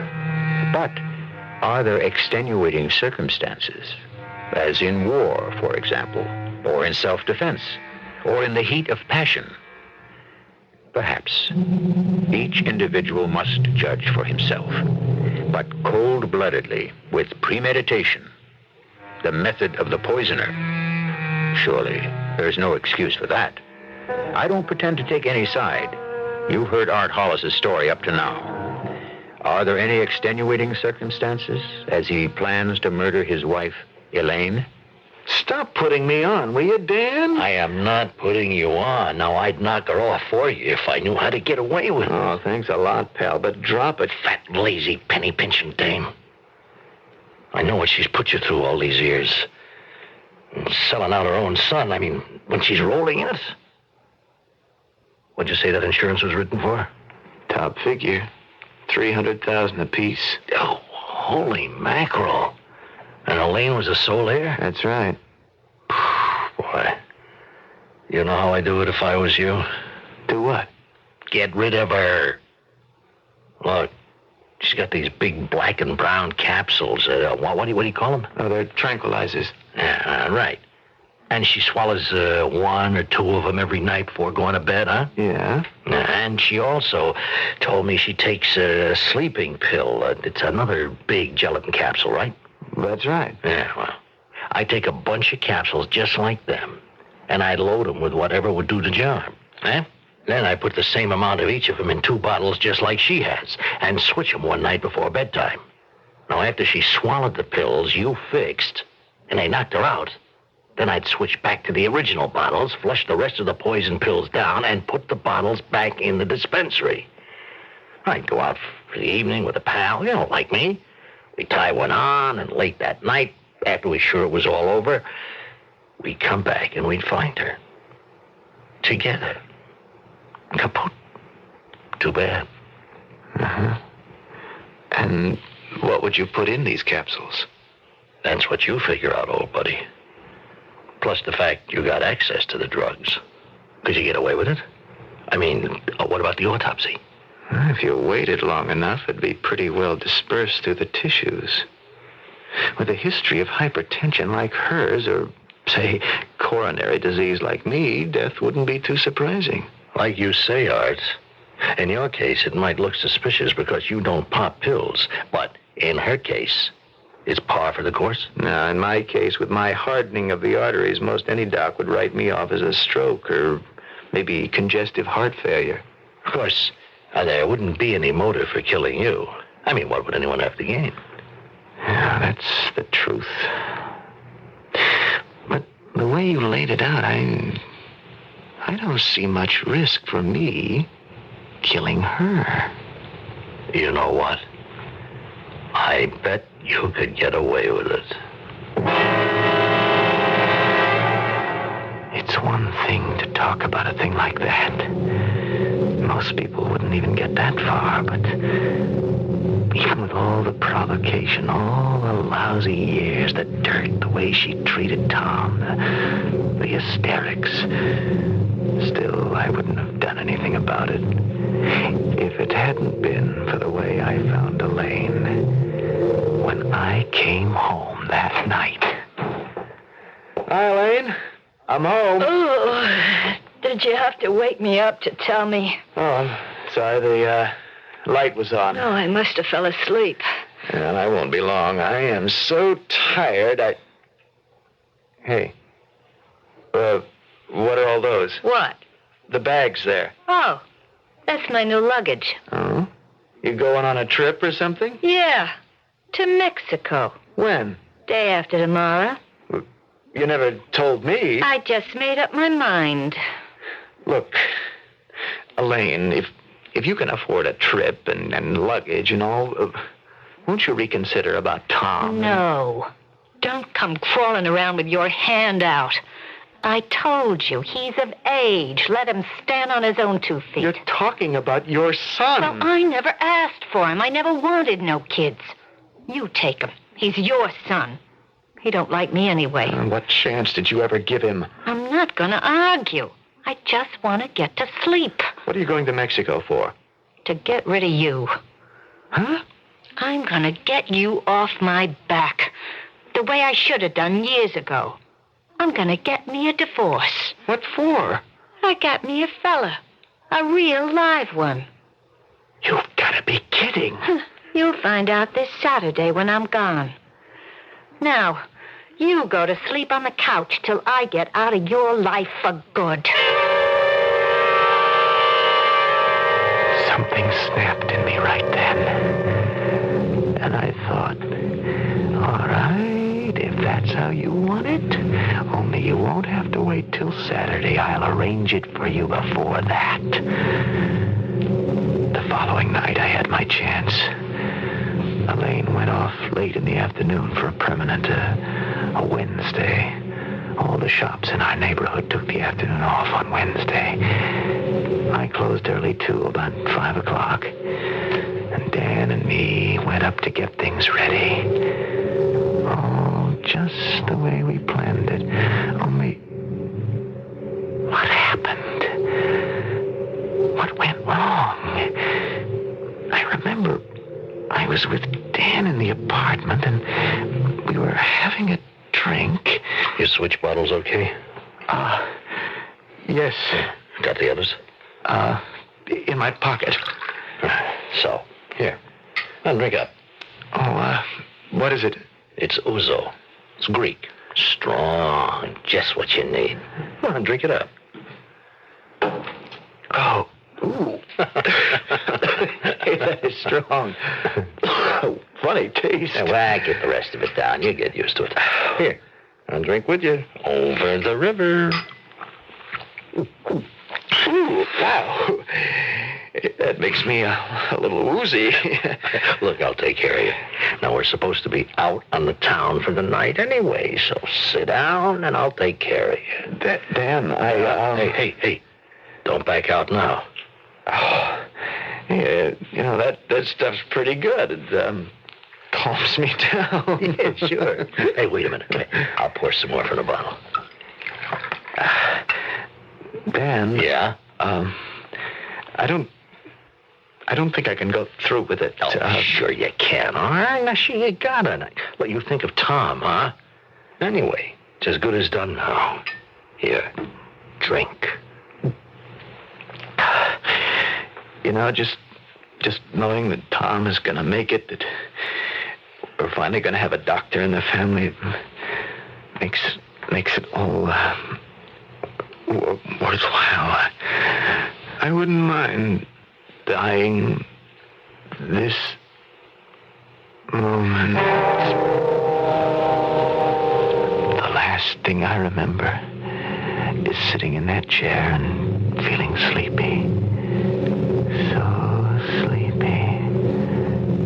And now where am I? I can't move, but somewhere I thought I heard people saying, he's dead. Dead. isn't supposed to be me. It's supposed to be Elaine. I won't die. I won't die until I... Wait. I hear voices. Voices. Listen. Try to listen. I'm afraid you won't get any reaction from your father, Mr. Hollis. I'm prepared. Could we, be alone together? Just a minute. Well, don't touch anything. No, I won't. Very well. Oh, you know your mother and another gentleman are on the way up. I'll let them in when I leave. I'd like a moment alone. I understand. I'll leave you now. I don't know what happened, Pop. I hope nothing I said upset you. I mean, I'd come back to you to tell you that I got a government loan, and come hell or high water, I'm going through med school and I'll come out a doctor. And I'll be a good one. For you and for Grandpop. I just wish I'd said all this in time. I talked to the doctors. I know there's too much brain damage for... I wish I had the guts to pull out the plug so you could die right. But that'd be no way for a guy who planned to be a doctor to start out. I love you, Pop. Goodbye. If you want to go in, Mother, there's no way you can hurt him now. Tom, I'm sorry, Mr. Fenton. I don't feel like talking. What we have to come in here for, Dan? It gives me the creeps. Molly, I've got to keep up appearances, Elaine. Yeah, I guess. He looks dead enough, don't he? Only he isn't. Until he's legally dead, you're still married to him. And that means that you and I can't get married. What's your hurry? Well, that's what you wanted, isn't it? I don't know. I'm a big girl now. Maybe I don't have to get married. Hey, you want me to walk out on you?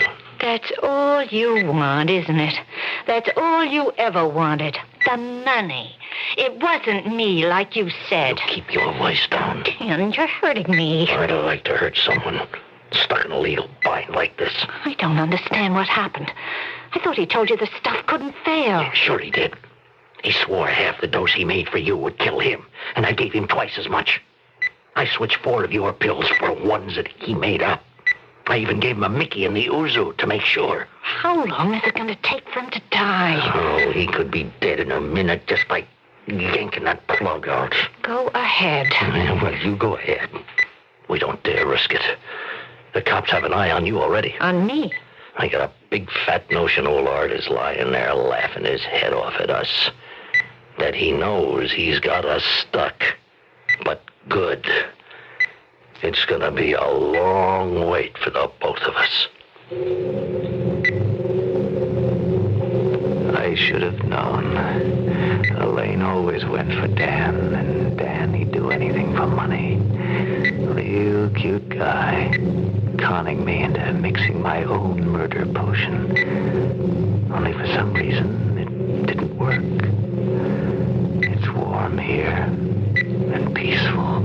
And I can rest a long, long rest to make up for 20 bad years, while Elaine and Dan claw themselves to pieces longing for what they each want so bad and can't have. Yes, sir. I think I'll just lie back and relax and hope that God will take me in his own good time.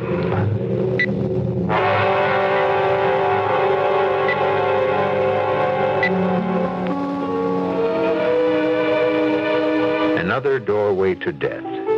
One more to add to Mr. John Webster's 1,000 several ways.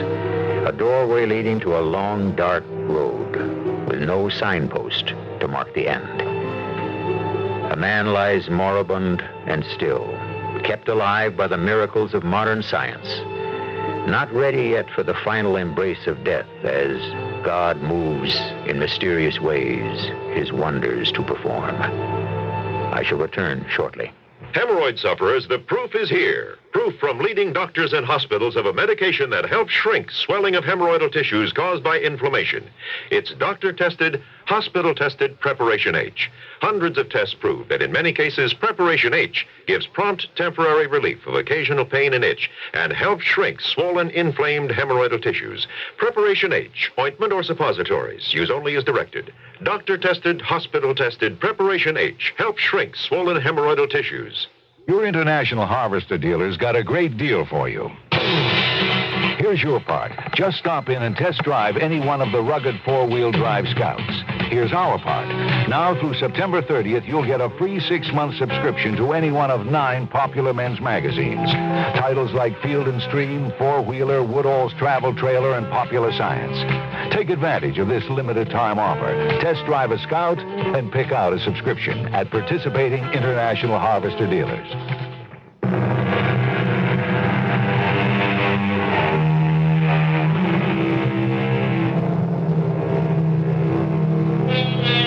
You may remember the case. It was featured in many newspapers because it was over 2 years before Art Hollis's heart stumbled and at last failed. As for Elaine and Dan, they were arrested and finally convicted. Our cast included Russell Horton, Carol Teitel, Earl Hammond, and Jackson Beck. The entire production was under the direction of Hyman Brown. Radio Mystery Theater was sponsored in part by True Value Hardware Stores and Buick Motor Division. This is E.G. Marshall inviting you to return to our Mystery Theater for another adventure in the macabre. Until next time, pleasant dreams.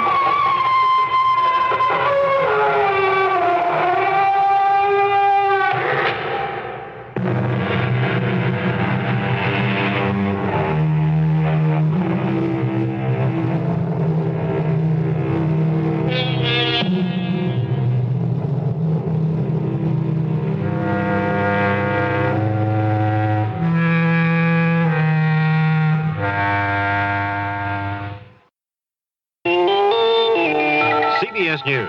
Panamanian negotiators for a new canal treaty with the United States say they've rejected the latest American proposal, but indicate they're still flexible on their demands. I'm Mike Stanley reporting on the CBS radio network. The negotiators met with President Carter and top U.S. officials at the White House on Friday. Upon returning to Panama City, the negotiators told a news conference that 15 days ago they turned thumbs down on the latest U.S. proposal. But they said they're going to work out putting together a counter-proposal which should be more acceptable to Washington, reducing Panama's demands for compensation from $1.3 billion to about $600 million, as well as assuring that the canal will remain neutral even after the Americans leave. The negotiators displayed copies of a letter from President Carter to Panamanian leader Omar Torrijos, listing the top 2 issues remaining to be resolved as monetary compensation to Panama and future land and water rights. Mr. Carter indicated the belief that both problems can be solved. CBS News continues following this message. Secretary of State Cyrus Vance has offered new assurances to South Korea that the Seoul government will not be left on its own militarily after the phased withdrawal of American ground forces. Vance discussed the U.S. commitment during a Washington news conference.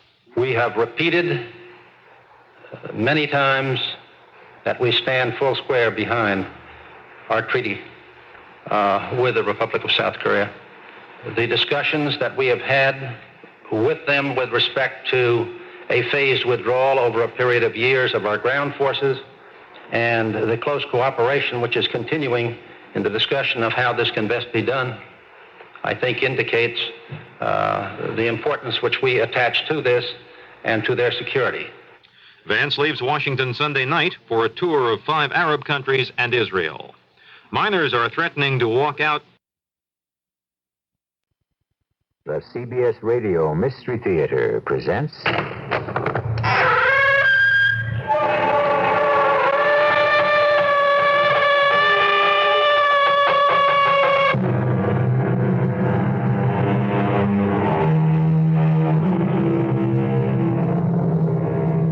Come in. Welcome. I'm from E.G. Marshall. Lovers and madmen have such seething brains, such shaping fantasies that apprehend more than cool reason ever comprehends. So spoke the master of the English language, William Shakespeare. People in love do many strange things, but none so strange as the mystery of love itself. A passion that can be neither defined nor analyzed, weighed nor measured. Love's causes can never be known, only its consequences. It is a force so powerful it can move mountains or make time stand still. Alice, I'm so desperately happy. Oh, Edgar, why do you say desperately? Well, I don't know. Because I'm afraid, I guess. Darling, surely you don't doubt my love. Well, I'm trying not to, believe me, but it's all so perfect now. Can it really stay this way forever?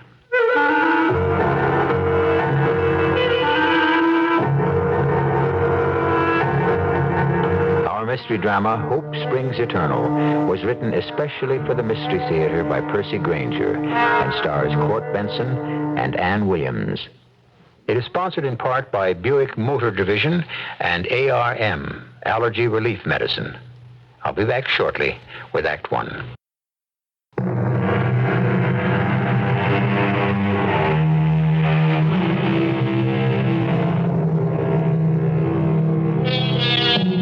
Moderation in all things, counseled the wise Aristotle.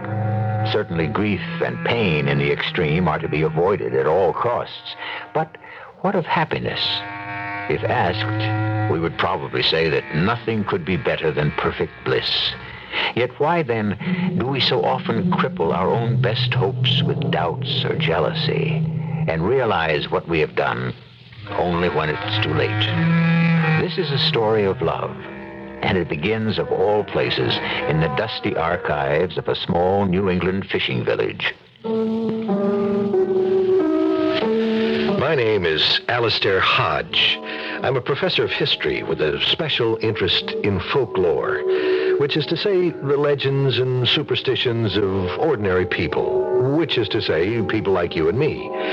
Recently, I spent some time in a small seacoast town north of Boston, poring over old diaries, family records, and so forth. I'd come upon nothing unusual until on the final day of my stay there, or what was to have been my final day. Sorry, Mr. Hodge, but it's closing time. Oh, thank you, Reuben. Come to release me from my labors for another day, huh? That's my job. Well, what's the weather been like today?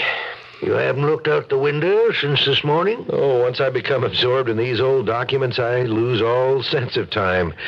I guess you'd call it a labor of love. What's the matter? Did I say something wrong? No. Well, we all have our abiding passions. Mine is folklore. I'd gladly plow through an entire library just to turn up one new folk remedy for a snake bite or one old wives' tale. Is that so difficult?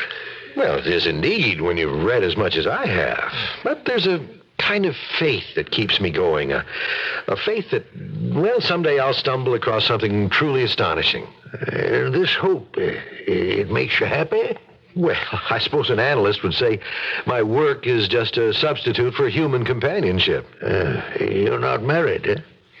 Well, there was a woman who loved me once, or said she did. I found it difficult to believe. I don't know why. In any case, she eventually married someone else. But that was a long time ago, and but it doesn't matter now. Doesn't it? Now, Reuben, don't tell me you're a sentimentalist. No, I believe in nothing you can't put between two slices of bread.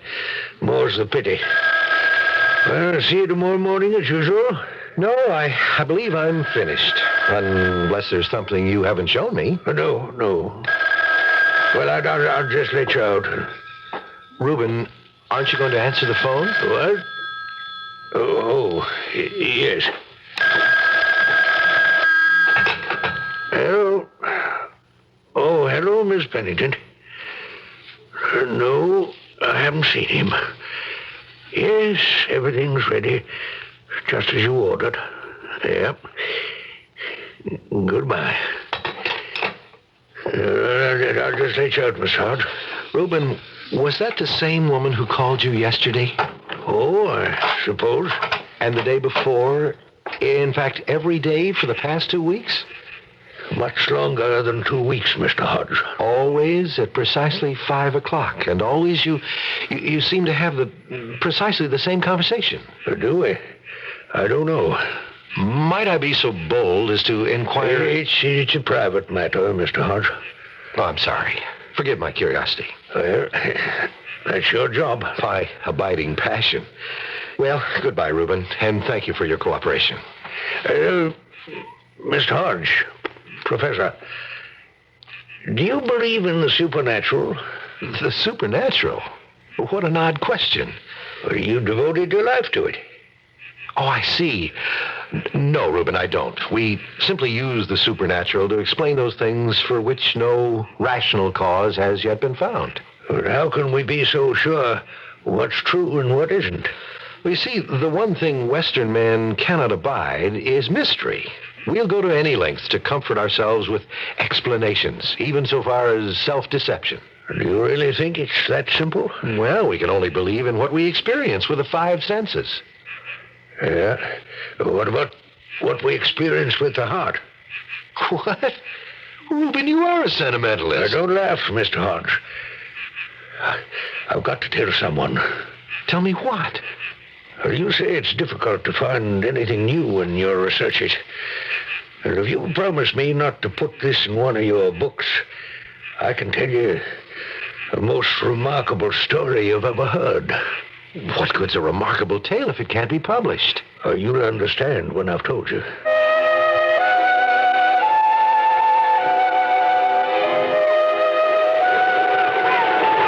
Good morning, Reuben. Morning, Mr. Hodge. Well, I can certainly see what the weather's like today. I think there's going to be a storm. Yeah, just like that day so many years ago when it all began. Oh, yes, the story. But why did you insist we meet here on the beach?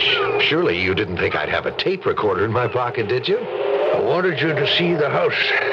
You mean that mansion over there beyond the dunes? Yeah, it was built in 1692. Looks deserted. The last people to live there were the Penningtons, Edgar and Alice Pennington. They were a young couple, wealthy, from Boston. They were newlyweds, hadn't been married more than 2 weeks, and I'd never seen a more devoted couple, despite Mr. Pennington's fears. Fears? He was a man struggling to find faith, Mr. Hodge. Faith and hope. You sound as if you knew them well.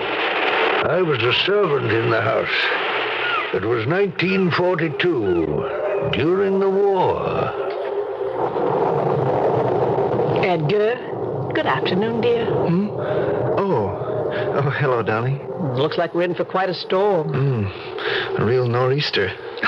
Do they really use that expression here? Oh, yes. I thought it was only in books. Oh, Edgar, I think this little village is the most enchanting place on earth. Do you really? This old house. Oh, what a lovely place for a honeymoon. You really like it here? Oh, yes. Now, come. You told me this morning you had a surprise for me. What is it? You do like this place, then? The village, the ocean? I could wish for better weather. Oh. The storm will pass. Yes. Yes, like everything else. Edgar, what's the matter? Oh, I don't know. These thoughts keep going through my head. Thoughts? Doubts. Oh, darling, about what? About everything. The war, the future, us. Us? But that's silly. Why? Everything is so perfect. We're married at last until death do us part. Yes, I know. I should be happy, but I can't help it. The happier I am, the more I feel a kind of dread. Oh, dear. I know it's silly. But whatever is there to be afraid of? That it won't last. That it can't last. But why not? Well, why should it? Nothing else does. Nothing else ever has. Is it because your own parents were so terribly miserable? They started out life together so happy. Just like us. Oh, darling. What can I do to reassure you? There's never been anyone else but you. So, how can you be so sure I'm really the right person for you? Edgar, if you don't stop this, I'll begin to tease you. No, please. I need you, Alice. I know. I'll ring for that young man you've hired. Well, what's his name? Reuben. Reuben. I'll have him lay the fire and bring us our tea. And then you can tell me your surprise. No, let's take our walk first on the beach. Today? With that storm coming up. I need something to relieve this pressure on my heart. Maybe the wind and the rain. Well, that's what it is, the weather. It's this miserable day that's got you so depressed. No, it's not that. Well, it depresses me. Oh, I suppose I'll always be a city girl at heart. Do you mean that, Alice? It doesn't matter. We'll be back in Boston in a few days. Now, come, tell me your surprise. Well, I bought this house. Bought it? Yes, you were so ecstatic when we arrived. I thought you liked it. Oh yes, I do. I mean, it is quaint in a rather overwhelming kind of way. So old. You see? It's beginning already. The disintegration. Oh, darling, now don't be silly. I'm sure I can get used to it. You shouldn't have to get used to anything. But nothing's perfect. Except our love. Oh, Alice, if you really meant that. I do, Edgar. Please, come. We'll go for a walk if that's what you want. Storm or no storm. Oh, I hope you're right, dear. That it's just a mood, but I've had these doubts all my life. Then I'll help you to change. If only you could. But how? By loving you. By having faith in you and teaching you to have faith in me and hope in our wonderful future together. Oh, my darling. I'm so happy. I must get out. Away from this house. I feel like throwing myself into the surf and letting it dash me against the rocks. Dearest, let me just give Reuben orders to have things ready when you return. I'll wait for you on the dunes. Oh, please, stay where I can see you. Yes. You are all right, aren't you, Edgar? What? Oh, yes, of course. Alice, you will help me. You won't lose patience with me, no matter what happens. Oh, but what could possibly happen, Edgar? We're man and wife now. Where you go, I go. It's as if we occupied the same space. That's what I want to believe more than anything else in the world. You will, dear. In time.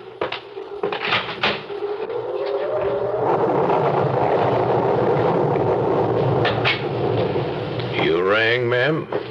Oh, Reuben, yes? Well, what did you want, ma'am? What?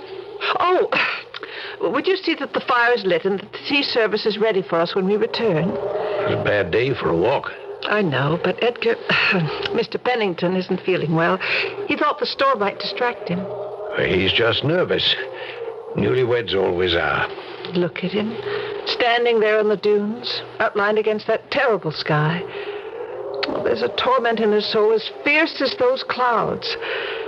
Sometimes I feel like I don't know him at all. If only I could be certain he really loved me. I think he does, ma'am. Do you?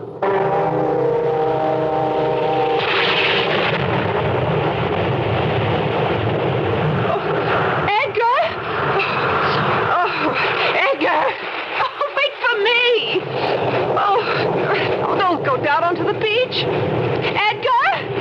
Oh, he's out of sight. Oh, well, I'll see him as soon as I get to the top of the dune. Edgar! He's gone!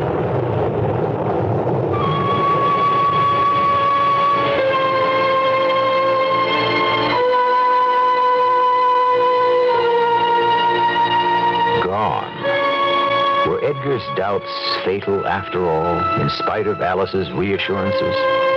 The poet says the course of true love never did run smooth. But how true can a love be that gives up so easily? Well, we mustn't get ahead of ourselves. I shall return shortly with Act Two. Hemorrhoid sufferers, the proof is here. Proof from leading doctors and hospitals of a medication that helps shrink swelling of hemorrhoidal tissues caused by inflammation. It's doctor-tested, hospital-tested Preparation H. Hundreds of tests prove that in many cases, Preparation H gives prompt temporary relief of occasional pain and itch and helps shrink swollen, inflamed hemorrhoidal tissues. Preparation H, ointment or suppositories, use only as directed. Doctor-tested, hospital-tested Preparation H helps shrink swollen hemorrhoidal tissues. Remember your last hay fever attack? Your medicine turned out to be just antihistamine. Next time, arm yourself with ARM, allergy relief medicine. One tablet helps itching, dripping, sneezing, then does what your plain antihistamine won't do for congestion relief, even in your sinuses. Remember, Don't give up. Arm yourself with ARM. get antihistamine relief and more. Take ARM when needed, only as directed. Is your bank open when you're busy and closed when you're not? Northwest Federal Savings knows that a good place to save is ready for you when you're ready. So Northwest Federal Savings is open 63 hours a week in all the places you might be. Because there are 5 convenient Northwest Federal Savings Centers throughout Chicagoland's great Northwest Territory. If you're shopping around 6 Corners, there's a Northwest Federal west of Cicero Avenue on Irving Park. Saving in Des Plaines, Northwest Federal's just east of the Tri-State on Dempster. Cashing a check in Norridge. Northwest in the Harlem Irving Shopping Center. Live near Edison Park? Save at Northwest just east of the train station. Looking for a loan in Arlington Heights? We're at Algonquin and Gulf. 5 convenient Northwest Federal Savings locations for all of your savings needs. Open 63 hours a week to satisfy them all. Northwest Federal Savings keeps the best hours yours. Northwest Federal Savings Time, 63 hours a week.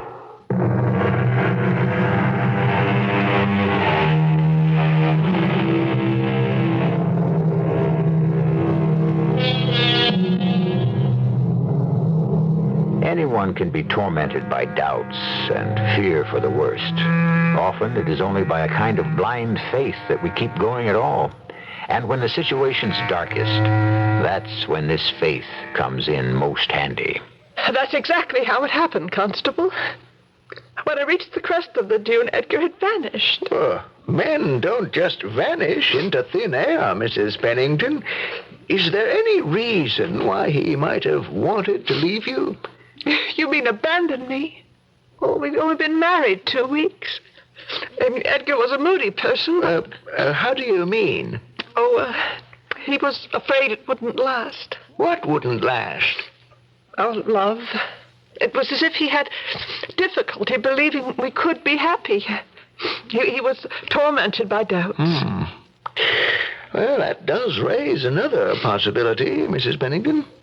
What do you mean? That your husband took his own life. How dare... Not just a moment. That beach stretches for a mile in either direction without so much as a piece of driftwood to hide behind. Yet you say it was less than a minute between the time he disappeared over the dune and you reached the spot where he'd been standing. Well, it may have been a little more than a minute. A spot from which you could survey the entire length of the beach. Now, where else could he have gotten to in that period of time? 4:37, the time of his disappearance, the ocean was at high tide, a mere 40 yards from the dune. The surf was up, making visibility difficult. No, Edgar would not have killed himself. Forgive me, Mrs. Pennington, but how can you be so sure? Because he loved me. He wouldn't do that to me. Well, yet you did say he's been moody, restless. I didn't say restless. You're putting words into my mouth. Mrs. Pennington, did you know that Edgar's father committed suicide? What? Oh, no, I didn't. Edgar never told me that. But anyway, what of it? I mean, suicide isn't hereditary. No, but insanity is. What? Edgar's father was certifiably insane at the time he took his own life. How do you know all this? I knew the whole family, Mrs. Pennington. They used to come here on holiday. Here? In fact, they used to rent this very house. They did? Now, Reuben Thompson tells me not 3 days ago, Edgar bought the place. Is that true? Yes. A strange act for a man trying to escape from his past, wouldn't you say? Edgar did not commit suicide. And he will be back. You seem very certain of that, Mrs. Pennington. There was a perfect love between us.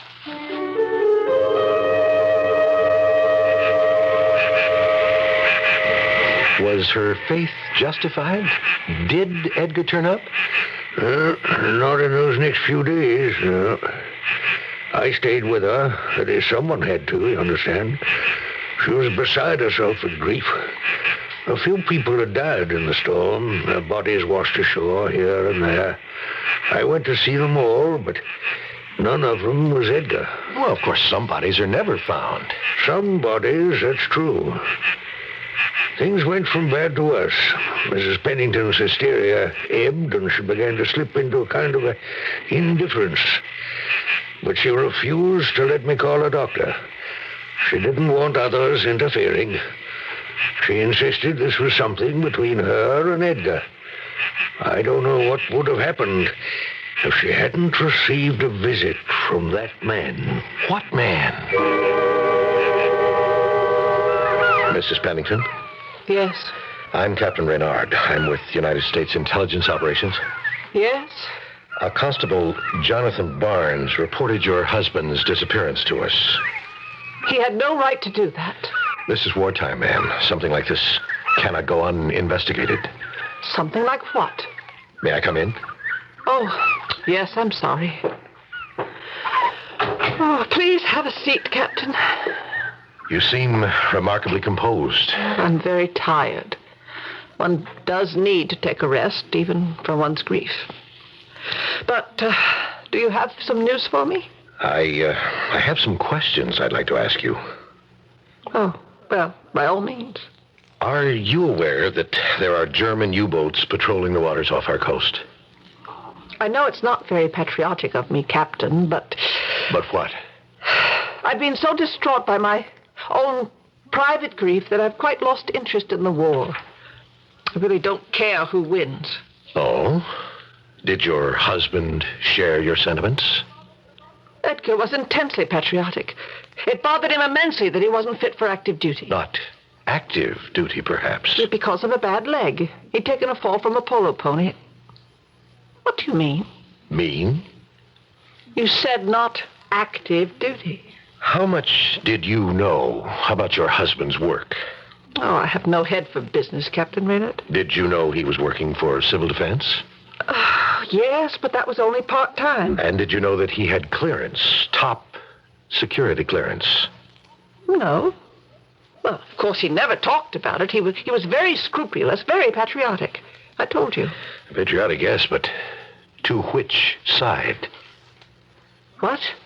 We've run a rather thorough check on your husband, Mrs. Pennington, and there is strong evidence which suggests he may have been a German agent. A German agent? Oh, that's impossible. Just how well did you know your husband, Mrs. Pennington?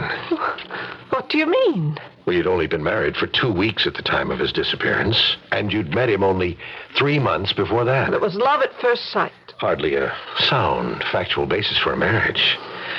Constable Barnes said you told him your husband had been moody. That had only to do with us. He worried about the future. I'm sure he did. Our future. More than anything else, I was determined to persuade him that he didn't have to worry anymore. He was going to be happy. We were both going to be happy. And I know I would have succeeded. I'm sure you would have, Mrs. Pennington. Did you know that on the evening of his disappearance, our sonar detected a U-boat less than a mile off this very beach? What? Did you know that your husband had access to the plans for our entire coastal defense? No. And that there was a leak in the Civil Defense Bureau where he worked? No. No, I didn't know any of those things, Captain Reynard. I only knew that Edgar loved me and that he was trying desperately to trust in his life. Please, Mrs. Pennington. I'm sorry. I see I was wrong. But perhaps it does set your mind at rest to know that there is a possible explanation for his disappearance. Well, Edgar has not disappeared. What did you say?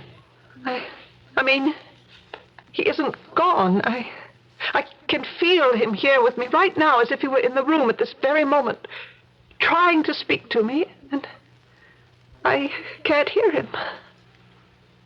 I'm sorry I disturbed you, Mrs. Pennington. If you'll excuse me, I should leave. Yes, it's nearly 5. Time to lay the fire and prepare afternoon tea. Reuben. Ma'am? Please show this gentleman to the door. Still, Mrs. Pennington, it should be some comfort to realize that when the war is over, your husband might return or send for you. How little that man knows about love. Oh, Reuben. Dear Reuben, I don't know what to think anymore. Sometimes I feel as if I never really knew Edgar at all. Everyone is trying to take him away from me. Well, I won't let them. I won't let them do that. Reuben, you may bring us our tea. And did Edgar return after the war? Would I be going now to lay the fire and set out the tea if he had? You mean that for all these years... Every day. And every evening? She telephones to see if he's returned. I've heard about the power of love, but never anything like this. Not love, Mr. Hodge. Hope. Mrs. Pennington? Yes, Reuben. It's time for dinner now. Aren't you going to come down? Just a few more minutes. Well, it's gotten dark. I can still see. You've spent every waking hour up here on the Widow's Walk for the last 6 months. Surely if Mr. Pennington were going to return... He will return, Reuben. I've told you that. It's not summer anymore. Looking at that sky, I'd say we're just about due for the first storm of winter. Nevertheless, I'll keep my vigil here, just as the wives of the fishermen used to watch for their men at sea.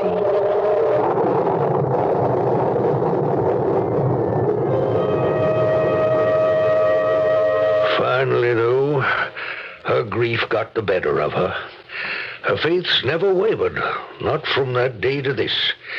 But she could no longer bear to remain in that house with its brief memories and unfulfilled dreams.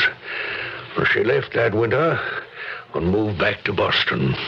So Mrs. Pennington never regained her sanity? Who said she was insane? Well, she has you light the fire and set out tea every evening. I'd certainly call that obsessive. You haven't told me which explanation you believe, Reuben. Did Edgar drown himself, or was the captain right about his being a German agent? I never believed either one of them. No? No, not for a minute. Why not? Because of Mr. Pennington's game leg. He never could have descended the dune and crossed the 40 yards to the surf in the minute or so it took Mrs. Pennington to come into view. Alice? What? You called her Alice. I did. Why? Well, I guess I was a little in love with her myself then. Reuben... I know what you're thinking, Mr. Hodge. That I had something to do with his disappearance. But would I be telling you the story now if I had? But it's so frustratingly incomplete. A man vanishes without a trace. You've got to have an explanation for that, or it's hardly worth publishing. You gave me a word, Mr. Hodge, that you'd not publish this. So I did, and I'll keep it. You've ruled out suicide and wartime intrigue. What's left? In fact, how can he have disappeared, period? A crippled man on an open beach. That's just it, Mr. Hodge. He never disappeared at all.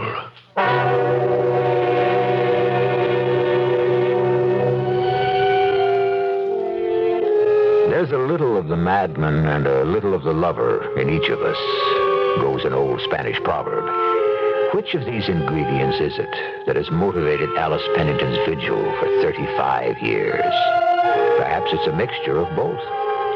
Or Perhaps there's really no distinction. We'll find out, we hope, when I return with our final act. Harry, why is the air conditioner set on high freeze? I was trying to get rid of that fish smell. Well, you're not going to freeze it out, Harry. Clean it out of the air with Lysol disinfectant spray. Summer means air conditioning with recycled stale air. Summer means it's time for Lysol spray. Spray air conditioner intake vents and eliminate that stale smell. And for sudden odors, spray Lysol in the air. It eliminates odors and leaves a fresh, clean scent. Summer means it's time for Lysol spray. As wise man, I am used to people asking me about the meaning of life, but ask me about leaky faucets, forget it, buddy. So I get help from Consumer Information Catalog. It is put out by the federal government, and it lists over 200 helpful booklets that you can send away for, from fixing your car to family budgeting. So send for free catalog. Just write catalog, Pueblo, Colorado, 81009. A public service message brought to you by the Consumer Information Center and this station.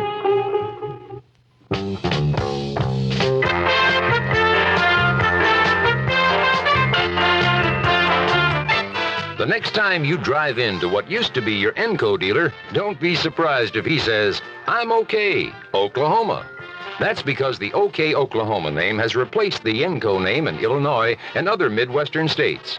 Oklahoma's an old-time and respected gasoline name that used to be around these parts. It's always stood for good, neighborly service and the finest in gasoline and complete car care.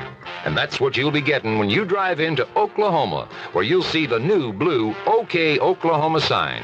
You'll see two other good signs there that'll give you a lot of credit. MasterCharge and Visa, the two most popular bank charge cards in America. So drive in where you see the new blue Oklahoma sign. You'll find everything's OK.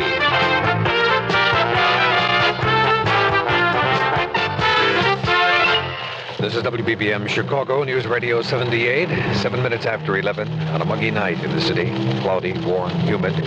It's 75 degrees officially at Midway now.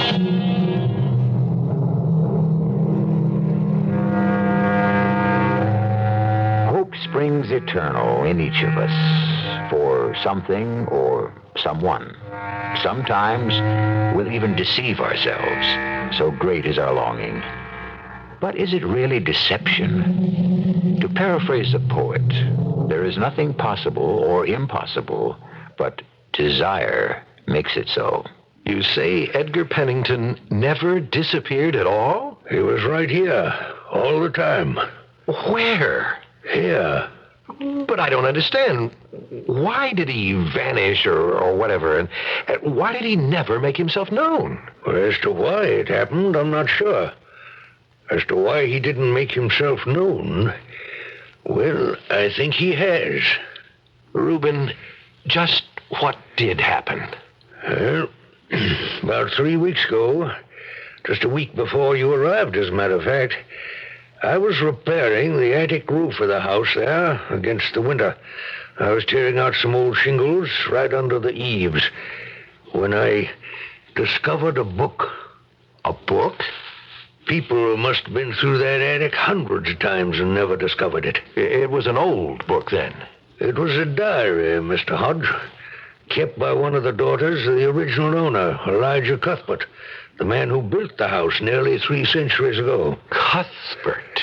Naturally, with my interest in our local history, I thought this was quite a find. I forgot about my work and began to read it.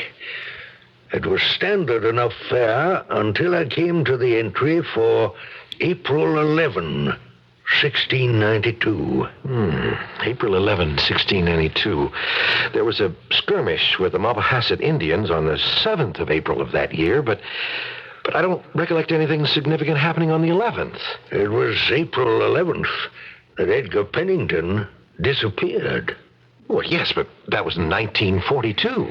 On that day, the diary records the appearance of a strange man at the house just about 5 o'clock in the evening. The time?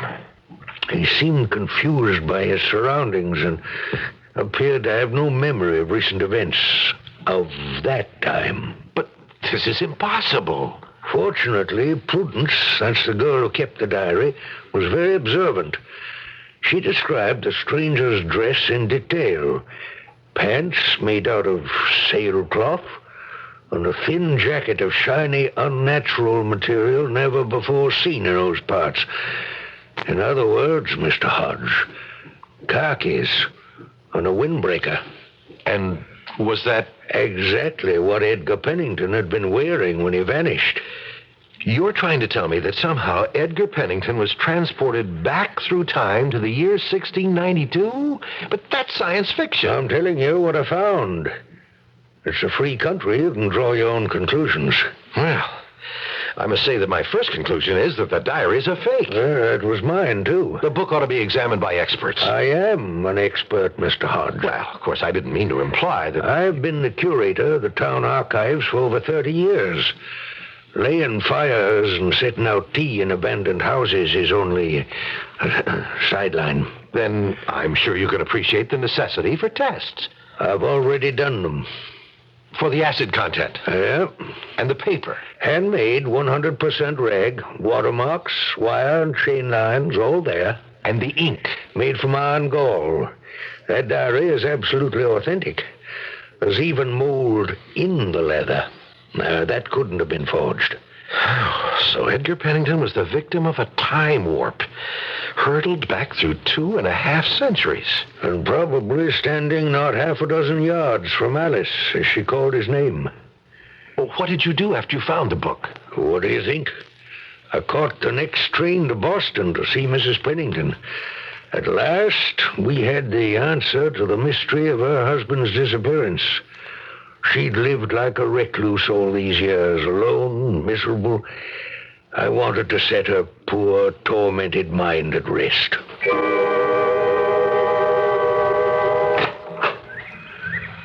Yes?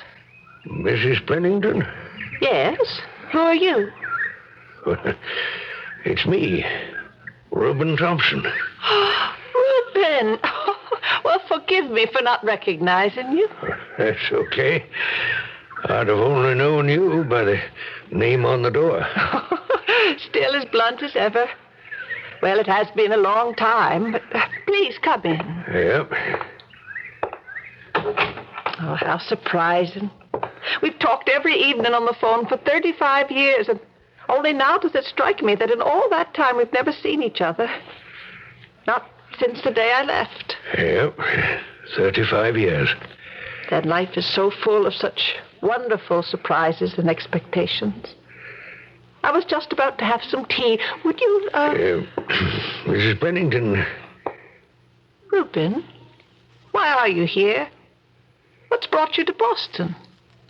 Well, He's returned? You've seen him? No, I haven't seen him. It isn't? Oh, no. Has his body been found? No, nothing like that. It's, well, you see, I was repairing the attic for the winter. I'm so relieved. You gave me a start. You know, Edgar was on my mind, as always. I was just reading Browning when you rang. Elizabeth, that is. I will not be accused of feminism, I trust, when I state the fact that she was a much better poet than her husband. The sonnets from the Portuguese. I love thee with the passion put to use in my old grief. I love thee with the breath, smiles, tears of all my life. And if God choose, I shall but love thee better after death. That's very pretty. But, of course, he's not dead. No.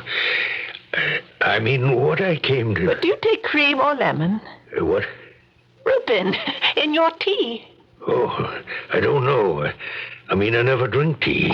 Then I shall make the choice for you. Lemon. And some sugar. Oh, how much I look forward to our conversations each evening on the phone. You do? Yes, brief as they are. Dear Reuben, you're the only friend I have. Has my silliness become such a terrible imposition? No, not at all. I've been more than happy to do it. For 35 years. Surely there were times when you wished yourself free of it all. Well, it's just a routine, Mrs. Pennington. Do you know the last thing Edgar did before he disappeared? He was standing at the very crest of the dune. Oh, I do remember it as if it were yesterday. And he turned to watch me as I approached. And he waved, as if beckoning me to follow him. Oh, there was a hurt look in his eyes, as if he were afraid I might not. But at the corners of his mouth were the beginnings of a smile. A brave effort to overcome his fear once and for all and accept our happiness. And that's why I know he's never left me, and why I know he'll return. There's so much to look forward to. Oh, forgive me. Here I am prattling on without letting you get a word in edgewise. Now, you came to tell me something. Yes. Yes, I did. Well, then, what is it? Oh, there's nothing wrong with the house, I hope. Well, I was up in the attic, you see. Yes, working on the roof, you told me. And I found that it's going to require about $50 to repair it. Is that all? Oh, but you could have written me for the money. You sure there's not something else? You seem upset. No. Thank you for the tea. What's that you've got there? What? Oh, that book. Oh, it's just something I picked up in town. An old diary of sorts. Something to read on the train home. Oh, and I thought maybe you'd brought me a present. Well, Reuben, dear Reuben, goodbye. Bye. Reuben, I really am quite mad, you know.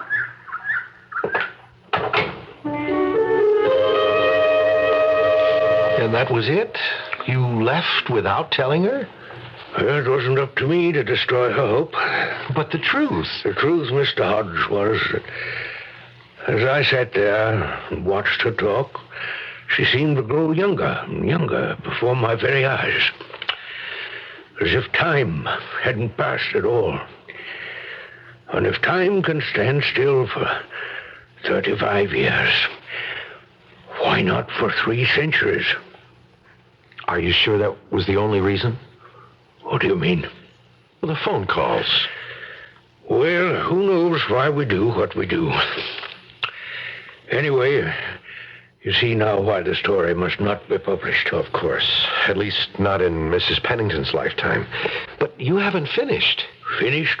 The story. The stranger in the diary. Edgar Pennington, or whoever he was.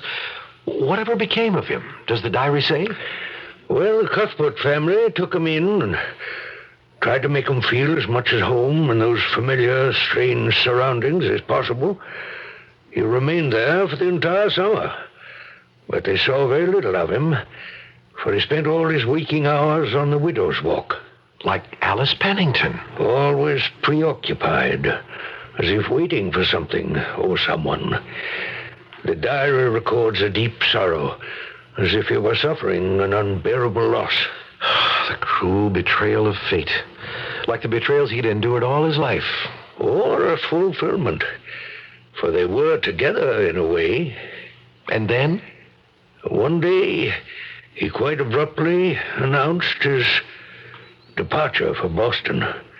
When the family pressed him for an explanation, he'd say only that the person he was waiting for was no longer there. He left, and they never saw him again, nor even heard further word of him. And that's the end of the story? I don't think so. You see, the date of the entry, which records his departure, was November the 9th. That's the same day when, 2.5 centuries later, Mrs. Pennington left the house herself. And went to Boston. Forever.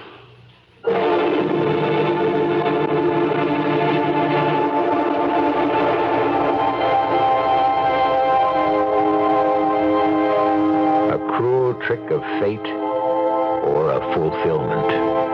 Who knows? Perhaps Edgar Pennington would never have been happy in this life. Perhaps perhaps he would have lived fitfully, waiting for the disappointment he had experienced so often before. Who are we to say? But what of Reuben's decision not to tell Alice Pennington about the diary? A word on that in a moment.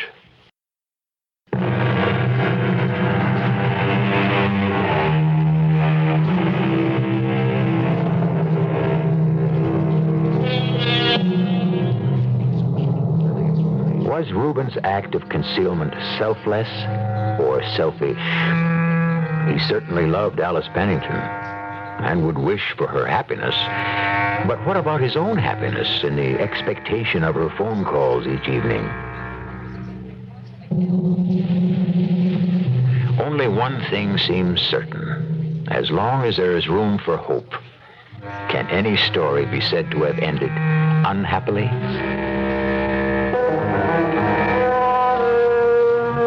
A final thought on time travel. Is it really only science fiction? I don't know, but I can say this.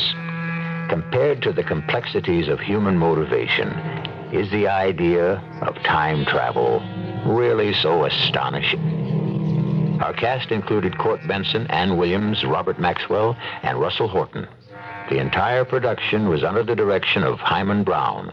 Radio Mystery Theater was sponsored in part by ARM, Allergy Relief Medicine, and Buick Motor Division. This is E.G. Marshall inviting you to return to our Mystery Theater for another adventure in the macabre. Until next time, pleasant dreams.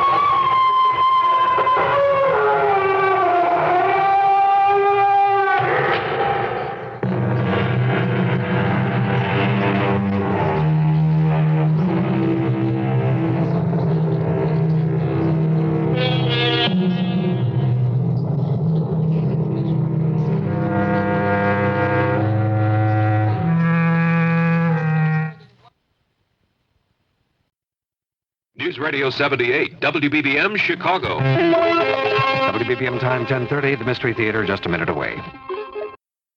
The CBS Radio Mystery Theater presents...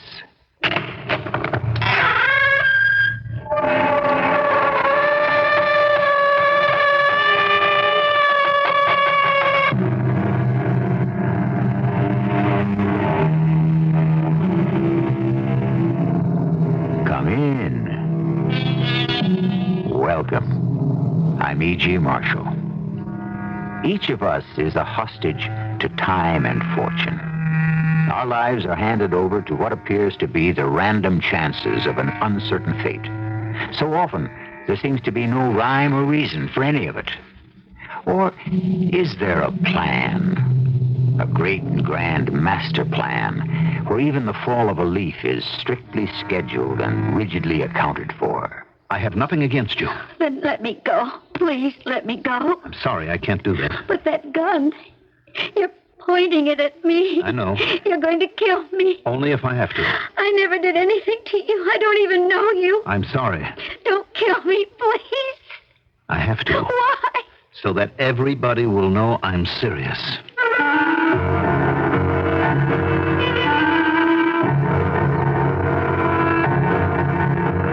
Our mystery drama, Case Closed, was written especially for the Mystery Theater by Sam Dan and stars Mandel Kramer. It is sponsored in part by True Value Hardware Stores and Buick Motor Division. I'll be back shortly with Act One.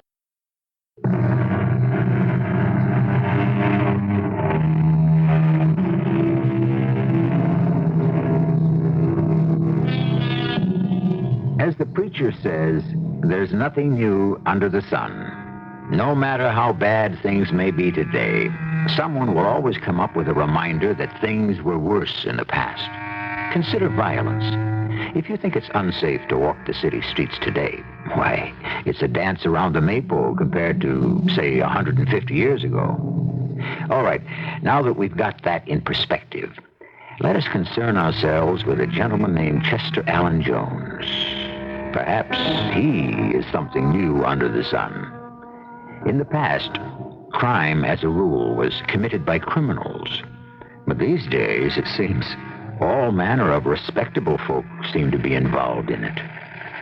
Our story begins at 2:47 p.m. Wednesday afternoon, August 27th, according to a police report that is being prepared by Lieutenant Francis Xavier Fitzmaurice. At which time the perpetrator, later to be identified as Chester Allen Jones, white, male, 43 years of age, did enter the premises of the Farmers and Mercantile Bank and Trust at North Main and 9th, where he approached the teller, Joanna V. Butler, and demanded... Put all your money in this bag. Don't step on anything. Don't push anything. Don't try to signal anyone. No, sir, I won't. I mean, I will not. Got this revolver pointed straight at your heart. Yes, I see. Hurry up with the money. Yes, sir, I'm trying to get it all in the bag, but my hands are shaking. What's that? What's what? The police. I didn't do anything. I swear I didn't do anything. All right, come on from behind that counter. Walk out. Come on, move. But don't shoot, please. Don't shoot. Let's just sneak out. Everybody shut up. You there. I could have put that bullet into your head. Now, everybody shut up and don't make me shoot again. No. You. Stand in front of me. Please. Just stand right here and don't move. Please. Nobody in this place moves an inch. That's right. Now, drop your weapon. Raise your hands or you can't get away. Stay out. I'll kill people if you try to come in. Now, don't be crazy. Nobody's hurt. Not yet. You're not in that much trouble. Now, be smart. Don't try to rush me. I'm warning you. Don't try. You. Me? You just stay right in front of me. All right, the rest of you clear out. Everybody out of the bank. We're going. You heard me. Start walking. All right, I'm allowing these people to leave. Don't try to come in. I still have one of them. You, the fat man there with the hat. Yes, you. Now, you'll be the last one out. That's right. Now, stand there. All right, now you go and close the door behind you. That's right. What do you want? What are you going to do with me? Move toward the window. You're hurting my arm. Don't fight me. Just go where I tell you. What do you want? Pull down the blinds. The blinds. I'll kill you if you try anything. I won't. The blinds. The blinds. That's right. Just let them drop. Good. Now the shutters. The shutters. The steel shutters that cover the windows and the door. Yes, the shutters. Go ahead. I'm not sure. I know where the switch is located. Drop the shutters. But I tell you, I don't remember. Oh, I remember. I remember. It's here, by the door, right over here. Do it.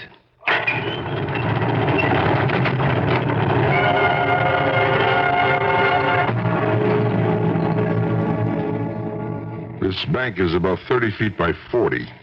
The vault has an opening in the rear. A door left opens on a storeroom. Another door right is to kind of an employee's lounge or the bathroom. The only entrance is through the business office. The lounge does not have any windows. There's no way to get at him, except through the front. And he has the iron shutters down. There's no way he could be picked off. Besides, he has the hostage. At 3:15, an attempt was made to contact him. He opened the door a crack. We spoke through the shutters. What do you want? Well, sooner or later, you'll have to talk to somebody. I know what you're trying to do. Really? What am I trying to do? You're trying to humor me. Well, why would I want to do that? You think you're dealing with some common hoodlum? No, I never said anything like that. I'm not your ordinary, everyday bank robber. You're not? You'd never guess who I am. I wouldn't. Never. Not in a million years. Go ahead, guess. Well, think of the most unlikely person. Go ahead. The Duke of Windsor.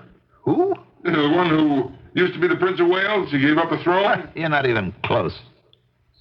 I'm Chester Jones. Oh? Glad to meet you, Mr. Jones. I'm Lieutenant Francis Xavier Fitzmaurice. You never heard of me. Well, now that you mention it, I think your name does ring a chord. Now, you mustn't do that. Do what? Patronize me. There was no way you could ever have heard of me. They took care of that. They? They made sure no one would ever know how important I am. Oh. Well, tell me, how important are you? All right, I will. Have you ever heard of Trowbridge Industries? Trowbridge. That's always been his secret. You see, keep in the background. Just take the money and smile. Well, I'm chief engineer. Oh? We make those... Well, I can't talk about it because it's top secret. You understand, being a police officer. Absolutely. Just let me say that what we make is a Tiny little bit of a thing. But without it, you couldn't get a fighter plane off the ground. Is that a fact? Now, I warned you, don't patronize me. I am not, believe me. I am very, very much impressed. Now, I'm telling you this because I want you to realize that you're not dealing with some run-of-the-mill criminal. Well, I was sure of that from the very beginning. Now, Jones, you have a young lady there with you. Yes. About the young lady. Look, she is of no importance. She's merely a pawn in the game. Well, you certainly have no intention of hurting her. You're too good and generous a man for that. Good and generous, yes. I was always good and generous. That's why I'm a ruined man today. Good and generous no longer. Well, then why don't you let the young lady go? Let her go? She never did you any harm. Why should she suffer? I never did anyone any harm either. Why do I have to suffer? Yeah, but surely... Look, I don't want to talk anymore. Just another few seconds, Mr. Jones. I said I don't want to talk anymore. For the next 3 hours, all efforts to make further contact were unavailing. It was suggested we bring his wife down to talk to him. I decided to talk to her first. Accordingly, I went to see her, 7 p.m. You can't be serious. He identified himself as Chester Allen Jones. Well, there's obviously someone else by that name. Chief engineer at Trowbridge Industries. Well, perhaps someone is impersonating him. Well, the holdup was televised on the special closed-circuit TV, beamed to a banking protective service. Now, look, here's a blow-up from her frame. Is this your husband? Oh, it's impossible. Is it true? Well, it's Chester. It is Chester. Chester? Robbing a bank? Oh, it's ridiculous. I'm sorry, Mrs. Jones. How could he do this? I'm going right on down there. I'll make him see reason. No, I'm afraid that's not possible, Mrs. Jones. I know how to handle We him. can't allow him to become irritated in any way. He has a loaded revolver pointing at a hostage. How long will you permit this to go on? As long as it takes. Oh, this is awful. This is absolutely awful. I'm sure it is. How will I ever be able to show my face to my friends again? We decided not to involve the wife. At 10 p.m., we tried to make contact with Jones again. He refused to talk. This is a bad sign. In all these situations, the perpetrators are anxious to carry on a dialogue. It increases their sense of importance. They're excited by the very idea of negotiations. But how could we figure Jones? Unless we knew what Jones wanted, we would have no clue to him at all. Are you going to kill me, Mr. Jones? What? I asked, are you going to kill me? I don't know. You don't know? I haven't really thought about that. Right now, it's not important. It's important to me. Just don't try anything. What can I try? All I see is the muzzle of that revolver. It's a big black hole, and it's pointing at me. And death can come out of there. You talk too much. Well, I'm sorry. But I have to do something. Up till now, I've been scared, terrified. But I can't keep that up forever. The fright goes away, and you're empty. I remember that expression from high school science. Nature abhors a vacuum, so I just fill myself up with talk. Well, don't mind me. It doesn't mean anything. Nature does not abhor a vacuum. But it... Don't contradict me. I'm an engineer. Yes, sir. I'm a scientist. I know more about it than you do. That remark was uttered by Spinoza. Oh, really? I didn't know that. Well, you could tell that he was a philosopher, not a man of science. Nature does not abhor a vacuum. She doesn't. Nature is not a she or a he, not even an it.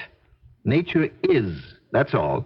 And nature doesn't know, doesn't care, is not involved. Nature is a force that simply acts. Do you understand? Oh, yes, sir, I understand. Mr. Jones. What is it now? Mr. Jones, are you going to kill me? I already told you I don't know. At 11:30 p.m., we succeeded in getting Mr. Jones to come to the door and talk with us again. We brought a tray of food and beverages. The plan was to have him let Miss Butler come to the door to pick it up, where we might have an opportunity to grab her and yank her out of there. But he was too smart for that. He made us place the tray on the ground and push it inside. He was constantly using her as a shield. We had no way to get at him.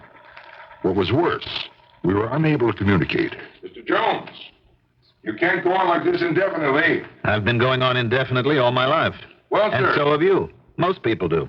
We just go on from day to day, living for the moment. Mr. Jones, let me say to you again what I said to you at the very beginning. So far, nobody got hurt. Nothing too bad can happen to you. Just hand over your gun and walk out with the young lady. The wind-up of the thing will be, well, you probably won't even go to jail. Mr. Jones, look, I'm not just saying this to get at you, it's the truth. Why don't you make it easy on everybody? Come on out. Mr. Jones, you know I'm right. I can't do it. Why not? I just can't. Well, why don't you tell us what you want, Mr. Jones? What do you want? What do I want? Yes, Mr. Jones. What do you want? I don't know.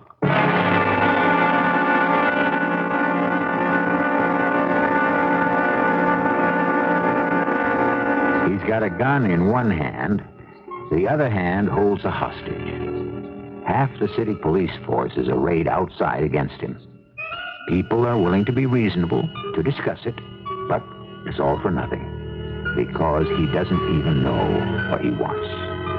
Well, I know what I want. I want you to wait just a short while till I return with Act 2. Now, True Value hardware stores are offering a mobile home for your tools. Hi, Pat Summerall to tell you about the Master Mechanic Roller Tool Cabinet and matching tool chest. Because the cabinet is on wheels, you can roll your tools right to the job. Brakes on two of the wheels stop the cabinet from running away. The tool chest can be carried separately by the two side-mounted handles or rolled right along on top of the roller cabinet. The matching set is available exclusively at True Value hardware stores, and the tool chest and cabinet together provide the right amount of space to hold a mechanic's complete tool kit. Bulky tools or large spare parts fit in the large storage compartment or 3 medium-sized drawers of the roller cabinet. Smaller tools and parts fit in the 6 smaller drawers of the tool chest, and all the drawers locked for tool security. Get the Master Mechanic matching roller tool cabinet and chest exclusively at participating True Value hardware stores and home centers. True Value, more than just a name, it's always been their way of doing business. You know, in any given newspaper, on any given day, there are literally hundreds of private parties trying to sell their used cars. You might be one of those people. How would you like to eliminate all of the hassle of running an ad, staying home on weekends in case the phone rings, making appointments to show your car again and again? How would you like not to go through all that grief and still get top dollar for your used car? At Mancuso Chevrolet in Skokie, we want to buy that car.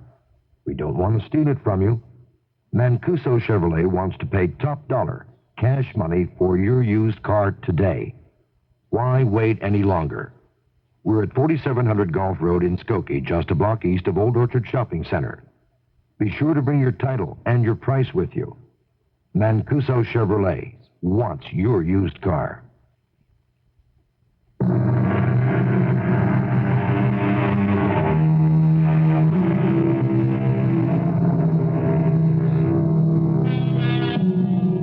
Do not ask for what you want. You'll wish you'd never received it. So, at any rate, advise the philosophers. But what does Chester Allen Jones want? Money, obviously, because he's just been prevented from robbing a bank. But evidently, it goes deeper. How much deeper? That's the problem for Lieutenant Francis Xavier Fitzmaurice. 8 a.m., August 28th, Thursday. Breakfast was delivered to the bank, but Jones was too alert for us to have a chance to get at his hostage. His wife has been of no help to us. We decided to try his employer, Mr. J.R. Trowbridge. Chester trying to rob a bank and barricading himself inside with a hostage? That's right, Mr. Trowbridge. Well, I guess it's worse than I thought. Oh, what's worse than you thought, sir? But could that have set him off? What do you mean, sir? I'd given him a very bad piece of news in the morning. How bad? The worst. He was going to be out of a job. Oh. In other words, you were going to fire him? We were all going to be fired. How's that? The company was being taken over. It was a bad morning for poor Chester. I guess it was too much for him to take all at one time. Well, can you describe what happened? Well, it'd be a hard morning to forget. He got in about 7:30 as usual. Trust him to arrive and be at work long before anyone else. Well, I got in at 9, and I went right to his office. Oh, what is it, J.R.? Well, there's at least 100 ways I could go about this. Go about what? Well, first, Chester, the board meeting's been called off. Oh? Why? Because it would be academic. There's nothing the present board decides would be of any value. We're being taken over. What do you mean we're being taken over? We are broke. Broke? How can J.R. Trowbridge and Company be broke? How can you be broke? How? Well, that's a hell of a good question. Well, I wish you'd answer it. Well, it's a complex question, Chester. What, J.R.? What happened? I mean, how can this company be broke? Well, maybe I just don't know how. We have all those contracts, all this work. Well, we're not making money on anything. But why? You keep asking, Chester, and I keep answering. I guess I just don't know how to run a company. Oh, come on. J.R. Trowbridge? You know what that name means? Oh, they'll keep the name. They'll keep the company name, all right. They'll even keep me on as vice president. Not to do anything, just to be visible, you know. And me? Well, I couldn't save you, Chester. But I noticed that you did save yourself. No, I'm sorry. They don't want you. And you'd let them get rid of me? No, now, in the first place, I had nothing to say about it. In the second place, don't you give me a hard time. You mean you've got a guilty conscience? Yes, Chester. I do have a guilty conscience. That's been my trouble. When my father died, I should have fired you and all the other old-timers, but my conscience wouldn't let me. Fired us? We made this company. Oh, no, Chester. You didn't make this company. You made the old Trowbridge Company. But the world, the times, they have passed you by. You have the best research department in the entire industry. Yes, I have. There isn't a single problem my research department can't solve, except one. How to make money. I've been here for 20 years. I came here out of college. To be fired just like that? Oh, it won't be just like that, Chester. The new people will do an efficiency study in order to determine I gave everything to this company and to be kicked out. No, you won't be kicked. When they formally decide to release you, you'll be given 3 months' pay. Oh, that's very generous. Well, yes, it is. Could have been given 2 weeks, you know. Look, J.R., I need the job. Chester, I tried to explain. I know you did, but I'm broke. Broke? Yes. But you've been making some very good money. How could you be broke? Believe me. Well, you don't live high. J.R., I need money. I have got to hold on to this job. Oh, Chester, I'm flat broke. The best you can say is that you're sorry? I don't see how you can be flat broke. Well, what am I supposed to do? Rob a bank? And you have no idea why he should be broke? Yes, no, none at all. Is there anyone else who might know? Well, you might ask his wife. Well, Mr. Trowbridge, I get the idea she may have contributed to the situation, but wouldn't be of too much help. Yes, well, I suppose I'd better tell you. Lorna Hodges. Lorna Hodges? Yeah, she's a married woman. Chester has been going with her for some time. I know about it because he had to tell someone, you know, and as I understand it, they're very much in love. Maybe she can enlighten you.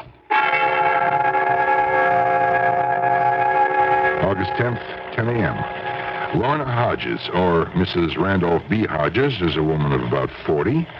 She lives in the suburbs around Clearview. Small, quiet lady. He wasn't happy at home.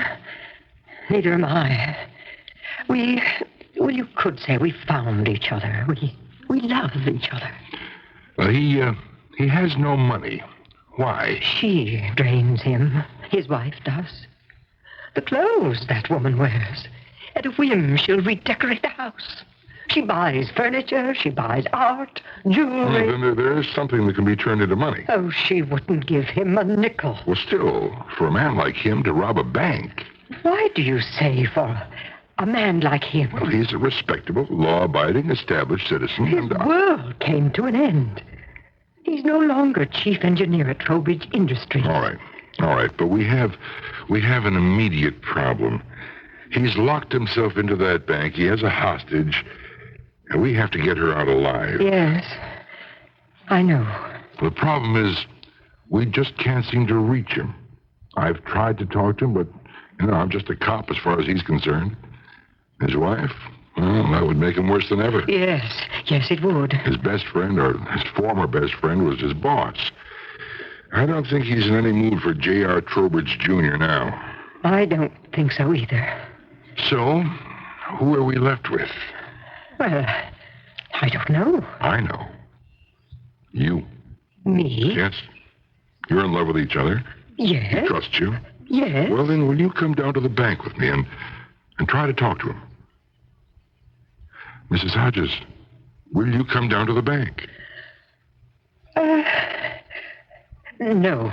But you're the only one he'll talk to. I know. Well, then why won't you come down to... I can't. A human life is at stake here. I understand. Well, then why... Do you have to ask why? Yes.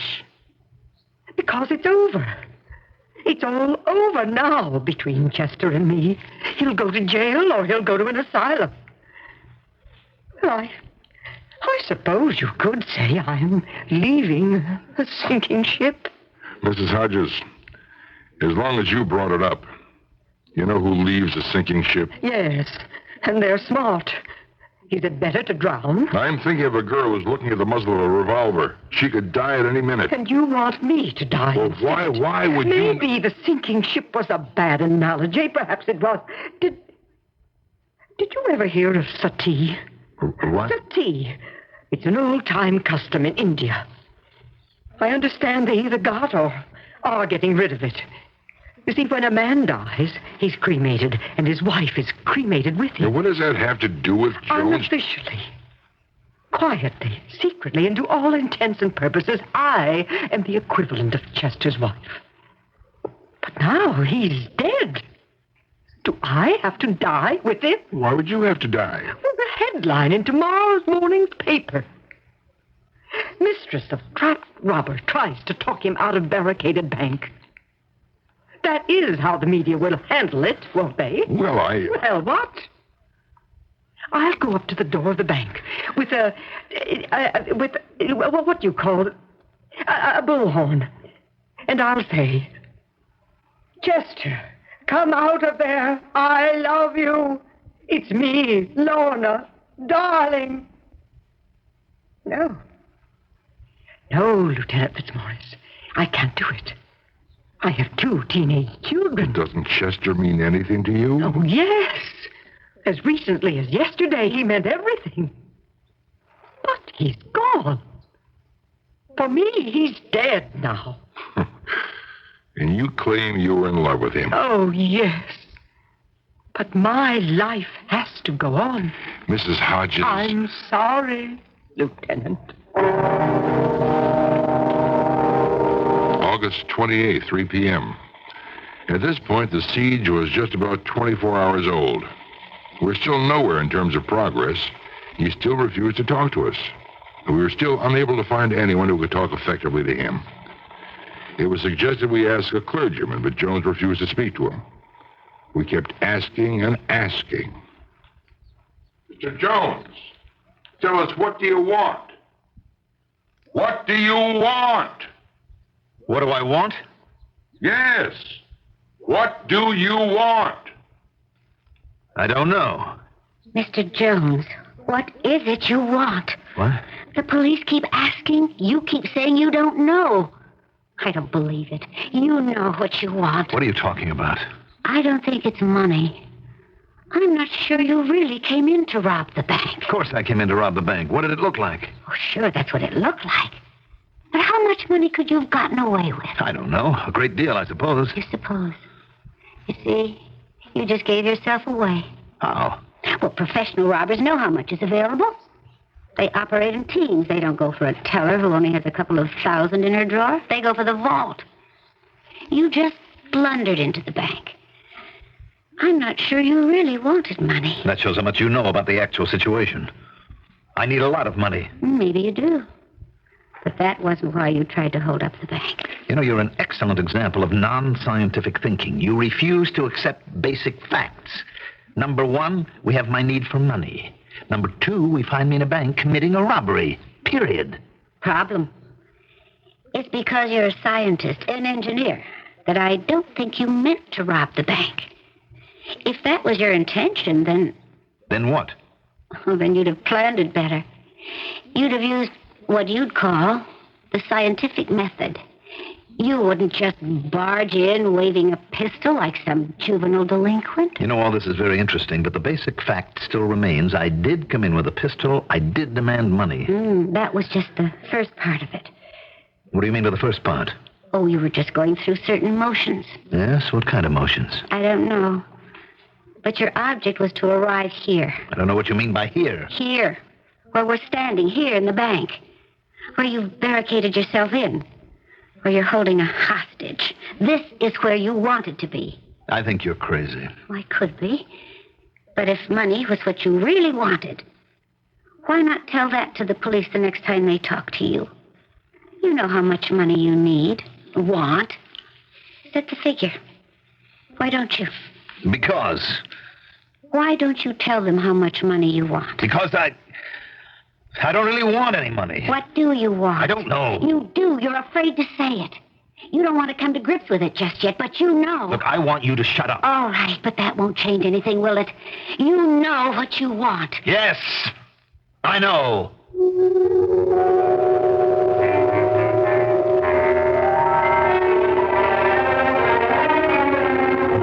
Finally. But what does he really want? Can you guess? True to tradition, we've left a few clues scattered here and there during these past two acts. It's quite possible you already have the answer. Compare yours with ours when I return with Act 3 in just a few minutes. Oh, will it be Bill soda, shaving cream, or prescription? It's my hemorrhoids, Mr. Edwards. Pain, itching. Well, most of my customers use this. Preparation H? Well, in many cases, Preparation H relieves occasional pain and itch for hours. Yeah, that's great. And Preparation H actually helps shrink swelling of hemorrhoidal tissues caused by inflammation. I'll buy that. Doctor-tested Preparation H comes in ointment or suppositories. Soothes pain and itch and actually helps shrink swelling of hemorrhoidal tissue. Now use only as directed. Amy McVeigh has forgotten that her brown bottle of Lysol brand disinfectant is in the linen closet behind an old hot water bottle. Too bad. Because every day she could be using Lysol to disinfect and deodorize the bathroom bowl. Or to kill household germs and the odors they cause on bathroom surfaces. Where's your brown bottle of Lysol? The baby's room is where I always used it. Look for Lysol in the red and yellow box at home or at your store. If you need a muffler, now you can Midasize your car in over 800 Midas shops in the United States. I got Midasized in Topeka, Kansas. It goes to prove you're never too old. I got Midasized in Brooklyn, New York. Words alone cannot express my satisfaction. Once we Midasize your car, you'll never have to buy a muffler for it again. Because at Midas, if anything ever goes wrong, we guarantee to replace the muffler free for as long as you own your American-made car. Noisy muffler? Don't compromise. Midasize at Midas. I got Midasized in Waco, Texas. You never seen a muffler that size before. The next time you hear that noise, don't compromise. Midasize. Visit one of the 42 Midas shops in the greater Chicago area. Midas, experts in the installation of mufflers on most foreign cars. WBBM Chicago News Radio 78.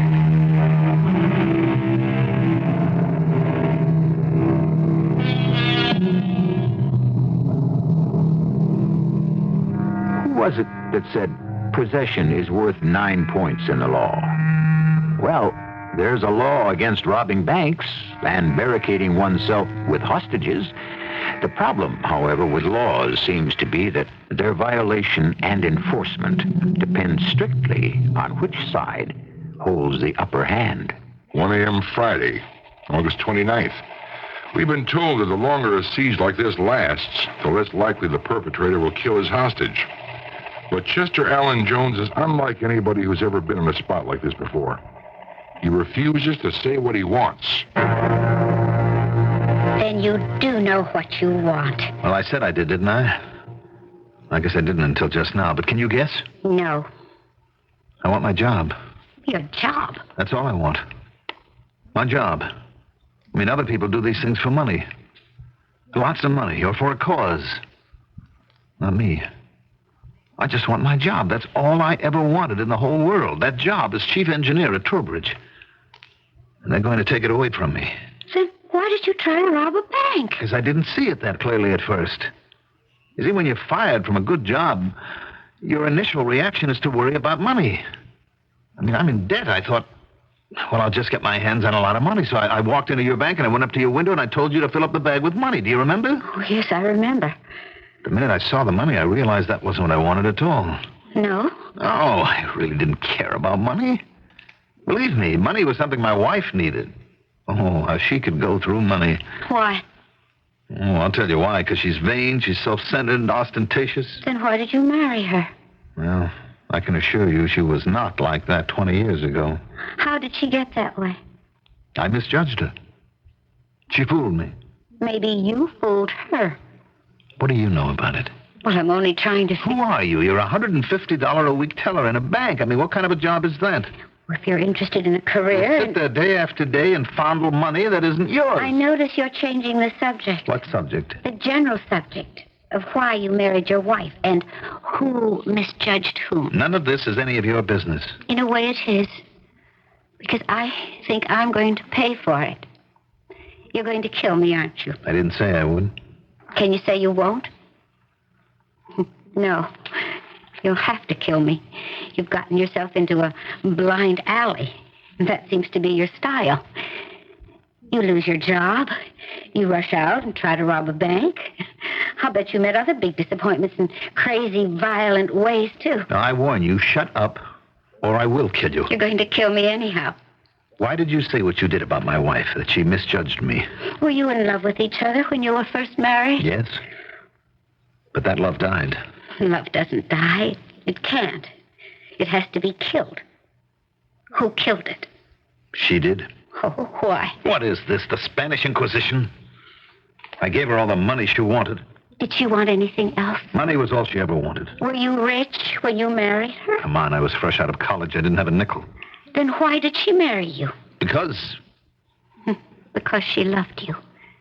Did you return that love? Oh, will you stop that? It's nonsense. Did you spend time with her? Look, if I didn't spend time at the plant, I wouldn't have made any of the money. She wanted you. And all you ever gave her was money. After a while, money took your place. The money became all important. Oh, that's where you're wrong. She didn't want love. That's why I looked for love elsewhere. I had to. You did? Lorna. Lorna understands me. Lorna loves me. Who's Lorna? A soft, sweet, beautiful woman. Married, I'll bet.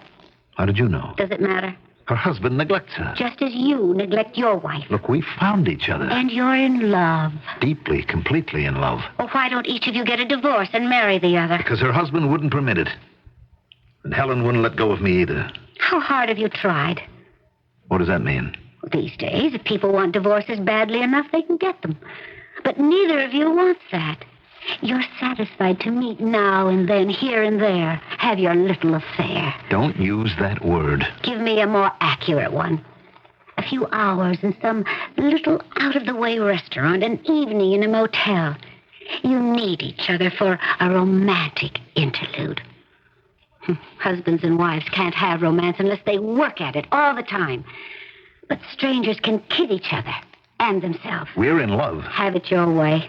Why are you stalling? What are you talking about? Why don't you tell the cops what you want? You're afraid to face it. I'll show you who's afraid.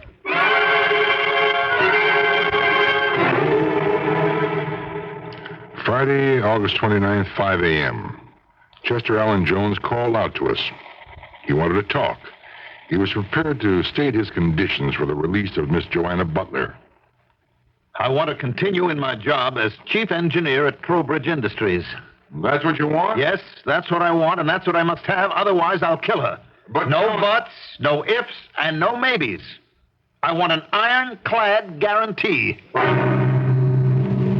I've spoken to the new management. Yes, Mr. Trowbridge? Now, they're willing to make any statement, any promise that will satisfy Chester. Naturally, everybody wants the girl to be safe. You understand, I had no choice but to bring this offer. I'm not sure that the demand should be met. What are you saying, Lieutenant? Well, we have to see this thing in perspective. This isn't, and unfortunately may not be, the only incident of its kind. See, we're setting a precedent. Any agreement that the company makes was made under duress. Now, once the girl is safe, why... No, that presents problems, too. For the future, it destroys the credibility of the police. Very well. Yeah, well, he can continue for a while. You know, sooner or later, this whole business will blow over and be forgotten. Then he can be quietly released, fired for one reason or another. Well, our basic objective is to get that girl out of there alive. We'll do whatever we have to.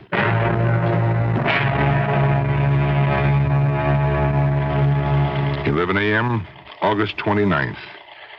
It was decided after a consultation with superior officers and psychiatric experts to meet the demands of Chester Allen Jones. I went to speak to him. I'm here to tell you, Mr. Jones, your demand has been met.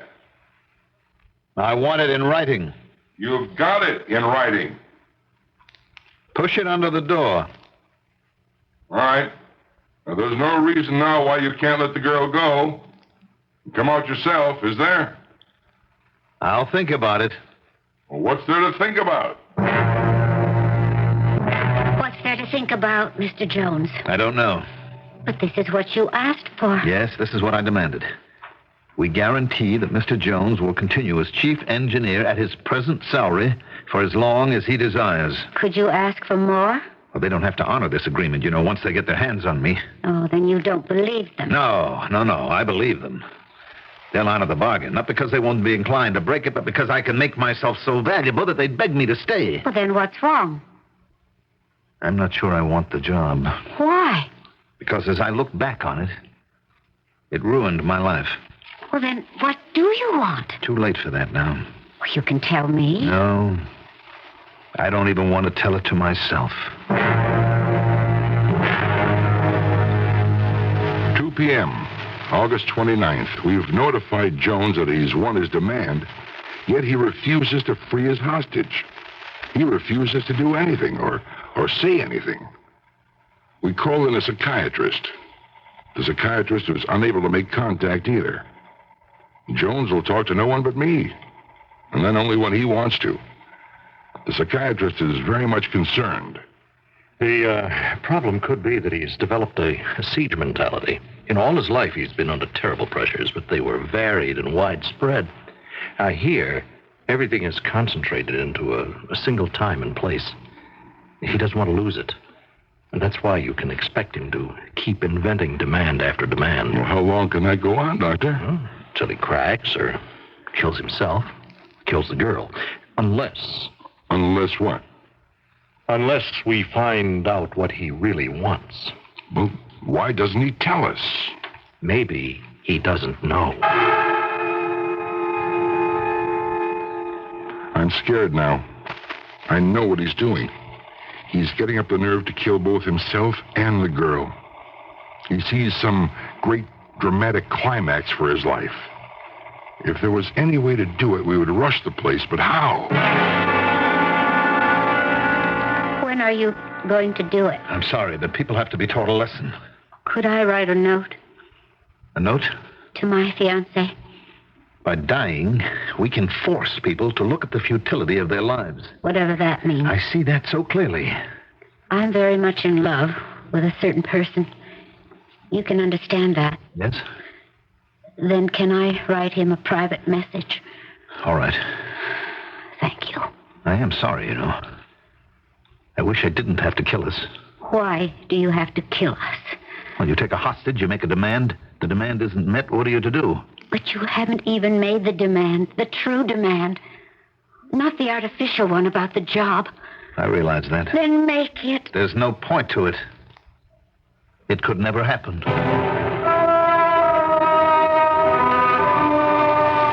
Noon, August 30th.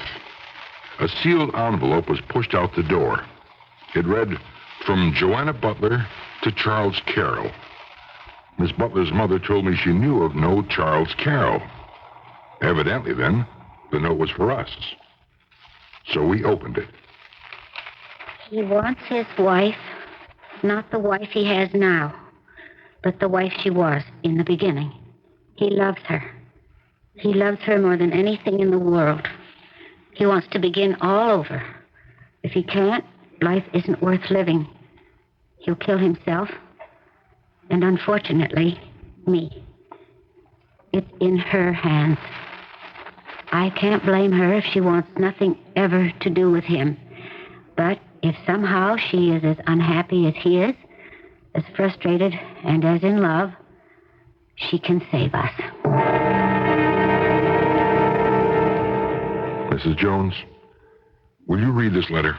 What letter? And after you've read it, you will decide whether or not you want to go and talk to your husband. The letter will tell you what he really wants. You'll have to decide if it's what you want, too. And you won't be able to fool him.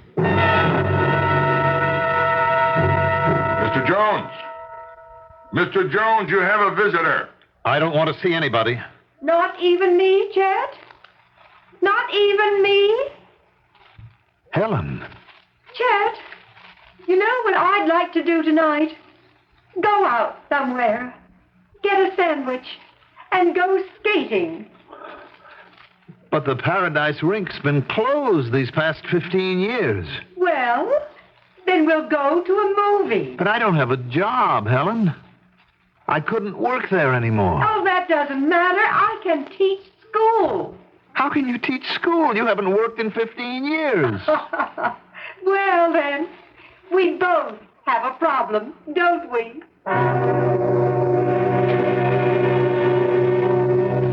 2 p.m., August 30th. Chester Allen Jones surrendered. His hostage was freed, unhurt. Case closed from police standpoint. Respectfully submitted, Lieutenant Francis Xavier Fitzmaurice.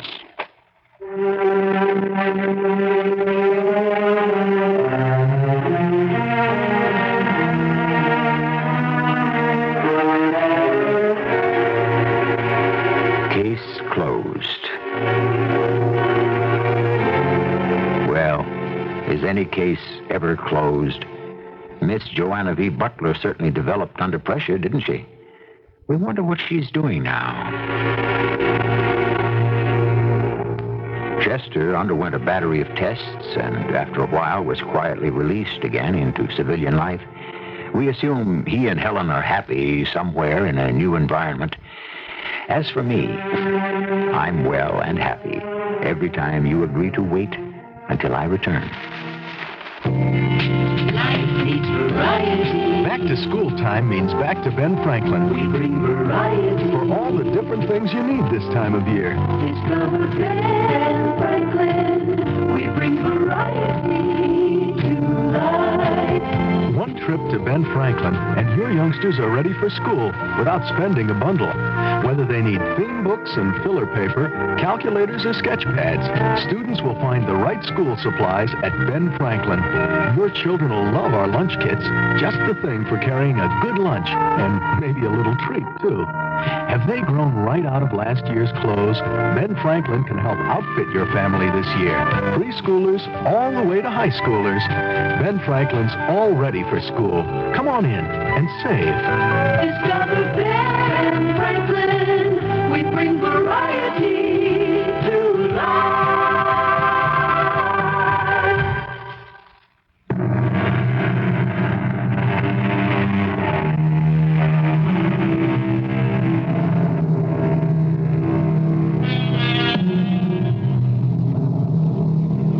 Things become more and more mechanized, computerized. We each become more and more a cog in an automated machine. We yearn for recognition, or at least an acknowledgement of our existence. And so, here and there, we try to wreck the impersonal machine that has become the world.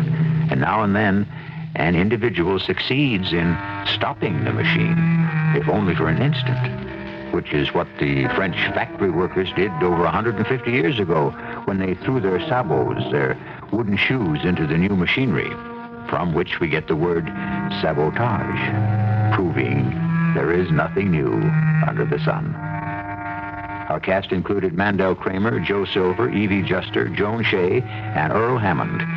The entire production was under the direction of Hyman Brown. And now, a preview of our next tale. You have fever, Tuan. You stay quiet. Fever will burn away.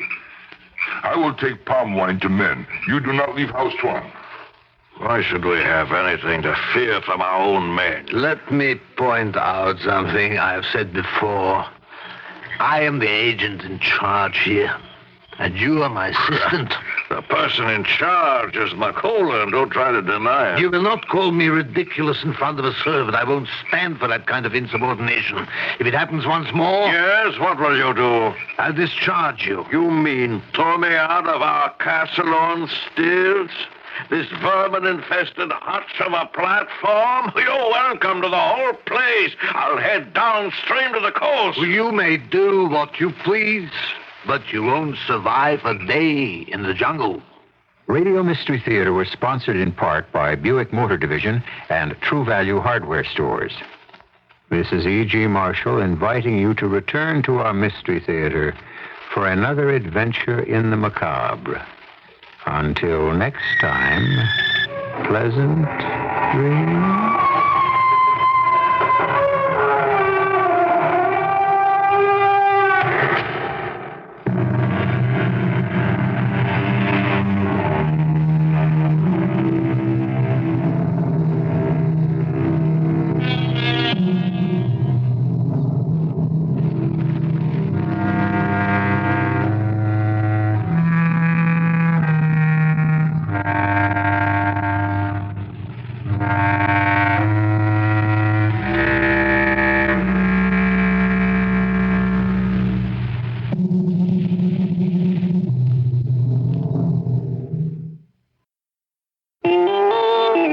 CBS News. Firemen are back on the job in Dayton, Ohio after a 3-day strike that saw between 15 and 20 fires burn unchecked. This is Doug Poling reporting on the CBS radio network. City officials settled with the Dayton firemen late Wednesday afternoon, and they went back to work. But there's some bitterness among people who lost their homes and apartments. The firemen did make sure there were no people threatened by structures that burned, but they refused to put out the flames. The flames are gradually being controlled in most of those big forest fires in California. A report from Mike Pulsifer of station KFBK in Sacramento.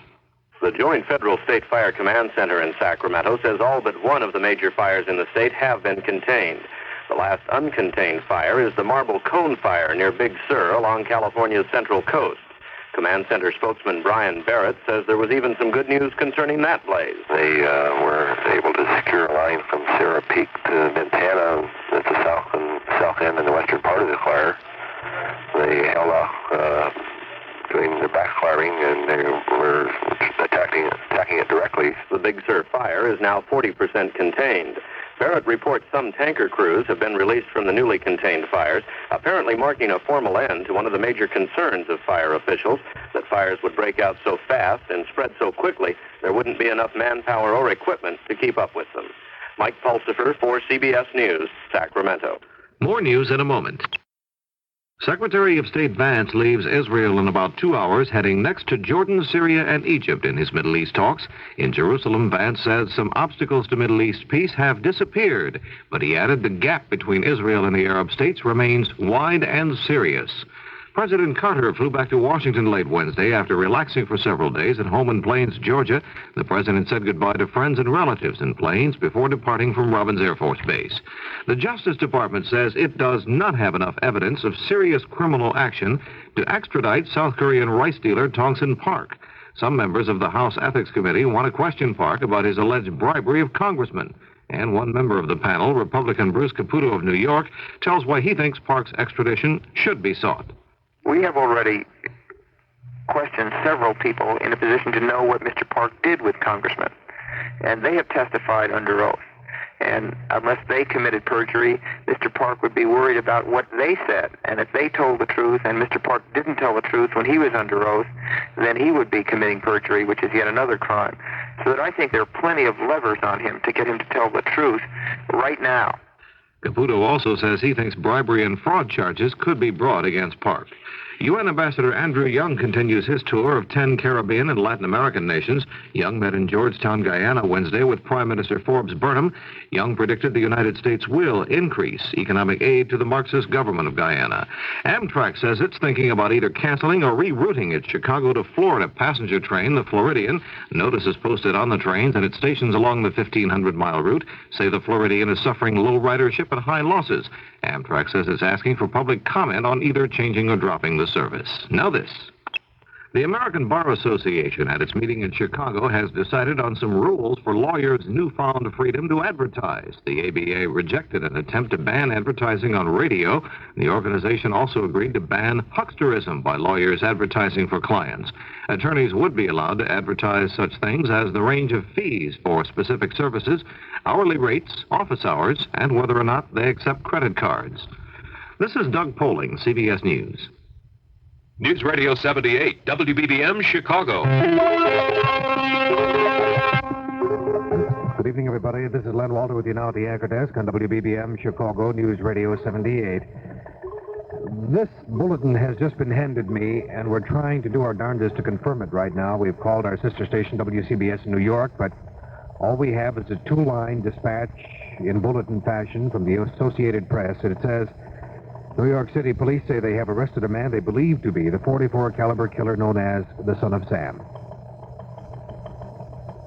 I'll repeat it. This bulletin has just come in on the Associated Press. We're trying to confirm it with our sister. News Radio 78, WBBM, Chicago. The CBS Radio Mystery Theater presents...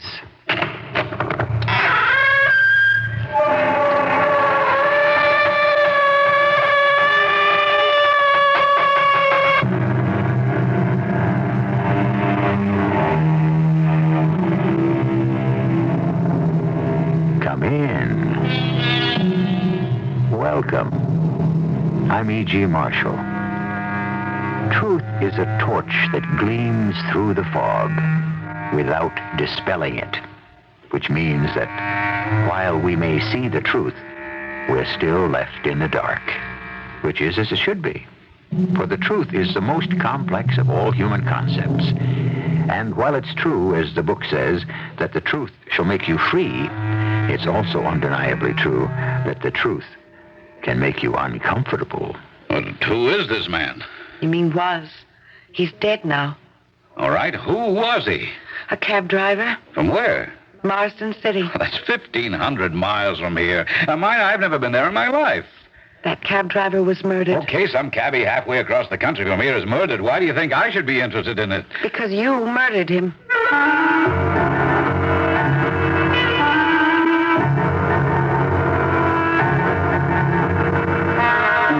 Our mystery drama, For Want of a Nail, was written especially for the Mystery Theater by Sam Dan and stars Betsy Palmer. It is sponsored in part by True Value Hardware Stores and Buick Motor Division. I'll be back shortly with Act One.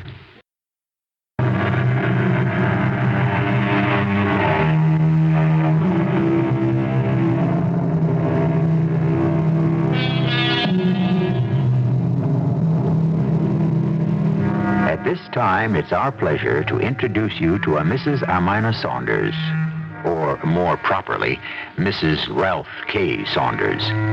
She's a most delightful woman, pert and pretty and filled with good spirits, happily married, well-adjusted, with never even a hint of any deep, dark problem of a mental, moral, or psychological nature. She is completely without fears, guilts, or hang-ups. You may well ask, where did we find her? The fact is, there are such people today, except they happen to be out of fashion. Well, our Armina is at an airport, and she has just hailed a cab. Taxi! Okay, lady. Can you tell me something? It all depends. Do you know where number 1 Oliphant Avenue is? Well, sure I know where it is. Do you know how long it will take to get there? 10 minutes. Marvelous. Okay, it's marvelous. I'm going to chance it. Let's be off.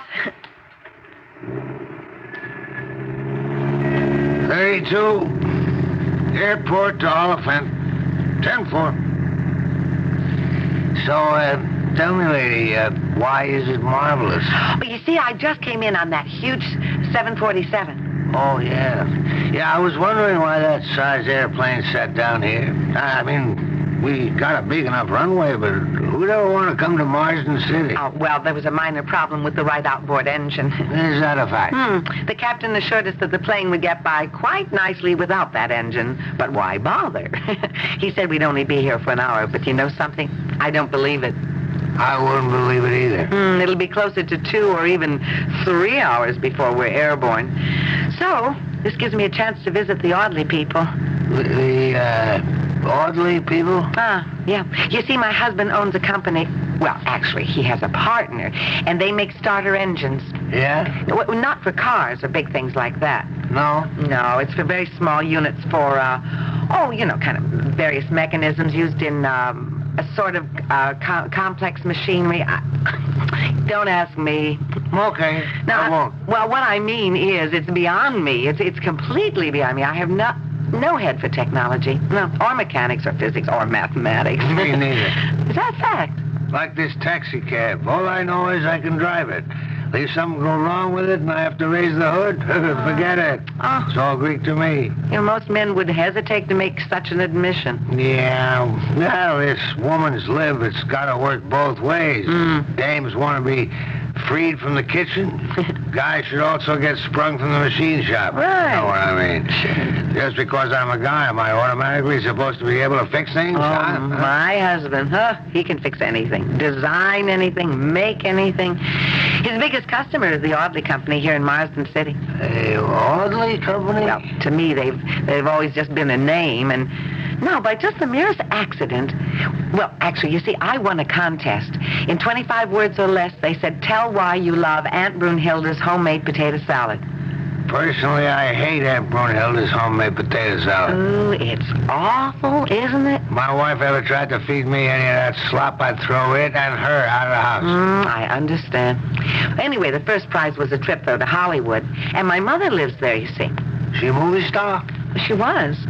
Well, maybe not a star, but certainly a featured player, way back in those days of the silent films. Her name was Bessie Marlowe. Well, you can still see her on some of the late movies. I'll look for her. So, in 25 words or less, I wrote how I simply adored Aunt Brunhilde's homemade potato salad. You lied. Oh, it was such a tiny, harmless little fib. Really, it doesn't count. And anyway, I won the trip for 2. Ralph couldn't go, so I took my sister Ruthie. She decided to stay on for an extra week. I saw so much. And now, to top it off, I'll even get a chance to drop in on the Audley Company. They must employ a great many people out here. Yeah, who? The Audley Company. I'm just trying to play some. Well, really? A town this size, and they're a large outfit, I should certainly think. What do they make? Well, I guess I'd assume they make automatic machinery of one kind or another.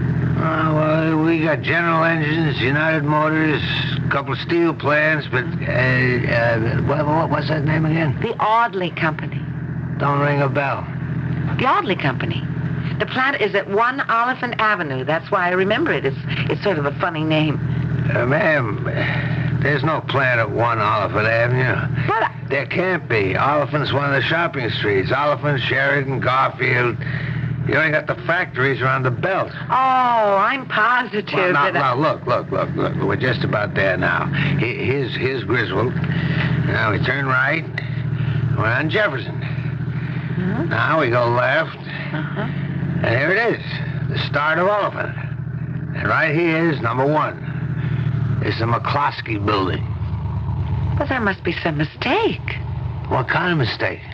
I know for a fact the Audley Company plant is located at number 1 Oliphant Avenue. Man, what can I tell you? Driver, will you please help me? Well, sure. How? Answer my questions. Okay. And don't think I'm crazy now. Go ahead. First, am I in Marsden City? Yes, ma'am. Marsden City, South Dakota? Yes, ma'am. Well, could there be 2 of them? No, ma'am. And you say that there is no manufacturing plant here known as the Audley Company? I never heard of it. Well, then I must be mistaken. I would say so. But how can I be mistaken? The Audley Company is my husband's biggest customer. I mean, that's a fact. If you say so. And I remember, I saw printed shipping labels when I was in my husband's office. The Audley Company, number 1 Oliphant Avenue, Marsden City, South Dakota. What kind of building is this number 1 Oliphant? Why, you can see it's kind of old. What do you want to call it? Seedy, shabby, rundown. Yeah? Well, what kind of offices are in there? Ma'am, let's just say that what you might call the town's substantial element won't be found there. Please wait for me. Where you going? Inside. Just a second, ma'am. What is it? I don't think you ought to go in there. What do you mean? Leave me take you back to the airport. Why? You're going to miss your plane. Oh, I have more than enough time. Ma'am, just don't go in there. But why not? Because... Now, look, you got to promise not to think I'm crazy. I promise. I get a click. A click? It's kind of hard to explain, but it's a click. You know, like you go to a movie, you see a guy, usually the hero's pal, and you know the minute you lay your eyes on him, he's going to be killed. And you get the click. Oh, yeah. You know what I mean? Yeah, I know what you mean. And he does get killed. I get the click on this here building. Huh. So do I. Let's take off. But I have to find out. Gonna go in, huh? Yep. All right. I'm going in with you. No, that isn't really necessary. I'll feel better.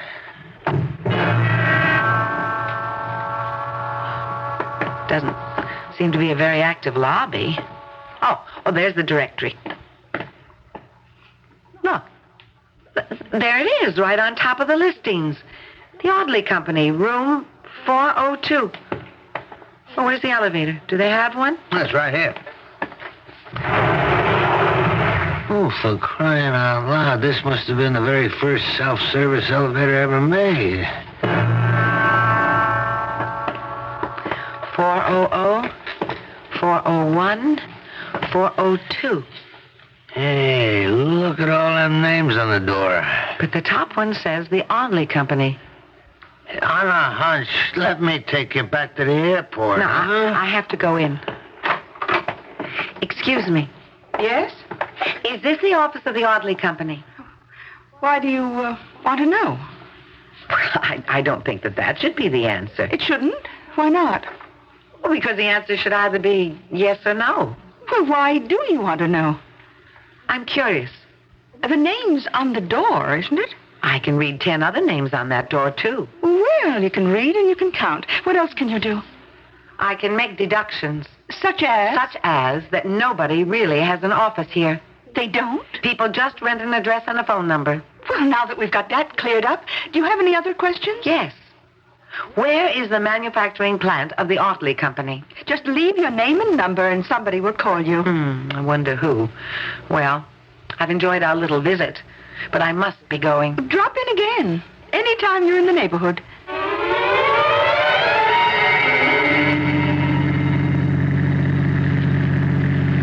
Well, ma'am, not that it's any of my business, but you sure you got things straight? No, I'm not sure of anything.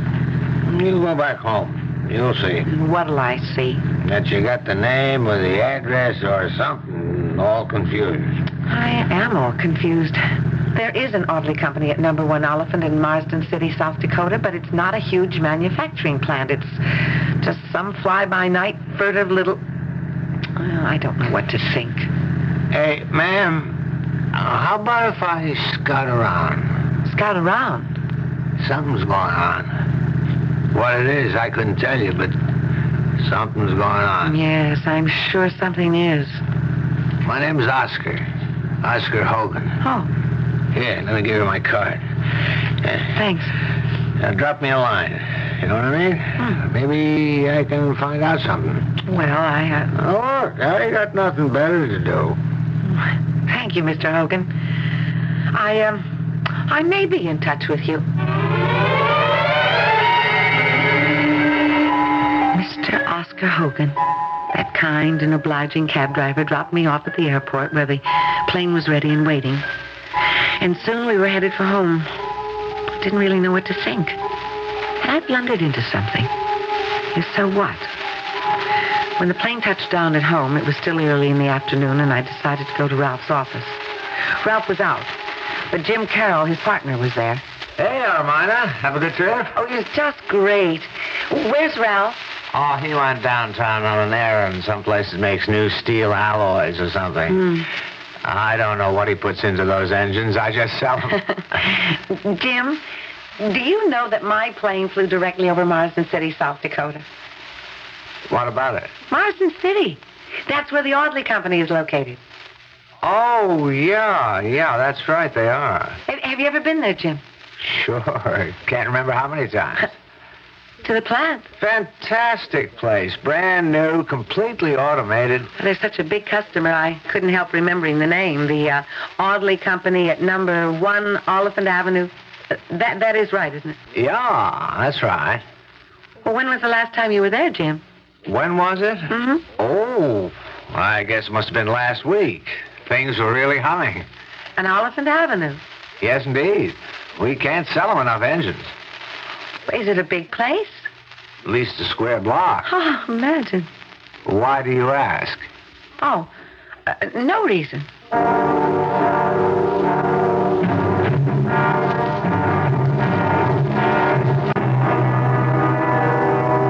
Now, anytime a lady says, oh, no reason, on this program, you should say, aha. Because here we have a lady who has, by the merest flick of fate, discovered a most disturbing, if not devastating, fact about her husband's business. Just what that fact really is and what it actually means, well, it's hard to say at this moment. But you know as well as I do that things may get better in the second act, which I shall bring you in just a few moments.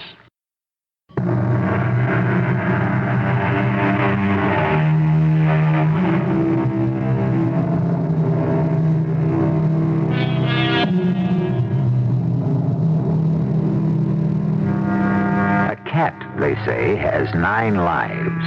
A cat, being a poor, dumb animal, is necessarily limited. We human beings, on the other hand, are not restricted to so narrow a number. We may lead an infinite number of lives. For life, in truth, is the face we present to the world. And this may vary with our mood, disposition, or interest. We know that some people in our story must be leading more than one life, at least.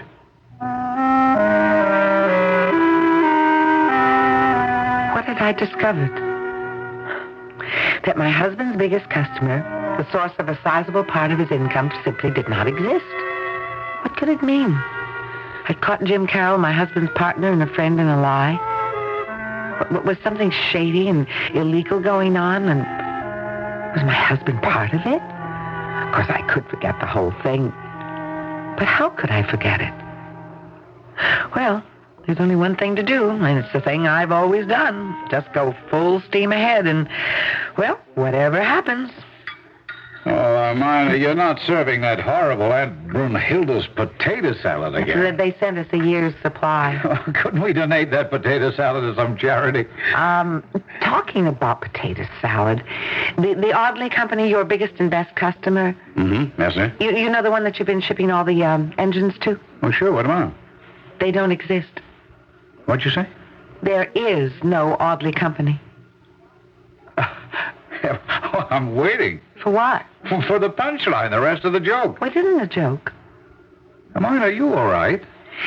The plane made an emergency landing out of all places, Marsden City, South Dakota. I had time on my hands, and so I decided to see this great Audley Company plant. You know, just to see it. But there isn't any plant, Ralph. Oh, come on, you can't be serious. Number 1 Oliphant Avenue is a run-down, seedy, falling-apart office building. Honey, that's impossible. The Audley Company is just a name on the door, along with 10 others or so. And it's just an address and a phone number.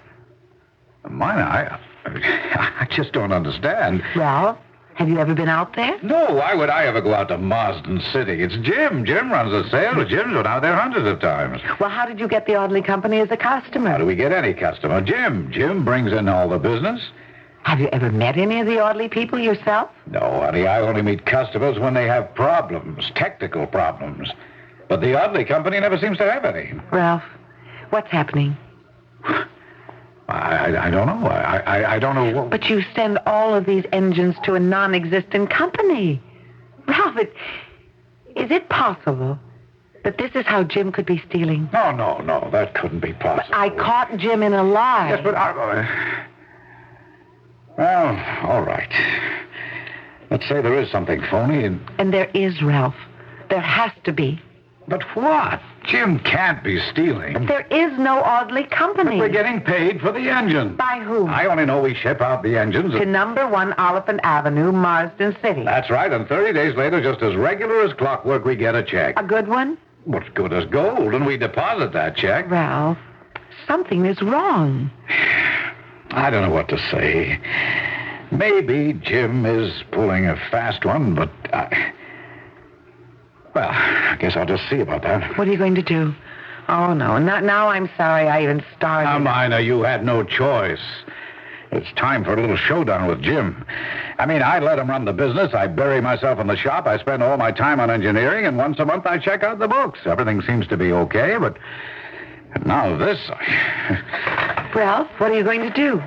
I'm going to find out what's going on in my own business. Oh, that's my fault. You know, I've enjoyed being the head in the cloud scientist, the absent-minded professor. Well, that's all over. Hello? Jim, it's Ralph. What's up? Jim, I want you to drop whatever it is you're doing and get over here right now. I've just made a discovery about the Audley Company. What are you talking about? It doesn't exist. Well, now, just a second, Ralph. It's not a big, modern manufacturing plant. It's a desk and a telephone. Okay, still there, Jim? Yes, Ralph. Get over here. And Jim? Yes, Ralph? You better have one great story.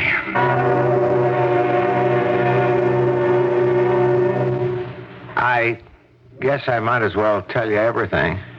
All right, what is everything, Jim? I'm a phony. Jim. From top to bottom, through and through. I've been taking advantage of you, Ralph. But how? The company's making money. Should be making more. 10 years ago, I spotted Ralph as the most brilliant engineer and designer, so I decided to latch on to him. I sold him a bill of goods about what a hotshot salesman I was. Jim, you are. Aren't you? No, not really. So we went into business on that understanding. Ralph would make them, I would sell them. Well, selling takes a lot of effort, long hours, hard work. The engines were just great, so I figured I could get rid of them easily if I could just find somebody to take them off my hands. Tell me something, Jim. Do we have any legitimate customers? Well, you know we do, Ralph, locally. You know about Consolidated Systems, Brenner and Gassner, people like that. But I ran into this fellow, Robert Audley. He said he could get rid of all the engines I could send him. Get rid of them? How? Well, I couldn't press him on that. Anyhow, he was willing to pay the going price, so what difference does it make, I thought? The going price? Only because you made it the going price. Oh, sure, now I see. We deserve more. But you weren't willing to make the sales effort. I know, Ralph, I know. You're asking me to tell it, and I am. I couldn't let you know what was going on. And I had to justify a lot of sales expenses. Go on, Jim. So I created this manufacturing company. And naturally, I had to take trips out there to service it. And after a while, it just grew and grew, that's all. Jim, I can't tell you how happy I am that you found out. I don't have to live a lie any longer. It was a very difficult evening for me. A man had been stripped down to where his soul had been bared, and I'm not a person for serious situations like that. I try to live in the sunshine, not in the shadow. So Ralph and Jim arrived in an agreement. Jim would buckle down and really behave like a sales manager, and phony deals like the Audley Company were out from now on in. So I decided to forget all about it, and I did. But then a week later, I received a letter. It was from a Mr. Oscar Hogan. Oscar Hogan? Who? Then I remembered. The cab driver. And you remember I said I'd scout around for you? Well, I'm doing it. And I think I'm on to something. Maybe. I just want to say I appreciate the fact we met because it sure is a great way for me to spend my spare time. But with my sprained back, I can't go bowling no more. I always did want to be a kind of undercover operator, and here's my big chance. I will write further details. Sincerely yours, your friend, Oscar Hogan.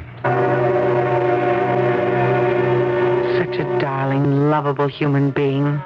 But actually, there was no longer any mystery.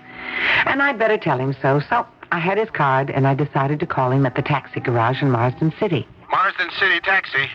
Is, Mr. Oscar Hogan there? Who? Mr. Oscar Hogan. No, he ain't here. Oh. When will he be in? He ain't never going to be in. He's dead. He's what? Dead. He was killed the other night. No. Yeah. Must have been a holdup. Oh. That's how the cops figure it. A holdup? Why else would he have been shot? Oh, I'm so sorry. Hey, you one of his regular riders? Why don't you try Ernie? Have the police any clues? What kind of clues? You got all these bums running around wild? Hey, listen, you want a cab? There was an out-of-town newsstand on the east side, so I went there. I was able to get a Marsden City paper. Cab driver held up, shot and killed. Oscar Hogan, 55, a veteran cab driver of this city, was murdered last night at approximately 3 a.m. His change purse and his wallet were empty. A ring and a watch were missing. Police are convinced robbery was the motive. However, the victim's wife, Maud, disagrees. She disclosed to this reporter... No. Nobody would have killed Ossie for the nickels and dimes and quarters. He was on to something. He was involved with somebody. That morning, he said to me, Maud, there's something going on in this town, and I'm getting close to it. I said to him, listen, Ossie, you stay far away from it. But you couldn't ever tell Ossie nothing. He just wouldn't listen. Darling? Yeah. A minor? Oh, yes, Ralph. Darling, something's wrong. What? I don't know. But there is something the matter. I suppose so. Well, tell me. A cab driver was killed. So? You remember I said I visited what I thought would be the Audley Company plant in Marsden City? Oh, yes. He's the driver who took me there. He went upstairs with me and... Why on earth would he do that? I seemed so confused and lost. He just wanted to help me out. That was a pretty wonderful thing to do for a stranger. Well, later on, he said to me that he'd kind of scout around and see what was up.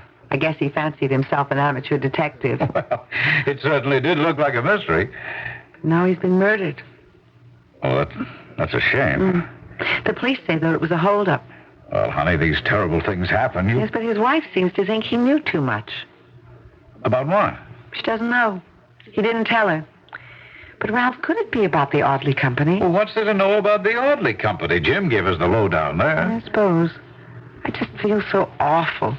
Well, of course, it's a terrible thing. His wife insists in the papers that something's going on there. Maybe she believes it, darling. Maybe she has to believe it. Why do you say that? Well, you see, many of these hold-up murders go unsolved, so perhaps she thinks that by adding a touch of mystery or intrigue, the police will work harder on it. Oh, Ralph, do you really believe that? Yes, dear, and I can understand it. I'm sure that's what it really is. Well, all right, darling. If you think so...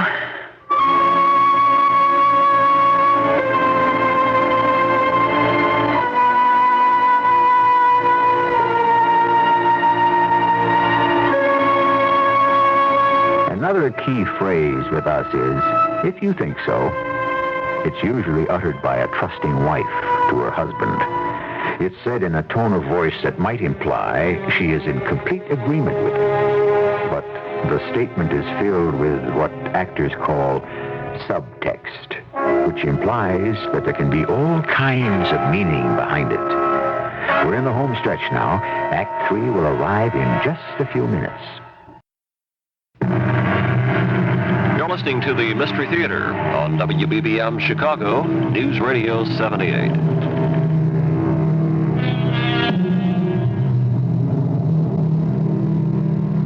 The world is bright and sunny for some people, and thus it seems to pervade their dispositions and make them bright and sunny human beings. Here we have Mrs. Armina Saunders, and a happier, more up-tempo person would be hard to imagine, much less find. But suddenly our Mrs. Saunders has discovered that there are swift and terrible storms that can overwhelm one without warning. Hello? Ralph? Darling, I've been trying to reach you all morning. Where are you? Ralph, I'm not sure I know how to explain. Well, explain what? Where I am. Well, where are you? In Marsden City. Marsden City? South Dakota. I don't know how it happened. But, it's just that, you see, I thought of that poor taxi driver. Darling, what is it you can do? I don't know, but I just feel so guilty. But you weren't to blame. Maybe I can comfort his widow. Darling, he was just some poor unfortunate who was killed in a holdup. But maybe it wasn't a holdup. What else could it have been? The Audley Company. The Audley... Look. How? I don't know, Ralph. I'm sure you're right, but it's just I couldn't help myself. I took a cab to the airport and a plane out here. Darling, Armina, what can you do there? I don't know, but something. Okay, I'm taking the next plane out, and I'm going to bring you home. What was I doing out here? What did make me come out? What could I hope to accomplish? I didn't know. I couldn't help myself. Something was just pushing me, and it bothered me. I'm certainly not a person who's driven, a person who's complicated, and I don't have any deep, complex motives either, and yet I just couldn't help myself. Well, before I knew it, I was ringing the doorbell. Yes? Mrs. Oscar Hogan. Are you a reporter? Well, Oh, that's okay. It's okay. Come on in. Look, I want to see reporters. I want to see every reporter in the world. I want to tell them the true story. Well, what is the true story? Oh, sit down. You want a cup of tea, maybe? No, thank you. Oh, please. You've got to write this. Make sure you write this. Oscar was killed because he knew too much. About what? About what was going on. Where? I don't know. Well, just what was it he told you? Do you remember? Oh, could I ever forget? It was the last day of his life. I said to him, "Hey, Ossie, what are you so nervous about?" Me? I ain't nervous. Well, what are you? Oh, maybe I'm excited. About what? You know when the time comes. Yeah? I'm pursuing a line of investigation. You're what? I'm investigating the activities of a certain company. Oh, what for? Because I'm certain there's hanky-panky, skullduggery, who knows what going on. And what if there is? What business is it of yours? Crime is the business of every citizen. Oh, Ossie, we've been married 30 years, and you get lots of crazy ideas, and I hold still for them. But this sounds dangerous. Nothing to it. Ossie. I have floated a few trial balloons, as they say. In a day or two, I shall be ready to pounce. That was what he said. He got close to something, and that was why he was killed. Well, did he by any chance happen to mention the company? No. He just said I'd find it all out in due time. Oh, listen, you print it. You newspaper people, you gotta get the cops moving. Well, I'm sure the police are doing the best they can. Maybe, but it ain't good enough. Yeah, and you say that's the Audley Company? Yes, the Audley Company at 1 Oliphant Avenue. Okay, ma'am, we'll check it out when we get a chance. When you get a chance? Well, what else are you doing? Well, we're proceeding. along certain channels. Channels? What channels? But this is a lead. It's the only solid lead you have. Well, thank you, Mrs. Saunders, I traveled over 1,500 miles to come here. Now, we sure do appreciate it. Look, Lieutenant, I know that you've got a lot of cranks who come in here and waste your time. Oh, we sure do. And I know that there's just no real evidence, but all right. All right, I'll prove it to you. I'll prove it to you. What kind of stupid thing was that to say? What was I going to prove to him, and how? Just that it made me so angry the way he sat there. He knew that he wasn't going to do anything, but what was I going to do? I found myself walking down the street, and before I knew it, I was in Elephant Avenue, standing in front of number 1, the seedy-looking office building. And then I was in the rickety elevator, and I was walking along the dark and dingy 4th floor corridor. I was standing in front of the greasy frosted glass door with all those names on it, and then, without knowing why, I was inside. Well, hello. What can I do for you today? Well, more than you did for me the other time, I hope. Oh, was your plane forced down again? No. No, not this time. Oh, well, what are you looking for? I wasn't sure until just now. And now you're sure? Yes, I think so. Oh, well, what are you sure of? The Audley Company. The connection between it and Jim goes deeper than what Jim told us. You realize I don't know what you're talking about. Oh, yes, you do. You're part of it. Part of what? So far, I don't know, but Oscar Hogan did. Who's Oscar Hogan? And that's why he was killed. I really wish I knew what you were talking about. You do. Look, I just rent desk space and phone service to these people. What they do is none of my business. Well, it must be a very lucrative business. That watch you're wearing, it cost at least $300. You certainly didn't buy that dress in this town. That's Paris. Mina. Ralph. Oh, darling, I knew I'd find you here. I flew out immediately. Ralph, something is going on with this Audley Company. Jim is still in contact with them. Oh, no, Jim and I had that all out. Jim promised me he'd never so much as sell them a single engine. Ralph, how did she know that my plane had been forced down? Who could have told her? Who knew? Only Jim and you and I. But as far as we're concerned, there is no more Audley Company. Only if you believe Jim's story. But Jim's been lying to us for years now. Why should he start telling the truth? How do we even know that he's been telling us the truth about the engines? How do we know anything? Well, we'll soon find out. Well, how, Amina? I've been to the police. The police? Yes, I've told them the whole story, and they'll find out what's going on here. After all, if Oscar Hogan could find out... Oscar Hogan? The cab driver. That's why he was killed. Ralph, it's May Day. Ralph?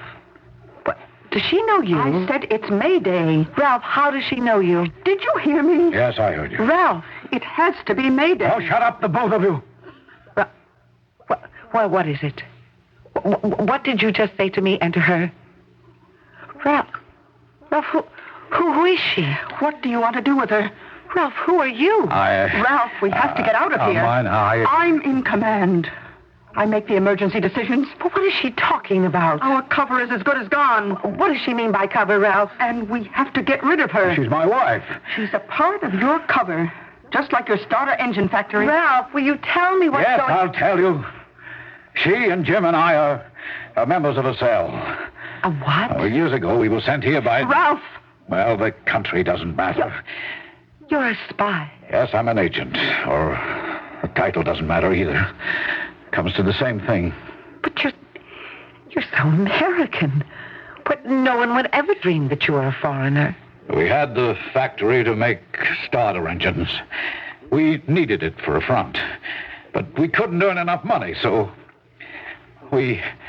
To make it legitimate on the books, we created this phony Audley Company. Then I am right. It is phony. Ralph, I'm warning you again. It was an undercover way that my government could finance our activity. And you never did ship the starter motors here. Oh, that's what this cab driver found out. Which is why he had to be... You killed him. Well, Amina, we had it done. Had to be done. You're a spy. You commit murder. I love my country, Amina. I serve it the way I know best. You have countrymen who do the same thing for you. Oh, Ralph. What are we going to do? Ralph, you know what you have to do, and quickly. No, Dolores. She's my wife. I love her. I merely remind you of the agreement we all had to make. All attachments would be for the sake of cover only. A human being control these things. I still love her. She cannot be permitted to live. She knows too much. I won't do it. If you don't know your duty, I know mine. Dolores, don't you dare. She's got a gun. Get away from her, Ralph. No, I won't let you. I won't let you. Oh, God. Let go. Let go of my arm. You won't kill her. I won't let you kill her. Ralph. She's... Yes, she's dead. Oh, darling, you're bleeding. You're hurt. The first shot hit me. I'll call a doctor. No, don't. Just sit with me. Oh, Ralph. I don't need a doctor. I just need you, darling. Oh, my dearest. Had to come to this. No, I won't let you die. No one can save me. I killed myself. Oh, what are you saying? I'm a spy. An agent. Call me what you will. It's the only thing I want to do. The only thing I know. A man like me shouldn't, cannot fall in love. That's why I died. I fell in love. Oh, Ralph. Ralph, you... It's all right. I've had to leave you. And that would have been the same as no life at all for me. What happened? We were happy. We were in love, and suddenly, without warning, from nowhere, a terrible storm swept everything away. What happened? The storm. The storm. It's a dream. You and I, just two ordinary, everyday people. And all this time you've had a secret life. A terrible secret life. Everyone has a secret life. It's just that I knew what mine was. Ralph. Put your arms around me tonight. Yes. Hold me close. Yes. Close. This one embrace will have to last a lifetime. Oh, my love.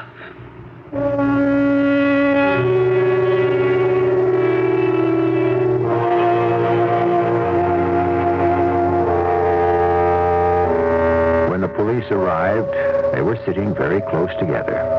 But he was dead. Well, maybe he wasn't dead for her.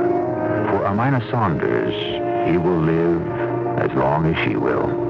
She'll feel the warmth of his embrace for the rest of her life. I'll be back shortly.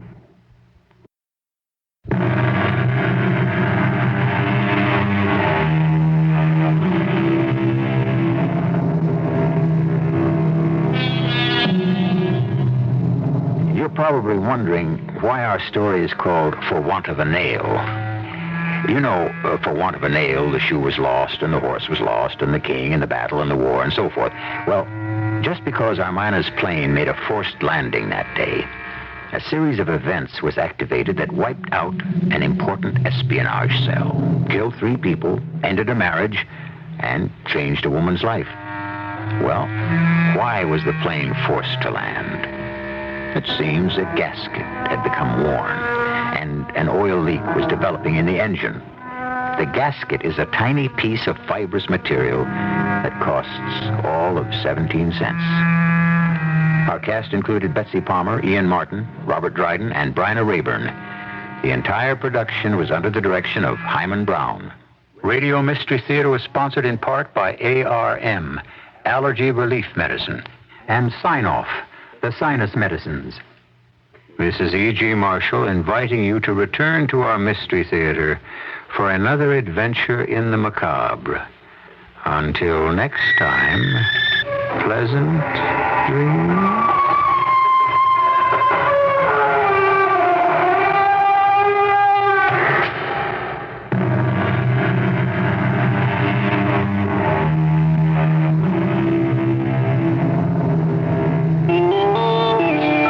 CBS News. The United Mine Workers Union Executive Board has passed a resolution threatening wildcat strikers and union officials with disciplinary action if they refuse to obey back-to-work orders. I'm Christopher Glenn, reporting on the CBS radio network. Violence has punctuated the weeks-old wildcat strikes by miners in West Virginia and other states. Gunfire and reports of miners on picket lines carrying weapons have been common. The new resolution by the Mine Workers Union Board promises implementation of a 10-point disciplinary program first adopted originally in 1975. It calls for expulsion of union members who refuse to follow back-to-work orders. The board also threatened punishment for union officials who fail to enforce the back-to-work orders, a warning to local union officers in West Virginia who have encouraged the wildcatters. There's still no signs of movement in the selective walkouts being staged by steelworkers union members, the first nationwide strike action in the steel industry since 1959. Rich Holter of CBS station WCCO in Minneapolis files this report. The steelworkers' strike is now nearly 2 weeks old, and while there have been negotiations, no significant progress has been reported. Minnesota's Mesabi Iron Range produces about 60% of the nation's iron ore, and Minnesota Senator Hubert Humphrey says a prolonged strike could cripple the American economy. It could really checkmate, abort the economic recovery that we now have. The steel industry is vital to all of American industry. I don't know who's right and who's wrong. I only know one thing, that our country cannot afford a long strike in the steel industry. The Federal Mediation Service has announced plans to enter the dispute next Tuesday in a meeting with both sides in Duluth. Rich Holter for CBS News, Minneapolis. More CBS News coming up. President Carter has opened his campaign to win public and congressional approval of the new agreement on a Panama Canal Treaty. Mr. Carter noted that under the agreement, the United States would still have the right to assure the neutrality of the waterway even beyond the year 2000, when Panama would gain operational control of the canal. The treaty proposals are expected to be hard-fought in the Senate, which must ratify them by a two-thirds majority. But Saul Linowitz, who, along with Ellsworth Bunker, negotiated the new agreement in principle, says failure to ratify could create an ominous situation. It would not bode well for the future relationships between the United States and Panama and the United States and Latin America. The danger of an explosive situation developing if the treaty is not ratified is there. President Carter said adoption of the treaties would usher in a new day in hemispheric relations. Assistant U.S. Secretary of State Terrence Todman, who's in South America's Chile, apparently to check on the human rights situation there, says his talks with President Augusto Pinochet Friday were very cordial. But Todman would not comment on Pinochet's action a few hours before their meeting, dissolving the dread security police force called DINA. The security police have been accused of responsibility for the detention, disappearance, and torture of thousands of Chileans the past several years. The Occupational Safety and Health Administration has issued a warning to manufacturers that a pesticide called PBCP may cause sterility in males who work with it.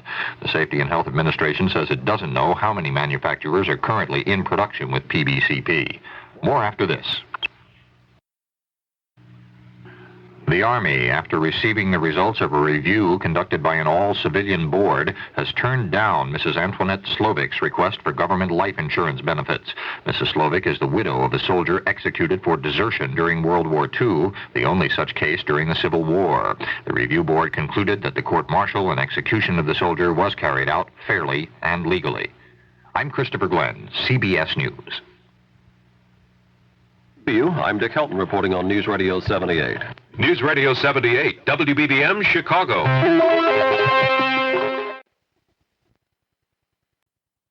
News Radio 78, WBBM, Chicago.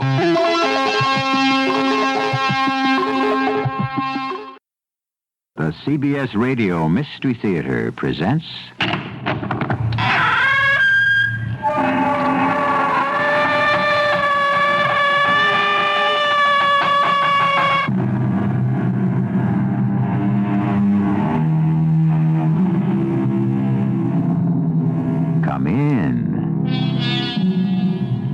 Welcome. I'm E.G. Marshall. The story you're about to hear concerns itself with, if you'll permit a worn-out but once popular word, togetherness. My dictionary defines togetherness as the state of being or belonging together. Notice that it does not say being and belonging, and that's where I presume to take issue with the great second edition of Webster's New International. If togetherness is to mean what I feel it to mean, then it's not enough to be.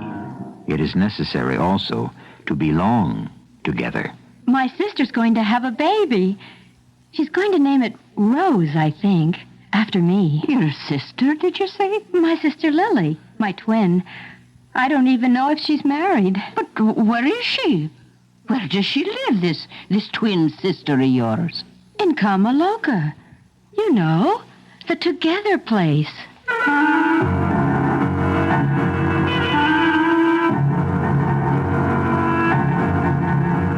Our mystery drama, The Together Place, was written especially for the Mystery Theater by Elspeth Eric and stars Norman Rose. It is sponsored in part by Contact, the 12-hour allergy capsule, and X-Lax.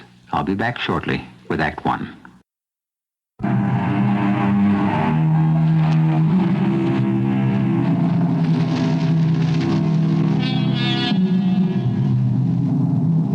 It's hard to be alone.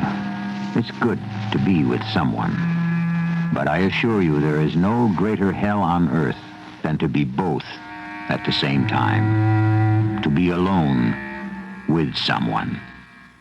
Listen now as we bring you The Together Place. Why did I never learn to work a typewriter? But when did I ever have the time? I've never had an hour to spare from the practice of medicine. Not that I'd have spared it if I'd had it. The healing art has been my mistress, my love, my wife, since I can remember and before.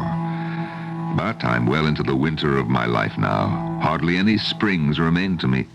And I want to get this history down on paper in some fashion or other before I expire. Let's see now, how far had I got? My name is Ed Leahy, and I'm the only doctor to the small town of Corbett and its environs. The nearest hospital is 50 miles to the north, and all but impossible to get to. In consequence, I've pretty much had to fend for myself and do all manner of things. Taken all in all, I haven't done too badly. Well, how does that sound, Francis? Egotistical, would you say? Well, I would, definitely. This isn't meant to be the story of Eddie Leahy, M.D. No. This is the story of Rose Craven and her mother and their strange life on the outskirts of this town in the old house they call Alata. And, of course, in a peripheral sort of way, the story of Mary Mahaffey. You heard her name, did you, Francis? You remember Mary Mahaffey, who raised you from a pup? Of course you do, of course you do. Well, the whole thing started that day when I called Mary Mahaffey on the telephone. Hello? Mary, it's Ed Leahy. Oh, doctor. And how's yourself? I'm fine. You? Good enough for an old lady. Mary, I'll tell you why I'm calling you. It's to ask a favor. It's granted. Don't be so generous till you hear what it is. Mary, I'm asking you to come out of retirement. Oh, Now, wait. Oh, but I've done no nursing in a donkey's age, doctor. Well, there wouldn't be too much in the way of nursing. Then why would you be needing me? And I can't trust these ladies to just anybody. What ladies? How many ladies? Only two. Rose Craven and her mother. Oh, sure. They live in that big old house on Vardaman Road. The one they call Alata. What ails them? Well, the mother's had a thrombosis in her leg, and I've got her confined to her bed for a spell. And the daughter, well, I don't know for certain what ails young Rose. Mary, will you drive out there with me tomorrow and see what you think? About taking on the job for a few weeks, anyway. Give me a chance to catch my breath. For you, Dr. Leahy. Only for you. Mary Mahaffey. What a woman. I discovered her on one of my trips to the distant hospital where I'd had a post-operative patient. Mary was a registered nurse as well as a surgical one, and I'd been impressed not only with her skill, but with her whole robust personality. And when she tired of the grind of hospital work, I persuaded her to move to Corbett, where she took some of the burden off my shoulders, practicing midwifery and such. We'd become a team, you might say. And when she retired, I missed her sorely. Well, that day when I drove up to her little house, there she was, Frances, standing on the porch. And so were you. Ah, there you are, Mary. All ready for you, Dr. Lee. Francis told me a minute ago to be expecting you. He knew, did he? Oh, well, of course he knew. Hop in, Francis. What, he's coming with us? Oh, I never go anywhere without Francis. Francis wakes me in the morning and Francis kisses me good night. And in between, I consult with him on the great question. Such as? Oh, living and dying. And what does Francis have to say about living and dying? Not a thing. But he's concerned that I should fret about them so. Hadn't you better be telling me something about Miss Craven and her daughter, in case I decide to take the case? Yes, I'd better. Because they're not the ordinary run of patient you're used to. You might say that they're eccentric. Well, no, I'm not a psychiatric nurse, Dr. Leahy. They don't need a psychiatric nurse. They need a good, solid, down-to-earth woman with a good deal of common sense, and that is you. Well. I only said that they're eccentric, which many people think I am. Well, now, about the Cravens, mother and daughter. The mother is in her mid-40s. The daughter, Rose, in her early 20s. And they're gracious, attractive, both of them, real gentlewomen. The mother has been my patient most of her life, and I myself brought the daughter into this world. And where's the father? Where's Mr. Craven? Oh, heaven knows. The morning after Rose was born, he came into his wife's bedroom, kissed her on the cheek, told her what a pretty baby she'd given birth to, and left the house. That was the last she ever saw of him. Sweet Savior. Well, no wonder the lady's eccentric. She's lucky she's not daft entirely. Well, it took a few years. She shut herself up in a lotta. The place belonged to her. It had been her father's. And she confined herself to raising a child. I suppose for a while she thought Mr. Craven would return, but he never did. And she never looked for him? Never went to the police or anything? Pride, Mary. Stubborn pride. And the terrible wound of his disappearance. But after a while, she began stirring out of doors. She never mingled very much with the people of the town. She was gracious because that's her way, but she and Rose kept pretty much to themselves. They still do, in point of fact. Here we are. Here it is. Here is Alata. Oh, where? I don't see anything. It's off the road, the house is. Oh. Now, Mary, prepare yourself for a long, beautiful drive. It's a good quarter mile to the house itself. Yes, it is lovely. Oh, no, what are those strange trees, Dr. Leahy? I've never seen the like hereabouts. Cassia. And the shrubs are cassia, too. And there's a cassia herb. It's supposed to grow wherever it's hot. But so far as I know, Mrs. Craven's the only one who's tried it. Cassia. That's a pretty name. Heap cassia, sandal buds, and stripes of laudanum and aloe balls. Pardon? Robert Browning, from his poem Paracelsus. Pardon me? Paracelsus. A traveling doctor of the 16th century. Browning wrote a poem about him. In his wanderings, he tried to predict the future by astrology. He evoked apparitions, and he practiced the different ways of alchemy and magic. And you say this was a doctor? Some called him a quack. For all I know, he was. What I do know is that he left us a prescription for the treatment of ringworm. I've tried it, and it works pretty well. You take the juice from the berries of the ringworm bush and mix it with lime juice. Well, now, I never heard tell of the ringworm bush. Oh, you'll see it here. That's what alata means. Alata is another name for the ringworm bush. Well, now I've learned something. You'll learn a good deal if you decide to take this case. There's Mrs. Craven. Now, what is she doing out of bed? It's too soon. I told... Mrs. Craven. Oh, Dr. Lay, welcome. Didn't I tell you bed rest is what you need? I had to see to the garden, Dr. Leahy. You know how I am about my garden. Yes, indeed I do. Now, let me introduce you to the lady I told you about. This is Mary Mahaffey. Miss Mahaffey. I'm so glad to meet someone of whom the doctor speaks so highly. Well, it's my pleasure to meet you, Mrs. Craven. Mrs. Craven, I want you back in bed before that blood clot in your leg takes a notion to go traveling about your body. We can finish our talking indoors. Just a few minutes more in the sunshine, Dr. Leahy. No one's been tending my garden since I've been confined, and I'm worried about it. Well, so, a minute, no more. would you like to see my garden, Miss Mahaffey? Would you be interested? Oh, indeed I would. Herbs are my passion, you know. Of course, I have all the usual ones. You wouldn't be interested in those. This is thyme, and that's basil. It's also known as mountain mint, wild marjoram, often called oregano. Well, you probably have all of those yourself. Oh, I have a pot of chives on the kitchen window, Mrs. Craven, and that's all. Oh, dear, isn't that a pity? Well, now, this is horehound. You've heard of that? Oh, only the candy. Good for a sore throat, though. You don't see it much in the stores these days. I know, isn't it too bad? Now, this is fennel, and that's henbane. That's poisonous, you know. No, I didn't know. And mandrake. Mandrake furthers conception, you know. It does? Lily. Oh, you do take off. So they say. You're a silly girl. Silly. Oh, and that one's Black Byron, eh? Oh, and you're teasing me. You know you are. You love to tease me. That's Rose, isn't it? Yes, that's Rose. She must be in the gazebo with a friend, I fancy. I didn't call you horrid. I only said it was horrid. Oh, I don't know if you've ever seen fescue. I apologize. I apologize. Over here, you see. Mrs. Craven. Yes? Hadn't we best be getting on into the house and having our little talk? Oh, well, if you say so. Yes, I think it would be best. And we'll be wanting to talk to Rose, too, I think. Well, all right. Shall I fetch her? You think she's in the gazebo? No, I'll call her. She'll come for me. She won't for everybody, but she will for me. Rose! Rose, honey! She'll come for me. She always has. Rose! I think...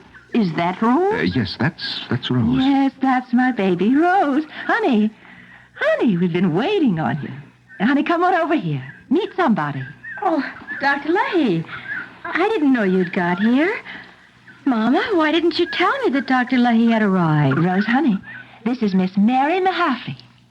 Miss Mahaffey, this is my precious daughter, Rose. Miss Mahaffey, I'm so pleased to make your acquaintance. Oh, likewise, Miss Rose, I'm sure. Now, Rose, baby, you and I are going in the house and make some coffee for our guests. You'd like that, wouldn't you, Doctor? Well, what I'd like is for you to get back into bed. Well, I'll do just that, and Rose can make the coffee. Good. She'll put a smidgen of senna into it. That gives it a mysterious flavor. Come on now, Rose, darling. Rose, wait a second, will you? Yes, Doctor? What about your friend? My friend? The one you were talking to in the gazebo. We heard you talking to someone. Your mother said probably it was a friend. Why would she say that? Maybe your friend would like to have some coffee, too. That was my sister. Your sister? My sister Lily. My twin. Well, I'd better go put the coffee on. You all come on into the house whenever you've a mind to. Yes, we will. Just a minute. Well, Miss Mahaffey. Oh, Doctor. Francis, what have we got ourselves into? Does that mean you'll go on the case, Mary? Oh, someone has to, Doctor. Someone has to look after these poor females. And I guess it might as well be us.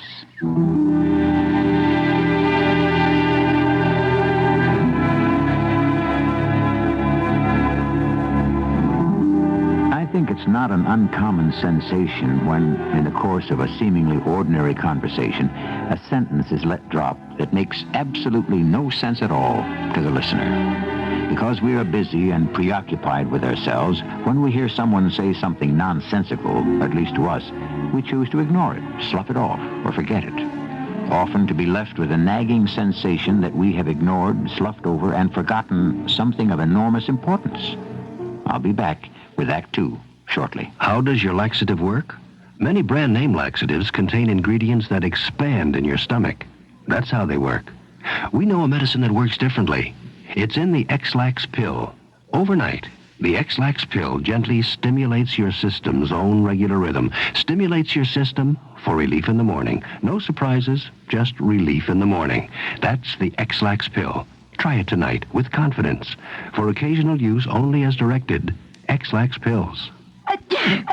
What's really so bad about hay fever? You kidding? I can't breathe. I can't work, rest. I'm all red-eyed and itchy. Then take Contact. The cold medicine? Right. Contact? Contact. The 600 tiny time pills in one capsule help block pollen's attack up to 12 hours. All day? All day while you work. All night while you rest. I didn't know. Contact contains the hay fever relief ingredient doctors prescribe most. Allergies contacts business, too. Take when needed, only as directed. Here's Artie Johnson as Professor Abalone.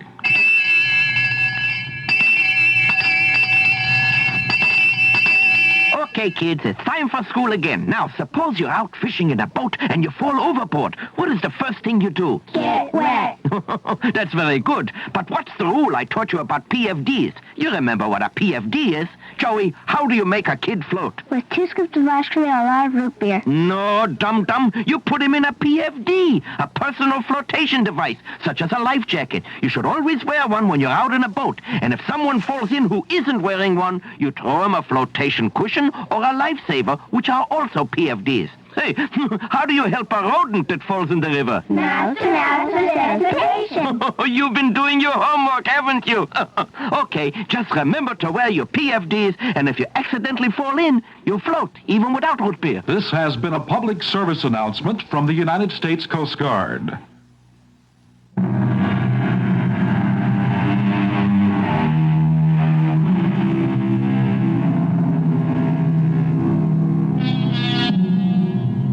Rose Craven so sweetly and confidently stated that she'd been talking to her twin sister when Dr. Leahy and Mary Mahaffey knew quite well that no such sister existed. They did not ignore the words, nor did they slough over them, nor did they nod politely and forget them. Instead, they treated them with the utmost gravity and attention. And as a result, Miss Mahaffey moved into the Craven house along with her friend and companion, the dog, Francis. And the next day, Mary Mahaffey moved in with Mrs. Craven and her daughter Rose, as did the dog Francis. You remember that, do you, Francis? And do you remember when you and Mary Mahaffey came here to my office to report on how things were going? The mother is making progress. She still wears the bandage when she gets out of bed. She's not out of bed too much, is she? Only to check on her precious garden of herbs. I can't keep her away from there. Tell me about the daughter. I can't tell you much, Doctor. Francis could tell you more about Rose than I can. Francis doesn't choose to take me into his confidence. Oh, that's a pity. He spends the whole day now with young Rose Craven. And you permit that? Oh, she needs him. He always returns to me at bedtime and stays with me till morning and then goes back to Rose. And it seems to make her happy, sometimes very happy. And I don't like to deprive her. The joy derived from common things, a stake in life. Well, yes, something like that. Yes, Browning wrote that in his poem on Paracelsus. You have Paracelsus on the brain, Dr. Leahy. You've spoken of him before. Well, it's not because I know a great deal about the man. I know very little. But he's the one who said, imagination is the star in man. And I've never forgotten that. Because I believe it. But, Mary, you were going to tell me about Rose and her supposed twin sister. Lily, wasn't that her name? But what about Lily? Oh, she mentions her very casually every now and then. Says, Lily didn't finish her lunch, or Lily is thirsty, or things like that. I pretend I haven't heard anything out of the way, or sometimes anything at all. I'm still making her acquaintance, you might say. I have to feel my way to her friendship. And if it can be done, you'll do it, Mary. Well, I'll try, Doctor. But I don't know that young Rose will ever choose to be real friends with anyone. Anyone, that is, but Lily. When Mary said that, I began to be seriously concerned about young Rose. And soon after, it was time for my bi-monthly visit to her mother, whose thrombosis showed every sign of having dissolved. So I drove in the old jalopy out to Alata. Mrs. Craven is in her herb garden, Doctor. Where else would she be? Where indeed? It's really the daughter I came to see. But we'll stop off for a minute and have a word with the mother, else we'll hurt her feelings. Yes, by all means. Mrs. Craven. The doctor's here, Mrs. Craven. So I see. Welcome to Alata, Dr. Leahy. Well, your garden is thriving. I do wish I had a cutting from the hart's tongue fern. I don't believe I've ever heard of that. Well, that grows in Australia, but our government is so strict about importing such things. There's cardamom, that's East Indian, and dittamy from Crete. But you already have so many herbs, Mrs. Craven. But I want my garden to be complete. Yes. Mrs. Craven, could we see your daughter? Now that you're up and about, I think I should look in on her. Yes, I fancy she's in the gazebo. Then we'll go and see her if you'll excuse us. If you can think of a way that I could get some dittamy for my garden... I'll let you know. Mrs. Craven and her herbs. Would there be any way of getting those other herbs into the United States, Dr. Leahy? Well, I've no idea. But let her hope there's a way. There's our Rose. Yeah. Looks from here that she's lost a few pounds, and she looks unhappy. That was my reason for wanting you to see her, Doctor. Miss Rose. Rose, my girl. Dr. Leahy's here, Rose. Oh, Dr. Leahy. And how are you, sir? I've no idea. I'm here to find out how you are. Oh, I'm well enough, Doctor. What's well enough for you may not be well enough for me. You're thinner, Rose, since the last time I saw you. I know. Have you been eating well? She eats sufficiency. Well, then why are you losing weight, Rose? I don't know. It's very strange. Because my sister... Yes, your sister. What about your sister? She's going to have a baby. Oh, she is. She's going to name it Rose, I think, after me. That's your sister, Lily, isn't that right? My twin. Dr. Leahy? Yes, my dear. Am I going to have a baby? Oh, well, I don't know. Do you think that you are? If Lily is going to have a baby. Well, it doesn't follow that you are. But everything that happens to Lily always happens to me. Oh, I didn't know that. Of course. When she has a headache, I have a headache.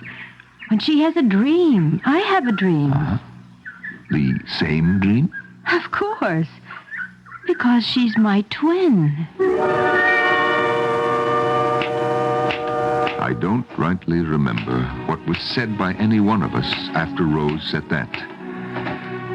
I didn't want to contradict the young woman. It's been my experience that the very worst thing you can do when a person reveals an obsession is to tell that person he's mistaken. It doesn't alter the obsession in the slightest. All it does is destroy the person's trust in yourself.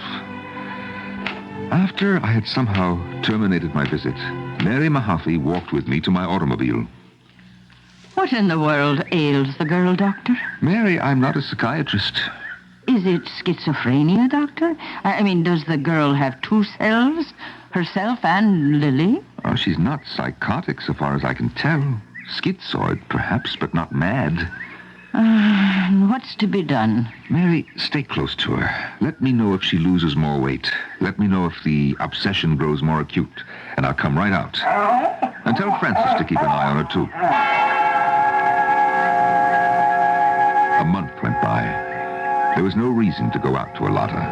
Mrs. Craven's condition continued to improve. And to keep an eye on young Rose, there was Mary Mahaffey. And then one day... This is Dr. Leahy. Mary Mahaffey, Doctor. Yes, Mary. I've hesitated to call you. Mary, what's the trouble? I don't rightly know, Doctor, but... Is it Mrs. Craven? Oh, no, it's the young girl. It's Rose. She's not ill. It's not that, but she hasn't left her room for 3 days. 3 days? Or does she complain of anything? No, Doctor, no pains, no nausea, nothing. But there's something wrong, I'm convinced. Francis hasn't left her side the whole time. And it's all I can do to get him to return to me at bedtime. Well, Mary, I'm booked up for the entire day, till supper time and perhaps beyond. But I'll drive out there in the evening, as early as I can get there.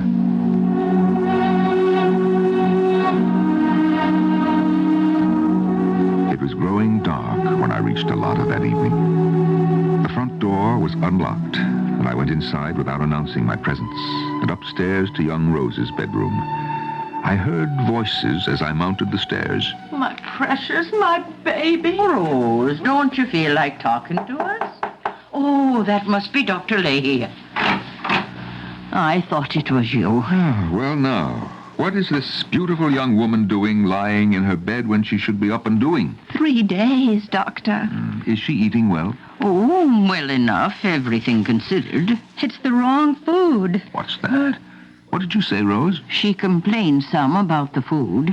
I don't know what they eat in their world, but it's not what we eat here. It's very peculiar. I don't understand it. Rose, my precious. Rose, when you say you don't know what they eat there, who are they? What do you mean by there? Do you mean the spirit world? No, not the spirit world. Well, then what? It's the one next to this one. The aerial world. And the beings in the aerial world, is that where our spirits go when they've left this world, the material world? Not our spirits. Our souls. They live there for a while. How long, Rose, do they live there? Do they live forever? Are they immortal? Oh, no. Well, they're like us. Just exactly like us. But they can't drown or burn up in fires, and they can't be locked up in jails either. But they can die. Yes, they can die. Quiet, Francis, quiet. Rose, is your sister one of these souls, your sister Lily? Oh, please, Doctor. Are you afraid Lily is going to die, Rose? Well, tell me. Are you afraid Lily is going to die? Lily is very sick. Very, very sick. I see. I think Lily is going to die. Well, now, we must see what we can do so that Lily doesn't die, mustn't we? I don't think she wants to live any longer. Tell me one more thing, Rose, if you will, so that I'll know better how to help Lily. Rose, where is Lily? Maybe I can go to see her and find out what's wrong with her. You can't go to see her. Well, why not? Rose, where is she? What is this place where Lily lives? She lives in Kamaloka. What did she say? Rose, tell me again. What is this place where Lily lives? Kamaloka. Mrs. Craven, I think we should step outside. All right, Doctor. I'll stay here, Doctor. All right, Mary. And so will Francis. The dog won't move. He won't leave her. Well, let him stay. He probably knows best. Dogs usually do. What are we going to do? Doctor, is my daughter losing her mind? Mrs. Craven, have you ever read the works of Paracelsus, the hermetical and alchemical writings of Paracelsus? Many, many years ago, yes. Mm-hmm. Has Rose read them? Well, I suppose she might have. They're still in the bookshelves, as far as I know. Why do you ask, Doctor? Because what she is saying is very like what that Swiss doctor wrote 500 years ago. That there is a soul place, a world adjoining ours but not touching, contiguous but not joined, and that there are beings that live in this realm of the soul, beings like us but not like us, as their world is like ours but not like ours, having its own firmament, its own atmosphere, its own conditions of existence, its own habitations. Yes, but why would Rose... She says the name of this place is Kamaloka. Now, do you know what Kamaloka means? It means the together place. The together place? Yes. It's a beautiful concept, don't you think? A place where we can be together with those we love, together with them as we were in life. But Rose has no one. What's that? A dog? Doctor. Yes, Mary. She's dead. Rose is dead.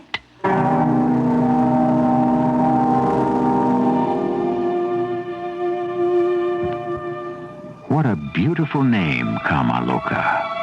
I don't know its derivation, but loka surely comes from the Latin word for place, and kama, well, my dictionary tells me that kama in Sanskrit means love, and the Hindu god of love is named Kama.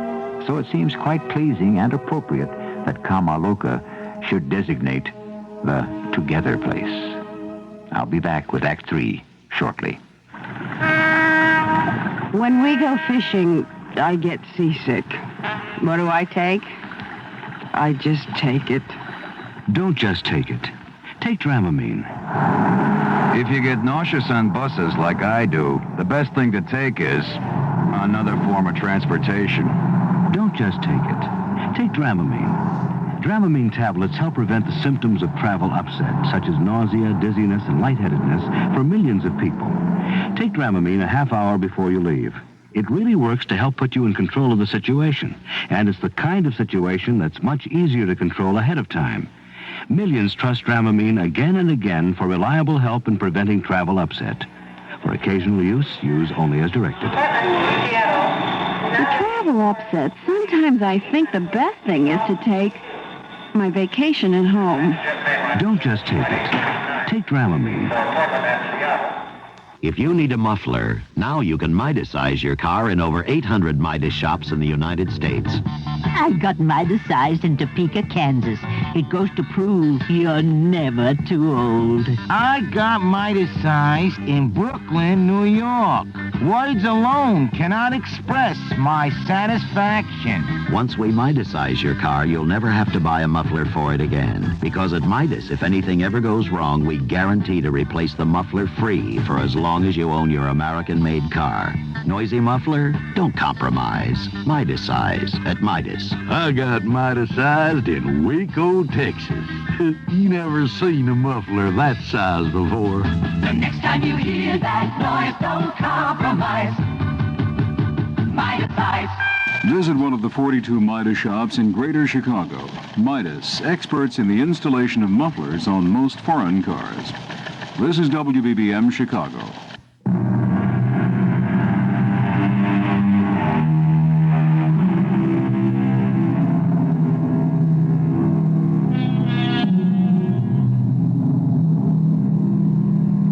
Rose Craven is dead. Rose Craven dreamed of a twin sister she never had, named Lily. Rose Craven dreamed of a world she'd never seen, where Lily lived, called Kamaloka, the together place. Rose Craven dreamed that her sister Lily was gravely ill in Kamaloka and on the verge of death.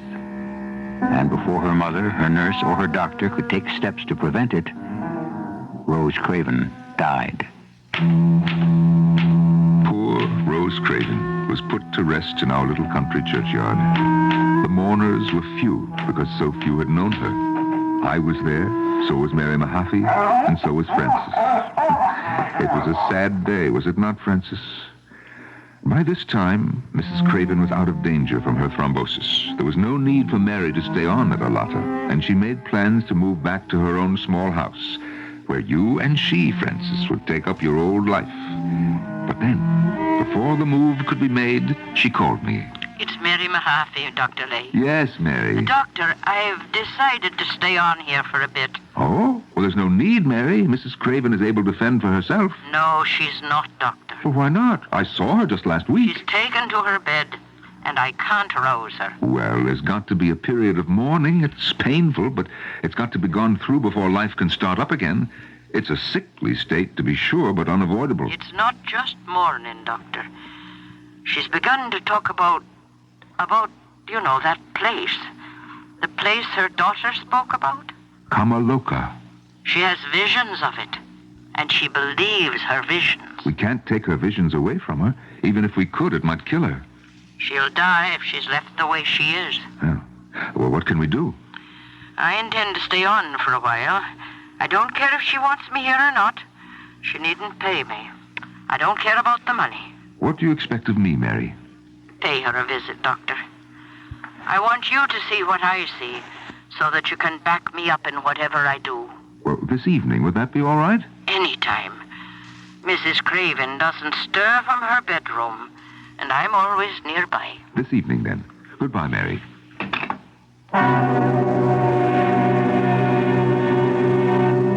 It's my firm conviction, Doctor, that if something's not done, we can lose the mother as we did the daughter. Come inside. It is not my habit to concern myself with the metaphysical vaporings of my patients, Mary. I confine myself to their bodies. Doctor, you very well know that body and soul intermingle. You're not so old-fashioned as to deny that. Her room's at the head of the stairs. I know very well where her room is. Come, Francis. Francis is not keeping watch by her bedside, I see, as he did with the daughter. No, and I take that for a good sign. If he did, I'd think nothing could save her. You say she talks of Kamaloka. She never heard the word till her daughter spoke it. I had to tell her what it meant. But now to her it's a dwelling place for souls. At least I think that's what she's trying to convey to me. Here's her room. Let's go right in. The doctor's here, Mrs. Craven. You needn't have come, Doctor. Well, when Mary Mahaffey summons me, Mrs. Craven, I obey. Oh, Mary, she fusses so. Nevertheless, I'm alarmed in a mild sort of way when a patient of mine lies in bed when I know perfectly well she's able to be up and stirring. I have no interest, Doctor, in being up and stirring. Well, then what do you have an interest in, Mrs. Craven? What I've always had an interest in, my daughter. Mrs. Craven, Rose is dead. My daughter's happiness, my daughter's well-being, my daughter's loneliness. Loneliness, did you say? She went to Kamaloka to be with her sister, Doctor. A sister she only fancies. One she never had. But think, Doctor, how she must feel to be alone. Alone in the together place. Mrs. Craven, are you telling me that you want to join your daughter in Kamaloka? What else can I do? There must be something. There's nothing. Perhaps there's something I can do. Prescribe a little tonic. I won't take it. Confound it, woman, why not? You know perfectly well I never take any sort of medicine unless I've distilled it myself from my own herbs. Mrs. Craven, I am losing patience. I think you've said enough, Doctor. Thank you very much for coming. Don't bother to call me again, Mary. If my advice is not followed, I am not responsible. It'll be all right, Dr. Leahy. Never fear. I left. I was up against something that frightened me, something I couldn't face up to, and I felt guilty for my own cowardice. So, 2 weeks later, I drove out to Alata without telling Mary or Mrs. Craven I was coming. I entered the house and went upstairs. I heard their voices even before I reached the top, and I admit it, Francis, I stopped and listened, and what I heard astounded me. The activities of the body are chemical, Mrs. Craven. Our health depends on the proper chemical composition of our organs and fluids. The object of chemistry is to prepare medicines. Where on earth did you learn all this, Mary? I've been reading. But reading what? It's called iatrochemistry. Oh, what is it, Mary? What is it? The link between chemistry and medicine. It's terribly important, Mrs. Craven. Yes, but where did you learn all this? From Paracelsus. He was a Swiss doctor. I know who he was. And an alchemist. But you know what he said, Mrs. Craven? He said, don't make gold, make medicines. Now, what do you think of that, Mrs. Craven? Do you know his prescription for rumblings in the stomach? No. Made from ground corals, alum, cumin, beans, and cinders. Oh, Mary. It's worth trying, don't you think? Though I don't know the proportions, and I don't know how many people these days are troubled with rumblings. I once gave Dr. Leahy a prescription for the treatment of ringworm. Yes, he told me about it, and he thinks it's good. And I seem to remember a cure for warts. Mrs. Craven, do you remember that cutting you wanted from Australia, I think it was? Hart's tongue, yes. Yes. Now, I have a friend in Australia, a nurse. We were training together. And I thought that maybe if I wrote to her... Mary, would you? I could and I would. Oh. But in the meantime, Mrs. Craven, what about your garden here? Oh. I had to look at it for myself this morning. And I hate to tell you, but it's in a very sorry state. Oh, there are weeds sprouting up. The ground seems hard and dry. Now, of course, I'm no judge. But it seems to me that... do you think you're well enough to dress and And just come downstairs and take a little look at it. I think I could. Good. I'll fetch your gardening things. You know what Paracelsus said, Mrs. Craven. We must have faith, cheerful courage, and hope. I'd heard enough. I left. Everything I'd hoped for had been accomplished by the incomparable Mary Mahaffey. Yes, Francis, the one and only Mary Mahaffey. She moved back to her own little home, Francis, and you along with her. And life in our town went on as before. But in a little while, Mary Mahaffey sent for me. No trouble, Dr. Leahy. No. I just wanted to see you once more. Once more, indeed. You'll be seeing me dozens and dozens of times, Mary. Oh, no, Doctor, no. It's almost the end for me. Whatever are you talking about? I'm talking about death, my dear Dr. Leahy. Now, Mary. Death is nothing but the end of the day's work. The taking away of man's air, the evanescence of his balsam, the extinction of his natural light, and the entire separation of the three substances, body, soul, and spirit, and the return to the mother's womb. Mary Mahaffey, wherever did you learn to speak poetry? Oh, that's Paracelsus, Doctor.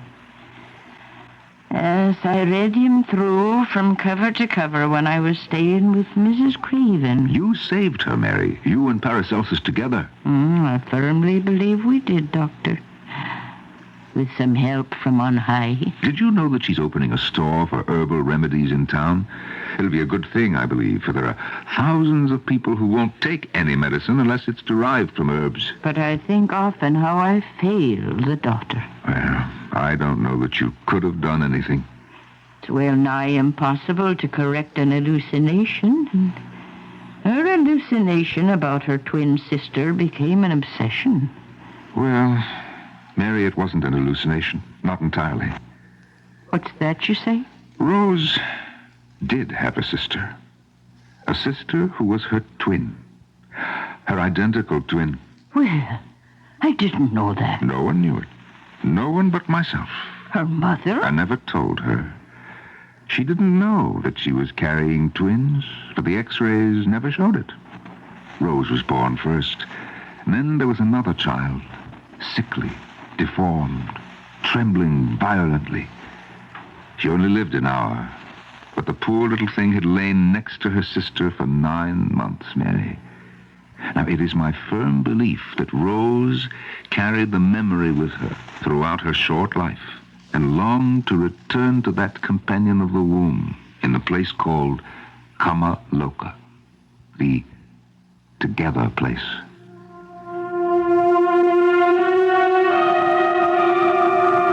I saw Mary Mahaffey one more time. She was feeble, and it was hard for her to talk, but I knew she had something on her mind.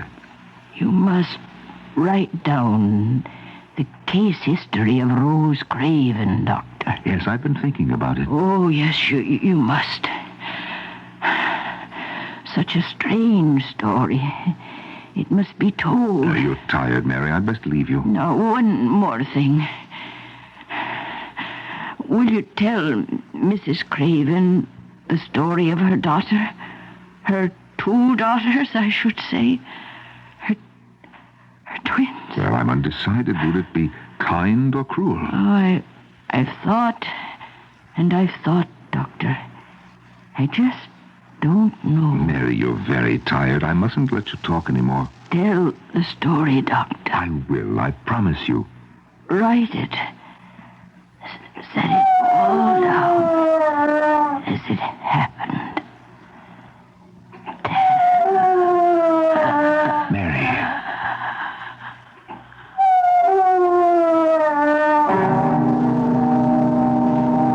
Mary Mahaffey was dead. And you, Francis, you felt the approach of that moment of oblivion before I did, seconds before it arrived. And the next day, Francis, I came to the house and led you away and brought you here. And you've sat by me and with your own patience summoned up mine enough to write this history. Well, it's finished now, and I must pick up the pages and stow them away, for Mrs. Craven is coming by to give me some juniper berries. Ah, what a stack of papers. What a pile of work. What a history. Oh, Francis, is it possible? Is it...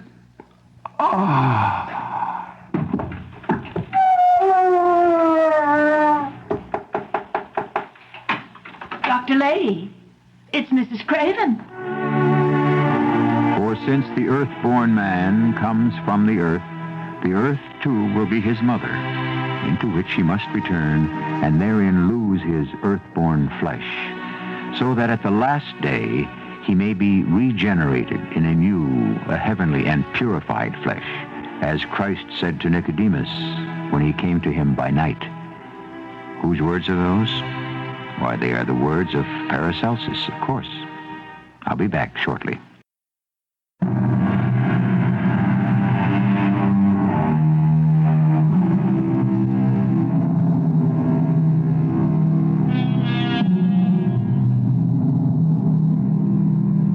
I'm not absolutely positive that juices from the ringworm bush mixed with the juice of a lime will cure ringworm, or that corals, alum, cumin, beans, and cinders all mixed together will stop rumblings of the stomach. But I am perfectly sure that Paracelsus was right when he wrote, "Man must have faith, cheerful courage, and hope." Our cast included Norman Rose, Mary Jane Higby, Marion Seldes, and Rosemary Rice. The entire production was under the direction of Hyman Brown. Radio Mystery Theater was sponsored in part by Buick Motor Division. This is E.G. Marshall inviting you to return to our Mystery Theater for another adventure in the macabre. Until next time, pleasant dreams.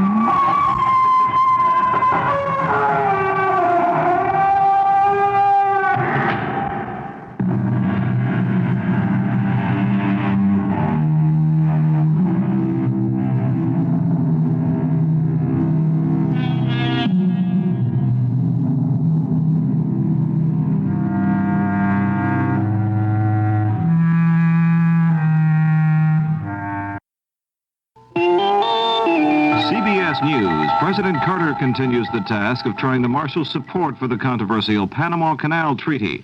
This is Doug Poling reporting on the CBS radio network. The treaty giving Panama control of the canal at the end of the century faces tough going in the Senate. Mr. Carter is trying to get Republican support, and the White House says on Tuesday, former President Gerald Ford will hold a news conference to discuss it. A spokesman for Mr. Ford said the pact is generally consistent with negotiations conducted during his administration. On Monday, Mr. Carter had former Secretary of State Kissinger to the White House for lunch. Kissinger said that based on what he knows about the treaty, he's inclined to support it. But the treaty was denounced Monday by the head of the American Legion, and Governor Edwin Edwards of Louisiana called on state legislatures to oppose it. Edwards says there's nothing to stop a future Panamanian regime from demanding yet another treaty 10 years from now that would give the United States even less authority and cost millions of dollars more. More news in a moment. The Atlanta Constitution says the investigation into the financial dealings of Budget Director Burt Lance is complete and will be sent to a Senate committee later in the week. In its Tuesday editions, the paper says the report from the Office of the Comptroller of the Currency will be a summary of findings and will not include a finding of guilt or innocence, nor a possible recommendation of prosecution. A taxpayers' revolt in Chicago and its Cook County suburbs. After a reassessment, some homeowners' tax bills tripled, and thousands are refusing to pay. The deadline is just an hour away. Bob Crawford of station WBBM in Chicago has details. The county treasurer's office says business has been brisk, that property taxpayers are rushing as usual to meet a midnight payment deadline. But the leaders of two vocal grassroots protest organizations are still predicting that 10,000 homeowners in suburbs north of the city will support calls for a taxpayer strike by refusing to pay their bills. The groups urged rebellion after a controversial reassessment of real estate combined with higher government spending to generate big jumps in property taxes. The protesters, most of them